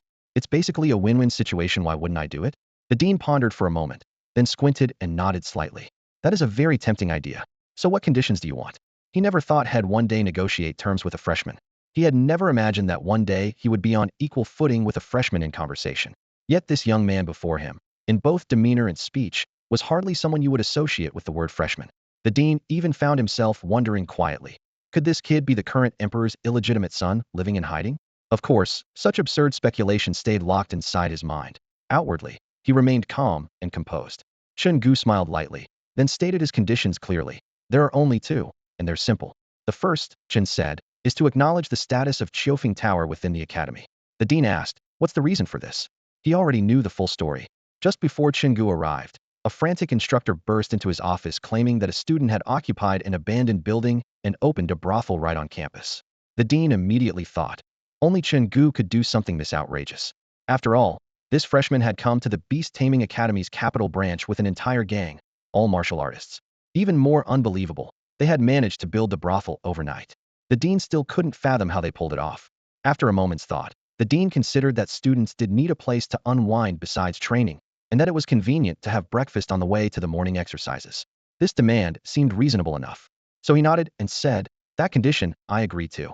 The second condition, Chen Gu's tone remained steady, is that if anyone tries to enter the school to tear down Qiufeng Tower, I need the academy's help to stop them. The dean couldn't help but smile. The authorities wouldn't even touch a brothel. No one has dared open one inside the capital's beast-taming academy before, but as dean, if I say it's allowed, no one will think it's improper. Not just the authorities, Chen Gu shook his head, his tone slightly serious. Anyone at all. Whoever tries to mess with Qiufeng Tower, you have to stop them for me. The dean frowned, thinking this kid was perhaps a bit paranoid. This was his turf, who could interfere? But Chen Gu was firm, so he spread his hands and said, "Fine. You're certainly cautious. I accept both conditions. But I have one request. I want to see these freshmen stop slacking and train hard as soon as possible." "Don't worry." Chen Gu stood up, smiling with conviction. "The results will be more than satisfactory. After all, this is our specialty." With that, he pushed open the door and left. Watching his back disappear, the dean sighed, a promising young man. Then he took out a transmission stone and sent a message to all instructors. "I am aware of the establishment of Qiufeng Tower. No need to intervene." That brief order set the tone and allowed Qiufeng Tower to officially stand on campus, eventually becoming a curious landmark. But that's another story. After a moment, the dean pulled out an intermediate-level audio stone from his pocket and chuckled to himself. He had only shown Chen Gu a low-level audio stone earlier, and Chen Gu had replied with a low-level blocking stone. The low-level blocking stone could interrupt a low-level audio stone, but it was powerless against an intermediate-level one. From the very beginning, he activated both a mid-level recording stone and a low-level recording stone simultaneously. The director sat in a large ebony chair, his palm lightly stroking two palm-sized gray-blue crystals hidden in his sleeve. His fingertips trembled habitually. Record 1. Hydonite was ingrained in his bones. Besides the recording stones, he also divided his ancient rings into two. One worn on his finger holding small, everyday items. The other sewn inside his inner lining, securely locking away the truly dangerous things.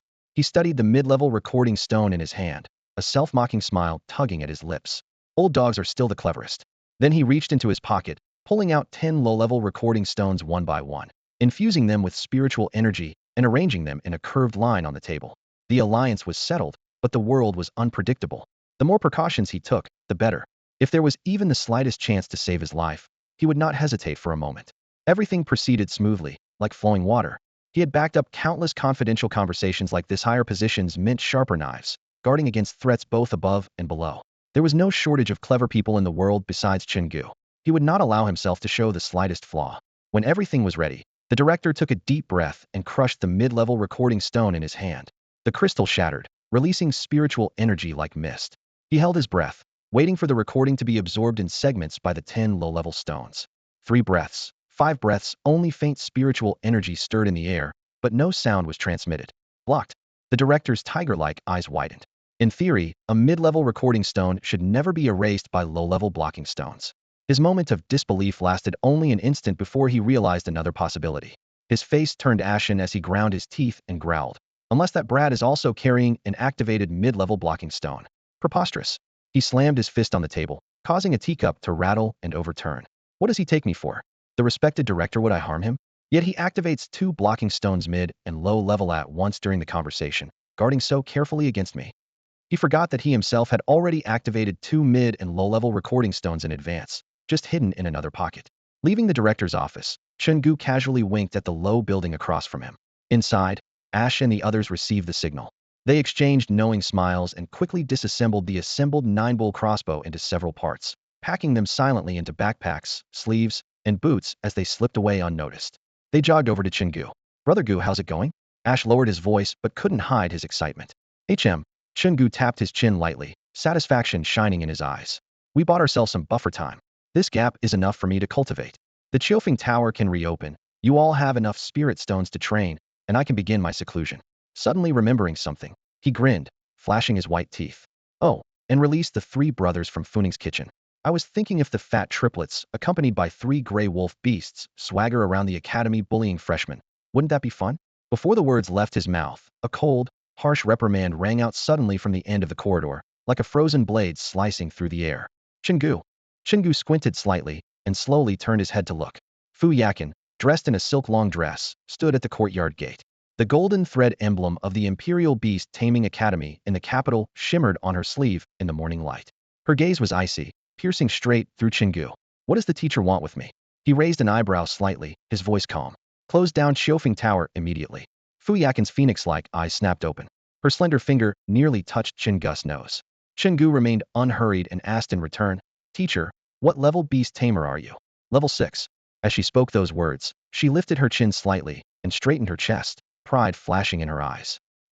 Level 6 beast tamer, that's quite strong. Chen Gu nodded in acknowledgement, then stepped toward the cluster of low teaching buildings. Xiofeng Tower was opened with the dean's approval. Please hurry to your lesson. I still need to practice after theory class. Being a level 6 beast tamer meant she had at least one level 6 mature magical beast bonded. Chen Gu calculated silently. If he forced a confrontation now, he probably wouldn't come out ahead. For that reason, he ignored Fu Yakin's lingering anger and watched her storm off toward the dean's office. Chen Gu led Asa and the others along the path. Passing Xiofeng Tower, there were few guests inside. Most girls had returned to their elegant rooms to rest, while only a handful sat in the hall quietly chatting and laughing. It was the first day of entry classes, and most students were too busy to linger, just grabbing a quick breakfast before following their tutors to class. As they left, some couldn't help but grimace and whisper, just a bit of plain food, and it's so expensive. But the quality here is really top-notch. Just a glance feels like reaching the peak. The chef must have quite a background. The skills are probably unique in the entire Imperial Beast Taming Academy. Chen Gu heard this, but made no comment, leading everyone around to the kitchen at the back. Before stepping inside, he already caught the muttering voices. Big brother, seriously, it's not that I'm fault-finding. Fu Xia leaned on a low stool, hands on his knees, complaining to Fu Ning and Fu Sheng opposite him. Second brother, don't blame me for being picky. Just look at this, does it seem right to you? I've told you before, Chen Gu just doesn't seem trustworthy. He's not one of us, so it's better to avoid him. But you insisted a golden scale dragon isn't meant to stay in a pond. It will rise at the first wind and cloud, and tried to catch him through his stomach with fancy cooking. Now look, forget Chen Gu's stomach. We've hooked the appetites of half the students in the entire academy. We spent 9 years studying theory at Bima City Imperial Beast Academy, bonded with gray wolves, fought tooth and nail through graduation exams just to come here to the Imperial Beast Taming Academy's Red Mansion and become his damn kitchen slaves? Fu Ning glanced up expressionlessly, replying coldly, Third brother, why do your words sound so awkward? Fu Xia, already full of anger, felt even more frustrated seeing his older brothers unwilling to listen to his advice. Fuming with anger, he stood up and kicked the small stool aside, shouting, Don't call me third brother. From now on, call me big brother. Because of your wrong choices, your qualification as big brother is revoked. From now on, in the big brother. Fu Xia pointed at his nose, chest heaving violently like a wolf whose tail had been stepped on. I hereby order that our first priority is to leave Chen Gu, then train hard to become advanced beast tamers. Screw that damn cook nonsense who aren't here to master cooking skills. Before he finished speaking, the kitchen curtain was gently lifted. Chen Gu, tying his apron around his waist, stepped in calmly. His gaze swept over the three brothers once before he smiled and said, I just heard someone say they want to train as beast tamers? Fu Ning froze for a moment, fear flashing briefly in his eyes. Quickly stepping forward, he positioned himself in front of the raging Fu Xia and forced a pleading smile. You might find this hard to believe, Gugu, but our 3 gray wolves suddenly gained human speech abilities. They've been shouting that they don't want to be magical beasts anymore. They want to become beast tamers and bond with other magical beasts. He raised a hand toward the 3 gray wolves sitting neatly in a row against the wall. The wolves nodded in perfect unison, so synchronized it sent shivers down the spine. Chen Gu smiled lightly, then reminded them, if I'm not mistaken, you're all in the same class with Meth Heavenly 1 class. The first lesson is about to start. Why are you still hanging around here? Come here, I have an extremely difficult task for you.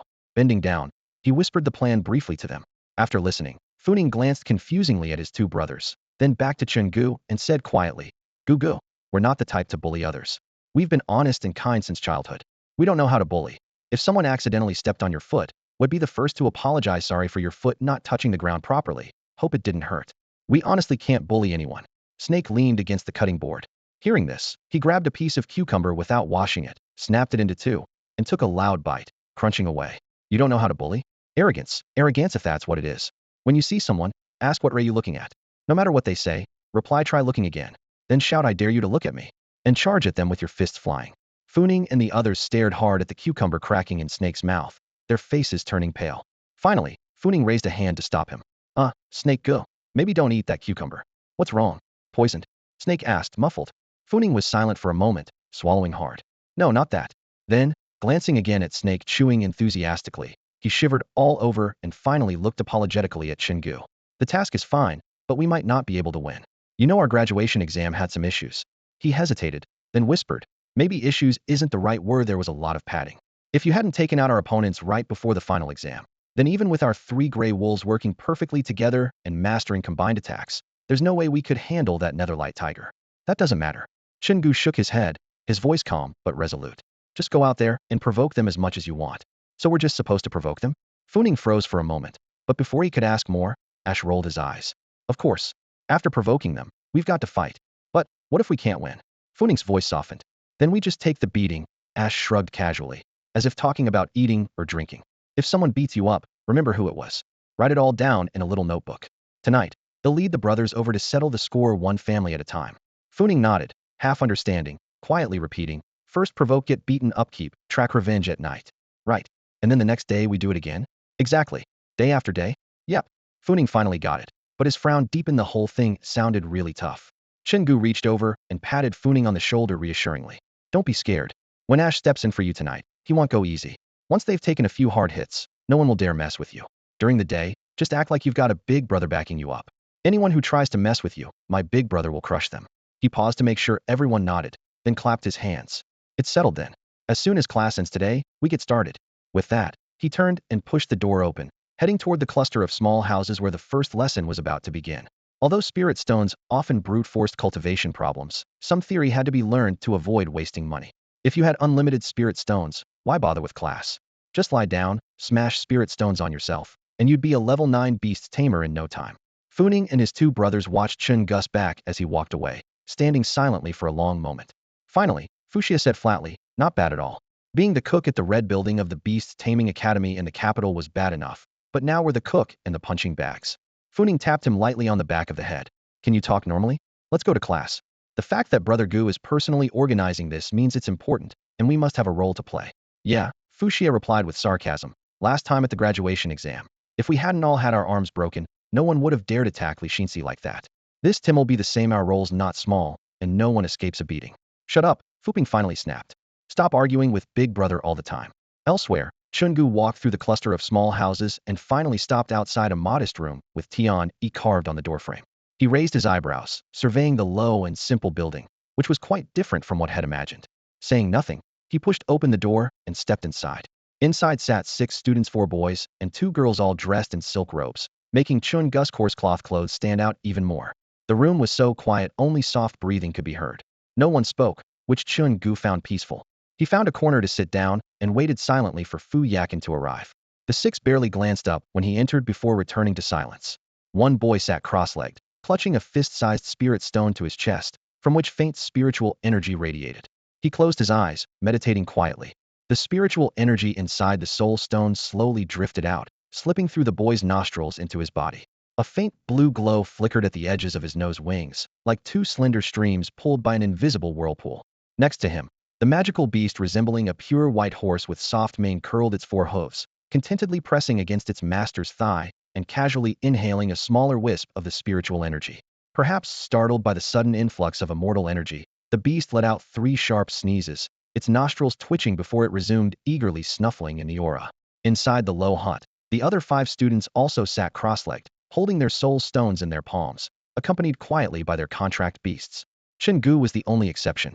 He stared intently at the soul stone in his hand, his nostrils reddening from effort, yet not a trace of spiritual energy entered.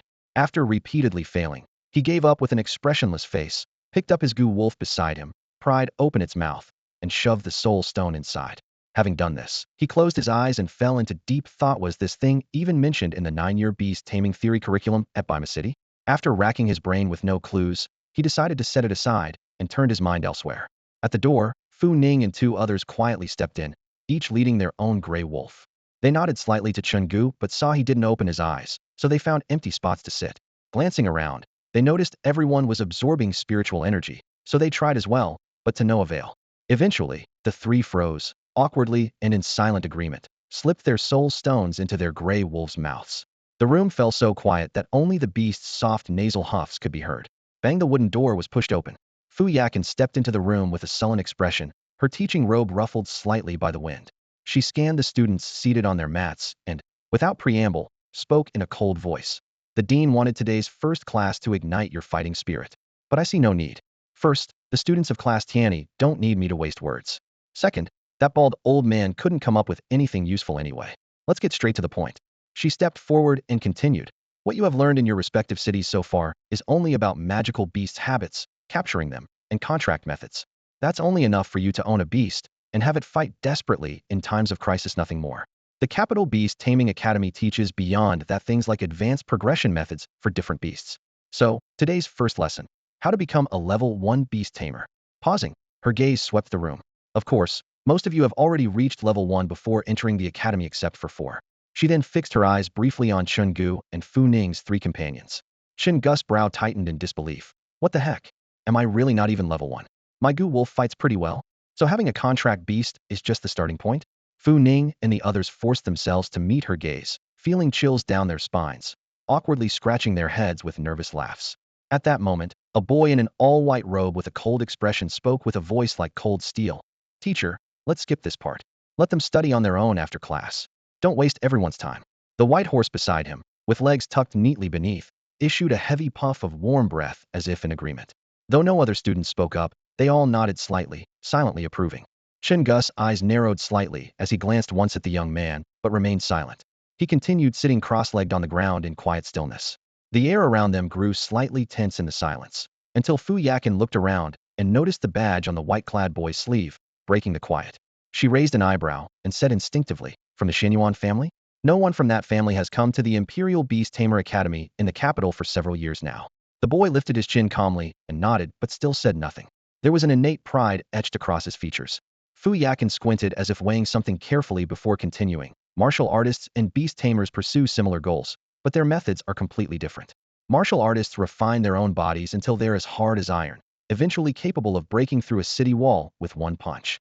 Beast tamers, on the other hand, strengthen themselves by training magical beasts through contracts. The beast's power feeds back to enhance the tamer's own physique. She gestured as she explained. In simple terms, martial artists focus solely on improving their own strength, while beast tamers must first make their beast stronger. The stronger the beast, the more power it can channel back, and the stronger the tamer becomes. Scanning the room, she added, different species of magical beasts offer very different returns. 2 tamers might each have a 9th level beast, but their combat power could be worlds apart. Someone in the classroom fiddled with their fingers distractedly, so she gave just one example. Take equine beasts. For example, a tamer with a 9th level celestial steed can easily handle 3 tamers who each have a 9th level golden horn horse. Why? Simple. The celestial steed is a superior grade beast, while the golden horn horse is an inferior grade one. Her gaze swept across the room and landed on the corner where, aside from Chen Gu and 3 others, most students looked rather uninterested. For these elite students from prominent families, such knowledge was almost common sense, so hearing it again felt like a waste of time. But for Chen Gu and the small city students, this was new and they listened intently. Seeing the mixed reactions, Fu Yakin slowed her tone but spoke more clearly. When we say inferior, middle, or superior grade, we mean the beast's innate talent ranking. Levels like first or second refer to strength tiers, but talent grade determines the beast's potential cap and growth speed, which directly affects the tamer's own power. She tapped the table rhythmically to emphasize her point. A first-level superior grade beast can easily crush a second-level inferior grade beast. Shifting focus, she looked down at the gray wolf near Fu Ning and the proud young gray wolf beside Chen Gu, her lips twitching slightly. It had been a long time since an inferior grade beast appeared in the top-tier class. Students admitted to this elite class typically had already reached first-tier beast tamer status before entering, supported by main or branch family resources. As a result, they usually started out with middle-grade beasts, and inferior-grade ones had almost disappeared. She continued, gray wolves are generally locked into inferior-grade talent at birth. Only very rarely, through mutation, will one reach middle-grade talent. These are called mutant beasts. Not wanting to waste more time, she wrapped up the topic. In short, whether a beast is superior, middle, or inferior grade determines a lot. The main way beast tamers train is by strengthening their magical beasts, who in turn empower their masters through a process called reciprocation. The faster the beast grows, the stronger and quicker its owner becomes. Standing at the podium, Fu Yakin spoke clearly, explaining this principle word by word. Her gaze swept across the classroom and finally rested on the gray and white Gu wolf sitting in the corner, attentively listening with head raised and ears perked. Chen Gu sat beside the wolf, frowning as he turned to appraise his own beast. The creature spent all day eating or sleeping and was never seen training seriously. No wonder he charged into battle wielding a long sword rather than commanding beasts. The lazy little critter was holding him back. He clicked his tongue and stared sharply at the back of the wolf's neck, sending a chill down its spine. Beyond training speed, talent and reciprocation are even more important, Fu Yakin said, pulling out chalk and writing two big words on the blackboard: upper limit and reciprocation. Turning back, she pointed at the characters and explained, magical beasts with superior talent will barring accidental most always reach level 9. Low talent beasts lag far behind. For example, she tilted her head toward that gray wolf. If it really makes it to level 6, your ancestors' graves would be smoking with pride. Laughter erupted across the classroom. Chen Gu cleared his throat, pretending to remain calm. Ignoring the students, Fu Yakin continued, low-grade beasts provide about 20% reciprocation to their master, middle grade about 40%, high grade 60%. Legendary top-tier beasts can return a full 100%. Your strength mirrors your beast's power. Even within the same grade, fluctuations exist.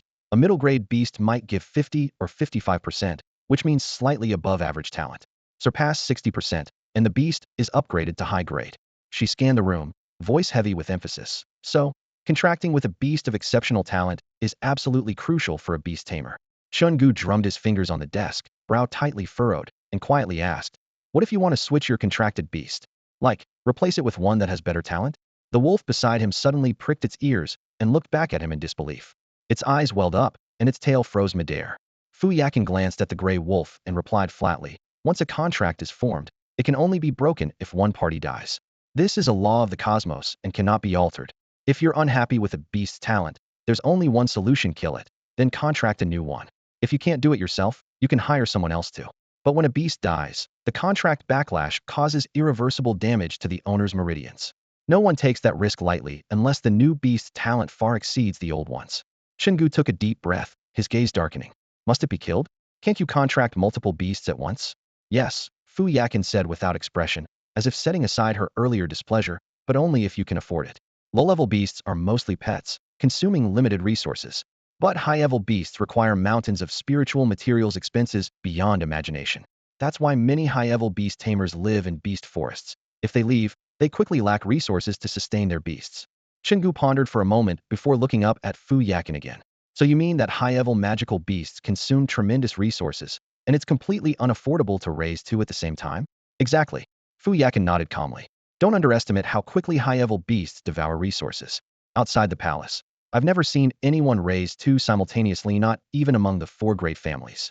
Chen Gu tilted his head slightly, his gaze falling on the white-robed young man beside them. Fu Yakin had mentioned he was from the Xianyuan family. The Xianyuan family is the most enigmatic branch of the four great families and shares the same surname as the current emperor. For such a deeply established family to be unable to support two high-level beasts at once was puzzling. He couldn't help but wonder, how could one of the four major clans be so stretched thin? Noticing Chen Gu's surprise, Fu Yakin explained in an even tone, don't be mistaken, even the Xianyuan family can't. The white-robed youth seemed not to hear, sitting with an indifferent expression, as if the topic had nothing to do with the Xianyuan family. It's not that they lack resources, but that it's not worth it, Fu Yakin added. Not worth it? Chen Gu frowned, momentarily unsure what she meant. It's possible to contract two high-level beasts or even 100, she explained. But only the strongest will actually provide feedback to the master. Chen Gu squinted thoughtfully for a moment, then raised an eyebrow.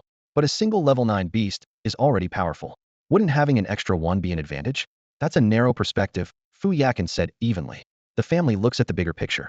Rather than putting all resources on one person to secure two high-level beasts and one master receiving feedback, it's better to distribute resources to two individuals, each raising one high-level beast. That way, you get two strong beast masters. Hearing this, Chen Gu finally nodded, seeming to understand. He quietly summarized, so if a high-level master wants to contract a second, higher gifted beast, there are only two options. Either kill the original beast or raise another. But killing the original contract beast causes irreversible damage to the master's network. Raising another requires continuing to feed the original beast, or it will turn on its master if it dies. Exactly, Fu Yakin nodded gently. And the higher the beast's level, the more severe the blowback to the Bodis network. That's why all the great families prepare gifted beasts early for their heirs, to avoid being stuck in impossible dilemmas later. Chen Gu pressed his lips and said nothing more, his gaze drifting to the pure white steed nearby. What about that white horse standing by the Xianyuan youth? What kind of beast is it? How gifted? That's the Tianma, the celestial horse we mentioned earlier, Fu Yakin said with a gentle but reverent look. It's considered a superior grade gifted beast. A Tianma foal like that would be impossible to find on the beast market. If I'm not mistaken, someone from the Xianyuan family ventured deep into the beast forest and captured a young Pegasus foal. On the podium, the female instructor's gaze was calm but carried a sharp, cold insight into the bloody truth. The Pegasus habitat lies deep within the forest. This time, they must have paved every inch of their path with a human life. Her voice was low but echoed clearly through the silent, tiered classroom. She knew all too well the methods top families used to obtain high-grade, gifted magical beasts. Politely put, they ventured deep into the forest to capture them. Speaking bluntly, several strong warriors led a team of cannon fodder, filling their path back with corpses.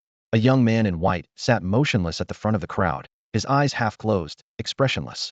The instructor's words seemed to leave no impression on him. He was as unmoving as a statue. Chen Gu stood by his seat, eyes fixed on the premium gifted Pegasus foal locked in the iron cage. Its pure white mane shimmered with silver under fluctuations of magical energy, stirring a faint envy within him. He instinctively raised his hand and asked, I have a question. If we ensure the magical beast survives, is it possible to snatch it away from someone else? No sooner had the words fallen than the white-clad youth snapped his tightly closed eyes open, and a frigid glare shot out like a blade. His voice was low but dripping with lethal intent. Looking for death? The other students, who had been resting with their eyes closed, couldn't suppress laughter.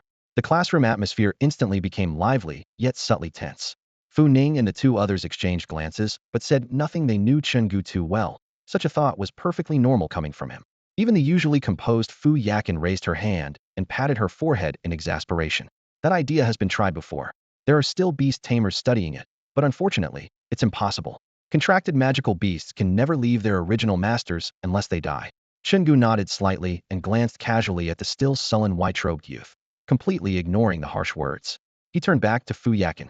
So if the contract can't be broken, how strong does a high-level beast tamer's body become after being nourished by a premium, high-grade magical beast? Fu Yakin thought for a moment and replied, roughly speaking, not weaker than a gifted earth-tier martial artist of the same level.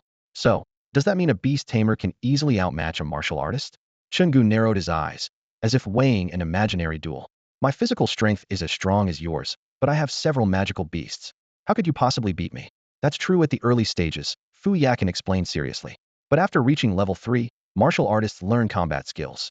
Some of these skills can smash mountains with a single punch. Then it's a different story. Beast tamers can't learn combat techniques.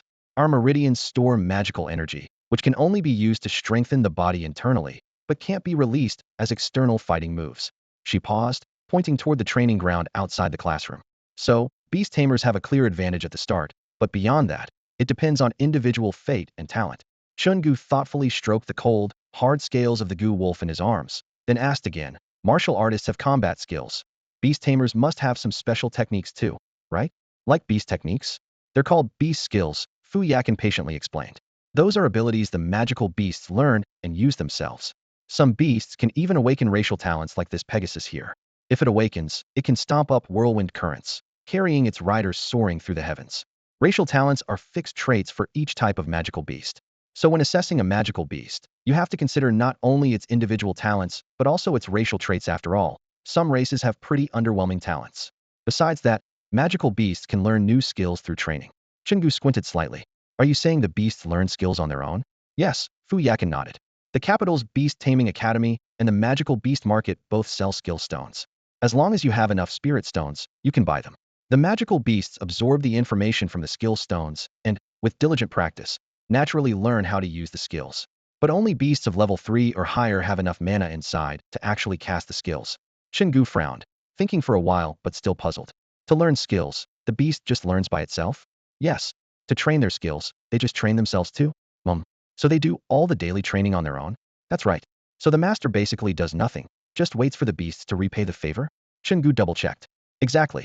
Receiving confirmation, Chen Gu lowered his gaze toward the Gu wolf, his expression odd. The beasts do all the work. Then what do we tamers even do? Feels like we could just lie around doing nothing. Fu Yakin shook her head gently and suddenly remembered something. She clicked her tongue with a sigh. You have to supervise and urge them to practice. You can't think it's that easy. Some magical beasts are unbelievably lazy. Don't even expect them to train. They won't even take a step if they can help it. Chen Gu was stunned. No way. Fu Yakin looked up, full of feeling. When you entered the academy, did you see the man with a mask sitting on top of an enormous giant toad? I saw him, Chen Gu nodded. That toad gave off a serious threatening vibe. Right. That toad is really strong, she continued. Its master is from my cohort. They both graduated from the capital beast-taming academy. I passed the 10th assessment. He passed the 11th. So by seniority, I have to call him senior brother. When he graduated, that toad was a level 6 beast by now. It's probably level 7.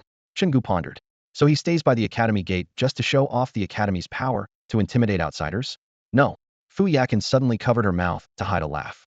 On graduation day, he was proudly riding that toad, ready to leave the academy. But right at the gate, the toad closed its eyes, flopped down, and refused to move.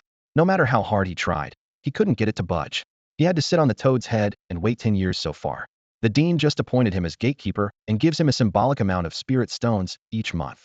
Every time someone passed by, the toad's pressure hit them like a wave, while that masked man would be lazily chewing on a stalk of wheat, like some relaxed folk hero. But the truth is, the beast is just too lazy to take a step. Chen Gu opened his mouth in disbelief.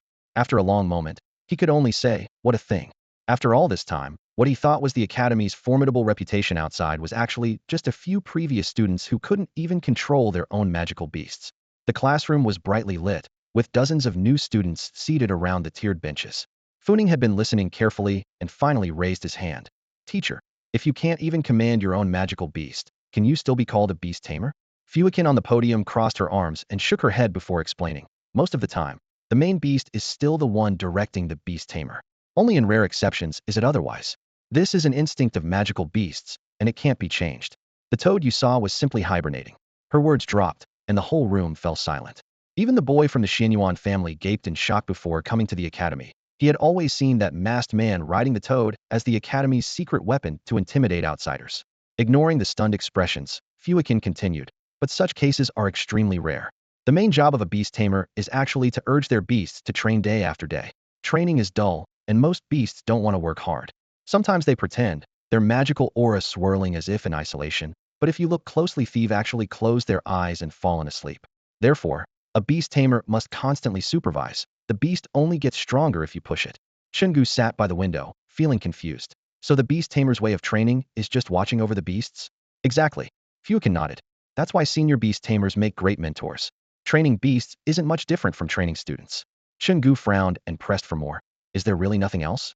There is one more thing. Fuikin made a hand gesture like counting money. Making spirit stones. Raising magical beasts is expensive. Hearing that, Chen Gu entered a prolonged silence. So the so-called beast tamer training boils down to 3 steps: earning money, feeding the beasts, and waiting for them to grow. That's it. At that moment, Funing raised his hand again. Teacher, then how does one advance to a higher-level beast tamer? My beast is a gray wolf. Can it advance? Fuikin's gaze dropped to the gray wolf at Funing's feet and casually replied, of course. Whether a beast tamer advances has nothing to do with the beast species. The real breakthrough is in the beast itself. You just benefit from it.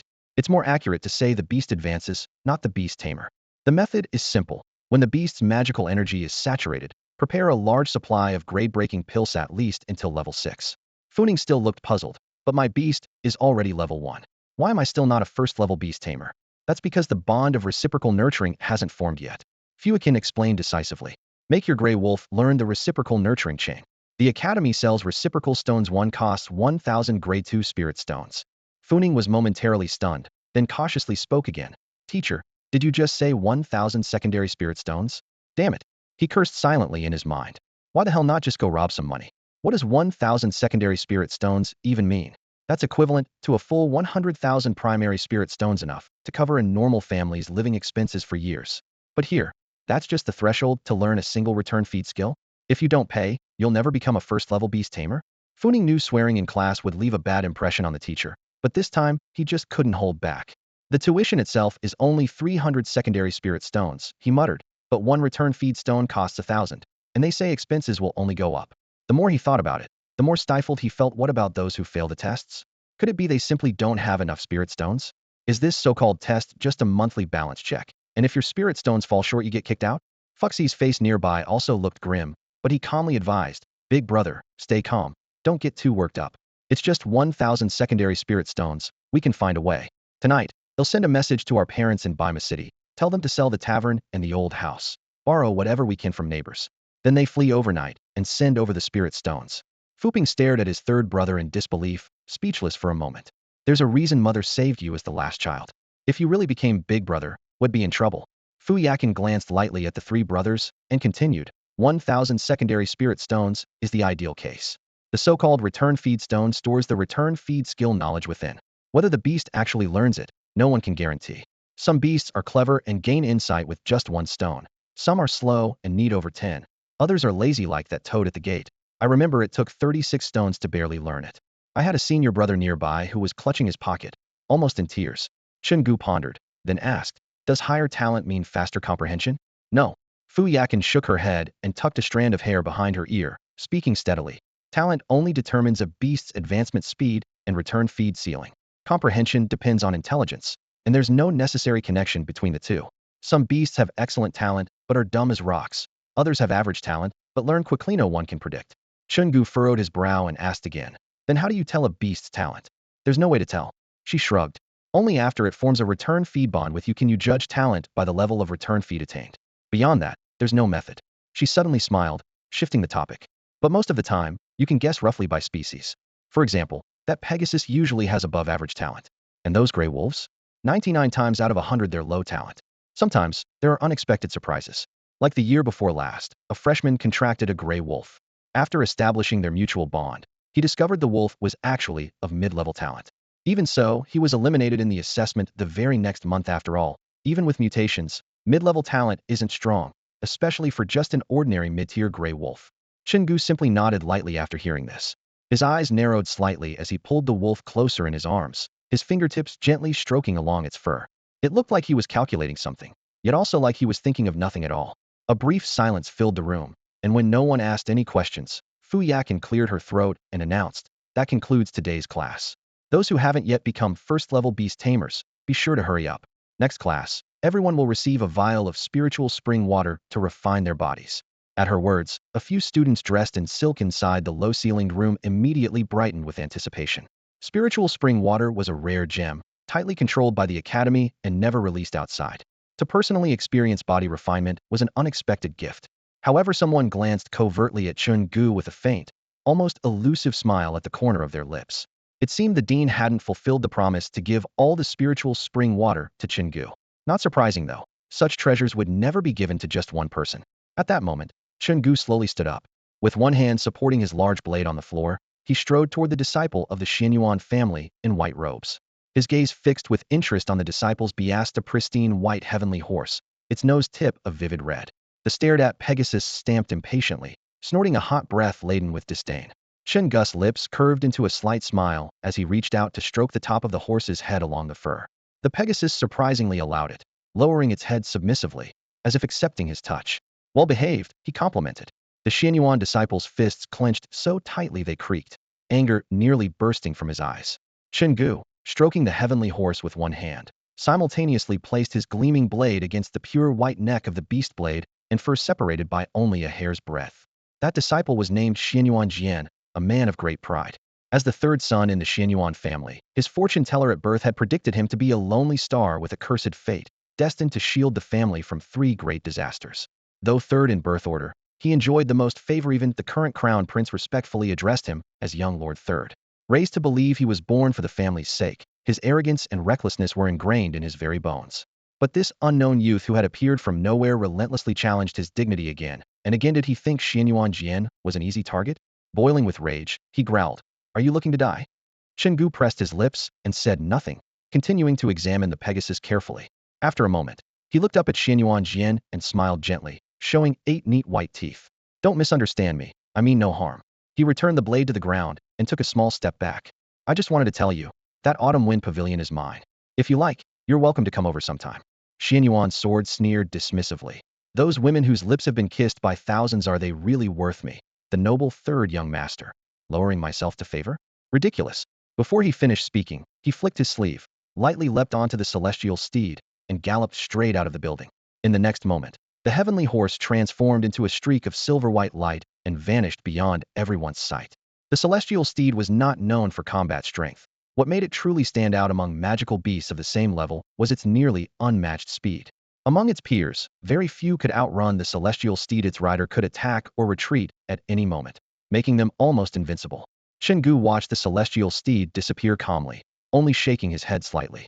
He had given Xianyuan's sword a choice: either spend the spirit stones at Xiofeng Tower and at least receive some service in return, but since the other party refused, Chen Gu didn't want to force the matter. In a massive academy like this, it was only natural for a few cunning little players to resort to underhanded tricks. After a brief pause, Chen Gu stepped outside. Passing by the Fu Ning brothers, he patted Fu Ning on the shoulder and whispered, "Go ahead, it's time to start. There's a reward of 100 second-grade spirit stones for provoking one person successfully, no upper limit. Healing pills are supplied without restriction, so don't hold back." With that, he turned toward Chofing Tower, intending to pack up his things before heading to the Academy Market to buy a return stone for the Gu Wolf. Thinking of Fu Yakin's words, a dangerous gleam flashed through Chen Gu's eyes. He glanced down at the Gu Wolf by his pant leg and said, "I believe you will grasp it in one try, right?" The Gu Wolf shuddered at that dangerous gaze. It recalled the terrifying ordeal of the knife-lifting contract. It had been ready to sign the contract, just waiting for its master to recite the formula, but only heard a string of off-key noises without any contract fluctuations. The man had gotten infuriated and raised his knife to strike, forcing the wolf to urgently comprehend the active contract to save its life. Now, the master's expression was exactly the same. The little wolf trembled, bit its own tail to calm down, and told itself, "It's just an illusion. I'm only a gray wolf cub. Why think so much?" Meanwhile, Fu Ning wore a triumphant smile, as if escaped from disaster, and whispered to his two brothers, "Did you hear? One successful provocation gets 100 second-grade spirit stones. I told you Gugu wouldn't shortchange us." Fu Xian nodded expressionlessly, "Yes. To put it bluntly, getting beaten up can earn you 100 spirit stones. From the perspective of just getting beaten, that's not a bad price." He sneered and added, "If you ask me, better to have our parents sell the tavern and old mansion. With Dad's bamboo leaf green wine mixed at a 9-to-1 ratio with water, you wouldn't even know you were drinking wine without seeing the jar. You might as well get out of here early. Who knows when you might run into someone truly ruthless." Fuping leaned against the low doorframe, watching the two brothers inside, who immediately started bickering as soon as they saw each other. He sighed helplessly. "Hey, big brother and third brother, when will you two stop arguing? Just get moving on the task Guga gave us. As soon as we provoke 10 people, we can exchange for one refeeding stone." Fuxia snorted coldly, pushed the door open, and his chubby figure was the first to step outside the eaves. Funing pursed his lips, exchanged a glance with Fuping, sighed as well, and reluctantly followed. They hadn't gone far when fresh green willow branches on either side of the academy path swayed gently overhead in the breeze. Beneath the willows, 3 boys about the same age sat side by side, chatting animatedly. Each had a gray wolf demon beast lying nearby, their tails lazily flicking over the dry grass, as if bored out of their minds. Fuxie's eyes suddenly lit up like head spotted prey, and he charged over with a thunderous shout. "What the hell are you looking at?" The 3 were caught off guard and glanced at each other, confused. After confirming these 3 strange chubby guys weren't their friends, they exchanged uneasy looks. After a brief pause, the middle boy frowned and stood up, trying to defuse things. "Hey, man, we're not looking at you. We're just chatting here." Before he could finish, Fuxia was already in front of him, face twisted in fury, swinging a punch into the guy's face. "Try looking at me again, I dare you." With a solid thud, the punch landed. At that moment, the 3 gray wolves nearby seemed to take a cue, baring their sharp teeth and growling fiercely. The boy clutched his burning cheek, eyes flashing coldly beneath a dark scowl. Still, he held back his 2 standing companions and stared at the 3 chubby men and their wolves with suspicion.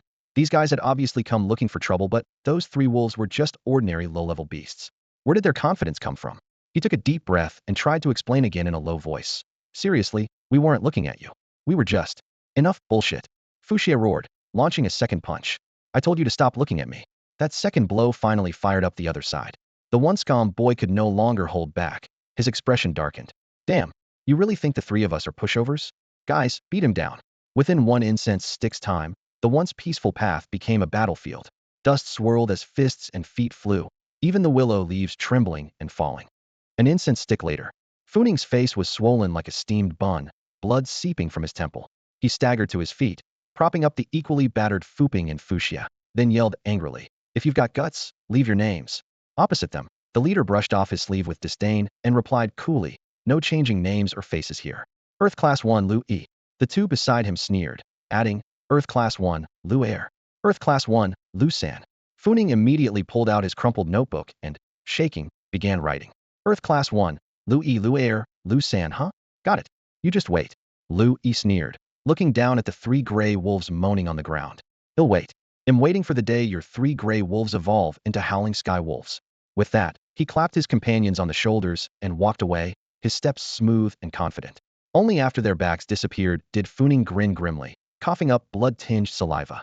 Gritting his teeth, he helped Fuping and Fuxia stand. "That makes 3 of us 300 level 2 spirit stones earned. We might just be able to afford one refeeding pill today. Fuxia couldn't help but gasp sharply in pain. Up until now, he had been the one aggressively provoking others. Yet he ended up taking the worst hit. Several massive tigers swung their thick tails, striking his face like the practiced sleeves of a Peking opera, leaving bright red stripes slanting across half his cheek. A few more times like this, and I might as well go manage the coffin shop outside the academy, he said, wiping the bloodshot streaks from his face with a hand, his tone dripping with sarcasm. I never expected that after 9 years of hard study in beast taming, barely passing the final exam, I'd end up at the beast-taming academy in the capital just to be a punching bag. What an utter disgrace. Enough, stop talking, Fu Ning replied casually, but quickly covered the hint of sympathy flickering in his eyes as he looked down. He took a small bottle of grass-green ointment from his pocket and carefully knelt beside the whimpering gray wolf lying on the ground, gently applying the salve to its wounds. After a moment, he added quietly, let's not have little Gray and the others go provoking together with us again later. We can't win anyway, so there's no need to let them suffer too. Fu Ping, standing nearby, also lowered his voice in agreement. Yeah, that's the way to go. Just then, light hoofbeats sounded from the other end of the path. 2 men and a woman walked side by side, one of them riding a pure white Pegasus whose wings shimmered like Jade Xian Yuan's sword. Fu Xie's eyes suddenly lit up. Xian Yuan's sword was precisely the target Gugu had named for provocation. He rolled up his sleeves and shouted at the top of his lungs. What the hell are you all staring at? Yeah, I mean you 3. Keep looking and see what happens. Damn it, you're all looking at me. Without waiting, he kicked off the ground with one leg, stumbling but swinging his fists toward them. Fu Ning and Fu Ping exchanged a glance, still holding the ointment with frozen surprise as their youngest brother shouted all the lines and charged in one breath. The next instant, they tossed the ointment aside and roared as they followed. We told you to stop staring. Inside Autumn Breeze Tower, the scent of incense filled the air. Well, Aishi, have you completed the investigation? Chen Gu sat calmly by the carved wooden window of the private room, gently stirring a bowl of white lotus seed soup with a spoon. After blowing on it twice to cool, he took a sip, his tone measured. Aishi responded solemnly with hands respectfully clasped. This morning, we thoroughly checked the students' accommodations. East of Autumn Breeze Tower, about the length of 1 incense stick's burn, lies a neat cluster of low houses. Each student, whether in the heavenly or yellow level class, lives alone in a separate dwelling. As for those from noble families, each had only one servant to attend to daily needs. We found no trace of any guardian-level protectors lurking. Chen Gu twirled the spoon thoughtfully. Are those families not worried their children might be bullied at the capital's beast-taming academy? As she waved for a maid to clear away the empty bowl, and continued, I suspect 2 reasons. First, it is rare for noble children to be victimized. Usually, they band together to bully commoner students. Second, perhaps the families intend this as a chance to toughen their offspring. A life without challenges isn't necessarily beneficial. Upon hearing this, Chen Gu smiled lightly, a faint curl at the corner of his lips. Experiencing hardships well said. To become truly capable, one must go through trials. Tonight's the perfect chance to toughen up. Chen Gu set down his wine cup, stood up, and stretched his shoulders as a breeze lifted the hem of his clothes. He called out, let's go. Come with me to the academy market. Before he finished speaking, he patted Aishi on the shoulder. Tell the brothers to get ready. Once tonight's mission is done, we'll head straight to the Warriors Hall to buy all the pills and cultivation manuals we need in one go. After that, we'll finally have spirit stones. Aishi sprang up from his chair, eyes shining brightly. Don't worry, Brother Gu, we'll get the job done. But his voice dropped to a conspiratorial whisper as he rubbed his hands excitedly. How about we just take over the Warriors Hall while we're at it? You've got how many brains? Chen Gu smacked him with an open palm. Then he rolled his eyes and smirked. Better yet, let's storm the palace tonight off that old bastard, wipe out the 4 great clans, and rename the Xia Kingdom Gu Kingdom by dawn. Aishi's head lolled from the slap, but his eyes gleamed even brighter. Hey, that actually sounds pretty good. Gu Kingdom does have a nice ring to it. Enough nonsense.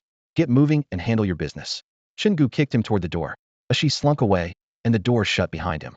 Chen Gu waved a hand toward a nearby maid. Bring another dish.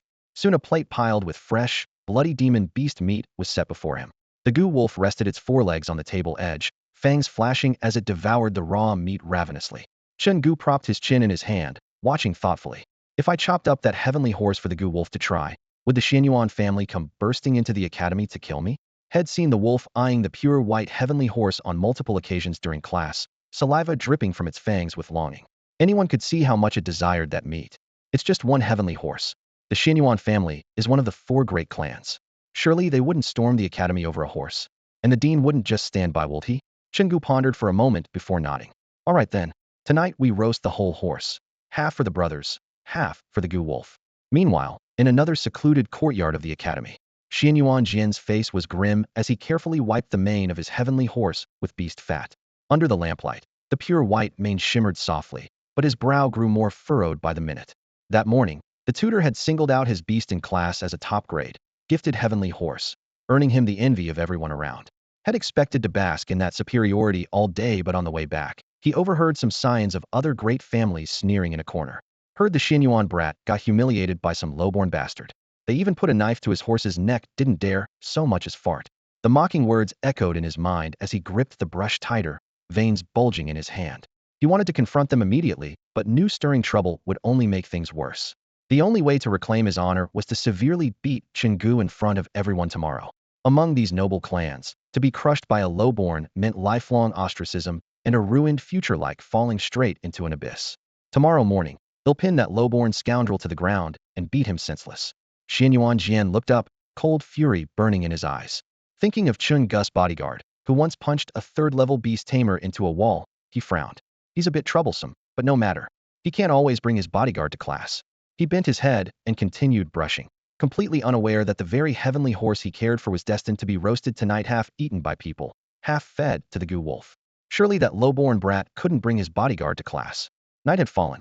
Chen Gu reached into his pocket and pulled out a single rebound pill he had purchased at the academy's market. The pill was deep red, about the size of a palm, its smooth round shell glinting faintly in the lamplight. He casually tossed the pill onto the table and said with a blank expression, "Just this one, no extras. If you succeed in comprehending it, tonight you'll be stewing a heavenly steed in the iron pot. If not, tonight it's gray wolf stew. Start understanding it now." With that, he slammed his massive knife wider than a wolf pup down on the table, then fell silent. The wolf pup lay on the ground, its nose nearly touching the pill. The fiery red shell reflected in its wolfish eyes, instantly filling them with tears. It was just an ordinary gray wolf cub. How had it ended up bearing such overwhelming expectations from its master? The rebound pill was almost as thick as its neck. Whether it could swallow it or not was obvious at a glance. It lifted its head and looked up at Chen Gu pitifully. Only then did Chen Gu realize the pill was actually meant for fully grown magical beasts, and was only the size of a baby's fist to them.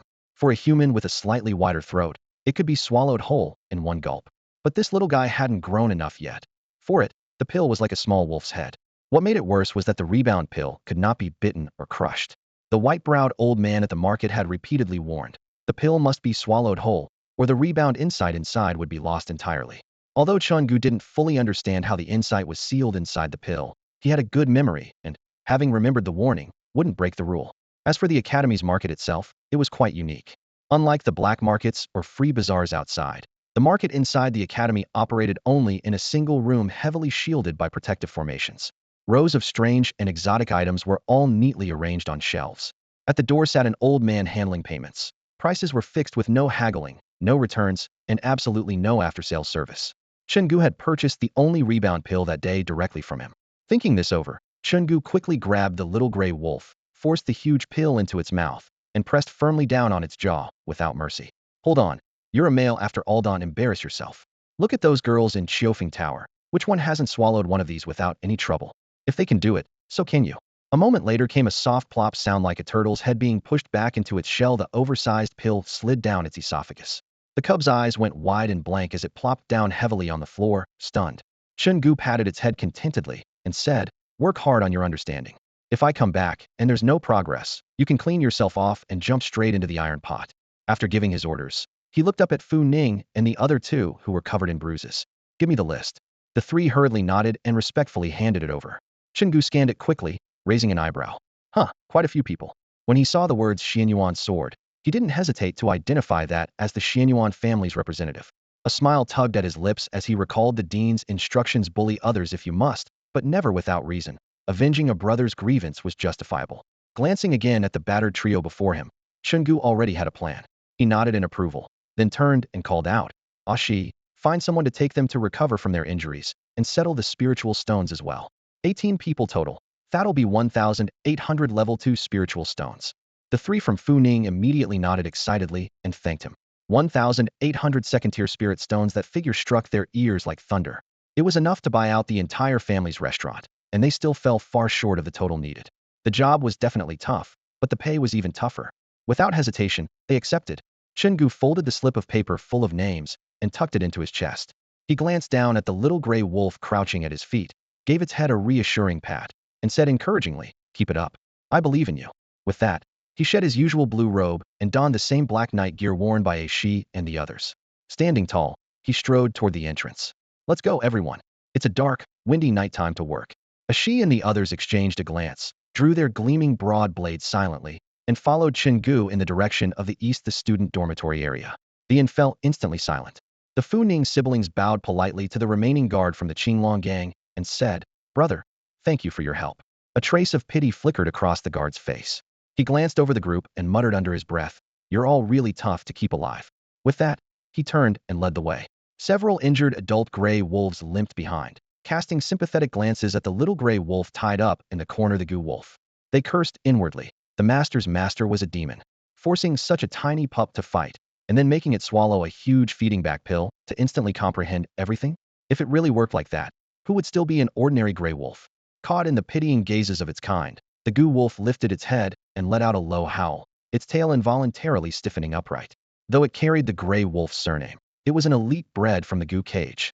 Then the Gu wolf laid flat on the floor, ears pricked up, holding its breath to wait for the pill's essence to dissolve in its stomach and return insight to its master. 1 incense stick, 2 incense sticks, 3 incense sticks burned. Impatience crept slowly up its spine. Its eyes rolled wildly, but remained blank. No understanding dawned. More to the point, it hadn't even caught the slightest hint of the pill's insight. In other words, the feeding back pill was completely worthless. Did I use the wrong method? It forced down the panic, closed its eyes, and focused again, trying to channel the faint energy inside it through the contract back to its master. Time ticked by. Half an hour later, the pill's power had completely dissipated, but there was still nothing. Unable to contain itself, the Gu wolf's fur bristled as it paced frantically around the room. It looked up at the knife marks carved into the tabletop and heard the clatter of fire lighting from the kitchen, a chill running down its back. The woman had specifically explained the feeding back procedure. If it failed, then a shudder ran through it, forcing itself prone and closing its eyes tightly to desperately contemplate. Power flows back to the master through the contract. That should be right. Meanwhile, the night grew darker still. Chen Gu had arrived with his group at the academy's student dormitory area. Only a few scattered oil lamps flickered on amid the mostly extinguished green lights. Rows of low houses lay in silent darkness. He sneered slightly and followed the signs, turning toward the courtyard marked for Class 1. He stopped in front of a small building bearing a wooden plaque carved with the characters Xianyuan's sword. Tap, tap, tap. He raised his hand and knocked 3 heavy blows. Chen Gu slowly lifted a black face covering to conceal half his face, a mocking smile tugging at his lips. Behind him, the Qinglong gang members stood in formation, each also covering their faces with matching cloths, leaving only their eyes visible. Why couldn't you wait until tomorrow to talk? Knocking so late at night like a demand is really damn annoying. Xianyuan Jian grumbled as he kicked off his slippers and went to open the door. The bolt was just lifted when a strong gust of wind blew through the crack. He rubbed his still sleepy eyes and muttered casually, "I hope it's not." The next moment, his whole body froze by the door. Under the bright moonlight, a dense crowd filled the corridor, black shadows pressing close together. Cold blades gleamed, their eyes covered by scarves, all staring at him like sharpened ice. Xianyuan Jian's Adam's apple bobbed, numb, as he slammed the door shut with a loud bang and whispered to himself, "Just a hallucination. I must have overtrained, just a trick of the mind." Creak. The heavy wooden door was jammed forcefully by a wide-backed greatsword. The blade lifted slightly, and the door moaned as if tearing before being shoved open violently, swinging on its hinges as if ready to fall apart. The figure in black stepped inside first, the moonlight outlining a bloodthirsty smile between his brows and eyes. "Good evening." Members of the Qinglong gang poured into the cramped room like a tidal wave. The space was so packed with black-clad men there wasn't a breath of air left. Dozens more were forced outside the windows, staring coldly through the frames. The oppressive atmosphere left only suffocating breathing sounds. Xianyuan Jian's knees gave out, and he collapsed onto the floor with a thud, his face paler than the moonlight. He struggled to lift his head but couldn't count the heads in the room. Outside the window, a black blockade swayed restlessly. Even his Tianma steed was bound, lying helpless and upside down, carried across the shoulders of several burly men, snorting weakly. At that moment, this precious top-tier magical beast was nothing but a tool for others to control. Survival was the only thought left in his mind. Chen Gu, his voice trembled, but he forced himself to stay calm. "I have no grudge against you, at most a few harsh words. Why resort to violence? I carry a bloodline voice stone linked to my family. If you kill me, the Xianyuan family shrine will immediately trace the killer." He gestured shakily. "You need to calm down. If things go that far, you won't come out better either." He recognized the man, not by his voice, but by the greatsword throughout the academy, the capital city, even all of Xia Kingdom. Only Chen Gu carried such a sword as a walking stick every day. But now, with the long street overlord blade just in front of him, surrounded by enemies inside and out, he only a first-tier beast tamer with a grade 1 Earth-level talent thanks to the Tianma's feedback knew well enough. This situation was beyond what he and his tied-up Tianma could handle. Chen Gu bent down, the sword's tip lightly lifting Xianyuan Jian's chin. His tone was teasing. You've got the wrong guy. I'm not Chen Gu. Xianyuan Jian's mouth twitched, knowing the other had no intention of letting him believe that. He silently stared into those half-mocking eyes. You bullied my brother today, Chen Gu said with a hint of a smile, as if telling a trivial story. I'm here to settle the score for him. Seems fair, doesn't it? Xianyuan Jian swallowed hard. Your brother? Xianyuan Jian blinked in confusion and muttered, I haven't bullied anyone today. Brother, are you sure you've got the wrong person? The night wind swept through the empty alley, a cold blade pressed against his chin. The chill crawled up his skin to the back of his neck, forcing him into silence. Only now did he realize that those three fat guys who picked a fight with him in broad daylight had done so to pave the way for Chen Gu in front of him. But even if it was revenge, would they really bring 100 people? The third young master of the Xianyuan family never traveled with such a grand entourage, not to mention this was the Beast Hunter Academy, where who would bother bringing a crowd just to train? Besides, a true beast hunter should have the spirit of martial arts and heroic unknown combat. After a brief pause, he looked up to meet Chen Gu's gaze. Chen Gu was clearly waiting for an answer. Xianyuan Jian's expression darkened, and through gritted teeth, he managed to say two words. Reasonable. My brother's medicine fee, should you pay for it? Is that reasonable? Reasonable. And the medicine fees for those 3 gray wolves? Also on you. Reasonable? Reasonable. Under the roof, he had no choice but to lower his head. Expressionless, he nodded. This was definitely not the time to say unreasonable. Otherwise, the cold blade under his chin would quickly give him a reasonable answer. By the way, which beast hunter walks around all day wielding a big knife? After your guys bullied my 3 fat brothers, now they don't say a word and are close to going crazy. Chen Gu pressed on. They could have become level 9 beast hunters, but you shattered their fighting spirit, compensating them with spirit stones. Reasonable? Reasonable. Nearly 100 of our brothers came out for you tonight, paying a little spirit stones for the trouble. Reasonable? That has to be reasonable. You're compensating proactively, not because I'm robbing you, right? Yes, that's true. That's good. 5,000 level 2 spirit stones total. Reasonable? Ray Xianyuan Jian barely started to answer when his eyes widened. Curse words choked in his throat, and his face flushed red. 5,000 level 2 spirit stones. Reasonable, my foot. Forget those 3 fat guys. Even if their bodies were filled with level 2 stones, they wouldn't be worth that much. Still, the words stuck in his throat, and he swallowed them hard. He took a deep breath, looking up and trying to sound calm. Let me remind you again, I'm from the Xianyuan family. The next second, the cold blade pressed closer right against his Adam's apple. The sting and ice surged at once, causing Xianyuan Jian to shudder violently. His hands hit the ground as he scrambled backward, only to slam into a solid human wall formed by thick thighs behind him. Looking up at the wall of muscular faces, his expression broke, voice trembling. Reasonable, damn reasonable. It's only 5,000 level 2 spirit stones. He'll pay. He'll pay. Straightforward. Chen Gu sheathed his blade and clapped his hands with satisfaction. When a son of the emperor commits a crime, he receives the same punishment as a commoner, Chen Gu added casually. That's what His Majesty said. Even if someone is from the Xianyuan family, if they bully others without cause, compensating with some spirit stones is reasonable even if this matter becomes public. Xianyuan Jian's face went pale as he fumbled with the ancient ring in his hand. His fingertips brushed against the sealed spiritual energy. Gritting his teeth, he let the ring emit a faint glow. A pile of softly radiant grade 2 spirit stones cascaded onto the floor with a clatter. The cramped room instantly lit up. I only have 4,000 grade 2 spirit stones on me. No more than that. Honestly, he said flatly, resigned. The rest I'll have to pawn the Tianma. The snow-white Tianma he had just brushed stood with all 4 hooves tightly bound by hemp rope, hoisted on his shoulders like a sack. The horse snorted heavily but was too weak to struggle clearly. This was a one-way trip. Oh, Chen Gu raised an eyebrow, showing no anger, only a cool one-word response.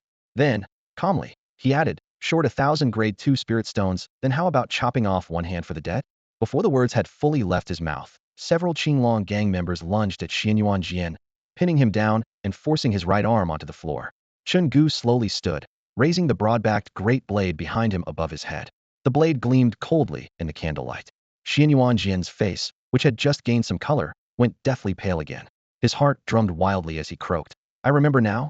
I think I still have some spirit stones left. Saying that, he unleashed all of his spiritual power, forcefully shaking off the gang members, then gently pressed his hand once more against the ancient ring. Suddenly, a brighter, more intense light flashed, almost engulfing the room in brilliance. Another large pile of grade 2 spirit stones poured out of the ring with a clatter, heaping into a small mountain. The already cramped room was immediately packed to the brim, leaving not even a crack to see through the door.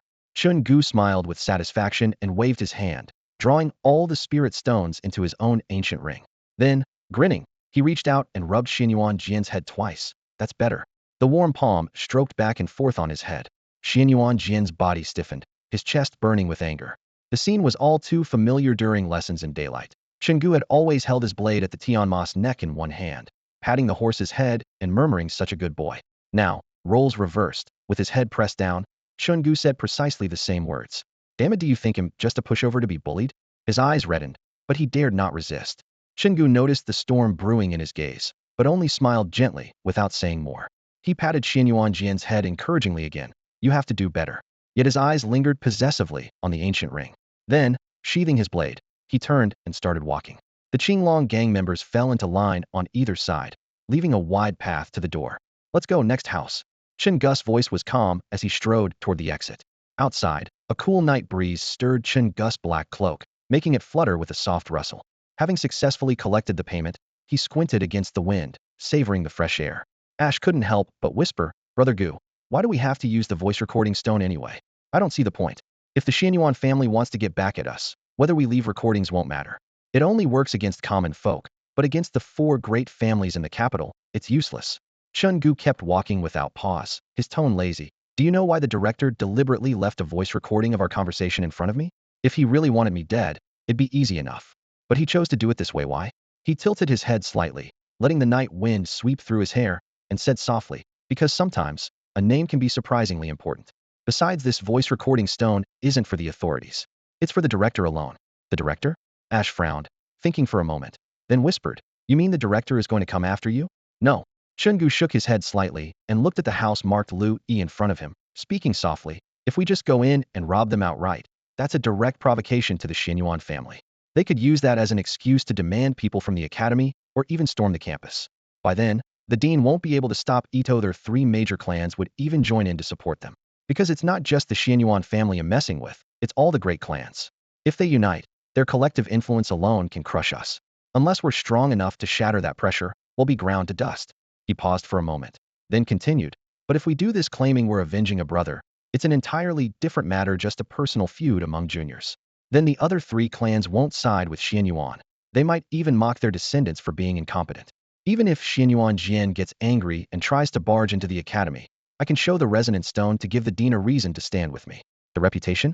Ash nodded thoughtfully, half understanding. "Yes, the reputation." Chen Gu smiled softly. "The dean won't just take my side for no reason. That old fox isn't that foolish. So, we have to give him an excuse that I have the prior righteous claim. As long as he can present a stance of being fair and impartial, he'll be happy to back me up. After all, he needs us now too. That's what I mean by reputation. Often, when the strengths are evenly matched, having the right reputation makes everything run smoother." Originally full of energy after coming out to hunt rabbits, Ash's head started throbbing from this long lecture, and sleepiness crept in.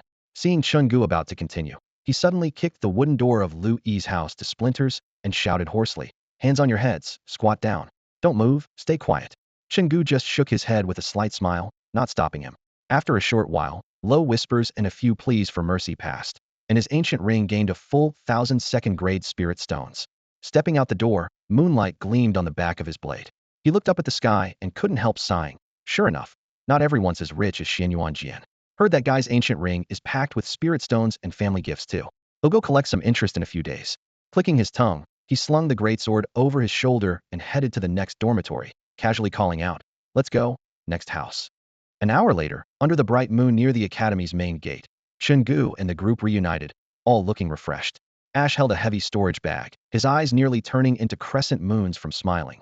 "Brother Gu, that was only 18 people, and we got so many spirit stones. Tomorrow, have Fu Ning and the others provoke more people. We'll make even more." Didn't expect the beast-taming academy students to come from such wealthy backgrounds. "That's normal." Chen Gu smiled in satisfaction. Being a beast tamer means relying mostly on magical beasts for cultivation. It's perfect for sons of noble families. They just lie in bed, play with their beasts, and their strength shoots up. Who wouldn't like that kind of advantage? I'm not into that. Ash grinned, swinging his fist lightly in the air. "I prefer a good, solid punch that hits hard. What do you think, One Eye?"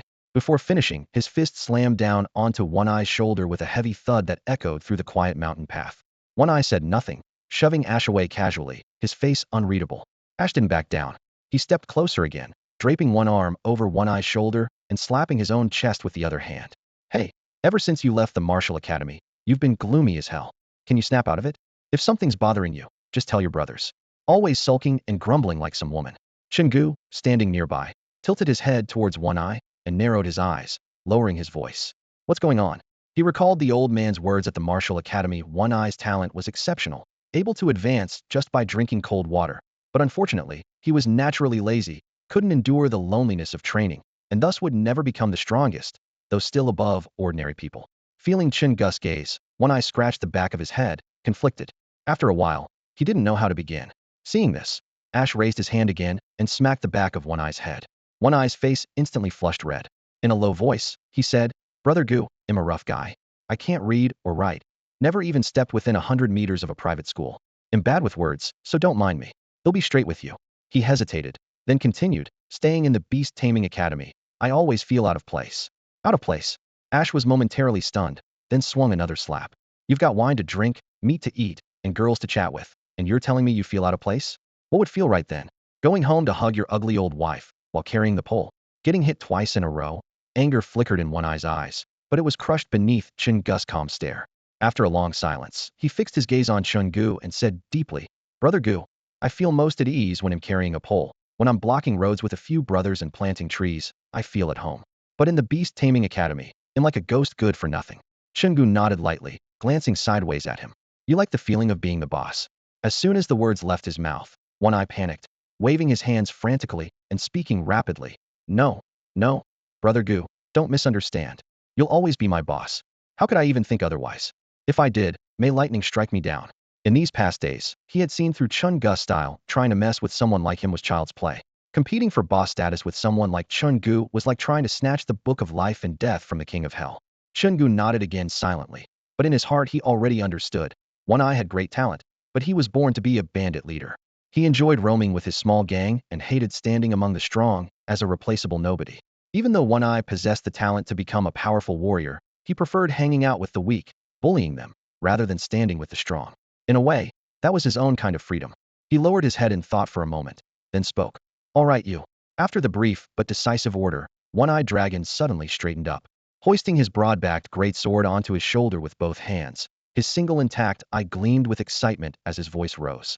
Thanks, Gyuj. One-Eyed Dragon will definitely complete the mission. I might not excel at much else, but when it comes to this, I'm the best. Chen Gu only nodded lightly. Go ahead. Give it your all. Your wife's household will receive 100 level 2 spirit stones every month, so there's no need to worry about support. 100 level 2 spirit stones were equivalent to 10,000 level 1 spirit stone, a substantial sum. When One-Eyed Dragon had just stepped into the level 1 warrior rank and worked as a servant for a wealthy family, he earned only 1,000 level 1 spirit stones a month. Now his income had multiplied tenfold. Chen Gu was not unwilling to give more, but sudden wealth in the hands of a non-cultivating woman often spelled trouble. One-Eyed Dragon understood the prudence and nodded emphatically. Suddenly, he punched Ash hard on the shoulder. Last time wasn't satisfying enough. When I come back, he'll spar with you proper. With that, he charged out of the academy gate alone. The knight swallowed up his burly figure, his destination unknown. Watching that back disappear, Ash muttered to himself, damn, those who talk tough like that rarely come back. I hope One-Eyed Dragon's not really gone for good. He recalled Chen Gu's instructions. The mission's approach was entirely up to One-Eyed Dragon's discretion, but the danger was akin to riding on the back of a level 9 magical beast trying to pick fleas, roughly dancing on the edge of death. Chen Gu remained silent for a moment, then said calmly, let's go too. Without waiting, he took the lead and stepped out. At the academy gate, the toad as big as 4 or 5 cattle sat motionless. The man with a mask atop its head held a willow branch between his teeth, eyes closed in meditation, blending as one with the giant toad. Chen Gu was secretly curious. Does this man never leave the toad? How does he manage eating, drinking, and all that? Shaking his head to clear the thought, he led the group straight toward the Warriors' Hall. In front of the Warriors' Hall, the newly rebuilt Chunfeng building caught the eye first. Ash sized up the nearly brand new 3-story tavern and muttered in awe. The Sun family lives up to its reputation. It hasn't been long, and a new Chunfeng building is almost finished. The quiet night had no lit candles. The entire building loomed like a hungry wolf stalking prey under the moonlight. The golden tiles on the roof were freshly laid, and 2 uprooted willows had been replanted as though nothing had happened. After his reflection, Ash's eyes twinkled and he laughed. Gyuj, isn't new always better than old? Once they fully renovate, maybe we should raid it again. Chen Gu shot him a sidelong glance, but ignored the comment, stepping inside the warrior's hall. Inside, the light was dim. An elderly man reclined lazily on a bamboo chair, waving a bamboo fan casually. A few small bottles of wine rested on the wooden table nearby. Crossing one leg over the other, he swayed gently and hummed an unfamiliar tune, a perfect image of a solitary drinker under the moonlight. Chen Gu narrowed his eyes slightly and fell silent for a moment before raising his brow. Old gentleman, what are you doing here? At the wooden table, a heavy thud suddenly broke the silence. The white-bearded elder snapped upright, his withered palms slamming down on the table so forcefully that the cups jumped and clinked sharply. His fierce eyes, sharp as daggers, locked onto Chen Gu as he growled in a low voice. There have been more petty thieves in the city lately. Did you know someone had the nerve to snatch my spirit stones at the warrior hall last time? When I find those scoundrels, I'll throw them into the spirit fire furnace and forge them into spirit springs. He was none other than the strange old man who called himself Old Yin Wang and had only crossed paths with Chen Gu twice before. Chen Gu's face remained calm, but his gaze grew deeper like an unfathomable dark pool. His hands instinctively rubbed the hilt of the massive battle knife at his side as he breathed evenly, weighing things silently. He knew better than anyone who the scoundrels, the elder mentioned really, were right was his own brothers. Last time, Ashi and the others had taken back the spirit stones from the old man under Chen Gu's instructions. It was supposed to be reclaiming what rightfully belonged to them. Yet the elder's accusation of theft painted them like bandits, which Chen Gu found distasteful. Still, these things weren't the pressing issue. The real challenge, he absolutely could not expose the true identity of the old man, who was deliberately hiding his name. Chen Gu was unsure who he really was, but guessed he was an exceptionally powerful martial artist or someone with great influence. That such a figure now chose to run a humble stall selling cheap herbs in a bustling marketplace showed he wasn't motivated by the spirit stones. Rather, he seemed to be toying with the world for amusement, capricious, unpredictable, prone to sudden moods. So long as others didn't know his true identity, Chen Gu could try to gain some benefits from him. But if the old man's mask were to fall and everything laid bare, he would likely lose interest instantly. The old man's way of sustaining the game was to maintain the mystery and savor the look of shock when people discovered the truth. As long as Chen Gu withheld revealing his hand, the fragile connection between them remained intact. With such a theatrical character, the best strategy was simply not to give him chances to posturize. With that thought fleeting through his mind, Chen Gu composed himself and clasped his fists, speaking in a low voice. We will do our best to help you capture those scoundrels across the city. However, he deliberately let the sentence hang without finishing. Humph. The old man snorted coldly, twisting his mouth into a derisive smile. You want the whole city to catch those thieves for me? That's a bold claim. Just don't get caught by the Sun family first. When the sun rises tomorrow, they're bound to come looking for you. This was no empty threat. The city's most lucrative establishment, the Spring Breeze Tower, had been utterly demolished overnight, the tiles stripped clean. The Sun family was thrown into chaos, investigating everywhere. They found no signs of alliance from noble clans, no secret royal involvement, nor connections to the sects outside the city. Instead, a group of rebellious brats from the City Beast Academy had dared to tear the tower down. The Sun family was furious enough to be beside themselves. If it hadn't been so late, the academy entrance would have been swarmed by Sun family warriors. The old man paused, then refocused his gaze on the young man before him. Seeing Chen Gu's face still calm and unreadable, he pursed his withered lips in mild boredom and waved his hand dismissively. Well then, what is it? Chen Gu leaned forward slightly, meeting the elder's eyes steadily. It's just that we need to purchase a supply of pills to help my brothers with their cultivation. But we don't know much about warriors or the methods of cultivation. I wonder if you could offer some guidance, sir? Chen Gu spoke respectfully, but without much warmth in his expression, bowing slightly as he began to speak. He understood how beast tamers trained. Their method was to hold a blade against a magical beast and let the creature instinctively endure the hardship while they quietly absorbed the spiritual energy for themselves. But when it came to the martial artist training process, he was still completely in the dark. The gray-robed elderly man lowered his head, lost in thought for a moment as if recalling something, then suddenly chuckled softly. Of course I know. Follow me. Before he finished speaking, he had already turned and started leading the way. The martial artist's hall was empty and cold at this hour. Apart from this old man, there wasn't a single soul in sight. Copper sconces were set into the stone walls, their flickering flames casting shifting shadows and illuminating the cracked, dusty floor in a patchwork of light and darkness. Chen Gu exchanged a glance with the members of the Azure Dragon gang, silent but tense. Each gripped their great sword more tightly, following closely behind the elder. Footsteps echoed down the corridor as the old man walked, chatting casually. Training as a martial artist is simple in a way, definitely less troublesome than being a beast tamer. Beast tamers depend entirely on their magical beasts. If you end up with a dull and lazy one, no matter how hard you try, you won't get far. Like that toad outside your academy's gate. It's been perched there for almost 10 years, like a stone sculpture. If it didn't still breathe, that masked fellow would have probably buried it long ago, thinking it was dead. He clicked his tongue twice and added, though there's a silver lining, used to be that toad was quick-tempered, but it seems to have mellowed out some over the years. Hearing this familiar toad story, Chen Gu's expression flickered with subtle emotion, but he remained silent. Suddenly, the old man stopped and turned to scrutinize Chen Gu's habit of using his great sword as a cane. Frowning, he said, "I'm an old man and I don't lean on a cane. Yet here you are at your age still needing one? Young people should be full of vigor, always shouting about becoming the strongest in the world, wielding your sword for the sake of your beloved, shedding blood everywhere if that's the spirit." Chen Gu's face stayed calm. He simply nodded quietly, neither arguing nor agreeing. The old man felt the conversation was going nowhere, shook his head, and pressed forward, his voice growing louder. There are 3 stages to martial artist training. First, exhaust your spiritual energy by any means. You can spar with one another or punch training dummies, as long as you keep going until your arms won't lift anymore. Second, when your energy is completely drained and you're gasping for breath, swallow a refining body pill. Using the pill's power, you temper your body and rapidly regenerate spiritual energy, then cycle back to step 1.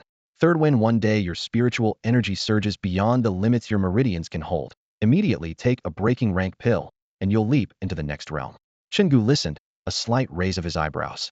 It seemed there was no shortcut here, only hard work.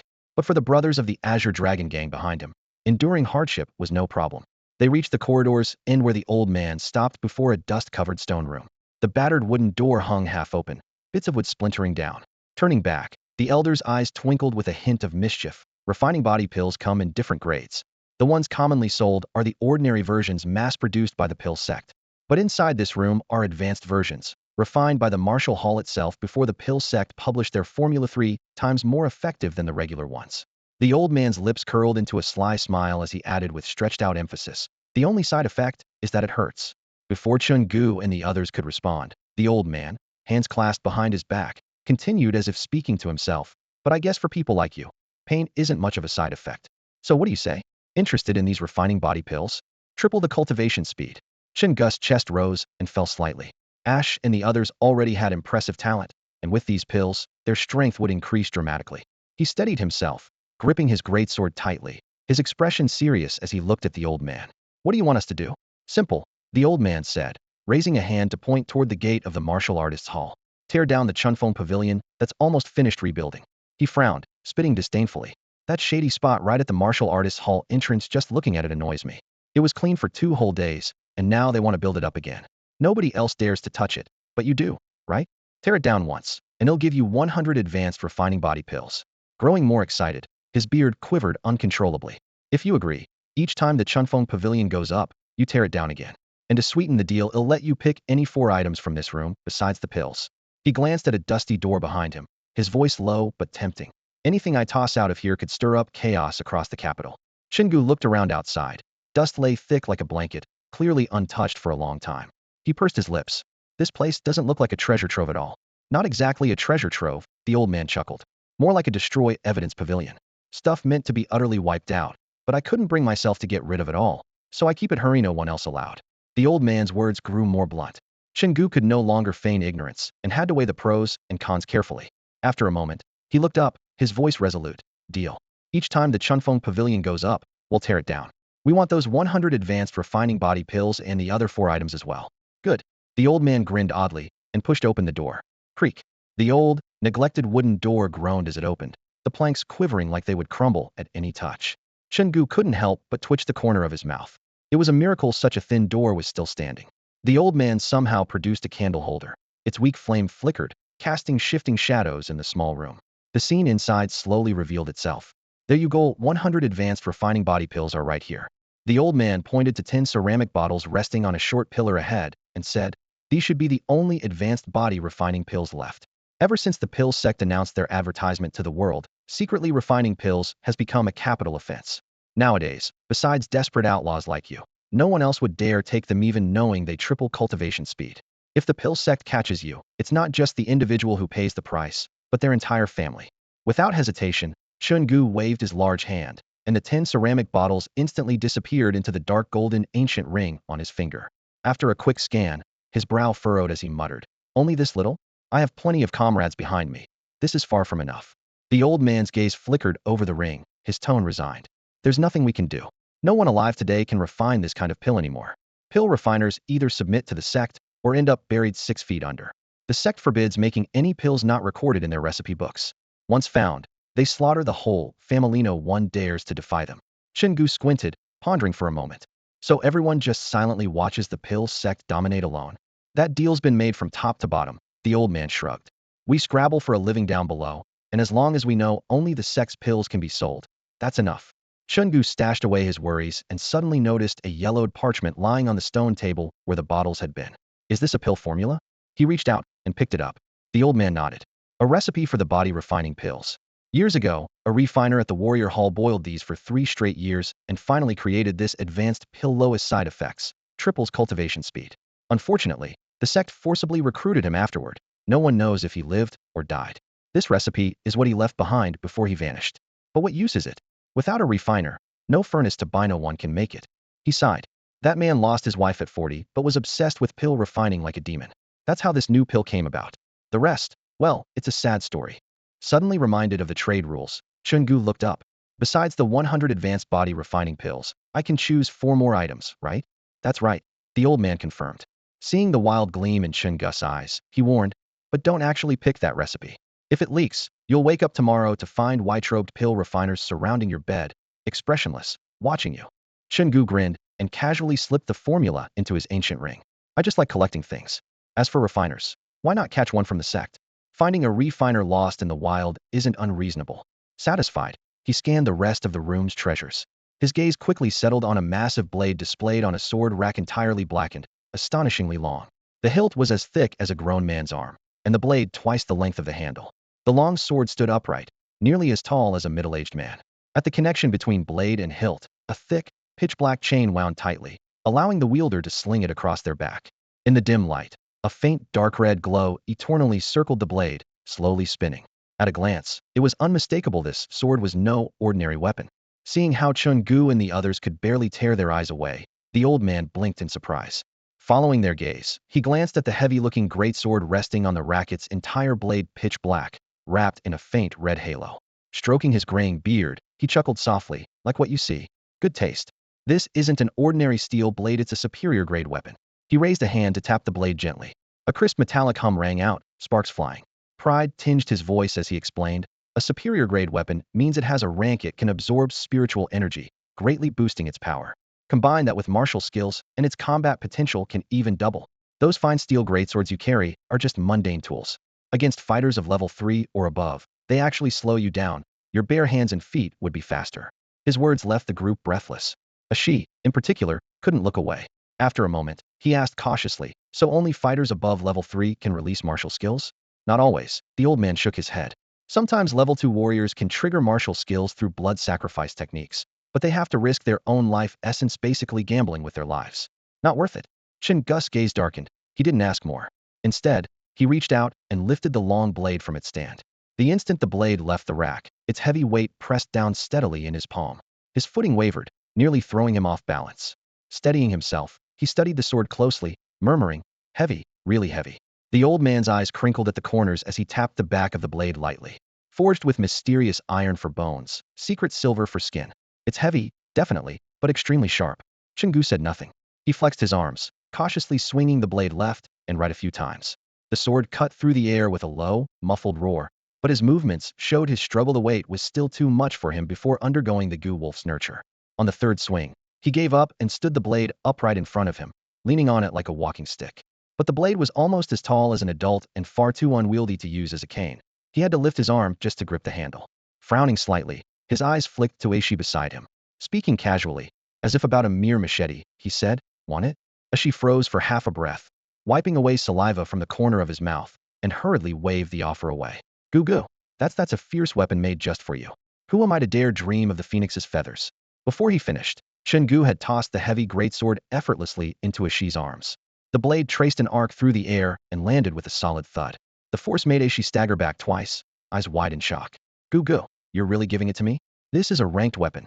He had never seen a weapon that emitted a red glow on its own. For a moment, he half thought he was dreaming. Seeing Chen Gu nod faintly, he snapped back to reality and twisted around to push his followers away. Go away. Don't dirty it. As the crowd was shoved askew, she cradled the sword like a priceless treasure, handling it as gently as if stroking the skin of a young maiden. The heavy blade pressed down reassuringly, while the faint red glow added an air of mystery and allure.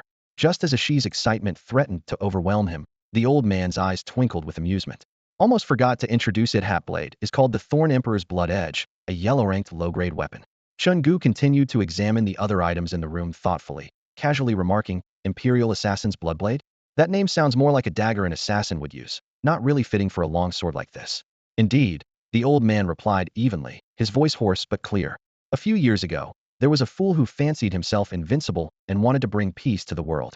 So he stormed the palace alone, wielding this very sword. He fought fiercely, charging all the way from the outer city to the emperor's private chambers. Just as he was about to succeed, he was struck down on the spot. Since then, the sword was renamed Imperial Assassin's Bloodblade. Its original name has long been forgotten. The elderly man's face remained calm as he continued. That day, His Majesty flew into a rage. Chen Gu furrowed his brow slightly and ordered the massacre of the assassin's entire clan? No, the old man slowly shook his head. Before the assault, the fool disfigured his own face so no one could recognize him. His clan could not be found.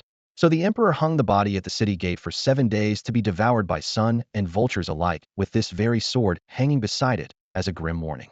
Chen Gu was momentarily stunned, then asked, puzzled, then how did the sword end up with you? That's a long story. The old man's cloudy eyes gleamed with memory as his gaunt fingers absently traced the edge of the table. I couldn't bear to see such a legendary weapon left to rot in the elements, so. You asked the emperor to grant it to you? Chen Gu guessed, nodding thoughtfully. Anyone bold enough to say that must be a significant figure in the palace. No. The old man shook his head again. I scaled the city walls under cover of darkness and stole the Imperial Assassin's Bloodblade back. It's hidden here. Silence fell heavy over the room. Chen Gu stared impassively at the frail, loose-skinned old man before him, speechless for a long moment.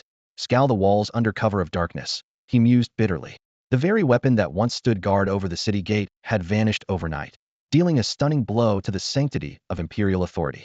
The emperor, so proud of his image, surely could never swallow such humiliation. He glanced instinctively at Ashi, who was holding the bloodblade.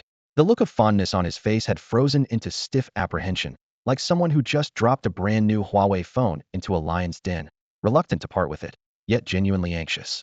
The atmosphere in the room grew heavier still. Chen Gu said nothing, his expression grim. Earlier he thought this old man was a powerful official sent by the emperor to oversee the warriors' hall. Now, it was clear he was something else entirely, a hidden rebel biding his time. And that fool who wielded the sword to storm the palace? No matter how you heard it, it sounded like the old man's closest kin, maybe even his own grandson. What opportunity the old man was waiting for? No need to guess. After a moment of silence, Chen Gu raised his hand and lightly rubbed his temple, cautiously asking, how did His Majesty view the loss of the stabbing emperor's bloodblade back then? How else could he see it? The old man shrugged carelessly, pulling out a handful of melon seeds from his pocket. An order was issued nationwide immediately. Anyone who finds any trace of this weapon must report it to the authorities. They'd be rewarded with 10,000 second-grade spirit stones, plus countless pills and treasures. And a harsh warning: whoever is found wielding that weapon is considered an enemy of the Xia kingdom and shall be executed through a brutal 77-day slow death. He cracked a melon seed between his teeth, smiling slightly. Of course, that was all empty talk. No one could survive 77 days. Most would be dead in less than a week, so don't take it seriously. Chen Gu's mouth twitched involuntarily. Instinctively, he glanced behind him. The previously wide-open door slammed shut with a sudden bang, sending a cloud of dust into the air. The old man smiled as if nothing had happened. The wind's a bit strong tonight. By the window, Ash turned at the sound, gripping the hilt of his blade tightly, though the willow branches outside swayed not a bit. Even the dullest could tell tonight there would be bloodshed. Chen Gu sighed, his eyes steady and unreadable as he stared at the old man, quietly asking, you really want to drag me into this? By now, he understood clearly. The old man held deep resentment toward the current emperor and intended to drag him into the same boat, in fact, to openly say it joined the plot to assassinate the emperor. Is there any chance of walking away tonight? Not a chance. The old man had already laid everything on the table. There were only two options, either get involved or fight. If Chen Gu turned and left now reported everything to the authorities immediately, the old man would be done for on the spot. But if it came to a fight, Chen Gu narrowed his eyes and sized up the elder. His true strength was unclear, but anyone bold enough to plot against the emperor was surely not a low-level martial artist. Hearing Chen Gu's question, the old man's cloudy eyes gleamed with cunning as he smiled triumphantly. It's because your potential is exceptional. Nearly 100 martial artists with Sheen-level talent, it's no small force. Once they develop, I believe you'll be a huge asset to us. Us. Chen Gu caught the key word. Yes, us, the old man said bluntly, no longer beating around the bush. Since the cards were on the table, there was no point pretending. Next was either cooperation or conflict. The old man's expression hardened, and his voice turned hoarse. My name is Old Yama. I am the leader of the Night Path organization. The Night Path organization is a... Enough? No need to explain here. Chen Gu interrupted expressionlessly. It's an organization dedicated to overthrowing the tyrannical rule of the current foolish emperor and saving the people, right? How did you know that? Old Yama was momentarily stunned, unsure how to respond next. Since ancient times, every rebel has claimed to fight for the people, but none of them have any clear idea what that really means. Chen Gu impatiently waved his hand to interrupt. Let's be straight with each other. Going round and round with empty compliments is pointless. So tell Mado you really want us to join your organization or not. Yes. The rhythm got cut off as the old Yin Wang instinctively nodded. He muttered to himself, this is completely different from my usual recruitment process. Normally, a newcomer would first doubt the Emperor's invincibility, then reveal a trump card to give them some confidence. Fine. Well, join. Chen Gu's expression remained calm and his tone neutral. If he had a choice, he wouldn't want to get caught up in this mess. But with this villainous old man's face clearly saying join tonight or we kill you, what choice did he have? The old Yin Wang froze for half a second before joy spread across his face. He opened his arms excitedly. Welcome to the Night Path. Congratulations on choosing the right way. Chen Gu replied casually, then pointed to the treasures all around the room. But I have a condition. For items aren't enough. Everything in this room has to be ours. That's impossible. The old man shook his head vehemently. These were painstakingly gathered by the Night Path just for recruiting. Chen Gu's lip twitched slightly as he finally understood the Night Path's recruitment trick. Pick the most talented into this room. Want the treasures? Sure. But that's the Emperor's taboo. Take them, and you're an enemy of the Emperor. Don't want them? Such good stuff, are you willing to give it up? And if you sneakily use it, no one will notice. Still hesitating? Then we strangle you until you decide. With these 3 steps, no matter how talented you are, you fall for it because talent doesn't equal strength. How about half then? Chen Gu pondered for a moment and proposed again. No way. The old Yin Wang shook his head firmly. Once one item is missing here, it can't be restored. Giving you 4 is already the limit. 10. The old man shook his head again. No room for negotiation. 5 at most. That's really the top limit. The Night Path spent so long gathering these. However, I can throw in 10,000 level 2 spirit stones to help you grow fast. You must become strong to serve the Night Path. 10,000 level 2 spirit stones. A flicker of surprise crossed Chen Gu's eyes. Wow, this Night Path really is rich. Had never heard of this group before, yet they just threw down an equivalent fortune in million level 1 spirit stones, enough to buy 200,000 gray wolf cubs and slowly raise them into spirit cages. He looked down, weighing the offer for a moment, then finally nodded. All right. Once we join, what kind of missions are there? None. The old man shook his head again, his tone low. Night Path members don't know each other's identities and don't contact each other. They quietly build up strength in the shadows. The Night Path's only mission is this. When the organization has enough power, storm the palace and behead that old tyrant. Chen Gu gave a brief nod, his face expressionless. At last, he finally understood what Yedao really was, a group formed by a bunch of ambitious but bored people. They constantly heard their own fortune-tellers shouting, long unity must end, long unity must end, declaring that the Xia kingdom had been unified too long and that chaos was inevitable. Then those soothsayers would spend ages calculating to prove they were chosen by heaven, wolves in times of chaos. Once the others heard this nonsense, their ambitions soared. They formed this so-called Yedao, boldly proclaiming they would overthrow Xia's rule. The room's dim light cast a stiff atmosphere. After a pause, Chen Gu spoke calmly. All right, I understand now. What about the spirit stones? Old Yin Wang hesitated, then took out 10,000 level 2 spirit stones from an ancient ring, scattering them across the floor.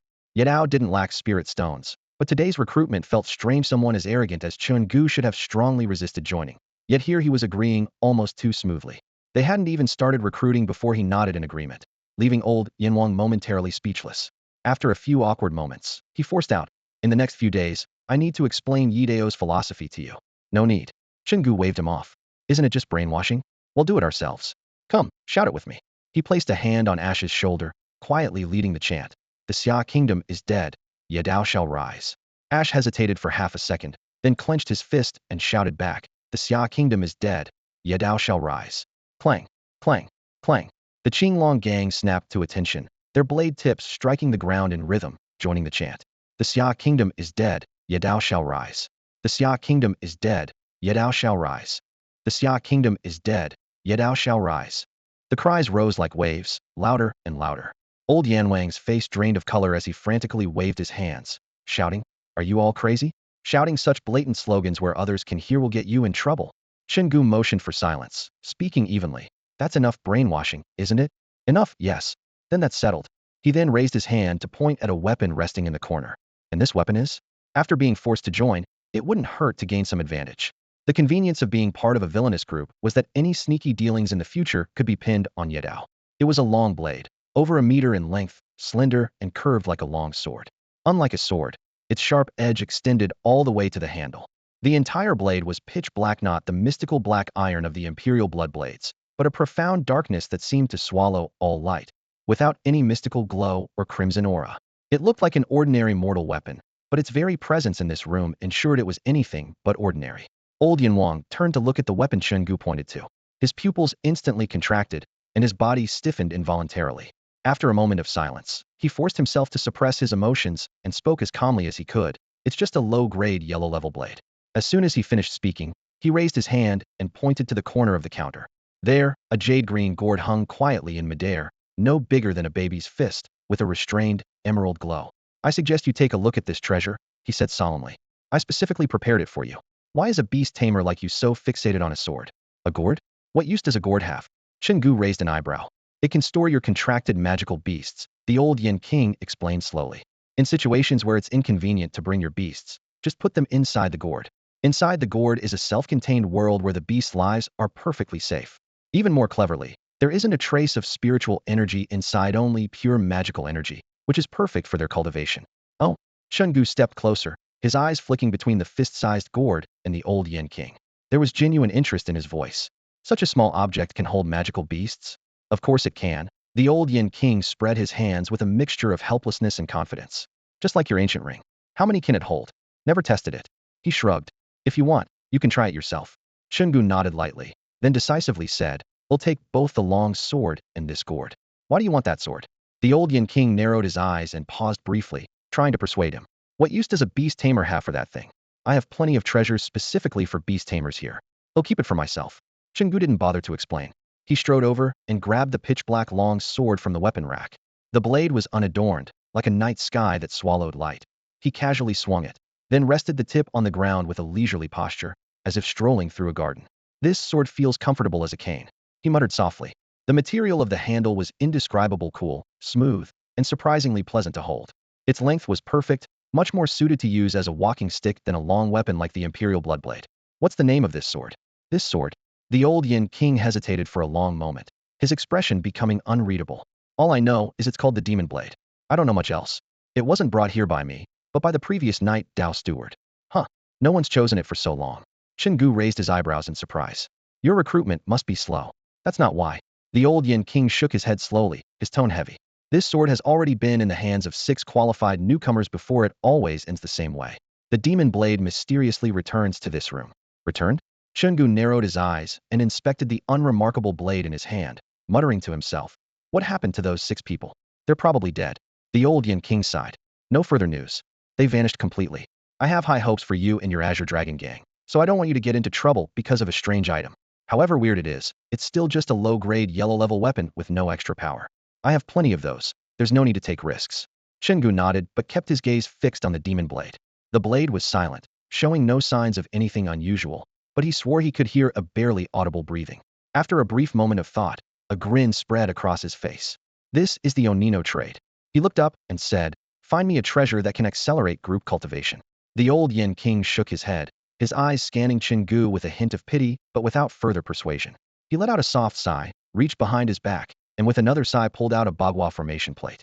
"This is the 8 trigrams formation board." Old Yin Wang lifted his hand to brush away the dust on the board. The bronze-colored patterns glimmered faintly in the candlelight. In a low but clear voice, he explained, "It's simple to use. Insert 8 spirit stones into these 8 slots, and it will enhance the spiritual energy concentration within a certain area. The coverage is adjustable, though not very broad. It's enough to support nearly 100 cultivators. You can use spirit stones of 1st, 2nd, or 3rd grade. The higher the grade, the denser the spiritual energy released." No sooner had he finished speaking than his gaze landed on the young man, silently standing nearby. Ever since Chen Gu insisted on taking that demon blade, old Yan Wang had lost all interest in small talk. Few people cared to waste words on one who was marked by death. Chen Gu merely nodded in acknowledgement, then gathered the 8 trigrams formation board and the small jade gourd into his ancient ring. He cupped his hands respectfully and said solemnly, "Until we meet again." Without a trace of attachment, he turned and strode out of the house, heading toward the main gate of the martial arts hall. Originally, his plan was only to buy pills to support his brother's cultivation tonight, but the unexpected haul was far beyond that. Seemed to have gotten tangled in quite a bit of trouble. He didn't care who ruled the Xia kingdom. All that mattered was whether he'd be strangled out of nowhere. The only path was to grow stronger as quickly as possible. The spoils of this trip were clearly listed in his mind: 100 advanced body refining pills, a recipe for an upgraded body refining pill, the blood stinger emperor blade, the demon blade, the 8 trigrams formation board, and the jade gourd. Truly a full load. Stepping out of the shadowy alley, Chen Gu walked while bowing his head in thought, then suddenly spoke. "Ishi, find out the location of the Dan sect tomorrow. We need to know everything about where and when their alchemists operate. These 100 advanced pills won't be enough for the brothers. We have to capture an alchemist to refine pills day and night." Ishi, walking at his side, nodded solemnly. "Don't worry, Boss Gu. I'll investigate first thing in the morning." "Good," Chen Gu added. "Tomorrow, have the brothers dig a hidden basement beneath Autumn Wind Tower. Get the alchemist's refining lab ready. The foundation must be solid, and the 4 walls lined with fine steel. Thickness you can go by the size of my long sword." She committed the dimensions to memory and responded again. At the alley entrance, the night wind stirred, and the candle flickered. Inside, old Yan Wang watched Chen Gu's receding figure, emotions swirling. From the moment that youth chose the demon blade, he had nearly given up all hope for his future. Though he hadn't lied just now, he had withheld part of the truth. The demon blade had indeed been sent out 6 times before, returning each time alone, while those 6 wielders vanished utterly from the mortal realm. More importantly, the demon blade was never under his control. He could command anything in the room except for that sword. It was like a ghost lurking in the shadows, its whereabouts seldom known. When it manifested by itself, the newcomer selecting an item would be entranced, stubbornly insisting on taking it no matter what anyone said. Chen Gu's expression was no different from those 6 before him. Once the demon blade was seen, nothing else mattered. Old Yan Wang fell silent for a long while, then sighed softly. He recalled the helplessness of renaming this sword demon blade years ago. It originally had another name. And as for that strange former name, it's better left unmentioned. The moment the demon blade appeared in the room, he immediately knew that Chen Gu would, like the 6 before him, firmly choose to take the blade away. It wasn't that he hadn't considered forcibly keeping the demon blade, but he simply couldn't, or rather, didn't dare. The previous person in charge couldn't bear to see a talented newcomer corrupted by the demon blade, so he forcefully stopped him from taking the weapon, and the result was that the previous leader was replaced by the man now before him. As Chen Gu stepped out of the martial artist's hall, under the heavy cloak of night, he looked across the street at the Chunfeng Tower. His steps halted, and his eyes narrowed slightly. By now, he fully understood that the old man's excuses about disliking Chunfeng Tower and offering 100 advanced body refinement pills to destroy the building were all lies. Those were just ploys to lure him inside, to lower his guard, and then once all was revealed, negotiate from a position of strength. After a brief silence, Chen Gu suddenly spoke. "You're still missing materials for the basement you're planning to build, right?" Ash was momentarily stunned, then caught on. He wrapped the emperor-stabbing blood blade in a black cloth, looped the thick iron chain running from the blade's back to its hilt around his neck, and slung the massive sword taller than the burly man himself across his back. With that done, he clapped his hands and looked at the already prepared gang behind him, grinning meaningfully. "What are you waiting for? Get to work." The group exchanged glances, laughed loudly in unison, rolled up their sleeves, and charged toward Chunfeng Tower.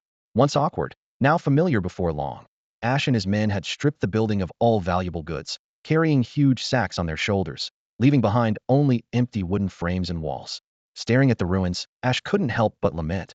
What a pity, these beams really can't be moved. Next time, we have to take the foundation itself.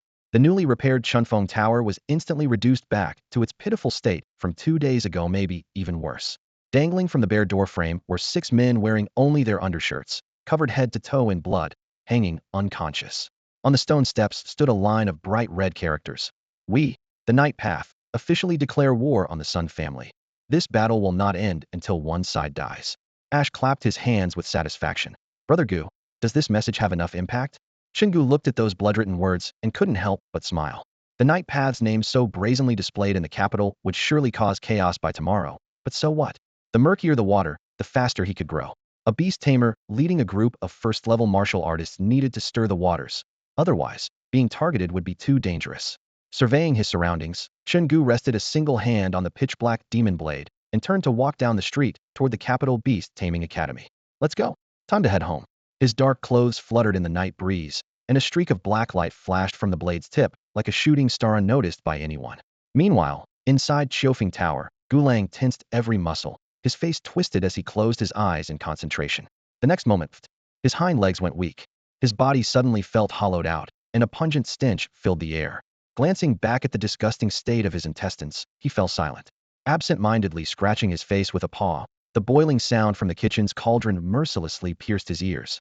After trying to comprehend for a quarter of an hour with no success, he finally realized. Tonight, he was certainly going to be made into soup. Drained, he collapsed onto the table and looked out the window toward the starry sky. Filled with despair, he thought, next life, I'm definitely going to bite to death every fake medicine peddler. Moonlight spilled in, and Gu Lang found himself staring blankly. The full moon seemed especially clear tonight. His tail rhythmically tapped the floor, and his tawny pupils slowly shifted from brown to a deep violet in the still night. In this eerie and silent atmosphere, the Gu wolf felt as if it had returned to its mother's womb, wrapped in a warm and comforting embrace. It slowly closed its eyes, and a faint wisp of black magical energy seeped from its body. Under the moonlight, the dark mist immediately turned a ghostly purple before ebbing back into its flesh like a tide. The cycle of the magical energy rising and falling was steady and rhythmic, like a village girl washing clothes by the river, scrubbing away stains again and again. The three gray wolves that had originally been guarding the Fu Ning brothers silently appeared at the doorway, drawn as if by an invisible summons. A greedy glint flashed in their amber eyes as they exchanged quick glances without hesitation. Their hind legs coiled, and with a burst of power they leapt onto the table by the window, crouching silently beside the Gu wolf. Their nostrils flared, forcing magical energy from within. Under the moonlight, the black mist quickly turned purple, perfectly syncing with the Gu wolf's breathing. So, the three adult gray wolves and the young Gu wolf all lay side by side along the table's edge, their tails hanging loosely as moonlight poured over them. The adults' heavy, steady breaths intertwined with the cubs' quick snuffles, creating a scene both eerie and surprisingly harmonious. Chen Gu had just stepped through the academy gates when the Qinglong gang burst in behind him, brimming with a pile of spoils. The man seated atop the toad didn't even lift his eyelids. In a moment the others didn't notice. He sighed quietly, casually dropped a withered willow branch he'd been chewing on, then plucked a fresh willow twig from a gang member's shoulder, popped it in his mouth, and fell silent. Supporting himself on his demon blade, Chen Gu walked along the stone path toward Chiofeng Tower. Halfway there, his body suddenly shook a heavy blow seeming to hit his chest.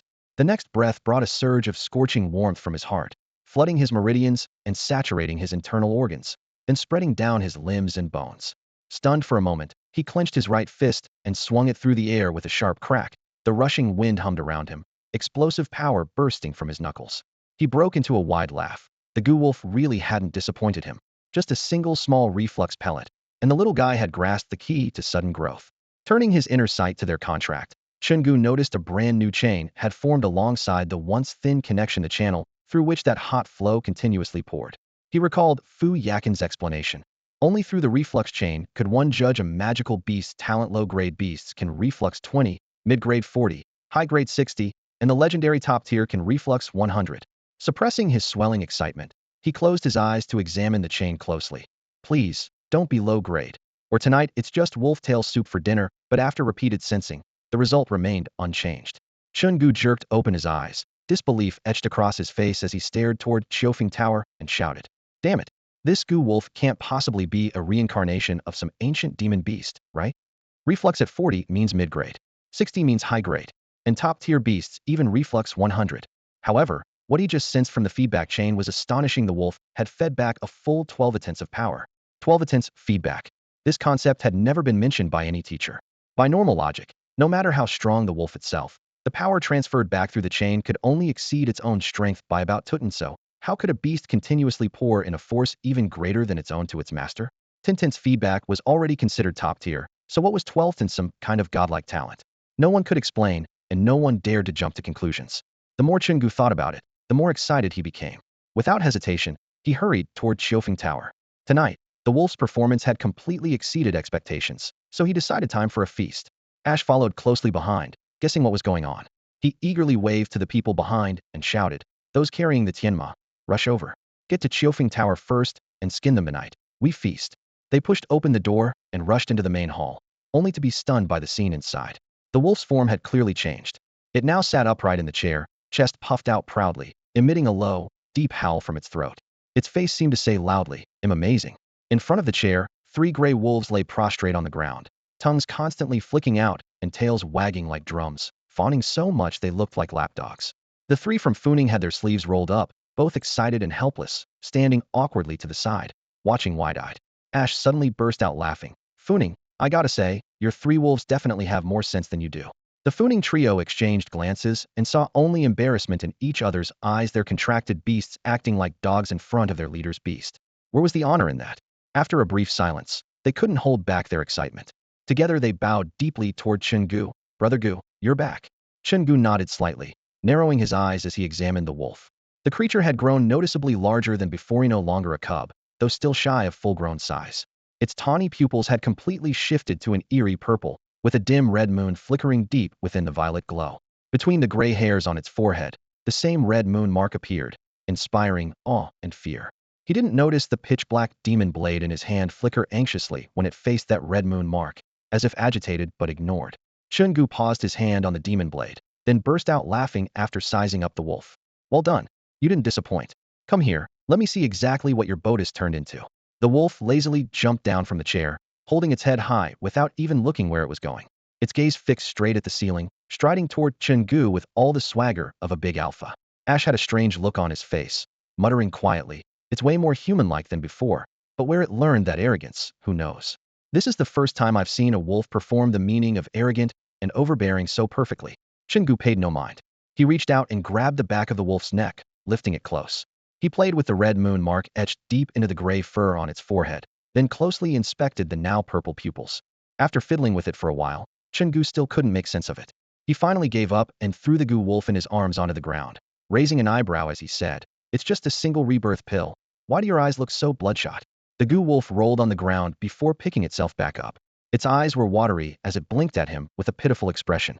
Chen Gu propped his chin on his right hand, studying the wolf's face for quite some time, but still couldn't figure out the look. Then his gaze was drawn to a faint blood-red moon mark on the wolf's forehead. It didn't look artificially drawn. But could the rebirth pill really etch such a mark? He shook his head and let it go. 12% rebirth reached as expected, the rest we'll deal with later. He scooped up the Gu wolf again and threw his voice out to the others with a smile. "Tonight's extra dish tianma. Let's see what prime talent magical beasts taste like." Then, flicking his finger lightly on the wolf's forehead, he casually pointed to 3 gray wolves sitting a short distance away, tongues out, and asked with a deadpan expression, "What's with those 3 gray wolves? You recruiting subordinates? They look even more obedient than dogs." Ahem, Fu Ning cleared his throat awkwardly and interrupted, but his eyes were full of gratitude as they rested on the Gu wolf. "Those 3 contracted magical beasts. I think they were won over by the Gu wolf." "Won over? Did they fight?" Chen Gu raised an eyebrow. "No." Fu Ning shook his head, smacking his lips. "Honestly, I'm surprised to say this, Brother Gu. Your magical beast is just like you. Selfless and altruistic. It broke its own rebirth pill into 4 parts and shared them with the 3 gray wolves." "What?" Chen Gu frowned. "Isn't the rebirth pill made from rebirth insights? How can you split something so intangible? This is all nonsense." "True," Fu Ning nodded. "I didn't see it with my own eyes, but it's probably true. Otherwise, those 3 gray wolves wouldn't have all comprehended rebirth." Fu Xian nearby laughed uncontrollably. Happiness struck me so suddenly. I was chopping scallions with my cleaver when a warm surge hit my chest, energy flooding through me. Before I knew it, I accidentally split the cutting board in 2. Fu Ning laughed heartily, pulling his 2 younger brothers into a hug, then spoke emotionally to Chen Gu. "Thank you so much, Brother Gu. Honestly, the 3 of us were just chubby cooks. But we refused to be stuck in the Northern Horse City's tavern forever, so we went to the Imperial Beast Academy in the capital. If we hadn't met you during the graduation exam after nearly emptying our family's spirit stones paying tuition for 9 years, if we hadn't passed, would have gone back with our tails between our legs to be cooks again. Our parents would have been the laughingstock of the neighborhood. Without you, we were really ready to give it our all and fight for it. If we fail, we really won't have the face to return to our parents." Hearing this, Fu Ping quietly tugged at Fu Ning's sleeve, his expression a bit anxious. "Big brother, why say that now? Everyone's in good spirits. If you kill the mood, it'll be a real loss." Only then did Fu Ning snap back to reality, giving Chen Gu a sheepish smile and awkwardly scratching his head. "Sorry, Guji, I got carried away and said the wrong thing. Can't help the way my mouth runs sometimes." He patted his own lips gently, then suddenly grew serious. Lowering himself to one knee, he spoke solemnly, No more unnecessary words. From today on, the three of us are yours, Guji. Your great kindness will be repaid 1,000-fold. Seeing this, Fu Ping hurriedly pulled Fu Xie over to kneel with them, his face full of gratitude. Guji, am not good with words, but whatever you need, just say the word. Fu Xie disdainfully shrugged off Fu Ping's hand, took a deep breath, and also knelt on one knee. Fixing Chen Gu with a steady gaze, he said in a low, determined voice, Guji, just say the word, and even if it's your own brother, I'd kill for you. Fu Ning and Fu Ping's faces instantly darkened, gnashing their teeth silently. If it weren't for the bad timing, they would have pinned this guy down and given him a good lesson showing him who's really the big brother. Chen Gu studied the three in front of him with a strange expression. Aren't you three cooks? Now even cooks have to swear allegiance? Lowering his gaze to the Gu wolf in his arms, he met its bright, clear eyes and grew more curious. Are you saying the Gu wolf shared the refeeding elixir? The Gu wolf blinked, as if confirming this silently. Chen Gu was shocked. One refeeding elixir that allowed 4 magical beasts to simultaneously grasp the concept of refeeding. The stupid toad at the courtyard gate had to eat over 30 to succeed. What a joke. Yes. Fu Ning stood up, his voice shaking with excitement. Guji, guess what talent our gray wolves have? Chen Gu propped his chin on his hand, raising a brow with interest. Could it be high grade? Top grade? Fu Ning practically jumped up. Fu Ping and Fu Xie couldn't help but cheer as well. All 3 gray wolves have top grade talents. They can each perform 100 refeeding. Even Chen Gu was dumbfounded. 100 refeeding? Top grade talent? Are top grades really so common that 3 show up at once? He remembered Fu Yakin's lesson saying that top grade talents hardly ever appear. Even the most prized Xianyuan sword only had 1 high grade magical beast donor, showing how rare top grade really was. He stared again at the 3 gray wolves, which looked more like mutts, and was silent for a long moment, thinking, that's called top grade? After pondering, he waved his hand abruptly. Whatever. Go check if the Pegasus stew is ready in the kitchen. Make sure it's cooked soft, and add plenty of radishes. Nearby, Ishi watched happily, unable to suppress a grin. In just one night, everyone had grown stronger. Getting stronger was a good thing, and it proved his initial judgment hadn't been wrong. After an hour had passed, Ishi, Chen Gu, Fu Ning, and the Qinglong gang slumped around the long table, full from eating and drinking, each leaning lazily against their chairs. Chen Gu lifted his demon blade, using its tip to pick at the gaps between his teeth, pulling out a piece of still warm heavenly horse meat. Curling it on his tongue, he smacked his lips and savored it. No wonder this comes from a top-tier gifted beast. This meat tender, but with a chew, the flavor's intense. Fu Ning shook his head with a laugh. How could it not be tender? Little Gray and the others poured their magic energy into the fire, so it blazed fiercely. She froze for a moment, then turned to him. You really call those 3 gray wolves Little Gray? Yeah, what's wrong with that? Fu Ning answered matter-of-factly. She was speechless. That name, it's just too weird. Nearby, the 3 little grays lay sprawled on their backs, bellies facing up, round and plump, letting their fur twitch gently in the firelight, clearly showing off their pale bellies like a trio of mischievous huskies. Ashi's eyes narrowed slightly. Don't you think these guys have gotten kind of big? Fu Ning glanced over and clicked his tongue. Hey, you're right. But that's normal. They've been eating heavenly horse meat as ravenously as we have today. Ashi said no more and slowly unwrapped the black cloth, struggling to lift the heavy emperor's thorn blood blade. Using the blade's edge, he picked a small piece of leftover meat from between his teeth and chewed it slowly, looking delighted. Goo, heavenly horse meat is tasty, sure, but it's too little for so many brothers. Why rush? Chen Gu half closed his eyes, lazily glancing at him. After all, this is the territory of the Imperial Beast Academy in the capital. There's always going to be beast meat around. Ashi squinted at the 3 gray wolves with a crooked grin that held greed. Goo, if this is meat from a top-tier gifted beast, just imagine how delicious the meat from a supreme gifted beast would be. Fu Ning was startled by this comment, instantly sobering up from his drunkenness. He hurriedly chuckled along. Snake brothers joking. Little Gray and the others are small, can't even fill the gaps between your teeth. Let's fatten them up first. If we're really gonna eat them, it'll be when they're plump. Ashi smiled without answering and nodded casually. Chen Gu stretched out lazily, yawned big, and turned toward the 3rd floor private room to get some sleep. As he walked away, Ashi's expression immediately hardened. He commanded in a low voice, everyone, get serious. Half of you move today's hall inside. The other half go to the backyard and dig out the basement. Make sure it's done tonight. The group dispersed with nods. Suddenly, someone tried to carry 2 willow trees rushing indoors, and Ashi shouted furiously, are you crazy? Moving those 2 willows inside, have you lost your mind? Dig a pit by the door and bury them there. What harm do 2 willows by the door do? After scolding them, his gaze shifted as he nodded at Donkey Egg. Come with me. Let's go out and look for any news about Donzo. Donkey Egg looked at the pitch-black night and swallowed nervously. Snake brother, even the chickens are asleep at this hour. Who do you expect us to find? Ghosts? Don't ask. Just come. She re-wrapped the Emperor's thorn blood blade in the black cloth, slung it over his shoulder, and strode out the gate. Even now, he still couldn't figure it out. Carrying such a massive broadsword, what kind of assassin would choose that weapon for a covert attack? But according to the old man's explanation, it wasn't really an assassination, it was more like a full frontal assault. To break into the Emperor's private chambers, one would need to be at least a level 9 warrior. Yet the man only held a low-tier, yellow-grade weapon. Chen Gu shook his head slightly at this thought, saying nothing, and walked straight out of the courtyard. The alchemist of the Dan sect must be acquired as soon as possible. Only by mass-producing advanced refining pills could his comrades grow stronger at the fastest pace. What they lacked most now was time. To build strength quickly, they had secretly planted many hidden dangers.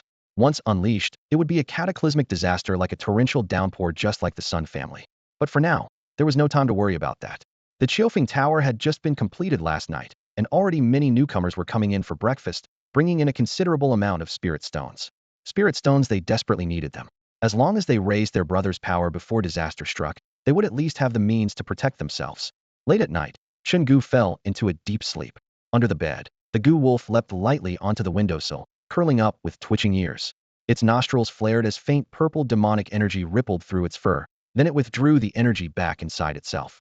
The blood moon engraved on its forehead glowed crimson, shining like an actual moon. The Gu wolf half closed its golden eyes, carefully absorbing the mysterious messages flowing within the blood moon's light. It always felt it was close to pulling the moon down from the sky, but not quite there yet. Below the window, 3 gray wolves rested on their hind paws, bodies straight and pressing as close to the sill as possible. Moonlight poured down on the 3 like fragrant pig trotters, making them want to pounce and devour it at once. Although they didn't have blood moons on their foreheads, they were always plagued by an empty, hungry feeling deep inside. At dawn, Chen Gu finished washing and put on a fresh blue robe. He punched the air a few times in the courtyard, his muscles and true qi responding to create gusts of wind, and he nodded in satisfaction. Grabbing the Gu wolf by the scruff, he patted its head and whispered, "Today I'll take you to buy pill medicines for demon beast training. Practice hard, and you'll have heavenly horse meat every day. But if you slack off, tomorrow you're drinking wolf-tail soup." The Gu wolf sulked and gnawed on its own tail. Last night it had stayed up all night training. Once the morning light was confirmed, Chen Gu stepped out of Chiofeng Tower feeling refreshed, ready to head to his Tianyi class. Yesterday's lesson had been fruitful. The female teacher was meticulous and fair, which suited him perfectly. But just as he stepped out the door, a balding, pot-bellied middle-aged man stormed toward him in a rage, none other than the dean of the beast-taming academy. Before Chen Gu could speak, the dean's face darkened as he roared, "Chen Gu, you tell me you opened a red tower in the capital's beast-taming academy?" "Yeah." Chen Gu raised a puzzled brow. "Didn't we talk about this yesterday? But you didn't tell me." The dean trembled with anger, pointing at the nameplate above the door. "You copied the Chunfeng Tower sign word for word and relocated it here. You're shaming the Sun family by rubbing their name in the dirt. If I were them, I'd have blown this place up already." On the plaque, the original 3 characters for Chunfeng Tower had the first word scratched away by a large blade, replaced by the carved character for Chiu Autumn. Unless you looked closely, you wouldn't realize the name had been changed. The dean grew more frantic. "The Sun family has sent people to surround the beast-taming academy's gate. They demanded you be handed over today." "The Sun family has arrived?" Chen Gu frowned slightly. "I really hadn't expected them to move so quickly." Although Old Yan warned him last night that they might show up today, dawn had just broken, and he hadn't even had time to start breakfast. "What else did you expect?" The director snapped back bitterly, his face a dark shade of blue. "You're the first one bold enough to completely destroy the Sun family's Spring Breeze Tower. That red building faces the Warriors' Hall. The Sun family has connections everywhere and has thrown tons of silver at it. And you just tore it down with one word?" Chen Gu hummed in acknowledgement, lazily stretching before turning to leave. The director's expression froze instantly. He grabbed Chen Gu's sleeve urgently. "Where are you going? The second class session is about to start. Are you really so carefree right now? The Sun family. They're outside the gate demanding to see you. Do you understand?" He was almost losing his mind. Did this freshman even grasp what the Sun family meant? Most of their top warriors spent years deep in the demon beast forest, but the ones who stayed in the capital were no weaklings.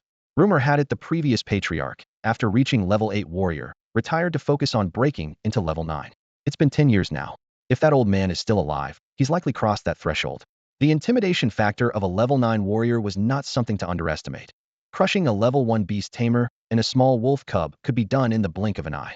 "Oh," Chen Gu replied flatly, then gave a half-amused glance at the director. "The Sun family surrounding the capital beast tamer academy, like this, it's a slap in your face.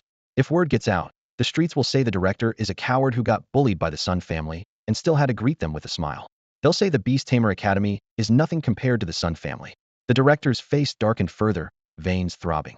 Of course, Chen Gu grinned and pointed toward the gate. This isn't even the worst of it. The Sun family came all with warriors this time, right? If you back down now, what will the students think? They'll believe beast tamers are useless, not even worthy of carrying a warrior's shoes. Then, this incoming class may refuse to train seriously in beast taming. Many will deliberately fail the monthly exams. The loss of new students will skyrocket, and even fewer will pass all 12 tests. Can you still complete the mission His Majesty assigned you this year? He sighed softly, patted the director's shoulder, and started walking away. A breeze stirred as his voice drifted back faintly. If that happens, people will die. Those in power who fail to do their duty should be executed. That's only fair. The director stared after his retreating figure, mouth twitching involuntarily, chest burning with anger ready to explode. If it weren't for maintaining his virtuous and respected image, he would have sworn aloud, "Fair my foot." He took a deep breath, forced down his rage, and pulled a communication stone from his pocket. Chen Gu's words had fully awakened him. This was no longer just about the Sun family going after Chen Gu. This was about the beast tamers versus the warriors. If the Beast Tamer Academy chickens out this time, the new students would completely lose faith in tamers, and his mission would be undoubtedly doomed. The dean's face darkened as he grimly envisioned his own fate, drunk on the blood of the Xianyuan sword. Although that brat's words were sharp, every single sentence hit the mark. Damn right, they do. He slammed his fist on the table, his voice echoing down the corridor. All teachers, bring your contracted beasts and assemble at the academy gates. Someone's breaking an arm, yourselves and fight. To be absolutely sure, he pulled out a pitch-black communication stone and growled into it. You old-timers need to get moving. Lie down any longer, and you'll start growing mushrooms. Someone's storming our Getesto, we just sit back and take it. The old-timers named were guarding the market, beast cages, spirit springs, and other places. Former top students of the academy, who had now stepped back to semi-retire here. Upon hearing the dean's transmission, each wrinkled face furrowed like gnarly bark. They pushed up from their knees. Their joints cracked like gunfire, as if setting off a chain of firecrackers. Leaning on bone canes and riding or leading their contracted beasts, they slowly converged at the gate. Meanwhile, outside the gates, Sun Ming's face was dark as he rested both hands on his waist blade, coldly staring at the masked man sitting on the back of a giant toad nearby. He said grimly, "Brother, have you thought about the consequences before acting? Kill someone from the Sun family, and still expect to see tomorrow's sun? No way." Dozens of Sun family disciples packed the gates, radiating murderous intent. Their only demand was to tear that brazen little punk to pieces. For decades, who had dared so openly provoke the Suns? Earlier messages to the academy had gone unanswered, so they were ready to force their way in. But just as they approached the gate, the toad, which had been lying still as if dead, suddenly flicked out a blood-red tongue with lightning speed. In the blink of an eye, 3 4th-level warriors from the Sun family's main branch crumpled to the ground in pools of blood, without even a scream. 3 corpses lay sprawled, the stench of blood quickly filling the air. People had died, there was no turning back now. Yet the masked man on the toad seemed utterly indifferent, reclining lazily, chewing on a fresh green willow twig, swinging his toes, not even lifting an eyelid, let alone responding to Sun Ming. Sun Ming's expression flickered uneasily. As 3rd elder of the Sun family and a 7th-level warrior, he should have been the strongest while no one had yet reached 9th or moved at 8th level. But that tongue strike struck too fast for him to track. Hesitated for the first time, wondering if he could dodge it if aimed at him. Just as he opened his mouth to speak again, an aide whispered urgently, "3rd elder, should we send another message to the family for reinforcements and just storm the academy? The Beast Tamer Academy is nothing. What trouble could they possibly cause?" Sun Ming shot a cold glance at the man, but said nothing. He understood this young one didn't grasp the situation. The capital's Beast Tamer Academy might look weak overall, but in the Emperor's eyes, it held great weight. Earlier, when chatting with the clan head, he had vaguely heard that the academy sent a batch of students who passed all assessments to the palace annually to meet the Emperor. But what exactly those students were responsible for, the clan head hadn't shared. At least this shows one thing. Capturing Chen Gu from the academy today is possible. But if a real fight breaks out between the academy and the Jingqing Beast Taming Institute, His Majesty will definitely launch a thorough investigation, and it's likely the Sun family will be questioned inside out first. Sun Ming stood at the academy gate, flanked by more than 50 armed warriors ready for action, yet he hesitated. Neither striking nor retreating felt right. How come this whole mess felt increasingly suffocating the longer he looked at it? Meanwhile, Chen Gu, just about to head back with Class 1 of Tianyi, suddenly noticed a large group of students flooding onto the bluestone path, rushing out of the academy in a crowd. Frowning, he reached out and grabbed a boy. "Hey, where do you think you're going? Let go. I can go wherever I want." The boy's words were cut off as a cold blade suddenly pressed against his neck. His anger froze instantly, and sheepishly he pushed the blade away. "Big brother, your communication style sure is unique. Speak," Chen Gu said evenly. "There's a commotion outside the academy." The Sun family has shown up and wants to start a fight with us. All the teachers went out to meet them, so there's no second period class. Of course, we're going to watch the show. The boy blurted out all the news at once. Chen Gu gently straightened his collar and patted his shoulder. Go ahead. Next time, speak more calmly and keep a peaceful attitude toward both people and situations. The boy nodded repeatedly and ran off at once. Watching the crowd disappear, Chen Gu gripped his demonic blade thoughtfully. The director had indeed deployed forces at full strength, clearly ready for war. It seemed he had underestimated not only the importance of this batch of freshmen in the director's eyes, but also the task His Majesty had assigned him this year. If that was true, the imperial capital was in for some major upheaval this year. After pondering briefly, he gestured to Fu Ning and the other two followers. Let's go to the academy gate and take a look. Last night, Ishi had gone out searching for news, and with that guy's abilities, there was probably no danger. Shaking his head to dismiss further worries, he quickened his pace along the bluestone path. At the academy gate, the director stood iron-faced, mounted atop a blue ox at the forefront. A dozen instructors formed a circle around him, with fierce magical beasts at their feet or looming overhead. Twin-headed fire pythons coiled menacingly. An ice-flame demon lion roared. A shadow moon white tiger crouched low, growling. A white-striped demon leopard's tail swept loose stones aside. One instructor even stood on a greenied golden eagle hovering in midair, coldly scanning the Sun family below. Several white-haired, stooped elders arrived slowly as well. Though appearing frail, the magical beasts behind them were equally aged yet radiated deep and commanding spiritual power, surpassing that of all the instructors. Along both sides of the Bluestone Avenue, countless students had already set up small stools and fixed their wide eyes on the scene, afraid to miss any detail. Even the masked man sitting atop the toad at the gate couldn't help but glance sideways. The last time the academy had mobilized collectively was more than a decade ago during the Beast Tide. Now they were making this kind of display for just one freshman? What kind of background did that kid have to make the whole academy show this much face? He naturally understood why the Sun family had come. After all, every time Chen Gu carried that weapon past him, he saw everything clearly. But he had to admit, the Sun family's willow branches were indeed fresh and juicy if only one could get a new one every day. At this moment Sun Ming's face had darkened to the point it looked as if it might drip water. His expression was twisted with rage as he glared at the scene before him and ground his teeth. Director, are you planning to declare war on the Sun family? The force he brought from the Sun family was no small matter, was a level 7 warrior himself, backed by more than 50 level 4 and 5 warriors. This lineup alone could easily sweep through a second-tier family in the capital. Yet now, he felt as if the weight of Mount Tai was pressing down on him, suffocating him. In front of the academy gates stood over 30 instructors, lined up neatly, to teach at the capital beast-taming academy. Every one of them was at least a level 6 beast-tamer. Beside each instructor was a fierce magical beast, muscles rippling, fangs dripping saliva, and eyes like bronze gongs fixated intently on Sun Ming. A palpable aura of ferocity almost seemed to solidify in the air. What made his scalp tingle even more was that among the instructors were several elders with white hair and weakened breath, yet eyes sharp and clear as ever. Each elder's magical beast was even larger than those of the instructors, radiating at least level 7 pressure. Sun Ming understood these old men were the solid backbone of various powers like the ancestors. The Sun family worship had sustaining life through spiritual energy and never making a move except in dire moments. But once they drew their swords, it was with deadly resolve. Facing such overwhelming strength, it was almost a testament to his mental toughness that his legs did not tremble. The tension hung thick in the air, as if one could hear each heartbeat. After a few moments of stalemate, Sun Ming forced a deep breath and fixed his gaze on the director, speaking again with a voice hard and low as iron. Director, all we want this time is to take Chen Gu back to the Sun family. He's just a newcomer. Is all this really necessary? His lips twitched involuntarily, and a curse slipped out. Isn't this fucking bullying? He fought to control his emotions and continued.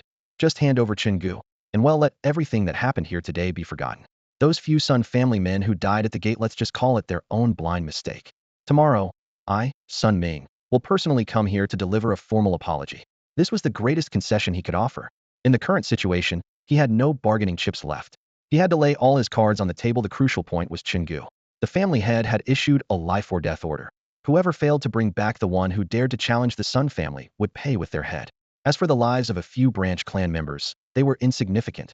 The apology gifts could be afforded. The only thing he could not do was have the Sun family bow its head in submission. The clan's honor and face absolutely forbade him from yielding on the family's behalf at the beast-taming academy. That was why he must offer the apology in his own name only. As long as he could take that person away, everything sacrificed today would be worth it. The thought that once back home, he could unleash all the frustration he was swallowing now onto Chen Gu helped ease the suffocation in his chest a little. After all, if not for Chen Gu, how could he have been humiliated like this right outside the beast-taming academy's gate? Upon hearing this, the dean first glanced unknowingly at the eager newcomers around him, then sighed helplessly in his heart. He always felt manipulated by Chen Gu, and the sensation of being led by the nose was deeply frustrating. Then, suddenly, he straightened up abruptly, his expression shifting from gloomy to furious, his voice thundering. Nonsense. What do you think the capital beast-taming academy is? Do you believe our students here are like those girls from Honglu, that you can just buy them off with spirit stones? Let me tell you, that's impossible. No matter who comes, even the heavenly king himself, me students at the capital beast-taming academy will not be taken away. The thunderous rebuke stunned the surrounding freshmen into silence, as if the very air had been ignited in an instant. Sun Ming took a deep breath, struggling to suppress his anger, his gaze sharp as a blade as he fixed the dean word by word. Dean Wang, I hope you understand one thing. Chen Gu tore down our Chunfeng Tower without cause. He is at fault here, while we. Before he could finish, the dean slammed his hand on the table and roared angrily. That's bullshit. Even if it was our students who made the first mistake, it would be reviewed personally by me, the dean. I want to see which outsider dares to meddle in the capital beast-taming academy's affairs today. As his words fell, the azure ox seated beside him immediately lifted its head, understanding, and let out a thunderous roar from its throat. Moo! Its forelegs gently stomped the ground, sending out a circle of intense blue light that exploded like a tidal wave, enveloping everyone. The ferocity of this ninth-rank magical beast was unleashed without restraint, as if an invisible Mount Tai was pressing down on the crowd. The excited newcomers instantly fell silent, their contracted beasts cowering beside them, tails tucked between legs lowly growling in submission. Only Gu Lang stubbornly stood atop a small gray, howling defiantly to the sky, refusing to bow. On either side, two small grays pressed their foreheads against Gu Lang's body, sharing the burden of that ninth-rank beast's imposing presence.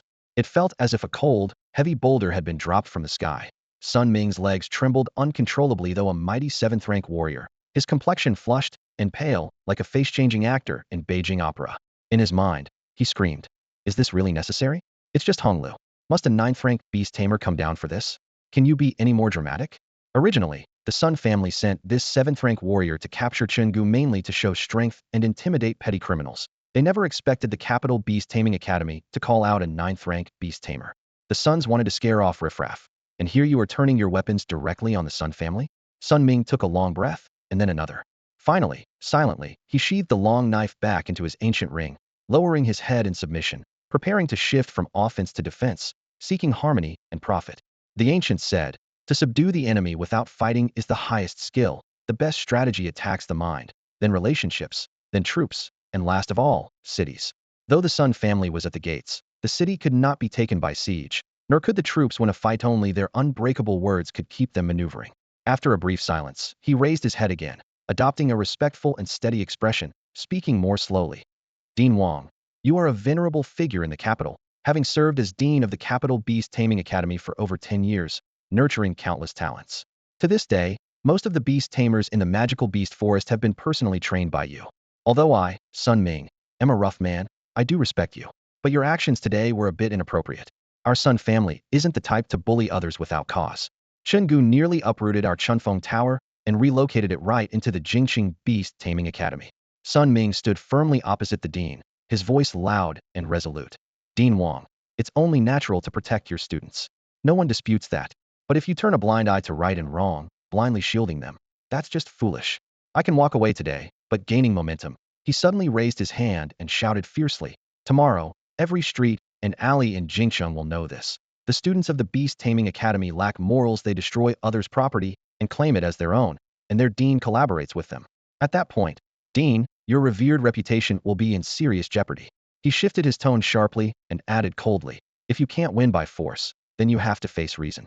Among the students gathered, Chen Gu leaned on his demon blade, watching with interest. A seventh-rank martial artist leading a team to demand justice. Sun family really values him. What surprised him more was Dean Wang himself was a ninth-rank beast tamer, and the elders with him were all 8th rank. Chen Gu even recognized one as the old man who sold him the refeeding pill at the market yesterday, making a mental note to thank him later. Jingqing Beast Taming Academy's foundation runs deeper than I thought, he mused. Looks like there's no need to bother the emperor. This can be settled here. Dean Wang's expression flickered. Sun Ming's words were not baseless. If the rumors spread, being accused of shielding misbehaving students would be almost certain. After a moment of contemplation, he feigned anger and looked up. Ridiculous. What right does your Sun family have to convict the students of our Jingqing beast-taming academy? Even at the cost of a bad reputation, he wouldn't back down if he gave in today. These freshmen might never unify.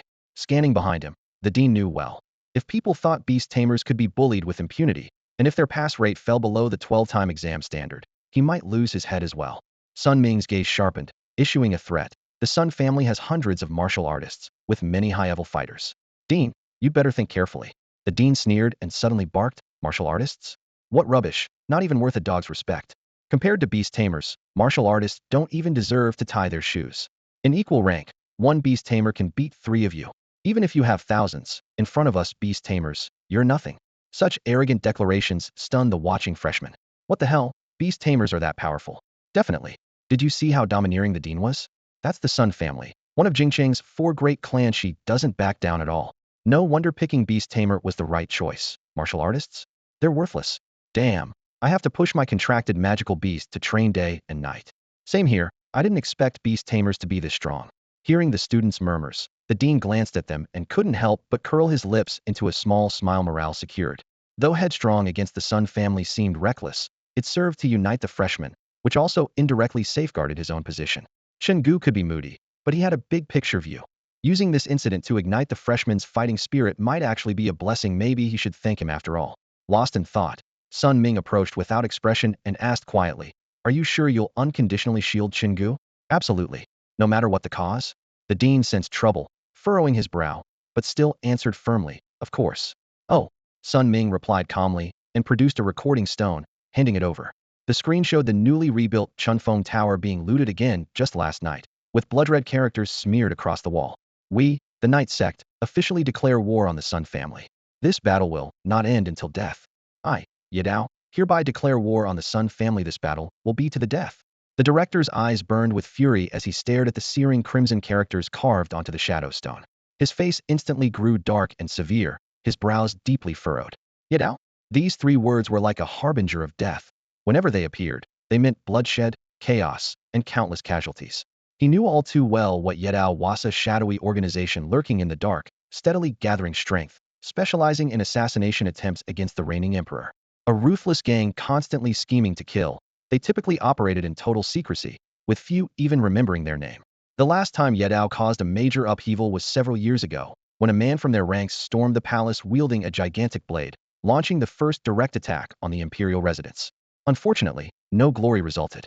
Their mission was straightforward: kill the emperor, nothing else mattered.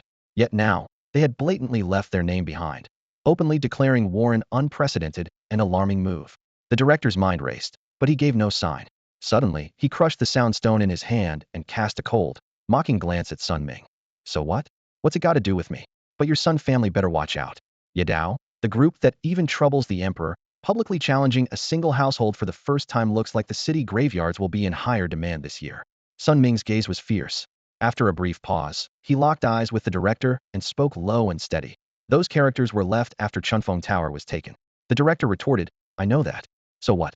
Sun Ming pressed on. "Guess who took it? Doesn't it say Yadao right there? Are you blind?" Then he shifted tone. "Why not ask your student Chen Gu where he was last night?" His face calm as if certain of victory, he added in a deep voice. The director suddenly froze. His body tensed involuntarily as blood rushed beneath his skin. His eyes darted in stunned disbelief to a boy named Chen Gu in the crowd. His pupils shrank and his breathing quickened. No way. Chen Gu had always seemed mature, cold, and ruthless. Even if he belonged to Yadao, there was no way he'd be reckless enough to openly leave the organization's name behind. The director found it hard to believe. "What did you say? I don't understand your meaning." Pretending confusion, the director decided to conceal his true feelings and buy time. Sun Ming, unsurprised, straightened the Sun family emblem on his sleeve and spoke evenly. "It's simple. Chen Gu raided Chunfeng Tower again last night and left Yidao's mark behind." The director flatly denied it without hesitation. "Ridiculous. If you slander any student from the Capital Beast Academy again, I will have you executed on the spot. Under no circumstances is Chen Gu a member of Yadao. That accusation must not stick, or it will cause trouble. His protectors will suffer, and someone will take advantage of this to brand him as a Yadao accomplice and send him to the gallows." Sun Ming gave a perfunctory reply, then casually said, "Are there 2 willow trees planted outside your Chiofeng Tower's gate?" The director grew suspicious. Sun Ming continued, "Don't doubt it, that's what we planted yesterday. The 2 willows in front of Chunfeng Tower." Given this clear-cut fact, what more was there left to explain? Upon hearing this, the dean's mouth twitched uncontrollably. By now, he was convinced that Chen Gu and the others had indeed ransacked Chunfeng Tower again yesterday, though the matter of the night Dao still required further judgment. The office fell utterly silent, broken only by the crackling of the candle flames. The dean looked up at Sun Ming with a sharp, mocking glare. You almost fooled me, he sneered, drawing an imaginary line in the air. Writing the night Dao was here makes you one of them? Then tomorrow, when you leave the palace, Ilkarv, I hereby declare this place belongs to the night Dao, and suddenly you become one of them? Do you take me for a fool? His tone grew colder. Which real member of the night Dao would leave a mark to reveal their identity? Sun Ming clicked his tongue, but said nothing in reply. In truth, he felt just as strongly that his family's crude attempt to pin the label of night Dao on them was ridiculous. Yet he had no right to intervene. Officially, he was the third elder of the Sun family, but in reality, he was just an outsider serving the household. Having stayed long enough, he was granted the Sun's surname despite no blood ties. While he could run errands, he lacked the clearance for core family affairs and even less so to argue with the dean. He couldn't defeat the dean by force or reason. Besides, neither the dean nor he believed such nonsense as a freshman of the beast-taming academy being a night Dao member. If anyone dared report such a rumor to the emperor, the first to lose their head would be the one who spread it.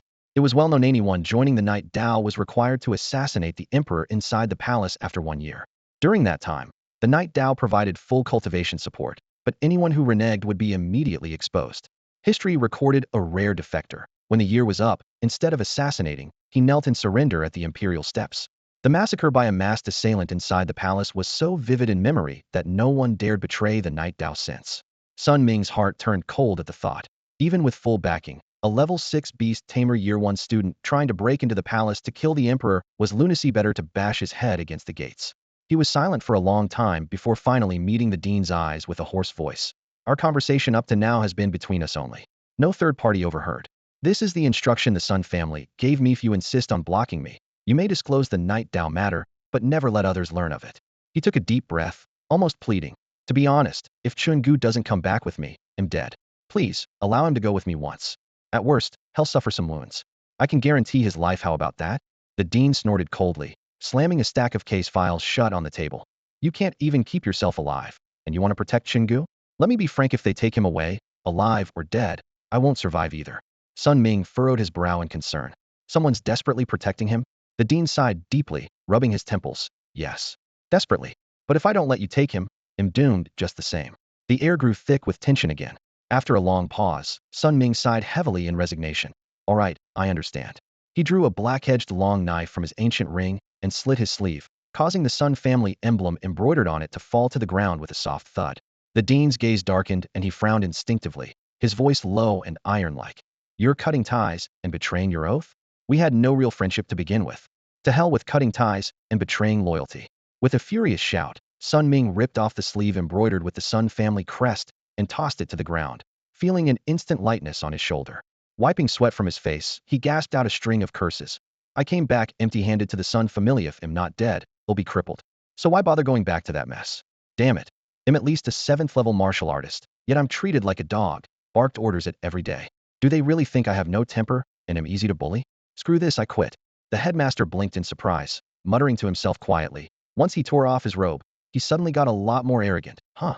Sun Ming's expression was calm as he bowed slightly to the headmaster. If going back means death, then I won't go back at all. From this moment, I'm officially severing all ties with the Sun family. I'm leaving no if fate allows. We'll meet again. With that, he planted his foot and shot forward like an arrow. After rushing several dozen steps, he suddenly stopped, as if remembering something. Digging into his pocket, he pulled out a small stone about the size of a fist of voice recording stone. Muttering a few words, he threw it back toward Chen Gu in the crowd. Then he threw back his head and laughed wildly. Within a few breaths, he had vanished into the horizon, leaving only the sound of the wind. Everyone in the courtyard, the third-level fighters from the Sun family, and the new students from the capital beast-taming academy stood frozen. The tense atmosphere collapsed in an instant. The Sun family's envoy just ran away? How were they supposed to fight now? Even the headmaster frowned slightly. This was the third elder of the Sun family. If a mission failed, does he just defect? If everyone from the Sun family acted like him, soon there'd only be the clan leader left at home. The air seemed to be sucked out instantly, and a strange silence engulfed the scene. Only then did Chen Gu release the hand he had on Fu Ning's neck, gently setting him down. He patted Fu Ning's shoulder to calm him. Looking down, he noticed the voice recording stone resting on Fu Ning's stomach. At first, he thought Sun Ming's throw was a hidden weapon, but it turned out to be just a stone. After a moment's hesitation, Chen Gu activated the stone with his spiritual power. A hoarse, trembling voice emerged. Kid, next time you go to Chunfeng Tower, don't just steal the worthless junk. There's a basement under Chunfeng Tower with plenty of good stuff inside. I don't know the details, but it's definitely worth more than that willow tree. When the message ended, Chen Gu's expression grew weird. Did that count as switching sides? Fu Ning, standing beside him, glared resentfully but held his tongue. Meanwhile, Fu Xia clicked his tongue, sounding disappointed. Too bad it wasn't a hidden weapon. If it had been, I could finally be the big brother. After Sun Ming left, the remaining Sun family fighters exchanged a look and retreated almost without hesitation. Their leader had run. What good was it to stay and wait to die? As the Sun family withdrew, the victory naturally belonged to the capital beast-taming academy. Most of the new students couldn't contain their excitement and cheered loudly. The dark clouds that had hung over the academy since Ashi punched the third-level beast tamer into a wall were almost completely lifted, especially with the terrifying aura emanating from that ninth-level demon beast, the Green Bull, sitting by the headmaster. It stirred passionate resolve in every newcomer to one day become a powerful beast tamer like the headmaster. Watching this scene, the headmaster nodded with satisfaction. All his effort to protect Chen Gu had been for exactly this moment. As long as these new students remained eager to become beast tamers, his chances of keeping his head just went up a few more notches. The dean silently calculated, considering whether to require every mentor from now on to bring their contracted magical beasts to class. Letting the freshmen witness real power firsthand would surely spark their fighting spirit even more. On the playground, the new students alternated between cheers and hushed whispers, laughter ringing out in waves. Among the crowd, Chen Gu also curved his eyes into a smile, joking with the others, lips lifting with ease, his expression outwardly normal, yet with a shadow flickering deep in his gaze. The Sun family won't give up easily, he thought swiftly. Next time they strike, it probably won't be with subtlety, but a direct assault. The moment I step outside the academy gates, warriors might descend from the sky and surround me. His strength was still too low. He had always been the one bullying others, never once someone daring to come after him. His grip on the demon blade tightened until his fingers paled. In his heart, he roared, I must get stronger, and fast. Elsewhere, the dean's eyes swept over the jubilant new students, a faint smile tugging at the corners of his mouth. So beast tamers are that powerful. On orientation day, I was honestly scared stiff. I even thought beast tamers really could be chased and beaten by those 3 levels above them. If I had a green bull like the deans, I'd be strutting around the whole capital by now. This is the first time I felt the aura of a level 9 magical beast. It's terrifying. I suspect if that green bull went all out, it could flatten the entire capital beast tamer academy in moments. Have you ever seen a level 9 beast tamer before? No, but my grandfather is a level 9 warrior. I've seen him punch and blast the wind to flatten a small mountain. What? Your grandfather's level 9? What kind of family are you from? The Sun family. The Sun family. Wait, you mean the Sun family at the academy gate just now? Yes, I've seen their leader a few times. Why didn't you become a warrior and instead chose to be a beast tamer? I hated all the fighting and killing since I was little. I thought beast tamers weren't as brutal as warriors, so I chose this path. Now I see that path has even greater prospects. The buzz of conversation filled the air as the dean cut through the crowd and stopped before Chen Gu. He pondered briefly, then lowered his voice. Come to my office. Whether the matter on the night path was a setup by the Sun family or true had to be clarified. If it blew up later, even he wouldn't be safe. Chen Gu rested both hands on his demon blade, expression calm as he nodded. No problem. The dean answered coolly and turned to lead the way. Follow me. Just as Chen Gu lifted his foot, Ash burst through, still catching his breath, with Donkey Egg panting hard behind him. Brother Gu, Brother Gu, Ash called out repeatedly. We found the trail of the alchemist sect. At noon today, there's an annual alchemist evaluation outside the city. Chen Gu raised an eyebrow. Annual alchemist evaluation? Yes. Ash spoke quickly. This year it's the yellow level alchemists challenging the mysterious level alchemists. It's held outside the city. To showcase the sect's strength, the alchemist sect opens the event to the public each year. And on that day a medicinal market forms as well. And there would also be the head pill today. Chen Gu narrowed his eyes slightly, looked up at the blazing sun above, and casually asked, what exactly does head pill mean? Ash immediately explained. The first batch of Shin level pills refined by a yellow level alchemist is called the head pill. Can it be sold for a high price? Does that mean it has the best medicinal qualities? Chen Gu was momentarily puzzled.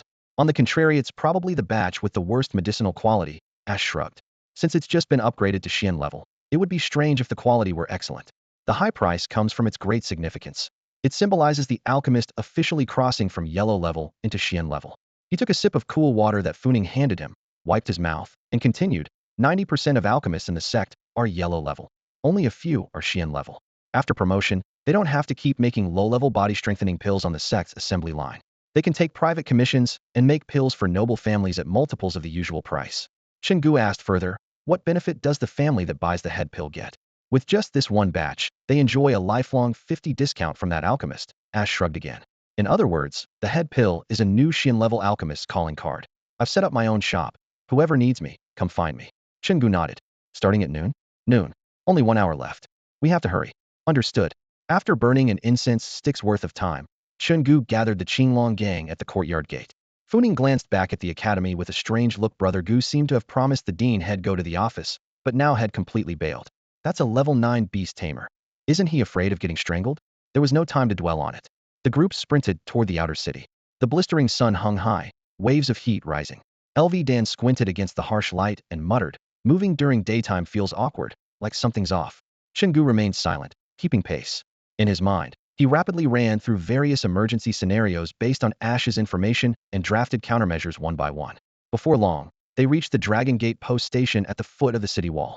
They tossed a few spirit stones, exchanged for a group of strong horses, then mounted and spurred forward, kicking up clouds of dust. Along the way, Chen Gu suddenly asked, by the way, how strong is the alchemy sect overall? Ash patted his forehead. Almost forgot. I haven't probed the sect's deep strength, but I've gotten information on the lineup for the out-of-town alchemy exam. Sheen-level alchemists will be present to judge. About a dozen applicants will try for promotion to Sheen level this year. As for strength, Ashi's expression turned slightly odd. This is a bit hard to explain, but roughly speaking, a celestial-level alchemist corresponds to a level 6 martial artist, while a yellow-level alchemist matches about level 3. Roughly corresponds? Chen Gu's brow tightened, his eyes sharp as he glanced at his companion. Do you realize that vague statements like this can sometimes get you killed? I know, Brother Gu. Ashi urged his horse forward, shaking his head slightly with a trace of helplessness in his tone. The methods alchemists use to cultivate are truly bizarre. If I told you, you might not believe it. The current head of the Dan sect is only in his 20s. 2 years ago, he was nothing more than a first-level martial artist, but overnight he skyrocketed to level 9 and simultaneously became a celestial-level alchemist. The following year, he rose to lead the Dan sect. Overnight, a flicker of doubt crossed Chen Gu's gaze as he side-eyed Ashi. Is this information reliable? It should be. Ashi raised a hand to shield his eyes from the blazing sun, confirming the direction as he answered. I checked at least 3 independent sources, same story everywhere. This has long been an open secret among the great clans. The 2 horses galloped side by side, the wind roaring past them across the open plains. Ashi continued explaining. That guy's sudden surge happened because alchemists cultivate in a completely different way. Martial artists extract the chi of spirit stones, take body-strengthening pills to toughen their muscles and bones, then break through tears with breakthrough pills. Beast-tamers command bonded magical beasts, drawing energy from demonic chi to strengthen themselves. But the real power of an alchemist comes from what we call the blessing of heaven and earth. Blessing of heaven and earth? Chen Gu tapped his knuckles against his sword sheath, his eyes thoughtful. That sounds awfully mystical. What does it actually mean? It's simple. The moment an alchemist successfully refines a pill, heaven and earth automatically bless his body and cultivation, increasing them by 1 level. Ashi's voice was low but reverent. That sect leader used some method that night to refine a Man Luo pill, a top-quality celestial-grade pill. At the moment it was completed, the sky above the Dan sect flashed with lightning and thunder, auspicious clouds swirled, and a 5-colored divine light enveloped the entire mountain. When the pill formed, he was instantly elevated to celestial-level alchemist status, and his martial prowess shot up to level 9, truly a meteoric rise. Hooves thundered and dust billowed. Chen Gu thought for a moment before speaking. So a first-level martial artist can produce a top-tier celestial pill? If our Qinglong gang were to get this method, could everyone become level 9 overnight? Unfortunately, it's not that simple. Ashi shook his head regretfully. Since then, the Dan sect hasn't had any similar miracles. With such a huge temptation, none of the great clans have dared to try, which shows that this opportunity can't be replicated. Chen Gu nodded, crossing his arms over the demon blade against his chest and tightening his legs, as if savoring every word. After a moment, he asked again. Is the Dan sect leader still refining Man Luo pills? Yes, Ashi replied. Each Man Luo pill is worth a fortune, but outsiders can find out nothing about their actual effects. 1 pill raised him from level 1 to 9. Chen Gu frowned in thought, and he's refined many more since, but hasn't advanced beyond that? Ashi smiled wryly and shook his head again. No one knows for sure. Ahead, more people appeared and low buildings clustered together. Chen Gu scanned the bustling scene, swung down from his horse, and said quietly, we've arrived. Chen Gu and his group dismounted from their horses. Nearly 100 people, all dressed in plain black robes, each gripping a gleaming broadsword with an imposing aura, their expressions stern and cold. Normally, such a sight would draw curious glances even in the rough-and-tumble capital, but the bustling street around them showed no one so much as a sidelong glance. Chen Gu was pondering whether they should split up to avoid standing out, when he suddenly froze and looked to Aishi. Didn't they notice us? They did, Aishi replied with a strange expression, pointing ahead. It's just our display isn't impressive enough. Following his finger, they saw a ragtag band swaggering toward a cluster of low houses. This group's clothing was a chaotic mix, some wearing chainmail, others in tattered shirts, some carrying massive shields. Their weapons were just as varied: long swords, spears, even seven-section whips. The most striking thing was that everyone's clothes were stained with blood, yet they laughed heartily, slapping each other on the back like old friends. Chen Gu blinked in confusion. These don't look like good folk. Trust your instincts. Gyujithi definitely aren't. Aishi coughed quietly. Isn't this the annual alchemist exam? Why does it feel more like a gathering of local warlords? He paused, barely holding back a sarcastic remark. In a sense, it really is an annual warlord meetup. Only during this exam do the various bandit chiefs take a day off and come hang out here. Since the alchemist exam is held outdoors, many rank yellow alchemists bring extra pills to sell. Those wanted fugitives who can't enter the city naturally come to buy. Over time, the alchemist exam turned into their shopping festival. So apart from the second and third tier families sending representatives, the rest are basically bandits? Chen Gu raised an eyebrow. Every single one, as she said quietly, pointing at the group. If these guys were rounded up and beheaded, not one would be innocent. Chen Gu turned to him in surprise. You've got pretty detailed info. Where did you hear all this? She scratched his head and grinned sheepishly. All thanks to Gyuji's teachings. Chen Gu nodded thoughtfully. Why do only the second and third tier families send people? Why don't the top families or the big four show up? It's not that they don't come, they just don't need to, as she explained. Second and third tier families want to use the exam to network with up-and-coming rank mysterious alchemists and secure supplies for the future. The top families and big four already have more than enough rank mysterious alchemists on hand. They aren't short on connections. I see. Chen Gu looked toward the cluster of houses and chuckled. Then today really is a grand gathering of outlaws. Exactly, Aishi smiled in agreement. And the alchemist sect just lets this happen? The alchemy sect strictly controls whether the pills you buy are genuine. Here, the pills are sold personally by the sect's alchemists, so naturally they are authentic. If they're genuine, that settles everything. TCH. Chen Gu clicked his tongue, inwardly marveling at the strange ways of the world, though a faint, inscrutable smile lingered at the corner of his mouth. He said no more, made no mention of splitting up, and simply rested one hand on his demon blade as he strode toward the low, connected row of houses ahead. At the entrance, there were no guards and no inspections. Passers-by busied themselves with their trades, barely sparing these two a glance. Chen Gu paid no mind and stepped over the threshold. The cold stone beneath his feet felt faintly warm. The moment he entered, he was enveloped by a square courtyard formed by numerous small houses. Stifling heat hung in the air, mixed with the fragrance of medicines and sweat. The constant clamor of bargaining rose and fell like the bubbling roar of a pill furnace. By his side, Fu Ning's eyes were locked on the various stalls. Each vendor bore the prominent emblem of an alchemist embroidered on their chests, yet they sat or squatted casually with open collars, no different from street hawkers in Bima City. He paused in surprise and muttered, "Damn it, weren't alchemists supposed to be all noble? Why do these look just like the vendors back home?" Essentially, they're much the same, Ash interjected in a low voice that cut through the noisy crowd. These yellow rank alchemists are actually quite poor. Usually, they're confined on the sect's main peak and can only descend after 3 years to take an exam. At first, even finishing their daily sect-assigned tasks is tough, let alone stockpiling pills. Only the seasoned old hands who've been around a long time can quietly save a bit of herbs and brew a few batches of common pills after completing their duties. On exam day, they bring those to sell to the local Greenwood heroes. That single day is the only time all year when they can make a big profit in spirit stones. Oh, Fu Ning nodded thoughtfully, then clicked his tongue. Sounds like they're worse off than a cook. Before long, Chen Gu stopped at the nearest stall. Behind it stood a thin but cunning-looking yellow-rank alchemist. In front of the stall was a hulking man with a face covered in scars, emotions running high as he growled hoarsely. 1,000 refining body pills, 30,000 second-rank spirit stones. That's plenty, right? Chen Gu raised an eyebrow. Whoa, asking 30,000 spirit stones for 1,000 pills. That means each pill costs 30 spirit stones. Refining body pills are just lower-grade yellow rank, normally selling for about 3 spirit stones each. This price was 10 times the market rate, yet the alchemist didn't flinch. Suddenly, the alchemist stood up and grabbed the scarred man's right hand. His tone turned fast but earnest. "Brother, your price is way too low. You have to understand, these refining body pills represent a whole year's hard work. We put all of last year's free time into making them. You can't expect us to sell at a loss. 50,000 second-rank spirit stones for a year's work isn't expensive at all. You're not just buying pills, you're buying all the effort a yellow-rank alchemist puts in over an entire year."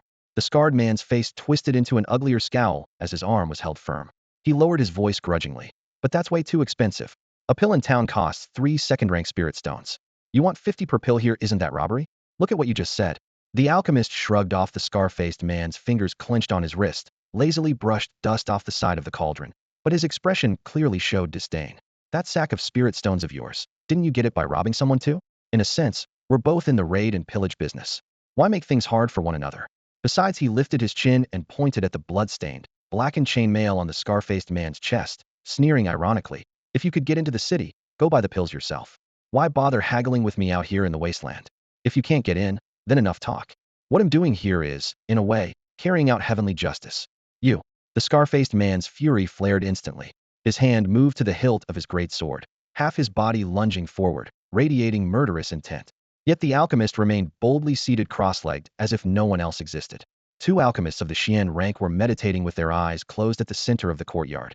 Their robes billowed though there was no wind, a clear sign. Whoever acts out today will leave here feet first. They were all at least level 6 fighters. None of Scar-faced man's gang behind him had a chance against them. He grunted low, finally sheathing his sword. Wait a moment. Chen Gu stepped forward to stop the looming clash. He looked at the scar-faced man as if he'd figured something out. You're wanted and can't get into the city, so you have to come here to buy pills? Isn't that obvious? Who in their right mind would run through the desert dust to this dump? The scar-faced man growled. He took several deep breaths, forcing down his rising anger. Then why don't you have someone bring the pills out from the capital secretly? Chen Gu asked, still confused. Heh. Before the scar-faced man could answer, the alchemist chuckled and shook his head, answering for him. Brother, let me explain. People have tried that before. The Dan sect absolutely forbids selling pills illegally. For one, any large batch leaving the city would be stopped by the guards. Even if you hide them in a jade ring to slip past, you'd need a dealer willing to risk the death penalty. Worst of all, he mimed a scooping gesture with his hand. How do you make sure that dealer doesn't just run off with the ring? Even if you get the pills, the Dan sect will track the trail and wipe your whole lot out. Why? Chen Gu scratched his head, genuinely puzzled. The alchemist shrugged, speaking like it was obvious. Simple. If you don't buy at this year's Dan conference, it means you're selling on the sly. Secret trading is a capital offense. Even Shi, who had been watching quietly, was stunned and blurted out. But what if the harvest is bad this year, and we really don't have money to buy? No way. The alchemist said firmly. If you mountain rulers don't buy refining pills, then you're setting up your own brand. That's private trading, and the whole family is executed. Harsh. The Dan sect has always been like that. Only then did Chen Gu fully understand, silently sighing. The Dan sect treats these mountain rulers like their own disciples, but only as cash cows. The truth is simple: you must pay their high prices for pills, or they treat you as smugglers and wipe you out completely. He gently patted the scar-faced man's shoulder and said nothing more. These days, no trade or line of work is easy. Now he understood. What these mountain rulers buy isn't really refining pills. It's plainly a protection fee to the Dan sect, just with a nicer name. He couldn't help but sigh again. Look at that. We're collecting protection fees the same way, but they do it with so much more finesse. After saying that, he didn't bother with the scar-faced man's sullen expression and strode deeper into the marketplace. Along the way, nearly every stall displayed the same scene. Vendors neatly stacking body-refining pills on wooden trays, each marked with a price tag reading 52nd grade spirit stones per pill. Those usually rough, brutal types who would kill and pillage without hesitation were now crowding around the stalls like housewives shopping for cosmetics, shouting and haggling fiercely, unwilling to save even a single spirit stone. Suddenly, Chen Gu's eyes sharpened as he spotted an elderly man ahead, his hair fully white, but eyes still bright and alert. The old man sat behind a simple stall, calmly offering his pills. Chen Gu thought to himself, surprised. Still a yellow rank alchemist at his age? That's got to be some terrible talent. Ashi scratched his head and muttered softly. A skilled alchemist would have at least gotten the formula for a profound grade pill after 3 years in the alchemy sect. If you could gather all the herbs and refine a batch of profound pills, advancing ranks is natural. How is it possible this old guy never succeeded in all those decades? Curious, Chen Gu went straight to the stall and peered closely. Unlike others selling only body-refining pills, the old man's table was full of varieties: blood-stopping, kigothering, toxin-purging, a dazzling array but priced just as outrageously. A crowd had gathered, but few were buying body-refining pills in bulk. Most just selected bottles of other pills here and there. Sir, Chen Gu greeted respectfully. How long have you been with the alchemy sect? About 50 years, the old man answered casually, then looked Chen Gu over. Just claimed a mountain this year? Huh. And why do you ask? Chen Gu raised an eyebrow. A burly man nearby wearing a headscarf chuckled loudly. Anyone who's been in these parts long knows old Duss, a living fossil. When I claimed my mountain 10 years ago, I ran into him handing in his annual fee every year. My father's generation heard of Old Du even earlier. Annual fee? Chen Gu frowned. The burly man explained, outside, they call it the Alchemist Assessment Conference. Around here, we just call it paying protection. Chen Gu understood this clearly then and got straight to the point. Old Du, after all these years, you still haven't advanced to profound rank alchemist? He spared no words. Old Du sighed deeply, shook his head, and said nothing more. When another customer asked the price, he just raised his hand and showed a few numbers. The man with the headscarf, clearly annoyed, added, I heard about this from my dad. It's well known that to advance from yellow rank to profound rank alchemist, one must successfully refine a profound grade pill. To refine alchemical pills to the profound grade, one must possess a profound grade formula. According to sect rules, disciples who have stayed in the sect for 3 full years are granted a profound grade formula, allowing them entry into the ranks of profound grade alchemists. However, when Elder Du was young, he inadvertently offended the son of a certain sect elder. 30 years have passed, yet he remains stuck at the peak of the yellow grade. At this point, the burly man from before slammed his fist down hard and gritted his teeth. It's been so many years. If I had the means, I'd have stolen or bought a profound grade formula for Elder Du long ago. You have to understand, other than Elder Dust pills, all the other alchemists only make body refining pills, and that's a real pain. No sooner had he spoken than the crowd around them eagerly chimed in. Exactly. If it hadn't been for Elder Du giving me a few detox pills last year, my just-born son would be 6 feet under by now. Who can deny it? We can't get into the city, so we have to buy pills here. They may be expensive, but it's our own choice. But if they only make body refining pills, what can we use to save ourselves if something goes wrong? That's right. Without Elder Du, if any of us mountain folks got in real trouble, would have to kneel and pray. Despite the crowd's noisy praise, Elder Du didn't even raise his gray-white brows. He merely waved his hand faintly. Don't flatter me. Other than body refining pills, my other pills are just as expensive. I'm not really helping you. The big man snorted gruffly. We admit they're expensive, but that price is set by the sect. You can't change that. Still, there must be life-saving pills available, right? Anybody can make body refining pills. They cost little and sell for the same price, so naturally everyone just makes those. Once again the crowd erupted with complaints. Chen Gu stood before the stall, quietly observing Elder Du through gaps in the crowd. The old man's cloudy eyes gleamed dimly, his whole demeanor weighed down by a suffocating despair as if he were a hapless small investor, caught with a 125x BTC futures bet just as the market plunged on May 20th. Though deeply frustrated, he still poured his soul into crafting detoxification and heart-protecting pills for these rugged men. Perhaps it was kindness at heart, or maybe a sense of kinship.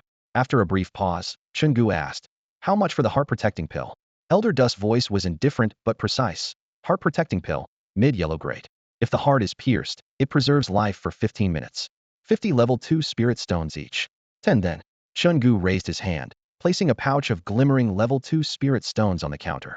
The exchange was swift and straightforward. Payment handed over, pill delivered. The talkative man with the headscarf sidled up, craning his neck low to whisper, young brother, the heart-protecting pill is also called the final words pill, for giving someone their last 15 minutes to say goodbye. You're so young, what need would you have for this? It's not a good sign. Chen Gu ignored his words, lightly turning his head to scan the square. In the center of the plaza, 2 profound grade alchemists sat side by side, eyelids drooping, yet exuding an invisible pressure like stone statues that silenced the scene. Around them, dozens of yellow grade alchemist stalls displayed pills painstakingly refined over the past year, all eager to sell. The alchemy exam had yet to begin. Judging by the state of things, it seemed the yellow grade alchemists had to clear out all their pills before the official start would be announced. There was no doubt about it. Old Du was surely going to fail the assessment again after all. He didn't even know about the advanced alchemy recipes. Passing this test was next to impossible for him. The assessment plaza buzzed with noise. Furnace fires roared as alchemists queued to buy medicines, pushing and shoving each other. Old Du huddled in a corner, his stooped back like a withered branch bent under weight, his eyes dull and lifeless. He knew moving forward now was nearly hopeless. The greatest opportunities seemed forever out of his reach. To make matters worse, 2 imposing advanced alchemists stood in the center, their sect insignias gleaming coldly in the firelight, a clear reminder of their status and power. In a brief lull, a group finishing their transactions dispersed. Just as the crowd began to close back in, a swift figure cut through like a gust of wind. The enforcers from the Qinglong gang raised their arms, sweeping aside the crowd to carve out a passage. Chen Gu stood, hands behind his back in the middle of the human barrier, his gaze locking directly on Old Du. His voice was sharp and decisive, like a blade sliding from its scabbard. Old Du, I have what you want. The listless old man suddenly jolted, his cloudy eyes sparking like flames striking an anvil. He straightened his back, his voice hoarse yet cutting. Your price. 70 years of life had taught him that nothing falls from the sky free. Even if it did, you'd have to pay first. Nearby, Ash overheard and glanced at Chen Gu, silently wondering. Since when does Gu have any advanced alchemy recipes? The upgraded refining pill recipe he'd seen was only a carefully improved superior, yellow grade one nothing advanced. Was Gu trying to fool this old man? Chen Gu showed no expression and raised a hand, pointing at himself. Follow me. Old Du narrowed his eyes suspiciously. A territorial thug? No. Then who are you? Someone about to become emperor. Chen Gu's gaze stayed calm, but resolute. Old Du paused, muttering. Isn't that a bit ambitious? Ash was stunned too. Gu becoming emperor? Does that mean he needs to craft a pure golden scepter first? He sneakily peeked at the demon blade in Chen Gu's hand, black as ink and hardly looking like an imperial tool. Not ambitious enough. Chen Gu interrupted in a near whisper, cutting through their daydreams. Follow me, and I guarantee you'll advance to a heavenly grade alchemist, or even higher. That's still a big claim. Not big enough. Chen Gu remained calm. Old Du fell silent for a moment, but finally extended his hand. Show me the advanced recipe first. I don't have it now. Chen Gu's expression was frank. But apart from you, everyone here probably does. Old Du narrowed his eyes again. What do you mean? Literally. Chen Gu brandished the demon blade sideways. Whichever recipe you want, will help you snatch it. What you're afraid to do, or not. Through gaps in the human wall, Old Du glanced toward the two advanced alchemists in the plaza center, his voice barely above a whisper. Are you crazy? Robbing the refining alchemist will get you and your clan exterminated. Chen Gu shrugged as the blade's edge reflected the crowd's panic. The rules of this world are too tiresome. We prefer to speak with blades. Speak up, which one do you want? Struggling, hesitating, wavering, Old Du's fingertips trembled slightly. A chance he had waited his whole life for was suddenly within reach. If he let it slip away now, he might remain a yellow-grade alchemist until death. After a long sigh, as if releasing every doubt, he finally looked up and said his choice aloud. See that alchemist with the huge pendant on his chest? If you can really do it, I want the recipe he holds, the fate-defying pill recipe. The fate-altering elixir? Chen Gu stared at the young man not far off, who wore an outrageously large pendant on his chest, his eyes narrowing slightly. What kind of effects did this elixir have? You'll know once you get it, Old Du said, lowering his head and husking his voice hoarsely, yet still shouting loudly amidst the bustling crowd. 50,000 spirit stones, not a single one less. No bargaining, it's useless. As his shouts died down, he glanced sideways through the crowd at the pendant-wearing youth and whispered a warning. He's the grandson of the third elder of the dance sect. That fate-altering elixir in his hands is a top-grade, profound-level recipe, personally prepared for him by the third elder. If anyone tries to mess with him, the third elder won't let it go. Chen Gu lowered his gaze, his thoughts racing. Since they had left the academy gate and moved out of the city, countless eyes had already been tracking their movements. Trying to quietly take Old Du away in broad daylight was nearly impossible. If Old Du disappeared, the dance sect might not care much. But if the third elder's grandson got hurt, everyone present would be interrogated. And as unfamiliar faces without any faction backing, they would be the first suspects. Of course, clearing suspicion wouldn't be that difficult as long as they didn't leave concrete evidence behind. Another thought crossed his mind. Could the dance sect really snatch someone from the capital Beast Academy? If so, wouldn't that mean the alchemists outranked the beast tamers? How could new students focus on training then? If too few passed the 12 tests, the dean would be the most worried. As long as Chen Gu had no dirt on him, the dean would have no choice but to protect him fiercely. He glanced at the silk-clad onlookers sitting on the sidelines, sipping tea spies sent from the great families of the capital and nearby regions, all eagerly waiting to befriend any alchemist who could reach the profound level. If they could get their hands on a head elixir, all the better. But for this overpriced refining scaffold pill costing 50 second-tier spirit stones each, they weren't interested. This kind of protection fee pill could be bought easily in the city, so why bother dealing with the dance sect? After a moment's thought, Chen Gu leaned close to Old Du, speaking in a voice only they could hear. If I wanted to take you away right now, is there any way? A flicker passed through Old Du's murky eyes. His right hand trembled slightly, not from excitement, but nervousness. In his entire life, he had never dared to directly oppose the elder's grandson, nor even mutter gossip behind his back. He had long resigned himself to being a yellow-level alchemist, but now suddenly learned there was a chance to enter the profound level, though the price was betraying the dance sect. But betraying the dance sect, this was a lifetime's courage he would have to summon to do. After taking a deep breath, he fixed his gaze on Chen Gu and asked, "Can you guarantee my safety? We do have 9th-level beast tamers in our faction. Protecting a mere alchemist shouldn't be a problem." Old Du was slightly taken aback. The other's spiritual energy was tightly concealed, making his cultivation level impossible to discern, yet he casually claimed his faction had a 9th-level beast tamer. Such strength was genuinely rare. For a power like that to lack even a profound-level alchemist suggested internal strife or a desperate need for a trustworthy person. If that was true, Old Du might finally have a purpose. But since the other kept saying they were about to proclaim emperorship, could they be from the Crown Prince's faction? Yet this group exuded a rough, underworld Vibino trace of officialdom. Shaking off the distractions, he croaked in a low voice, "We can't leave now. After all the alchemists sell out their pills, there'll be a half-hour break before the assessment begins. That's the only window to escape." Chen Gu nodded, pondering briefly. Taking old Du away was easy enough. Luring the third elder's grandson out and capturing him again was also manageable. The real challenge was clearing suspicion from himself completely, giving the dean a reason to protect him to the death. As he considered this, a sudden grin spread across his face. Clearly had a plan. "We've prepared horses outside the cluster of low huts," he said to old Du seriously. "During the rest period, you lure the third elder's grandson out and create some trouble. Once we're out of the huts, we head straight for the capital." "All right." Old Du looked at him intently. To openly mention returning to the capital meant he wasn't some local bandit. Lowering his voice, Chen Gu added, "The longer we wait, the more dangerous it gets. From now on, no face-to-face communication. Use signals. You only need to lure the target out, leave the rest to us." "Got it. Got it." With that understanding, Chen Gu cleared his throat and suddenly slammed his hand on the table, shouting angrily, "What the hell? I can buy a pill for just 3 spirit stones back in the capital, yet here you sell it for 50? Why don't you just rob me while you're at it?"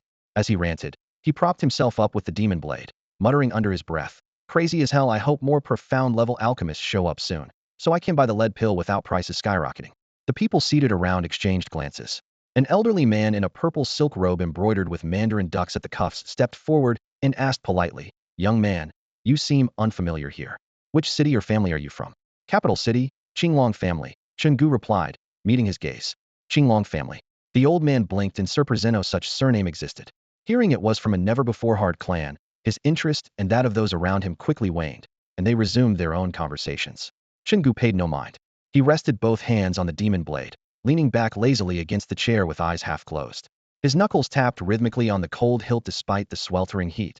The blade's chill felt like a natural piece of iced jade, seeping through his palm all the way to his core, a surprisingly effective way to beat the heat. His gaze flicked over the bustling marketplace, barely registering the 2 Shin-level alchemists positioned front and center. The look in his eyes was indifferent, passing by like a breeze. After about half an hour, the last alchemist sold his refined body-strengthening pill for 50 level 2 spirit stones, signaling the noisy fair's conclusion. Without any hurrying or orders, dozens of alchemists rose in an orderly fashion and dispersed to the surrounding low huts, some carrying lunchboxes to eat, others clutching stomachs and rushing to the latrines. By then, Chen Gu and his group were already lurking just outside the hut cluster. Ash rode in with his brothers, quickly dismounting and signaling to form a line. Several tightly gripped their greatswords and stood like pines in a row, blocking the back door of one particular hut. This was Old Du's resting place. The front door faced the fair venue, while the back door led outside, perfectly in line with the original plan. During a break, Old Du would bring the elder's grandson inside, then hand him off to Chen Gu's team through the back door, before swiftly retreating. Time slipped by silently under the tense weight. Ash clenched his sword's hilt, his leather gloves soaked in sweat, but unwilling to relax. His eyes never left the wooden door that could open at any moment. Creak. A gust of wind pushed open the old door, worn and neglected for years. A musty, damp smell wafted out, and muffled voices drifted from inside.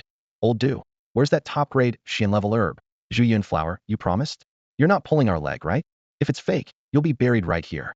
As a figure appeared in the door crack, Ash acted first, swinging his blade in a blur. The back of his sword flipped over with a sharp smack.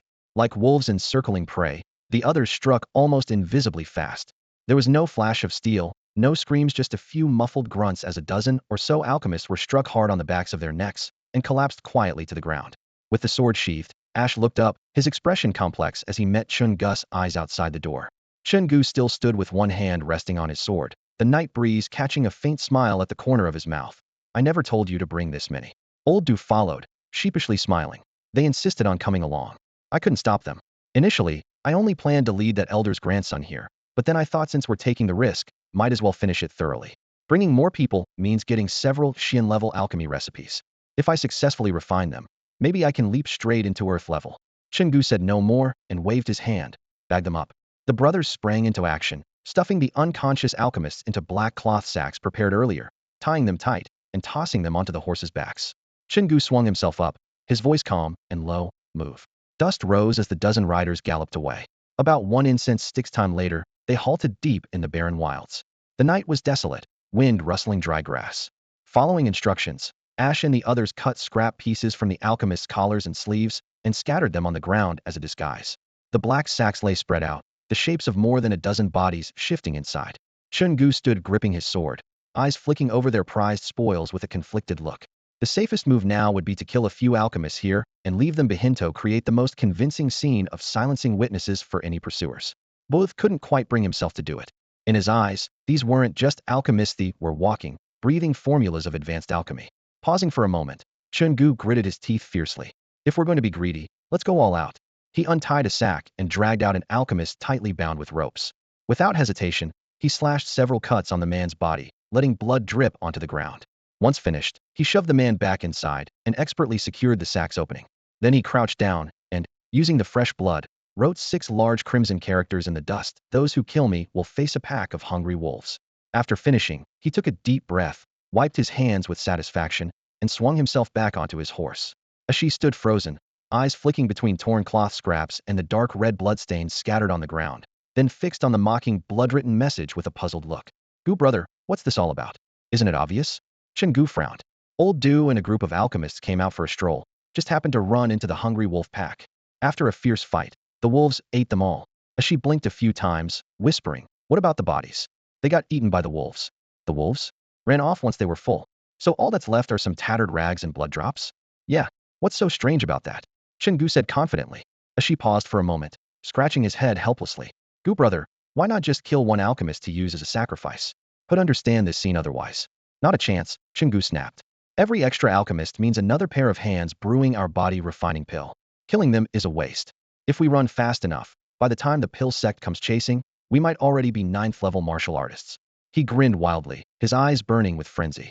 Then charge back, capture every pill sect alchemist, and force them to work around the clock for the Azure Dragon Gang. Before he finished speaking, Chen Gu cracked his whip sharply against the rump of the red-tailed horse.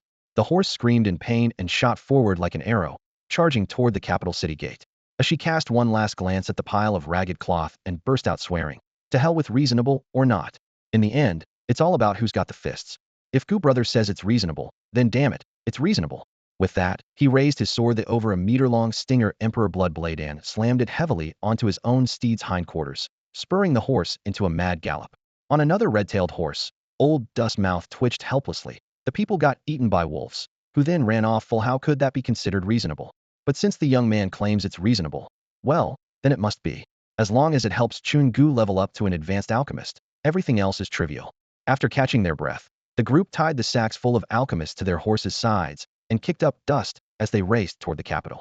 Arriving at the city gate, Chen Gu showed proof of identity as a freshman at the capital city Beast Control Academy and threw down a hefty bag of spirit stones.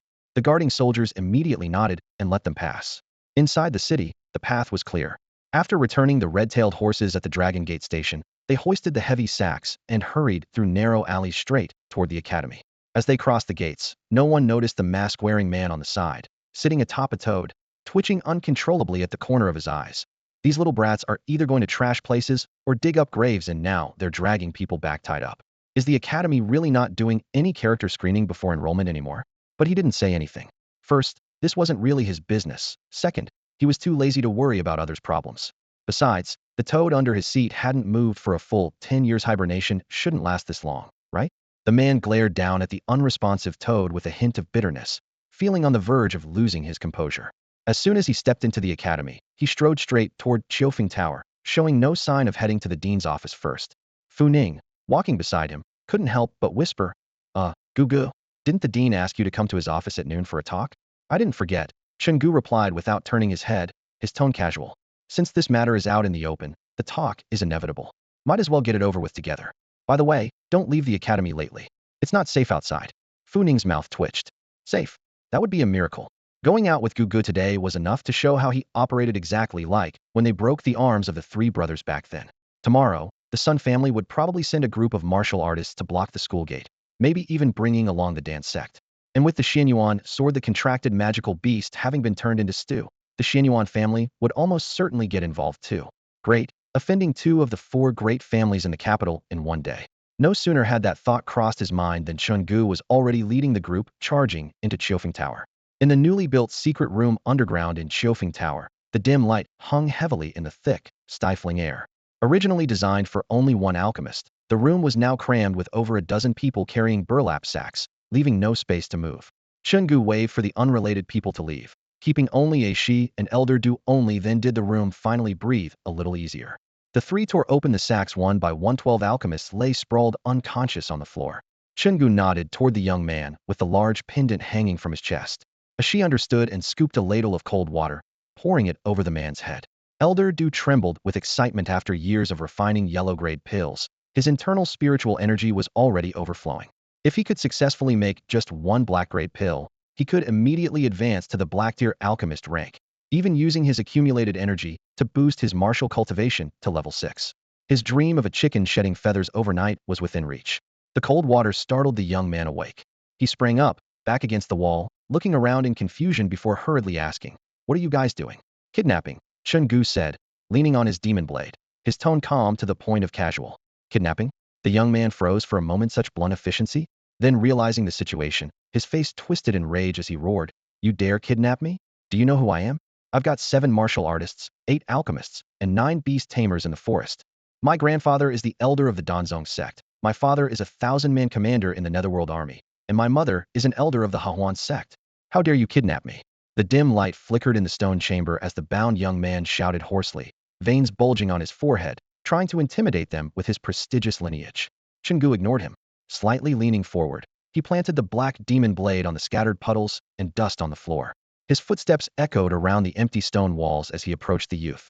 Pausing before him, Chen Gu lowered his gaze to study the boy for a moment, then slowly crouched, pressing the cold blade against the side of his neck. "From now on, you speak, and you do," Chen Gu said in a low voice. "Hand over the formula for the heaven-defying, fate-altering pill." "My grandfather," the boy barely started when a flash of cold light flickered. The blade trembled slightly as a fine cut instantly opened at his throat like slicing through a cheese-filled cake, thick blood slowly trickling down his neck. "Fuck!" Agony and fear escaped from the boy's mouth in a curse. He fell silent, trembling as he quickly pulled out a pill from the ancient ring, swallowing it. Then he crushed a few more into powder and pressed the paste onto the wound. Afterward, leafing through unknown herbs, he covered his neck thoroughly. Finally, he tore a clean strip of cloth from the ring and wrapped it carefully around several times in smooth motions, stopping the bleeding almost instantly. Observing this, Chen Gu raised an eyebrow and said with faint admiration, "Well, that technique almost makes me reluctant to kill you." He recalled that during the Qinglong gang's destruction of Baima City, if someone with such skill had been present, things might have been less disastrous. To Chen Gu, as long as the person was valuable, everything else could wait. After a brief silence, the boy clutched his wound and stared at Chen Gu with terror-filled eyes.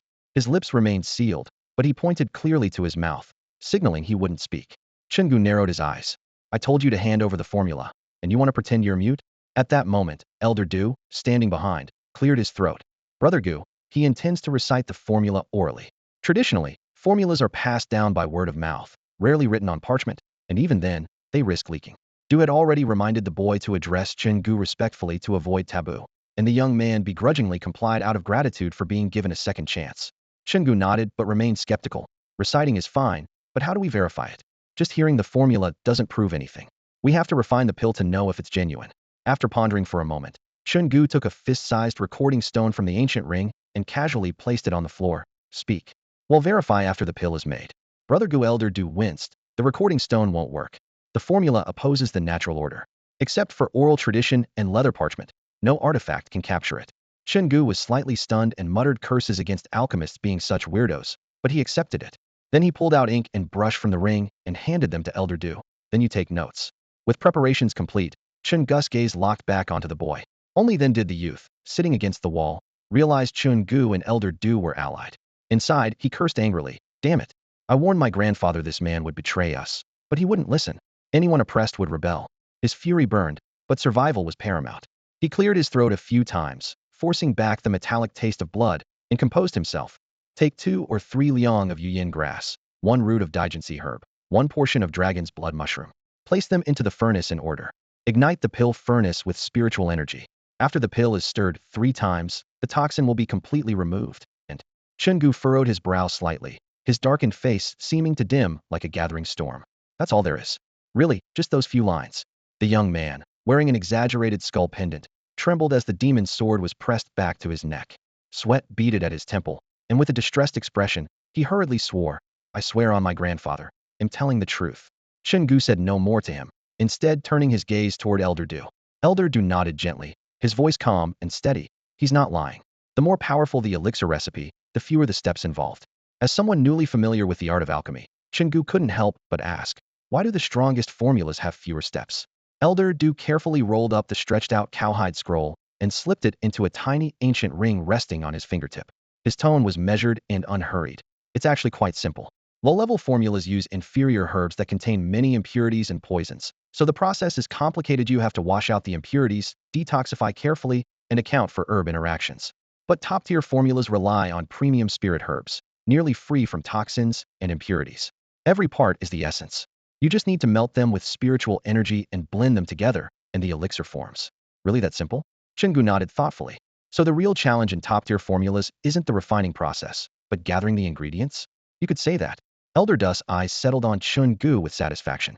His pale beard trembled slightly as he nodded, a smile breaking through that he could no longer suppress. After many years of yearning, even in his old age, a heart that had long been as still as dead water began to ripple again.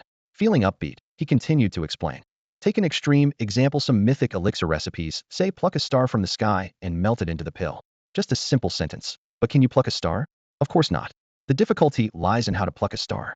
Of course, that's legend. I've never actually seen a true celestial-grade formula. As the words fell, Chen Gu withdrew the demon's sword from the trembling young man's neck. The cold blade stabbed into the ground, its chill fading. A strange gleam flashed in Chen Gu's eyes as he looked thoughtfully at Elder Du. You're alchemists. They improve their martial ranks by refining pills, right? Yes. Elder Du nodded. Each successful elixir grants a faint spiritual energy reward from the heavens. But this energy differs from cultivation. It can't be used to release martial techniques. Its main purpose is to refine herbs or to show off in front of laypeople. He chuckled wryly, admitting his weakness openly. In reality, an alchemist martial artist at level 6 can't even beat a level 4 fighter in a real fight. Our spiritual energy isn't earned through cultivation, so it's weak and hard to control. However, Elder Du raised a hand, tracing an invisible blueprint in the air. As long as you have enough herbs and formulas, the speed at which an alchemist can advance their martial level is unparalleled, the absolute best in the world, bar none. Chen Gu nodded slightly and continued.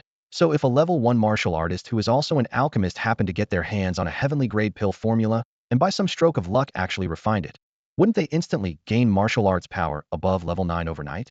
In theory, yes, Old Du said, stroking his graying goatee, his voice still hoarse. But in reality, it's impossible. The faint spiritual energy a level 1 martial artist has isn't even enough to melt yellow-grade medicinal herbs, let alone heavenly-grade ones. Chen Gu raised an eyebrow, spinning the hilt of his blade between his fingers. Then what about your sect leader who supposedly rose to level 9 martial artist overnight? He's an exception. Old Du paused, seeming to recall some taboo, then changed the subject. Besides, that man is extremely strange. When you meet him someday, you'll understand. Normally, a level 1 martial artist cannot melt earth-grade herbs, but he did. A genius among geniuses? Chen Gu pressed on skeptically. No matter how talented, no one can melt earth-grade herbs with spiritual energy thinner than a baby's saliva, Old Du said firmly. And one thing you got wrong, even if someone managed to refine a heavenly grade pill, it wouldn't boost them to above level 9 martial artist. What do you mean? Chen Gu narrowed his eyes, leaning in. The martial cultivation of earth-grade alchemists ranges from level 6 to 9, Old Du said, looking him straight in the eye. Heavenly grade alchemists can only reach level 9. Only level 9? Chen Gu tapped the hilt against the table rhythmically. Yes, Old Du said decisively. Level 9 is the maximum, the absolute limit. The highest a martial artist can be is level 9. The highest a beast-tamer can be is level 9, there is nothing beyond that. Chen Gu's knuckles paused suddenly as he shifted position. That's what most people believe, sure. But in the major powers with deep legacies, maybe there really are those above level 9. Like inside the palace, aren't there any? No, Old Du shook his head. Though his eyes were cloudy, they shone with rare certainty. Chen Gu, I've lived decades longer than you and seen more. I guarantee there are absolutely no martial artists above level 9. Level 9 is the ceiling. He recalled old times, lowering his voice further.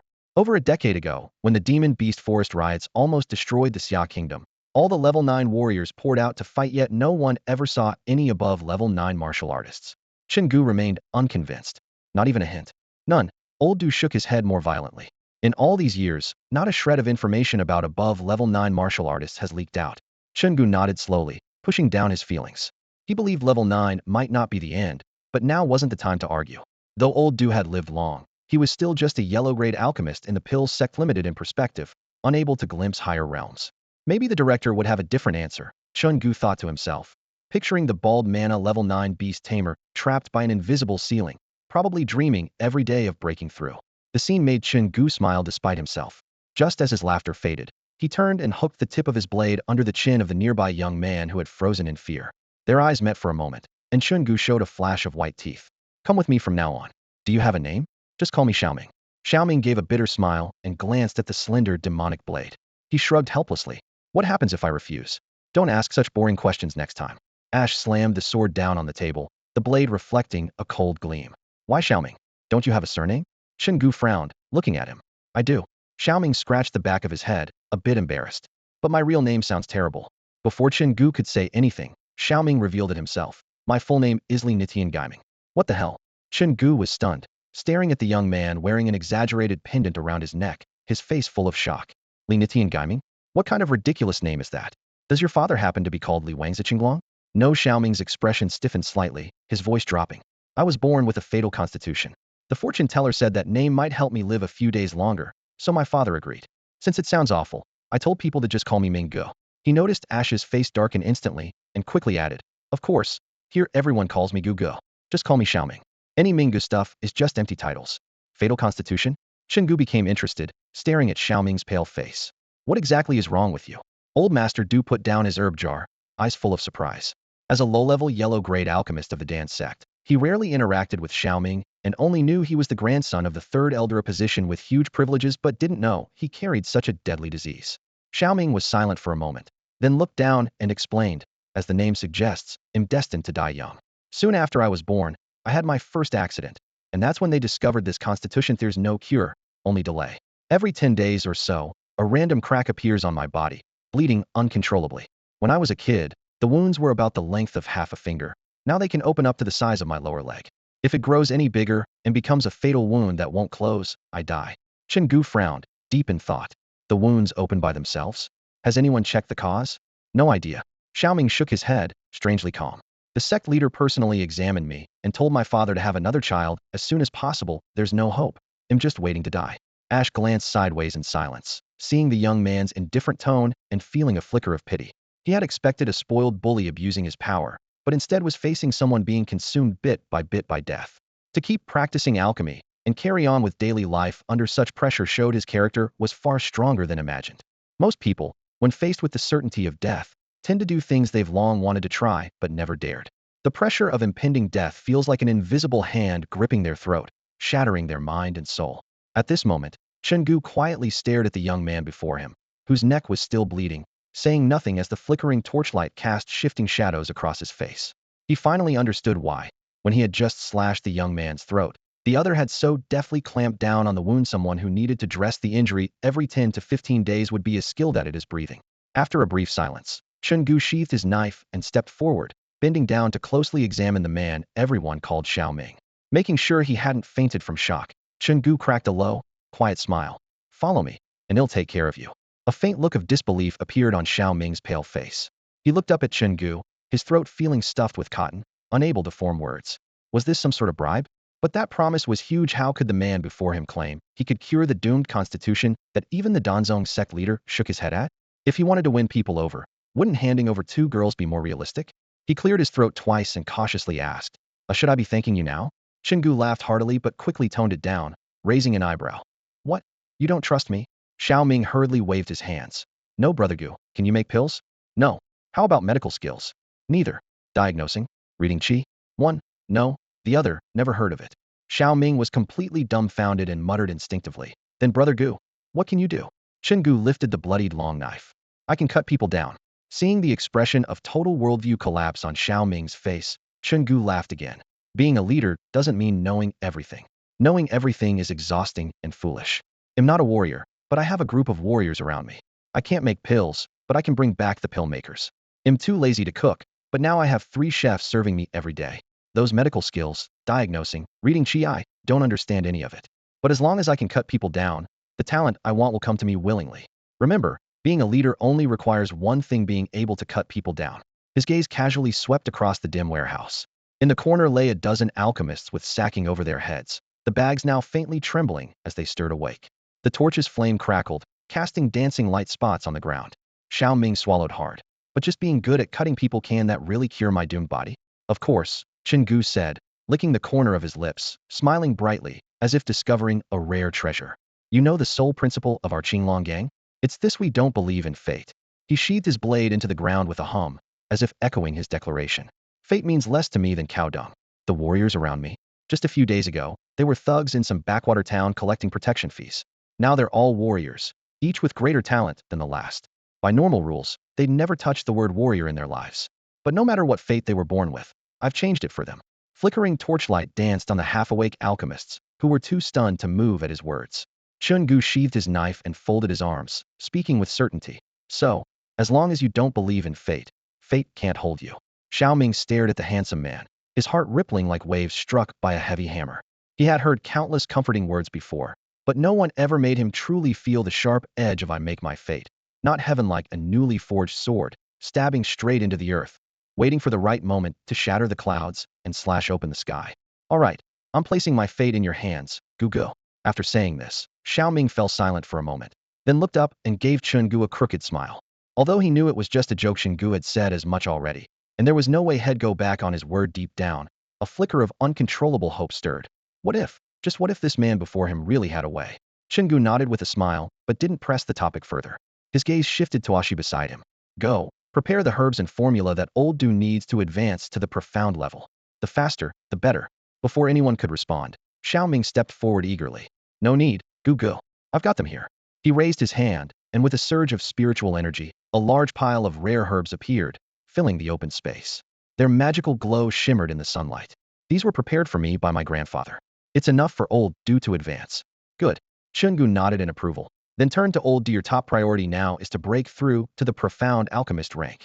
Once you succeed, there's an important mission waiting for you. Understood. Old Du nodded vigorously, then solemnly thanked Xiaoming before eagerly clutching the herbs to his chest. His other hand flipped to pull out the alchemy furnace, ready to begin refining on the spot. After years of wishing, the goal was finally within reach. He even pinched his arm to make sure it wasn't a dream. Just then, Chen Gu suddenly remembered something and paused briefly before turning back to Xiaoming. The formula you mentioned is for the profound grade pill called Defy Heaven and Change Fate pill. Could it ease your premature death condition? No. Xiaoming shook his head. If it really worked, my grandfather would have long had all the profound alchemists working non-stop to treat me. He only gave me the formula because the name sounds auspicious. Actually, the Defy Heaven and Change Fate pill is meant for beast tamers or warriors. If someone becomes a beast tamer but finds it doesn't suit them, they can take this pill to clear the demonic energy in their body and then reforge their body in spiritual fire. Warriors can take it to wash away their internal spiritual energy and switch to the path of beast taming. But it only works on those below rank 3. Above that, it's useless. Chen Gu nodded thoughtfully. It's a bit of a double-edged sword, but for those who need it, it's a lifesaver. Like this year's new batch of recruits at the capital's beast taming academy, they're always complaining there's no future as beast tamers. This pill is perfect for them. He then grew serious and turned his gaze back to Xiaoming. The alchemists we've captured will work under your command, focusing exclusively on producing pills to advance physical training day and night. He pulled out an old piece of parchment from his ancient ring and handed it over. Take a look. Is it difficult? Xiaoming unfolded the parchment and studied it carefully. After a moment, he looked up. Not too difficult, it's just the most basic yellow-grade pill. But the method of refining out impurities mentioned here is clever. It can triple the potency, though the pill causes intense pain when consumed. Chen Gu chuckled softly. The men of Qinglong gang fear pain least of all. Unlimited supply of medicinal herbs. Just ask Ash for them, with only one goal: to produce a large batch of advanced body refining pills. Any problem with that? None at all. All right, if you need anything, just ask Ash, Chen Gu said as he pushed open the heavy metal door and stepped out of the basement. Upstairs, a pile of other matters awaited his attention. No sooner had Chen Gu left than Ash, unable to contain his curiosity, leaned in toward Xiaoming, narrowing his eyes as he sized him up. His gaze finally fixed on the fist-sized, extravagantly designed golden pendant hanging on Xiaoming's chest. He reached out and pointed. What's this thing? Some sort of life-saving charm? Could it trap your soul inside, so you can come back to life later? Xiaoming slowly rose from the wall, dusting himself off, expressionless as he glanced at Ash. That kind of treasure only appears in storybooks, as far as I remember. This is just an ordinary ornament, no trace of spiritual energy. My grandfather bought it from a fortune teller, who claimed wearing it would grant heaven's protection. Ash scoffed. How many spirit stones did it cost? 50,000 grade 2 spirit stones, Xiaoming replied. 50,000 grade 2. Ash gasped, clicking his tongue. You spent that much on a pendant with no spiritual energy? Honestly, your grandfather got ripped off. I thought so too. Xiaoming shrugged, resigned. But sometimes people just want to spend money for peace of mind. For psychological comfort? Ash raised an eyebrow. Something like that. Xiaoming answered evenly. Everyone needs some hope. After a few moments of silence, Ash's eyes fell on the fresh, unhealed wound on Xiaoming's chest. The bright red blood stood out sharply. He couldn't help but ask, this wound reopens every 10 or 15 days. Doesn't it hurt? Xiaoming looked back as if Ash were an idiot. Do you think it wouldn't? Ash pressed his lips, awkwardly rubbed the bridge of his nose, then forced himself to ask, aren't you afraid? Xiaoming didn't answer immediately, but tilted his head to study Ash. I'm part of the Qinglong gang now, right? Of course, Brother Gu personally invited you. Ash swore on his chest. That's all I need to know. How could men in the Qinglong gang be afraid of pain? Ash was taken aback for a moment, then burst out laughing. He slapped Xiaoming's shoulder, pulling him into a rough hug. Now that's what I'm talking about. Qinglong men don't fear pain. Listen up, no joke, I've heard of spirit fire body tempering, right? But you haven't tried it. Me, Ash, I stayed in spirit fire for over 6 hours. That pain goes straight into your soul, yet my eyebrows didn't even twitch. If Brother Gu hadn't been waiting outside, I could have lasted another 14 hours straight. Xiaoming stared at the man in front of him, whose whole aura screamed street fighter, and who swore like a sailor. He was quietly surprised. I hadn't expected him to have the talent of an earth-rank warrior. Xiaoming hadn't personally undergone spirit fire refining, but had long heard it wasn't physical pain, but agony tearing at one's soul. The pill cult had spent years researching whether numbing physical pain could let anyone break through to earth-rank talent in the spirit fire.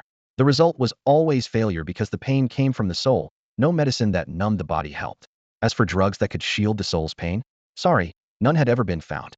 The talent of a city-level martial artist. This made Xiaoming feel a flicker of respect toward the unremarkable-looking man. Yet the young man's arrogance remained. He lazily glanced at Ash and scoffed. Is that all? Last time, I got a slash from the back of my head down to my neck. Long enough to be as long as an arm, the skin and flesh peeled back, spine exposed. I didn't even groan once and bandaged it myself. What are your little injuries compared to that? Ash was initially stunned, then his face flushed red. Staring at this pale, seemingly fragile young face before him, he still refused to admit defeat and shot back. Is that all?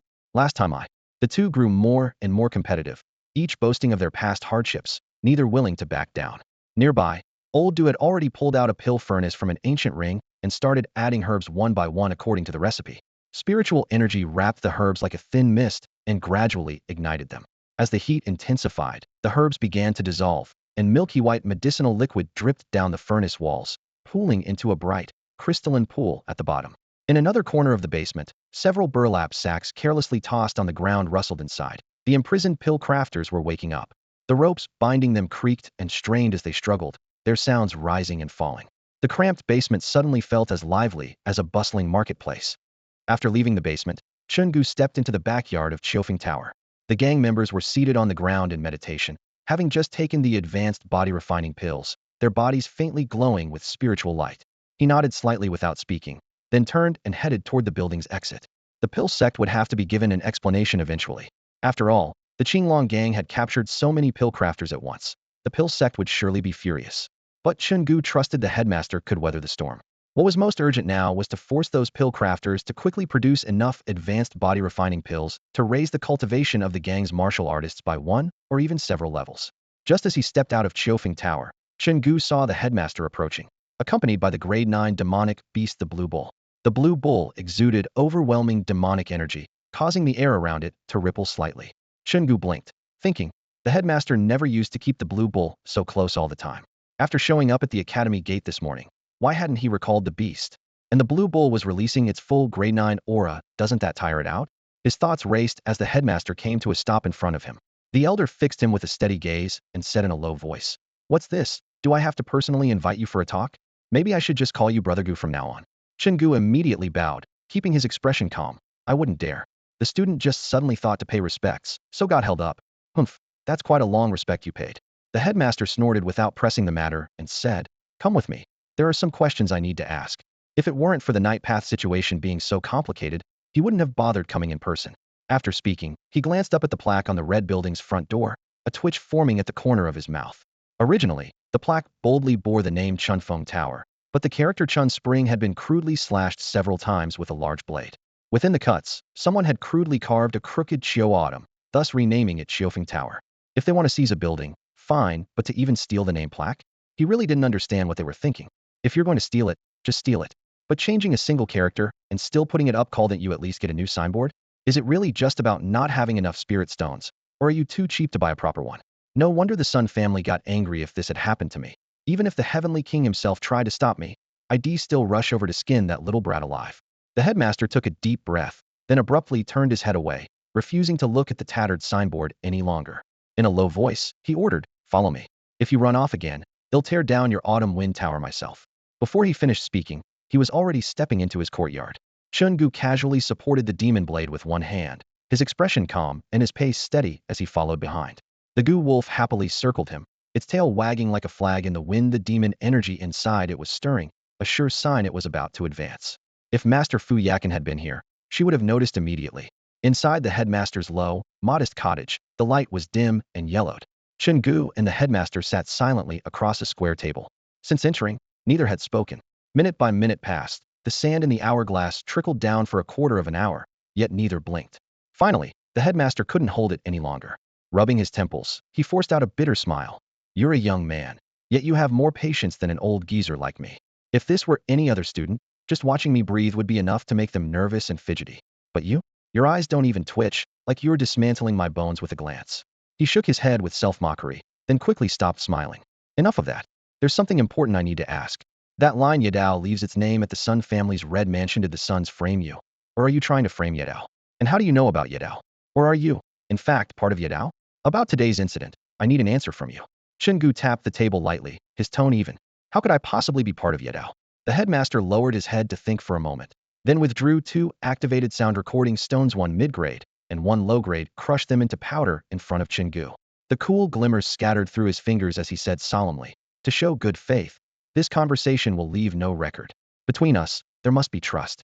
He paused, lowering his voice. "What I've heard is this: the Sun family never publicized the matter. For some unknown reason, they chose to cover it up immediately and eliminated everyone who saw that line. Almost no one outside knows, except the third elder of the Sun family who mentioned it only to scare me. I suspect the Suns have ties to Yadao, but that's not the main point." Leaning forward with elbows on the table, his gaze sharpened like nails. "The key question is, what exactly is your relationship with Yadao? Judging by the Sun's reaction, it doesn't look like a frame-up. So is it you trying to frame Yadao, or are you themselves from Yadao? Give me one honest answer, and I can keep protecting you." Put my mind at ease. After Chen Gu spoke casually, he leaned forward with his elbows resting on the heavy sandalwood table, his gaze piercing directly into the dean's eyes. In a deep voice, he asked, "Is reaching rank 9 beast-tamer truly the ultimate limit?" Their foreheads nearly touched, breaths mingling in the tense air that felt like it was stretched thin. The dean was pressed down by this sharp intensity. His Adam's apple bobbed involuntarily as he blurted out, Where did you hear such information?" The moment he spoke, he realized his slip, a slight tremor flickering at the corner of his brow, but it was already too late to take back. Chen Gu leaned back slowly into his chair, his fingers tapping lightly on the armrest. His half-closed eyes glimmered with curiosity. "Dean, you're currently a rank 9 beast tamer, correct? Standing at the end of this path, don't you feel restless or uneasy? Don't you want to push further? Or do you truly believe that rank 9 beasts are the absolute peak?" This barrage of questions caused the dean's pupils to constrict slightly. He fell silent for a moment, then imitated Chen Gu's posture and leaned back as well, though his spine remained stiff. In a low tone, he countered, "This isn't a question a rank 1 beast tamer should be asking. What exactly have you heard?" "Nothing." Chen Gu shook his head, his voice calm. "I'm just curious. When someone like you, a rank 9 powerhouse, realizes you can't advance further, doesn't that cause frustration? Or maybe, there actually are existences beyond rank 9, but they don't walk the mortal world and are quietly concealed by the great powers as hidden reserves?" The dean pressed his lips tightly, his right hand under the table scratching at the back of his palm until a faint red mark appeared. After a moment, he suppressed the agitation in his chest and spoke slowly.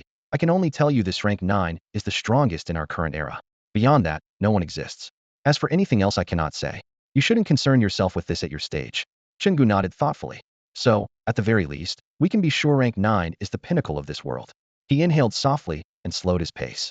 "But even though rank 9 masters are rare, they're not so few as to be negligible. When someone stands atop a mountain without seeing a higher peak, anxiety only grows. So it's likely you gather together to discuss how to break past rank 9. At that, his fingers began rhythmically tapping on the table while his eyes deepened into memories. "I recall you once said that the Xia kingdom had fractured into pieces, but one day, all the states and sects put aside blood feuds, joined forces overnight, and rebuilt the Xia kingdom. Looking back, The only thing powerful enough to unite so many factions must have been breaking through rank 9. Such cooperation can't come from mere ideals. There must have been a method everyone recognized. But that method was so difficult it's been nearly a century, and there's still no sign of progress. What kind of method could it be?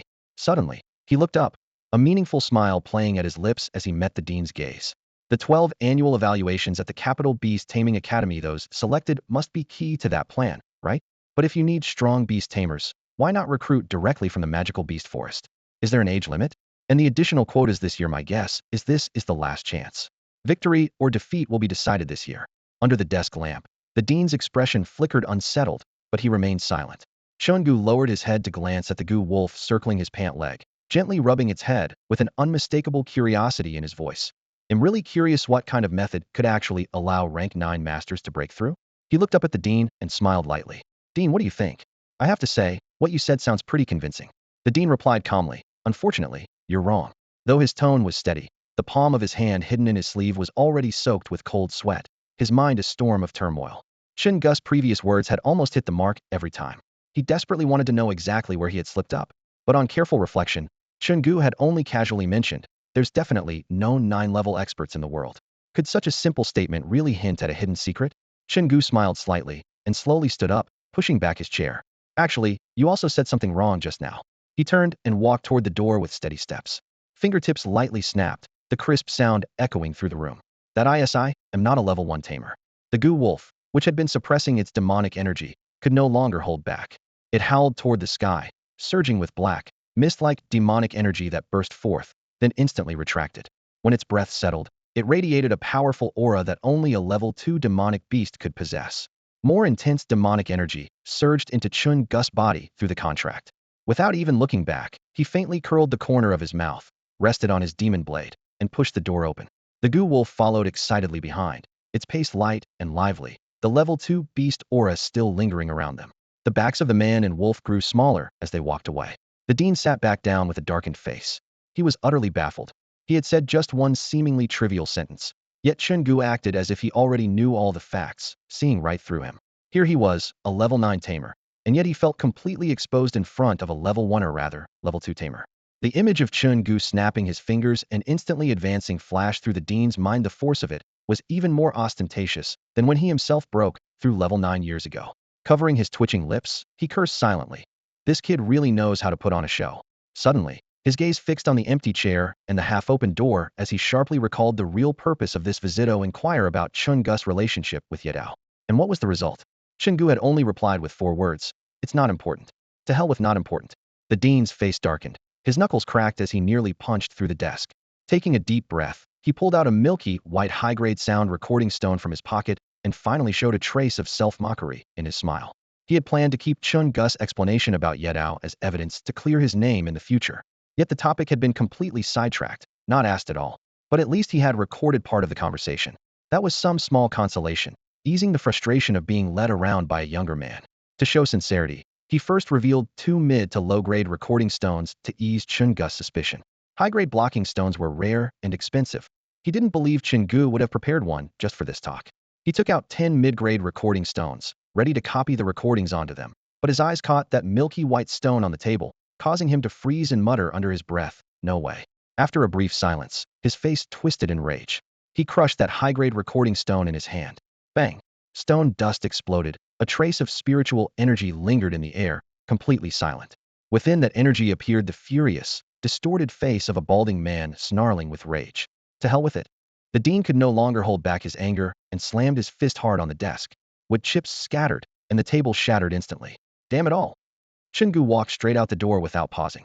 He raised his hand and flicked the ancient ring. 3 blocking stones, each of high, middle, and low grade, sprang from his palm in sequence, their black veins still glowing faintly with the dark light. Suppressing his demonic energy, Chen Gu made the stones go completely dark with a soft click before slipping all 9 blocking stones back into the palm-sized ring. Unlike the one-time use sound stones, blocking stones can be reused over a dozen times, making them far more valuable. These 3 sets of blocking stones had originally been found among the heirlooms of the Li family head, who had been exterminated. After arriving in the capital, he handed the heavily sealed ancient ring to A Shi, instructing him to find an expert in the black market to dismantle it. Besides a batch of spirit stones, the truly eye-catching items were these small gadgets. The blocking stones were right at the top of the list. Chen Gu left the ancient ring with a she for safekeeping. After all, carrying the nearly man-sized piercing Empress Bloodblade without a storage ring was far too conspicuous. Lost in thought, Chen Gu entered Qiufeng Tower. Passing through the lively first floor filled with boisterous drinkers, he climbed the wooden stairs straight up to the third floor, the exclusive large flat of the Qinglong gang. Lifting the door curtain, he was immediately greeted by the warm steam and the rich aroma of meat and wine. As she was lounging lazily in a chair, one leg draped over its edge, arm resting on his knee, using the blade of the cold, glinting piercing Empress Bloodblade as a toothpick, painstakingly picking bits of meat from his teeth. The massive blade's icy gleam reflected off half his face. A slight movement or angle could easily turn it into a lethal weapon, lending an eerie atmosphere. Chen Gu twitched the corner of his mouth, propping the blade with one hand as he approached, and lowered his voice. This feast was it already a celebration by the time I stepped out the door? Startled, Ishi quickly put away the blade and helped Chen Gu to his seat. Waving at the nearby girl, he called out, "Clear the tables. Bring out the new dishes." Then grinning broadly, though his eyes barely showed it, he said, "Brother Gu, you're being too formal. Even if it really was the new year, it wouldn't be one without you. The brothers are happy today, so we set up 2 tables, just waiting for you to come back." "Oh, what's the good news? Tell me." Chen Gu leaned back in his chair, his tone casual. She clapped his hands and spoke rapidly. "Right after you left, those brothers in the backyard who just took the Marshall Hall's advanced body refining pills went into seclusion. Less than a moment later, there were crackling sounds everywhere, spirit energy swirling, popping up like bamboo shoots after Rainon breakthrough after another. Most of the brothers advanced to second-level warriors. It was an incredible sight. The entire backyard seemed to be steaming with fresh energy. Getting excited, he gestured animatedly. "Too bad you missed it." Sky was full of ripples of spirit energy, like it was going to tear the roof off. The brothers were thrilled. So was I. Figured we deserved a hearty meal, a double celebration. Chen Gu nodded lightly, eyes scanning the empty hall. "Then why are you the only one here? Where's everyone else?" "They're stuffed." Ishi patted his belly, and then they went back out to keep practicing. Said they want to strike while the iron's hot, and try to break through again. Chen Gu was silent a moment, muttering under his breath, "Doesn't that sound familiar?" "Never mind." Shaking off the distraction, his expression grew serious. "Advancing to second level is good news. How many brothers still haven't broken through?" 6. "Only 6 of them left?" "Well, those 6 brothers won't last much longer. Judging by how their spiritual energy is swirling so wildly, it probably won't be long." Chen Gu looked around the training room and muttered softly to himself.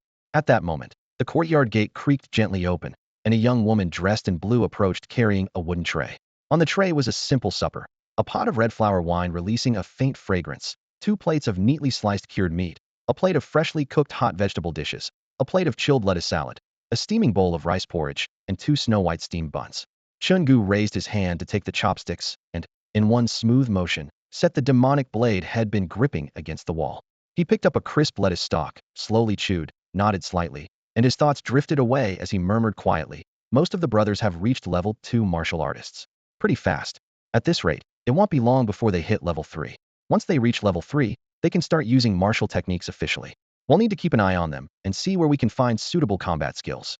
She smiled and grabbed the wine pot, eagerly pouring Chen Gu a full cup, flattering him. "Then Brother Gu, you'll have to work hard." Chen Gu shot him a sideways glance, picked up a chopstick of grass-fed beef, and asked, "Have you upgraded yourself?" "Of course." She held his head high, tapping his chest. "My talent is at the Earth Tier martial artist level, same as the Crown Prince. Right after you left, I went to the backyard to meditate. I only meant to practice a bit, but the spiritual energy surged, and I broke through all at once. I guess my aura's impact woke the brothers' spiritual energy too.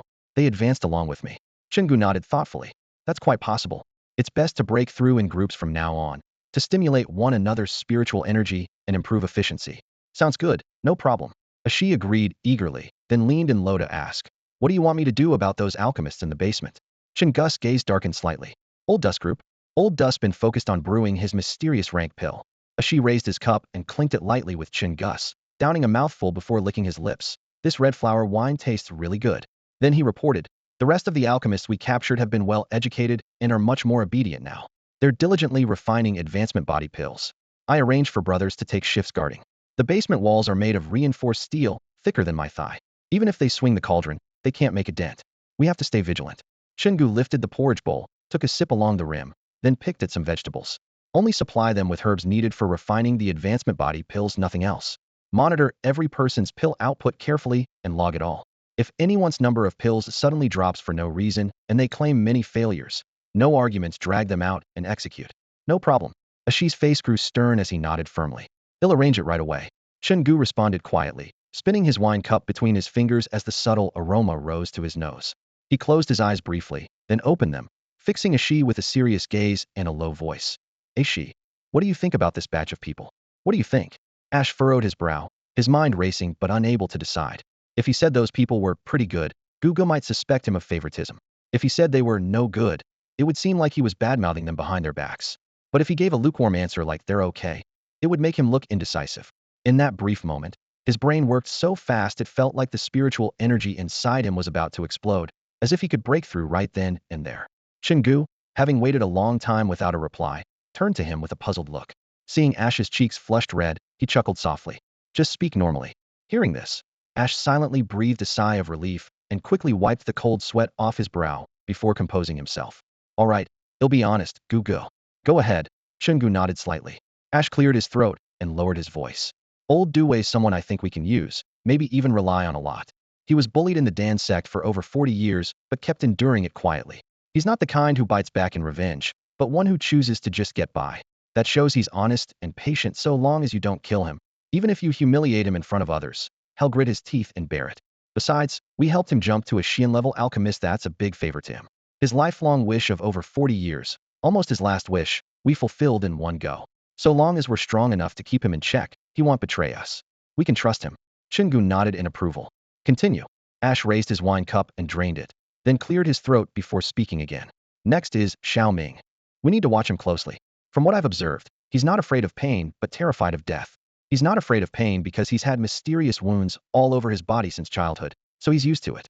His fear of death is normal. Who isn't afraid?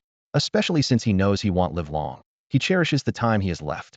Chen Gu asked calmly. Do you think Xiao Ming truly belongs to the Qinglong gang? As for whether he's truly loyal, I don't think so. Ash glanced at Chen Gu and saw no reaction, so he continued. The Qinglong gang isn't as strong as the Dan sect. Xiao Ming probably just goes with the flow now since his time is limited. It doesn't matter where he lives out the rest of his days. If we can hold the Dan sect at bay, he'll stay with us. If we can't, he'll just go back to the Dan sect. For him, survival is what counts, no matter where it is. Chen Gu smiled faintly, satisfied. Good analysis. What about the other alchemists we captured? Ash prepared for this. We've checked their backgrounds. None of them have strong connections. They're ordinary people, easy to deal with. Put a knife to their throat, and they'll start distilling pills for us immediately. One thing Gugu needs to consider now is that after you left, I talked with Xiao Ming for a while. He's deeply cherished at home, so once his family learns he's been kidnapped, they will put enormous pressure on the Imperial Beast Academy in the capital. The dean might not be able to hold out. Gugu, you'd better prepare some countermeasures in advance. After hearing this warning, Chen Gu pondered for a moment, gently folded the bowl and chopsticks in his hands, handed them to the young woman attending nearby, then tilted his head and quietly instructed Ash, you can leave now. Since Autumn Wind Tower was officially taken over, the girls inside had been divided into two groups. One group stayed on the first and second floors under the madam's supervision to continue receiving guests. The other, sharper group was assigned to the third floor to specifically serve the daily needs of the Qinglong gang members. Ash obeyed and left. Once her footsteps completely faded away, only Chen Gu and the contract demon beast Gu Lang remained on the third floor. Dim light barely filtered through the window lattice. He gathered his focus, raised his hand, and gripped the demon blade. A surge of demonic chi rushed through his body, flowing from the hilt into the blade, enveloping the entire sword in a black and red aura. The demonic energy nearly doubled in intensity, the blade faintly humming. Feeling the overwhelming power, Chen Gu grinned. Gu Lang was progressing faster in cultivation than expected, but still far from sufficient. He glanced sideways to see Gu Lang curled up with eyes closed on the floor, breathing evenly, clearly taking a nap. Chen Gu squinted. Slack off in broad daylight. That's not a qualified contract beast. Meanwhile, after going downstairs, Ash didn't head to the backyard but left Autumn Wind Tower directly. Twilight sunlight scattered across the bluestone courtyard as he leisurely wandered through the academy, occasionally brushing past freshmen carrying their scrolls. Spiritual energy surged within him, causing his robes to flutter loudly. His fists clenched tightly, faint spiritual light escaping between his fingers. Raising his head to scan the surroundings, a faint but unmistakable smirk of pride appeared on his lips. Sometimes, when opportunity strikes, turning your fortunes around only takes a few days. Not long ago, he was on the streets of North Horse City, hauling a heavy blade to collect protection money, scrambling for a few spirit stones to barely support himself and his brothers.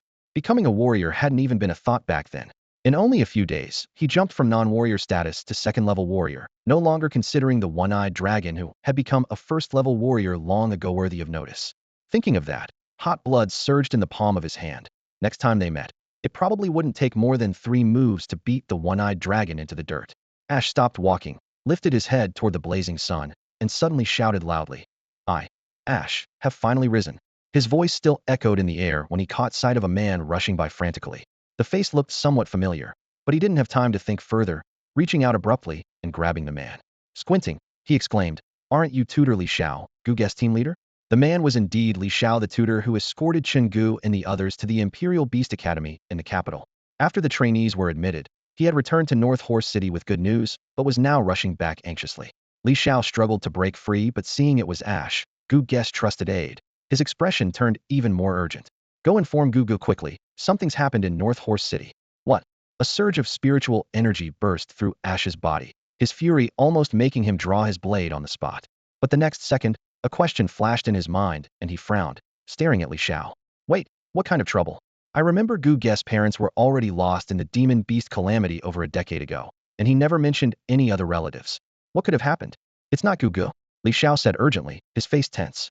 A high-level martial artist arrived in Bima City accompanied by a woman and immediately took control. Even the city lord, a third-tier martial artist, was defeated and forced to kneel and surrender within 3 moves. And Li Xiao suddenly looked at Ash with a strange expression. "They specifically asked for you. Looking for me?" Ash stopped in his tracks, staring at Li Xiao in confusion. Why would they want me? His mind raced. When he and Gu Gu ran those sneaky errands, they always used aliases. How could they have traced it back to him? Besides, if they really wanted him, why not go to the capital's Beasts Academy? Why come all the way to Bima City? Could it be they intended to take the whole city hostage just to force him to commit suicide? That was ridiculous. They were seriously overestimating Ash's honor. If that were true, let the people of Bima City pick a good spot to lie down and die. Ash himself had no intention of dying by his own hand. Thinking this, he impatiently shrugged off Li Xiao's grip on his sleeve and strode aside, muttering under his breath, "What a laugh. Ash is destined to become a dragon. I'm not about to die just because some high-level martial artists show up." Just as Ash was about to walk away, Li Xiao, unaware of the implications, slapped his thigh and shouted, "Stop talking about suicide. They said they're your parents." The next second, Ash's right foot froze in mid-step, as if nailed to the ground. After a moment of silence, he slowly turned, expression blank, staring at the pale-faced Li Xiao. His voice carried disbelief. "The plot's really getting crazy, huh? I've been an orphan for almost 40 years, and now you tell me my parents have returned? And that they're high-level martial artists? What? Did those 2 pretend parents die and suddenly need an heir? Or did I have a childhood arranged marriage to some big family, and only now do they remember to pick me up and get me married? That's way overdue. I'm close to 40. Ash's rapid-fire words left Li Xiao stunned, and it took a moment for him to come back to himself. Quietly, he added, "I'm not sure what they want exactly. Just know the man was really domineering, came into the city, captured both the city lord and the head of the Beast Academy, put the whole city on lockdown, and forced everyone to search. He says he lost a child when he was younger." "Lost a child?" Ash raised an eyebrow and shrugged. "What I wonder is how they're so sure it's me they're looking for. There's no way they went around yelling my son's name is Ash, right? Who would know who that is? Besides, that name's just one I came up with offhand. Soon, they'll be changing it to a long." "Why?" Li Xiao blinked in surprise, dumbfounded. "You can just change your name like that?" Suddenly remembering the matter at hand, he hurriedly explained, "They didn't just call out a name. They drew blood from everyone in Bima City and ran fusion tests. All of them failed. So they pressured the city lord and the academy head to tell them who's left the city over the past few decades." "Wow." Ash clicked his tongue, folding his arms thoughtfully. "This isn't small potatoes. This must have been a huge project. Bet that forced the city lord's folks to their limit. It was exhausting. Not just the city lord's mansion, the entire city was mobilized, tracing back ancestors generation by generation." Li Xiao gave a bitter smile and shrugged, his voice hoarse from days of non-stop searching. "We spent several days filtering out anyone whose parents were alive or deceased. In the end, only a handful of true orphans without either parent remained. Then we compared their ages to your mom and dad's description, removing those who didn't match. That left just 3 people." Ash crossed his arms, raising an eyebrow. "So how did they pick me from those 3? Because the other 2 still had distant relatives, but you, Ash? Clean slate, genuinely an orphan," Li Xiao sighed. "No family connections at all." Ash showed no expression, his voice deep and low. "Sounds like I'm nobody's favorite. All right, stop dwelling on it." Li Xiao reached for him. "Come back with me. If you're late, your dad will definitely cause trouble." "Wait." Ash suddenly shook off Li Xiao's hand, eyes sharp with suspicion. "Since when did I say I was going back with you?" Li Xiao froze, incredulous, eyes wide. "That's your own father. You're not going back?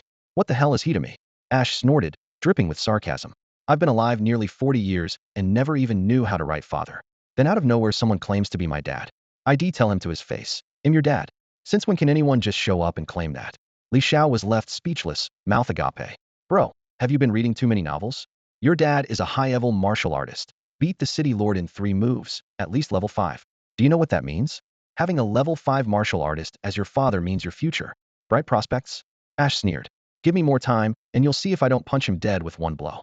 Li Xiao paced anxiously, then suddenly remembered something in his pocket. He quickly pulled out a palm-sized sound recording stone and pressed it into Ash's hand. This is from your father. Listen for yourself. I truly advise you to think carefully. What's the end game being some street thug? Having a high-level martial artist father, isn't that better? TCH. Ash scoffed coldly without looking at Li Xiao. He pinched the stone lightly. Crack. The soundstone shattered. Light patterns flickered, then a steady, unfamiliar male voice echoed through the air. Son, I am your father, Nyeshingwa. After searching for so many years, I finally found you. I am a failed father. Come back. I'm waiting for you in Beima City. The voice faded quickly. Dust from the stone slipped through Ash's fingers. He stared at the fragments long, barely above a whisper. Do you know why he called me son? Li Xiao instinctively said, because he loves you. No. Ash cut him off, eyes icy. It's because he never once gave me a name. With that, he flicked the dust from his palm and strode off toward Qiufeng Tower. His voice drifted coldly on the wind. Come with me to meet Gu Gu. Is Gu Gu not around? As she stood at the entrance of the Qinglong gang's training ground, squinting at the gang member drenched in sweat before him, frowning slightly. Didn't say where he went. His voice was low and steady. No, he didn't. The gang member wiped the sweat from his face, then took off his vest and plopped down on the ground, proudly glancing at his bulging biceps. Gu Yi went out alone, didn't bring a single brother with him. We really don't know where. Besides, he looked up at Aishi. Isn't Gu Gu always with you wherever he goes? If even you don't know, then there's no way we'd know. Aishi's brow furrowed deeper. He had spoken with Gu Gu just at no major moves planned recently, just steady progress. Yet Gu Gu had suddenly left alone. Where could he possibly have gone? Nearby, Li Xiao was already growing impatient and couldn't help but urge him. Brother, let's get going. Why are you looking for Gu Gu? That's your own parents you're visiting, not Gu Guess. Even if Gu Gu knew, he wouldn't stop you from going home. Aishi pondered for a moment, then turned back to the gang member with a serious tone. When Gu Gu returns, tell him I'm heading to Beima City. My parents showed up, thought they weren't good people back then. They're still close blood relatives. It's not about formal recognition, but I need to see them once. They'll be back tomorrow. Tell Gu Gu not to worry, I won't be gone long. The gang member's eyes lit up instantly. Snake bro, that's a good thing. Don't blame your uncle and aunt too much. Maybe they had their reasons back then. After all, they are your real parents. You finally found your roots. Many brothers in Qinglong gang still don't know who their parents are. Aishi smiled and raised his hand, giving the man a playful smack on his shiny head. You talk too much. Focus on training and don't let Gu Gu down. Stop showing off those muscles. You've got pigeon eggs for biceps, not as big as my fists. Li Xiao saw Aishi finally nod and breathed a sigh of relief, joining in cheerfully. Exactly, this is a huge deal. Aishi's father isn't ordinary, he's at least a level 5 advanced martial artist with limitless potential. The man on the ground glanced up at Li Xiao expressionlessly, rolling his eyes silently. Follow a level 5 warrior for unlimited prospects. The academy director is a level 9 beast-tamer who's always our shield. A level 5, what a joke. Alright, I'm off then. Aishi waved goodbye to the gang, and together with Li Xiao, walked out of the Imperial Beast Academy of the capital city without a single gang member in tow. They arrived at the Longmen station, each leading a bright red-tailed horse with glossy pelts and black-tipped tails. Swinging into their saddles, they spurred the horses into a gallop. The late summer heat wave hit them in the face as dust kicked up by the horses' hooves shimmered like golden powder in the sunset. But Aishi had no time to enjoy the view. Sitting upright, reins in hand, his gaze remained fixed ahead as memories swirled in his mind. Passing through Ishian Gorge, he suddenly recalled the one-eyed dragon he had beaten until it howled in pain. It was in this narrow mountain valley that they first met. Since following Gu Gu, his smoky chaotic days had been completely overturned. No longer collecting protection fees in every street and alley of Beima City. No more daily turf wars with random gangs. Now, he was a respectable level 2 martial artist. Though a level 2 martial artist was insignificant in the capital, in Beima City, it was enough to earn respect and make others watch his moves. The Li family head, who was shot and killed by their 9-ox crossbow, was only a level 2 martial artist at the time, and the strongest person in Beima City, the city lord, was merely a level 3 martial artist. Returning this time could be seen as a triumphant homecoming for Ash. Ever since meeting Chen Gu, his fate seemed propelled upward by unseen hands, soaring higher and higher. At dusk, the clouds turned a heavy crimson under the glowing sunset. Ash tightened the reins and clamped his legs around the horse's belly. With a sharp neigh, his snow-white warhorse surged forward again. The rushing wind whipped past his ears as he looked up at the slowly setting sun, a surge of heroic spirit swelling within him. Suddenly, he threw his head back and laughed loudly. I, Ash, will become a true dragon. His wild laughter seemed to shatter years of bottled-up restraint. Li Xiao rode beside him. Though unsure why, he was infected by Ash's joy and laughed out loud as well, riding alongside. The two horses galloped side by side, their long shadows stretched by the sunset at the end of the street. The laughter echoed across the open fields, a resounding promise to the future. Meanwhile, at the Qinglong gang's main headquarters, the sky darkened under thick clouds. Chen Gu's expression was heavier than the overcast sky. When he learned that Ash had left Bima City at noon with the beast-taming academy mentor who had brought him to the capital, going to meet his suddenly appearing biological parents, a wave of uneasy restlessness swelled in his heart. Earlier that morning, Chen Gu had been at the academy market consulting with an old man selling return-feeding pills, inquiring about enlightenment pills and martial skill scrolls suitable for the pack wolves and gang members approaching promotion. The pack wolves were nearing level 3, and many brothers were stuck at the peak of level 2. He had returned mentally planning, only to hear the news that Ash had gone all the way to Bima City. One gang member hung his head, his voice barely a whisper. Master Gu brother, she says his parents suddenly appeared in Bima City and are somehow controlling the entire city with bloodline fusion, locking onto him after huge effort. Too late, too early. Why now of all times? Chen Gu paced, gripping his demon blade. If they really had such means, they could have found the child years ago. Why the silence for 40 years? And if they knew Ash was in the capital, why not come themselves? Why trick him into returning? The air in the room suddenly turned as cold as frost. Chen Gu pushed open the door. The sunset was nearly gone, the blood-red glow casting shadows on his stern profile. Something's wrong, he muttered. Ash is in danger. Ash is in danger? The gang member panicked. Master Gu, could those parents looking for him not be his real parents? Or has Li Xiao spread false information and secretly been bought off by enemies to ambush Brother Shi on the road? Chen Gu pondered for a moment, his face darkening as he said gravely, speculating here is pointless. Go. Gather all the brothers, bring the weapons, and prepare to head back to Bima City.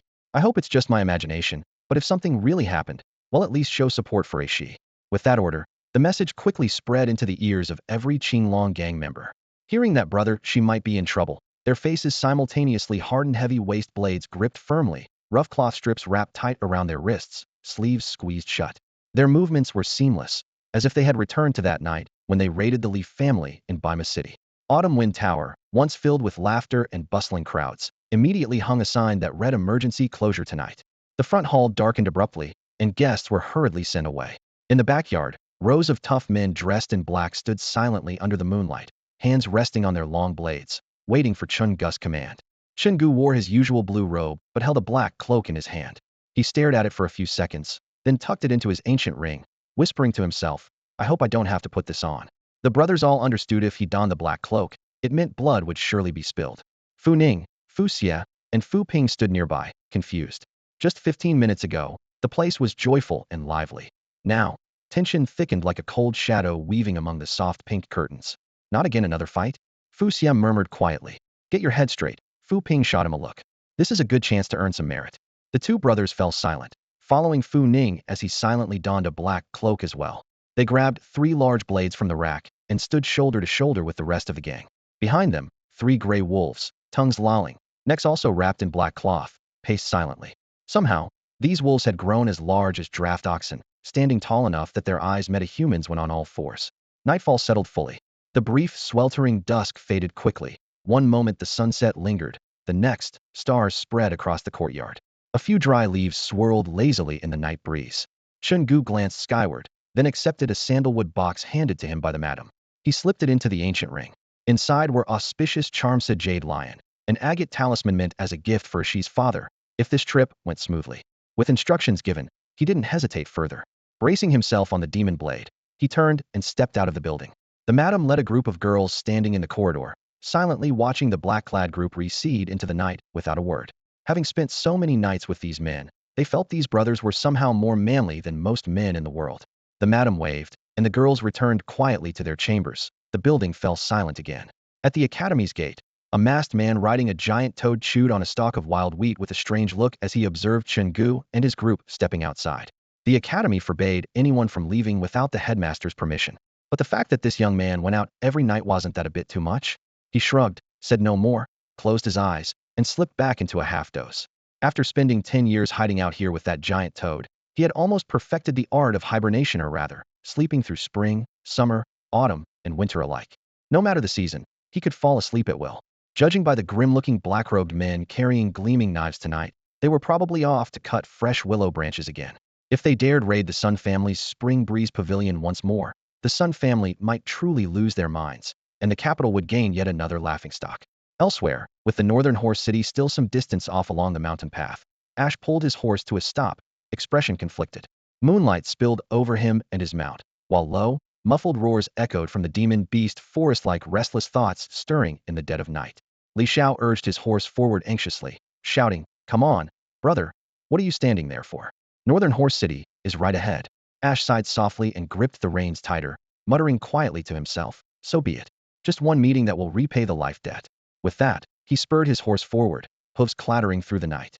Approaching the city wall, they saw Northern Horse City was livelier than usual tonight. Rows of torches blazed along the ramparts. The tutor and city lord's guards were all present, eyes sleepless and fixed in perfect unison toward the capital's direction. Li Xiao reined in his red-tailed horse before the gate, raising his torch high, shouting excitedly to the dean on the wall, "Everyone! Li Xiao here, mission accomplished.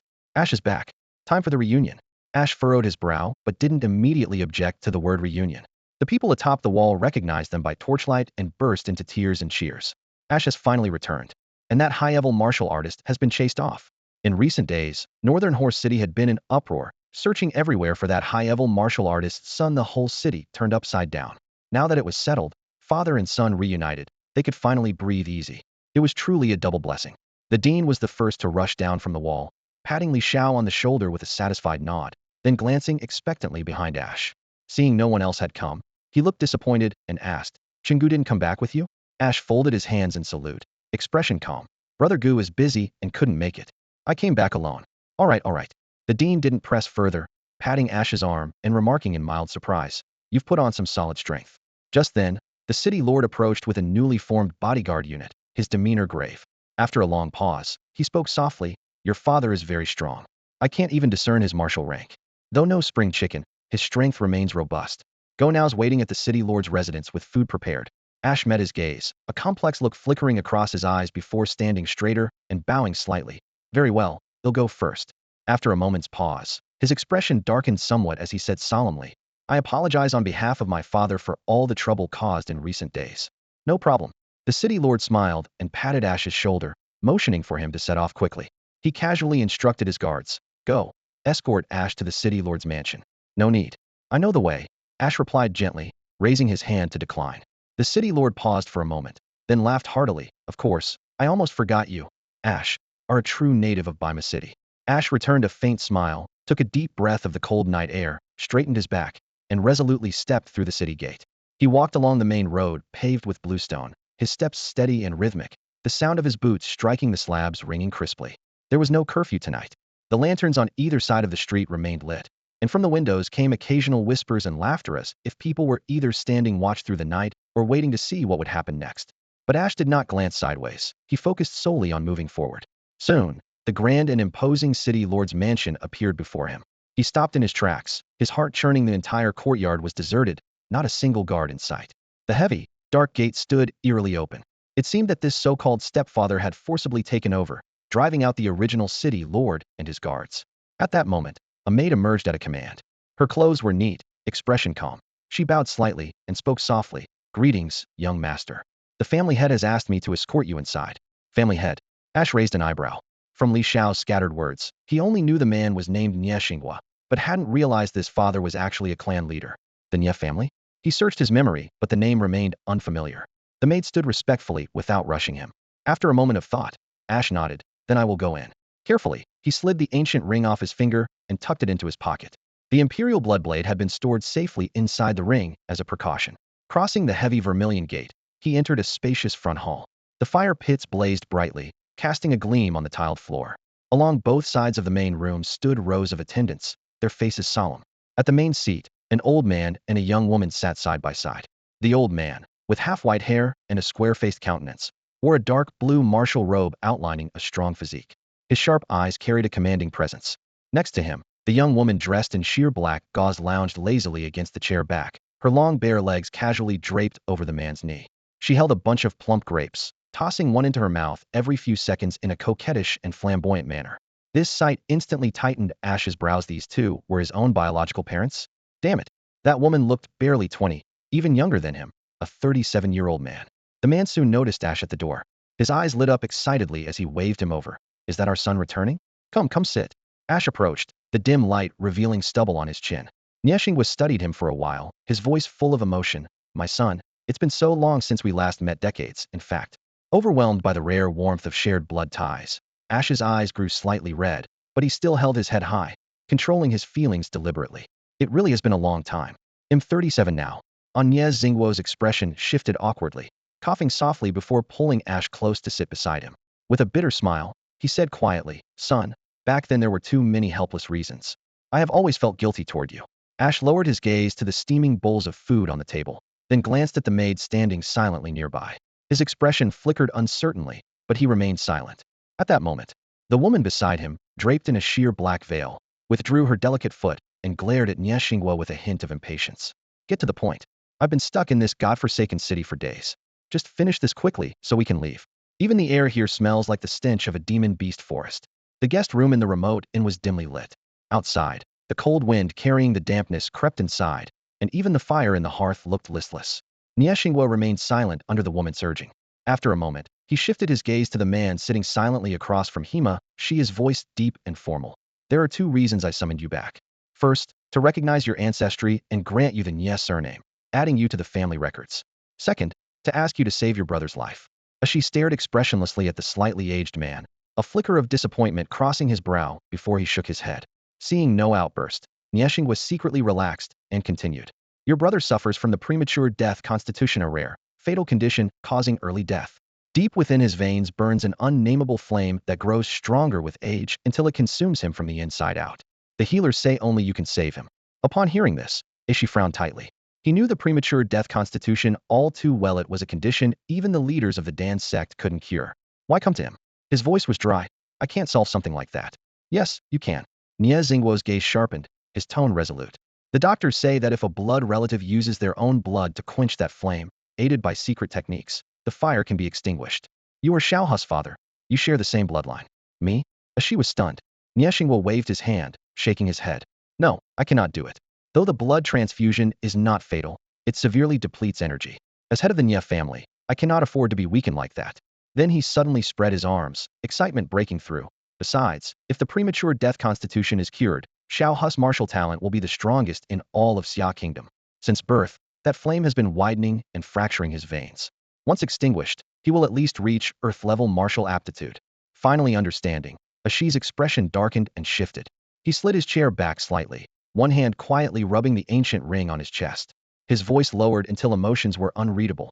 How exactly does this blood transfusion work? Extract a small amount of your blood and pour it over the top of Xiaohu's head, then use secret methods to suppress the flame. Nieshingwa stared at Ashi steadily, slowing his words. I hope you will be rational. Xiaohu is my only son and the last bloodline of the Nye family. We cannot lose him. This is about the dignity and legacy of our clan. You are 37 now, not a child. Taking a little blood won't kill you. If you cooperate, I will reward you with 1,000 second-tier spirit stones. As the words fell, the black-veiled woman beside them glared at Ashi's still indifferent look and sneered impatiently. Are you even human? Your brother is barely clinging to life, and you just sit there like this? Frankly, why bother asking? Just hang him up, skin him, and drain his blood. Problem solved. Nieshingwa ignored the woman but said nothing, his gaze serious as he stared at Ash. Well, have you made up your mind? He leaned forward slightly, carefully laying out his offer. If you cooperate willingly, I can personally compensate you with 1,000 second-tier spirit stones. I heard you work as a rookie assistant at the Imperial Beast Academy in the capital. These stones will be enough to buy a house and start a small shop in Baima City. You'd never have to wander aimlessly again. The fire in the brazier crackled, and the dishes on the round table still steamed. Ash was silent for a moment, his eyes fixed on the curling wisps of steam before he slowly curled the corner of his lips. 1,000 second-tier spirit stones? That's quite generous. He raised his eyes lazily. Is Xiaohu the only blood relative of the Nye family? Well, I'm one too.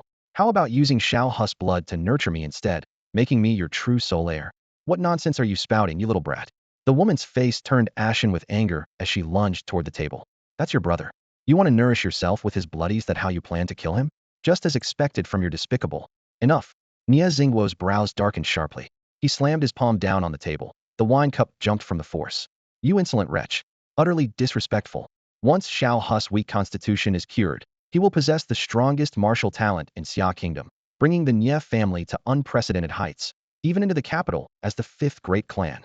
And you're nothing more than a freshman's lackey at the Beast Academy.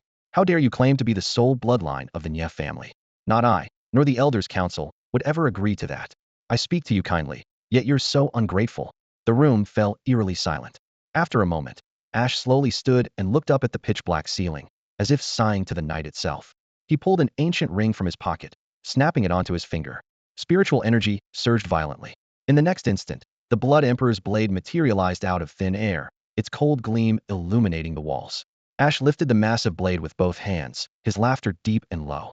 A mere second-tier martial talent, you say? Who isn't? The aura of a second-tier warrior burst forth like a storm from his body. Think carefully. I can also lead the Nie family to new heights. His gaze swept back to the woman as he sneered. Stop calling me little brat over and over. I'm older than you by a wide margin. But the woman no longer seemed angry. Instead, a spark of excitement shone in her eyes. You really do have a second-tier martial talent? You lasted 6 full hours in the spiritual fire furnace at the capital's martial hall? She nodded repeatedly. Good, good, good. As Ash spoke so convincingly, Chen Gu couldn't hold back either. He clapped his hands and laughed heartily. Bless the Nie family. After this, we will ride Xiao Hu's momentum to the capital and become the fifth great clan. Let's get started. What are we waiting for? The woman pressed the matter further. The doctor was clear. Using bloodlines with high-level martial talents to nurture Xiao, who can extinguish the fire in his body while passing on and stacking the talents. Since Xiao, who can already become a second-tier warrior, adding another second-tier talent would make him first-tier, right? No one in Xia Kingdom has achieved first-tier martial talent yet. Chen Gu couldn't help but feel a surge of emotion. That's right, son. You've really given me a surprise. After a brief silence, Ash kicked away the wooden chair beneath him. Gripping the stabbing emperor's blood blade tightly, his inner energy burst forth like a mountain flood breaking its dam, flooding into the blade in an instant. The crimson blade light reflected off the walls, bathing the cage-like hall in a sanguine glow. He looked around calmly and said in a low voice, For 37 years, I endured alone. During those days of hunger and cold disdain, I fantasized that you would come down from the heavens to save me. But what I never expected was that the first thing my father did upon appearing was to kick me into a sea of fire. Chen Gu, even a tiger won't eat its own cub. You want my blood? Then take it back yourself. Before his words finished, he roared and swung the blade down toward Nyezinguo's head. I wonder if you can even withstand my blood. The blade descended like a blood-red, blazing sun, surging with overwhelming energy. Nearby, a maid was so frightened she lifted her skirt and fled, tumbling out the door. Nyezinguo raised a brow, lifted his right palm, and from it hundreds of spider-silk-thin strands of energy instantly wove a net that tightly bound Ash and slammed him heavily to the ground. Rising calmly without a ripple on his face, Chen Gu said, You're my son. It's not too much to ask you to spill some blood for the Nie family. Your life will spare it, for the sake of our bond. Outside Bima City, the night wind howled. Chen Gu and his companions galloped swiftly, the hooves of their red-tailed horses pounding like rapid drumbeats. The silhouette of the city walls appeared in the distance. His expression was so dark it seemed to drip water. He flipped off his horse and stared at the bustling crowd by the city gate, his voice icy. Where's Ash? Li Xiao hurried forward, forcing a smile. Brother Gu, why are you here? Ash is in the city lord's mansion, having a reunion with his father. Chen Gu didn't stop, steering his horse straight into the city. The courtyard chief wanted to greet him, but Chen Gu left him behind with a shrug. When the city lord saw Chen Gu followed by a group of Qinglong gang members cloaked in black robes and carrying blades, unease flickered in his eyes, but he remained silent. The city lord's mansion doors were suddenly thrown open. Beneath an old tree in the courtyard, Ash lay soaked in blood, his breath faint, collapsed by its root. Suspended in midair was a blood-stained rope swinging gently in the wind. Seeing this, the Qinglong gang members' eyes reddened with fury, blades flashing wildly as they charged into the hall roaring. Chen Gu silently knelt beside Ash, steadying him against the tree root and stuffing a few pills into his mouth. Seeing Ash's pale face, he whispered, Does it hurt? Ash weakly turned his head to meet Chen Gu's gaze, a faint smile tugging at his lips. Pain, my ass. I've never feared pain since I was born. Was that your father who did this? Yeah. He wanted to find you before he left, but couldn't. If you couldn't find me, you should have waited. I thought there wouldn't be a problem. Chen Gu's fists tightened, veins bulging as demonic energy roiled within him. He forced down his anger and said quietly, External wounds will heal. After a pause, Ash suddenly called out, Brother Gu. I'm ruined. My warrior veins and blood have been drained. Now I'm nothing but a mortal. Chen Gu froze, then looked to see Ash gritting his teeth, tears welling in his eyes, yet exuding a fierce aura of death. After a long moment, Chen Gu whispered, "First time I've seen you shed tears. My dream of becoming a dragon is shattered," Ash croaked bitterly. In both heart and logic, a few tears are justified. Yeah, you have a point. Ash's eyes blazed red as he growled hoarsely, "Brother Gu, I want everyone in the Nye family to die." Chen Gu rose slowly, dark energy swirling around his body. He pulled a black robe from his ancient ring and draped it on silently. His cyan clothes fell without a sound. Supporting himself on the demon blade, he looked up at the gray sky and murmured in a low voice, "Tonight, a batch of people will die." At that moment, Ludin rushed in, his eyes bloodshot. He first glanced at Ash under the tree, his body soaked in blood, half leaning against the coarse trunk, his breath uneven and scattered. Then he bit his lip and reported quietly to Chen Gu, "Lord Gu, no one's left at the city lord's manor, they've gone?" Chen Gu raised his eyes calmly. Ash forced himself upright, twisting a grim smile that looked more like a pained grimace. "They ran off in a hurry. I guess the fire inside Xiao Hu couldn't be contained anymore." After finishing the job, he rushed back. "Xiao Hu." Chen Gu's voice dropped. "Nie Xingguo's other son." Ash spat blood with each word. Chen Gu nodded slightly, already piecing things together. He asked casually, "Can he still walk?" Ash pulled his lips in a bitter twist. "I'm afraid not." Chen Gu squinted and slowly lifted the back of Ash's head. A fist-sized bloody hole was torn above his spine, blood spurting out in waves, staining the ground. After watching for a moment, he suppressed his feelings and asked quietly, "Where's Xiaoming? I had you follow him just in case something went wrong." "Brother Gu, I'm here." From behind Ludin, Xiaoming stepped out, his eyes heavy with guilt and helplessness. "Bandage him." "Yes." Xiaoming immediately knelt beside Ash, fumbling to tear cloth and staunch the bleeding. In the courtyard, Chen Gu stood under the moonlight, both hands resting on the demon blade. The wind stirred the dead branches, and a blood-stained rope swayed silently. He looked up at the moon, his voice low and grave. "To be honest, I'm angry." "Lord Gu, I'm angry too." Ludin's eyes were red, his fists clenched so tightly the knuckles turned white. "At your command, the brothers will risk everything to leave no one alive in the Nye family, man or beast." Just then, the city lord and the dean arrived at the city lord's manor, still smiling. But as soon as they stepped through the gate, they froze. Inside, the Qinglong gang members' eyes were bloodshot, ready to erupt at any moment. In the center of the courtyard, Chen Gu stood silent with his blade supported on the ground, a faint murderous aura emanating from him. The dean tried to speak pleasantly, but the city lord jabbed him several times in the waist. Following the city lord's gaze, the dean saw the withered tree, the blood-stained rope swaying in the moonlight, and Ash underneath, covered in blood and barely breathing. "What happened here?" The dean gasped in disbelief. Ash only came back to acknowledge his family. All along, he only made contact with two groups, his birth parents and Chen Gu. His parents wouldn't hurt him, and Chen Gu wouldn't either, so who did this to him? The city lord furrowed his brows, a possibility crossing his mind. He hesitated, then asked, "Did Ash have some conflict with his father?" Chen Gu still gazed up at the moon, motionless and silent. A heavy, suffocating pressure hung over the entire courtyard like a thick cloth. After about the length of an incense stick, a Qinglong gang member hurried to Chen Gu's side. Though his voice was hoarse, he tried to sound steady. "Lord Gu, I've inquired at the Longmen relay station. The Nye family is a powerful clan in Anning City. Only the Zhou and Nye families are the strongest there. It's not far from the capital, about an hour's journey." "Good." Chen Gu spoke for the first time. Then he turned his cold gaze toward the semi-conscious Ash. "Where's the Imperial Assassin's bloodblade?" "He was taken away by force." Chen Gu said nothing, leaning on his demon blade as he walked toward the gate of the city lord's mansion. Behind him, a group of Qinglong gang members with bloodshot eyes and cold glints flashing from their blades stepped out the door in tight formation. Xiao Ming moved quietly, bending down to carefully hoist the bloodied Ashi onto his shoulders. Ashi lay on Xiao Ming's back, giving a bitter yet amused smile. "I wonder why Brother Gu values you so much. Gotta say, your bandaging skills are actually pretty impressive." "Just practice makes perfect," Xiao Ming replied casually. After a moment of silence, his anger flared again, and he muttered under his breath, "The Nye family is utterly despicable. They all deserve to die." Having been cherished and protected by his family since childhood, Xiao Ming could hardly conceive that one's own parents could inflict poison on their child. Such cruelty was unbearable to accept. She chuckled lightly, shifting to a more comfortable position on his back. "It's actually understandable. One son raised from childhood, the other possibly never seen since birth. Choosing is pretty easy for them." After a long pause, he gazed vaguely at Chen Gu's figure up ahead and murmured, "Guess this lifetime's dream of becoming a dragon won't come true after all. Kind of a shame, since I finally caught a glimpse of that possibility." "Don't lose hope. Brother Gu might have a way," Xiao Ming offered reassurance. She shook his head, smiling faintly without replying further, then said coolly, "Make sure I get more medicine. I still have people to kill later. You're in no shape to fight now. Leave it to us." "In no shape?" Well, Xiao Ming chose his words carefully, trying not to hurt Ashi's pride and lowered his voice. You're basically mortal now. You just rest up and leave the rest to us. At this, Ishi suddenly laughed aloud.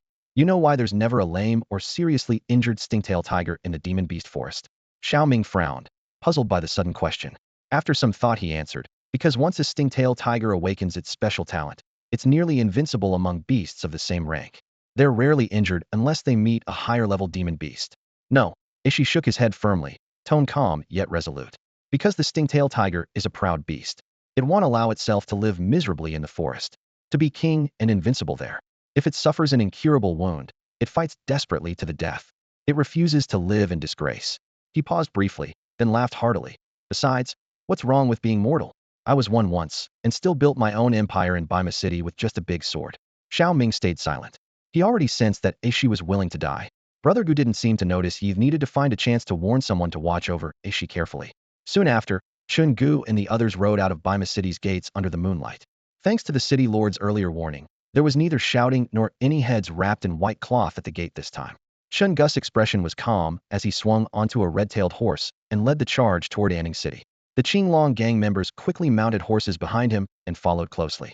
The city lord and his men stood on the ramparts, watching Chen Gu and the others disappear into the distance. Their faces were filled with a complicated mix of emotions, and no one knew what to say. A cold wind swept under their cloaks, making their capes flutter wildly. The dean gripped the railing, originally intending to catch up with Chen Gu and reminisce. But the young man had left without even looking back. Everyone had thought this would be a heartfelt reunion, but instead, it turned into a cruel farce that tore apart a father-son bond. No one wanted to believe a father could be capable of harming his own child. While the city lord frowned, suddenly offering a suspicion. Do you think it's possible that man isn't actually Ishi's real father, but an imposter? No way. The deputy general shook his head. They did blood fusion. That can't be faked. Then that guy's worse than an animal. Maybe there's some hidden reason? No matter what the trouble is, you can't do something like that. The city lord grumbled, a bitter frustration settling in his chest. Forget it, let's go back to sleep and stop worrying about this. But the dean stared at him hesitantly and asked, You're not going to report this? Report where? Report what? Huh. Northern Ma City was taken over for days, and you won't say a word? The dean looked incredulous. Don't you know your own position? You should have reported it. The city lord spat heavily and fell silent for a moment before lowering his voice. To be honest with you, the Xia Kingdom, it probably won't last much longer. The dean's neck tightened with shock. What? Don't scare me. The Xia Kingdom has long been unified other than the demon beast forest. Who else could threaten us? Are you saying there's an uprising? It's not the forest. The city lord collected his thoughts. It's the capital. They've stopped managing us border towns long ago. The places closer to the capital are okay, but here, we're basically left to our own devices. According to Xia law, city lords are rotated every 4 years to prevent local powers from growing. But how many years have I been here in Northern Ma City? Over 10 years, right? The dean recalled. Exactly. The city lord looked up at the dark sky. Since the last demon beast riot, the capital has ignored us. They haven't changed the city lord, nor collected taxes for over a decade. No normal government would let that happen. The capital must be in big trouble, and it's been dragging on for more than 10 years. If it all blows up, the Xia Kingdom is finished. What? The dean swallowed hard and widened his eyes. The capital hasn't collected taxes for years? So all the taxes you've been collecting from our beast-taming academy every year, you've been pocketing them? The city lord froze, suddenly realizing he had said too much. Embarrassment flashed across his face as he turned and hurried down from the wall. Hey, stop right there. The dean chased after him, furious. You old bastard, you really are filthy, stealing taxes too. Aren't you afraid of death? The city lord sneered, but said nothing. What was a little tax embezzlement compared to that? His eldest nephew even dared to smuggle the 9 Bulls crossbow onto the black market. How was that less serious? Either way, embezzling taxes meant death for the entire clan, and so did illegally selling the 9 Bulls crossbow. Even if he himself wasn't corrupt, once his eldest nephew was caught smuggling the crossbow, the whole clan would be exterminated. So he might as well embezzle. Then if discovered, at least he wouldn't die unjustly. The director hurried after him, panting and pleading. No, you have to split it with me 50-50, or I'll report you to the capital. At dawn, Chen Gu and his group arrived in Anning City and settled at the Dragon Gate post station on the south side of the city, the first to open and where they could get breakfast. The hall was vast, but only their table was occupied. A sleepy waiter rubbed his eyes, yawning as he placed a steaming plate of braised beef on the table. Enjoy your meal, sir. Chen Gu didn't respond. He picked up a slice of beef with his chopsticks, chewing it carefully. The rest of the gang sat like statues, the atmosphere stiflingly tense. Fu Ning squirmed on the bench, his face red from holding it in. He was so quiet, he didn't even dare to fart. At that moment, Donkey Egg in a black robe hurried in, lowering his voice. Brother Gu, I've got the information. Finally, someone spoke, and Fu Ning let out a silent sigh of relief. The moment he relaxed, a strange sound came from under him, dissipating some of the oppressive tension. The Qinglong gang all glared at Fu Ning, who hung his head, staring at his shoes in embarrassment. Fu Xie beside him slowly scooted half a step away, clearly indicating he didn't want to be associated with the farting fat man. Ignoring the incident, Donkey Egg continued his report. The Nie family lives in the west of the city, near the city gate, not downtown. About 10 years ago, someone divined that moving their ancestral home to the west would ensure the family's everlasting prosperity. So they went all out, even relocating the ancestral tombs. The head of the Nie family, Nie Xinghua, that's Donkey Egg, suddenly swallowed nervously, unsure how to address him. Ash gave an understanding smile. Just call him father. It's fine. Donkey Egg went on. Nie Xinghua is a level 6 martial artist, not the level 5 we expected. His spider silk palm technique is highly advanced. It's said his most brilliant battle was using his spiritual energy to create millions of strands of silk, torturing a level 5 enemy to death. By the time the opponent died, only a skeleton remained. The flesh was all scraped off. Chen Gu tapped his chin quietly, whispering, sounds formidable, go on. Nie Xinghua is the strongest of the Nie family.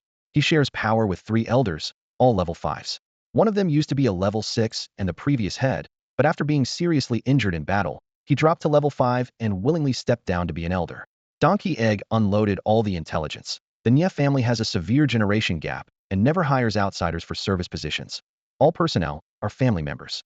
The younger generation still growing up are all level 1 or 2 martial artists, 48 people in total. There are exactly 48 of them. That's all for today. Thank you so much for watching. I hope you guys enjoyed. If you wish to have another part of this recap, please give us at least 1,000 likes. Please don't forget to comment and subscribe to our channel for more content like this. Until next time.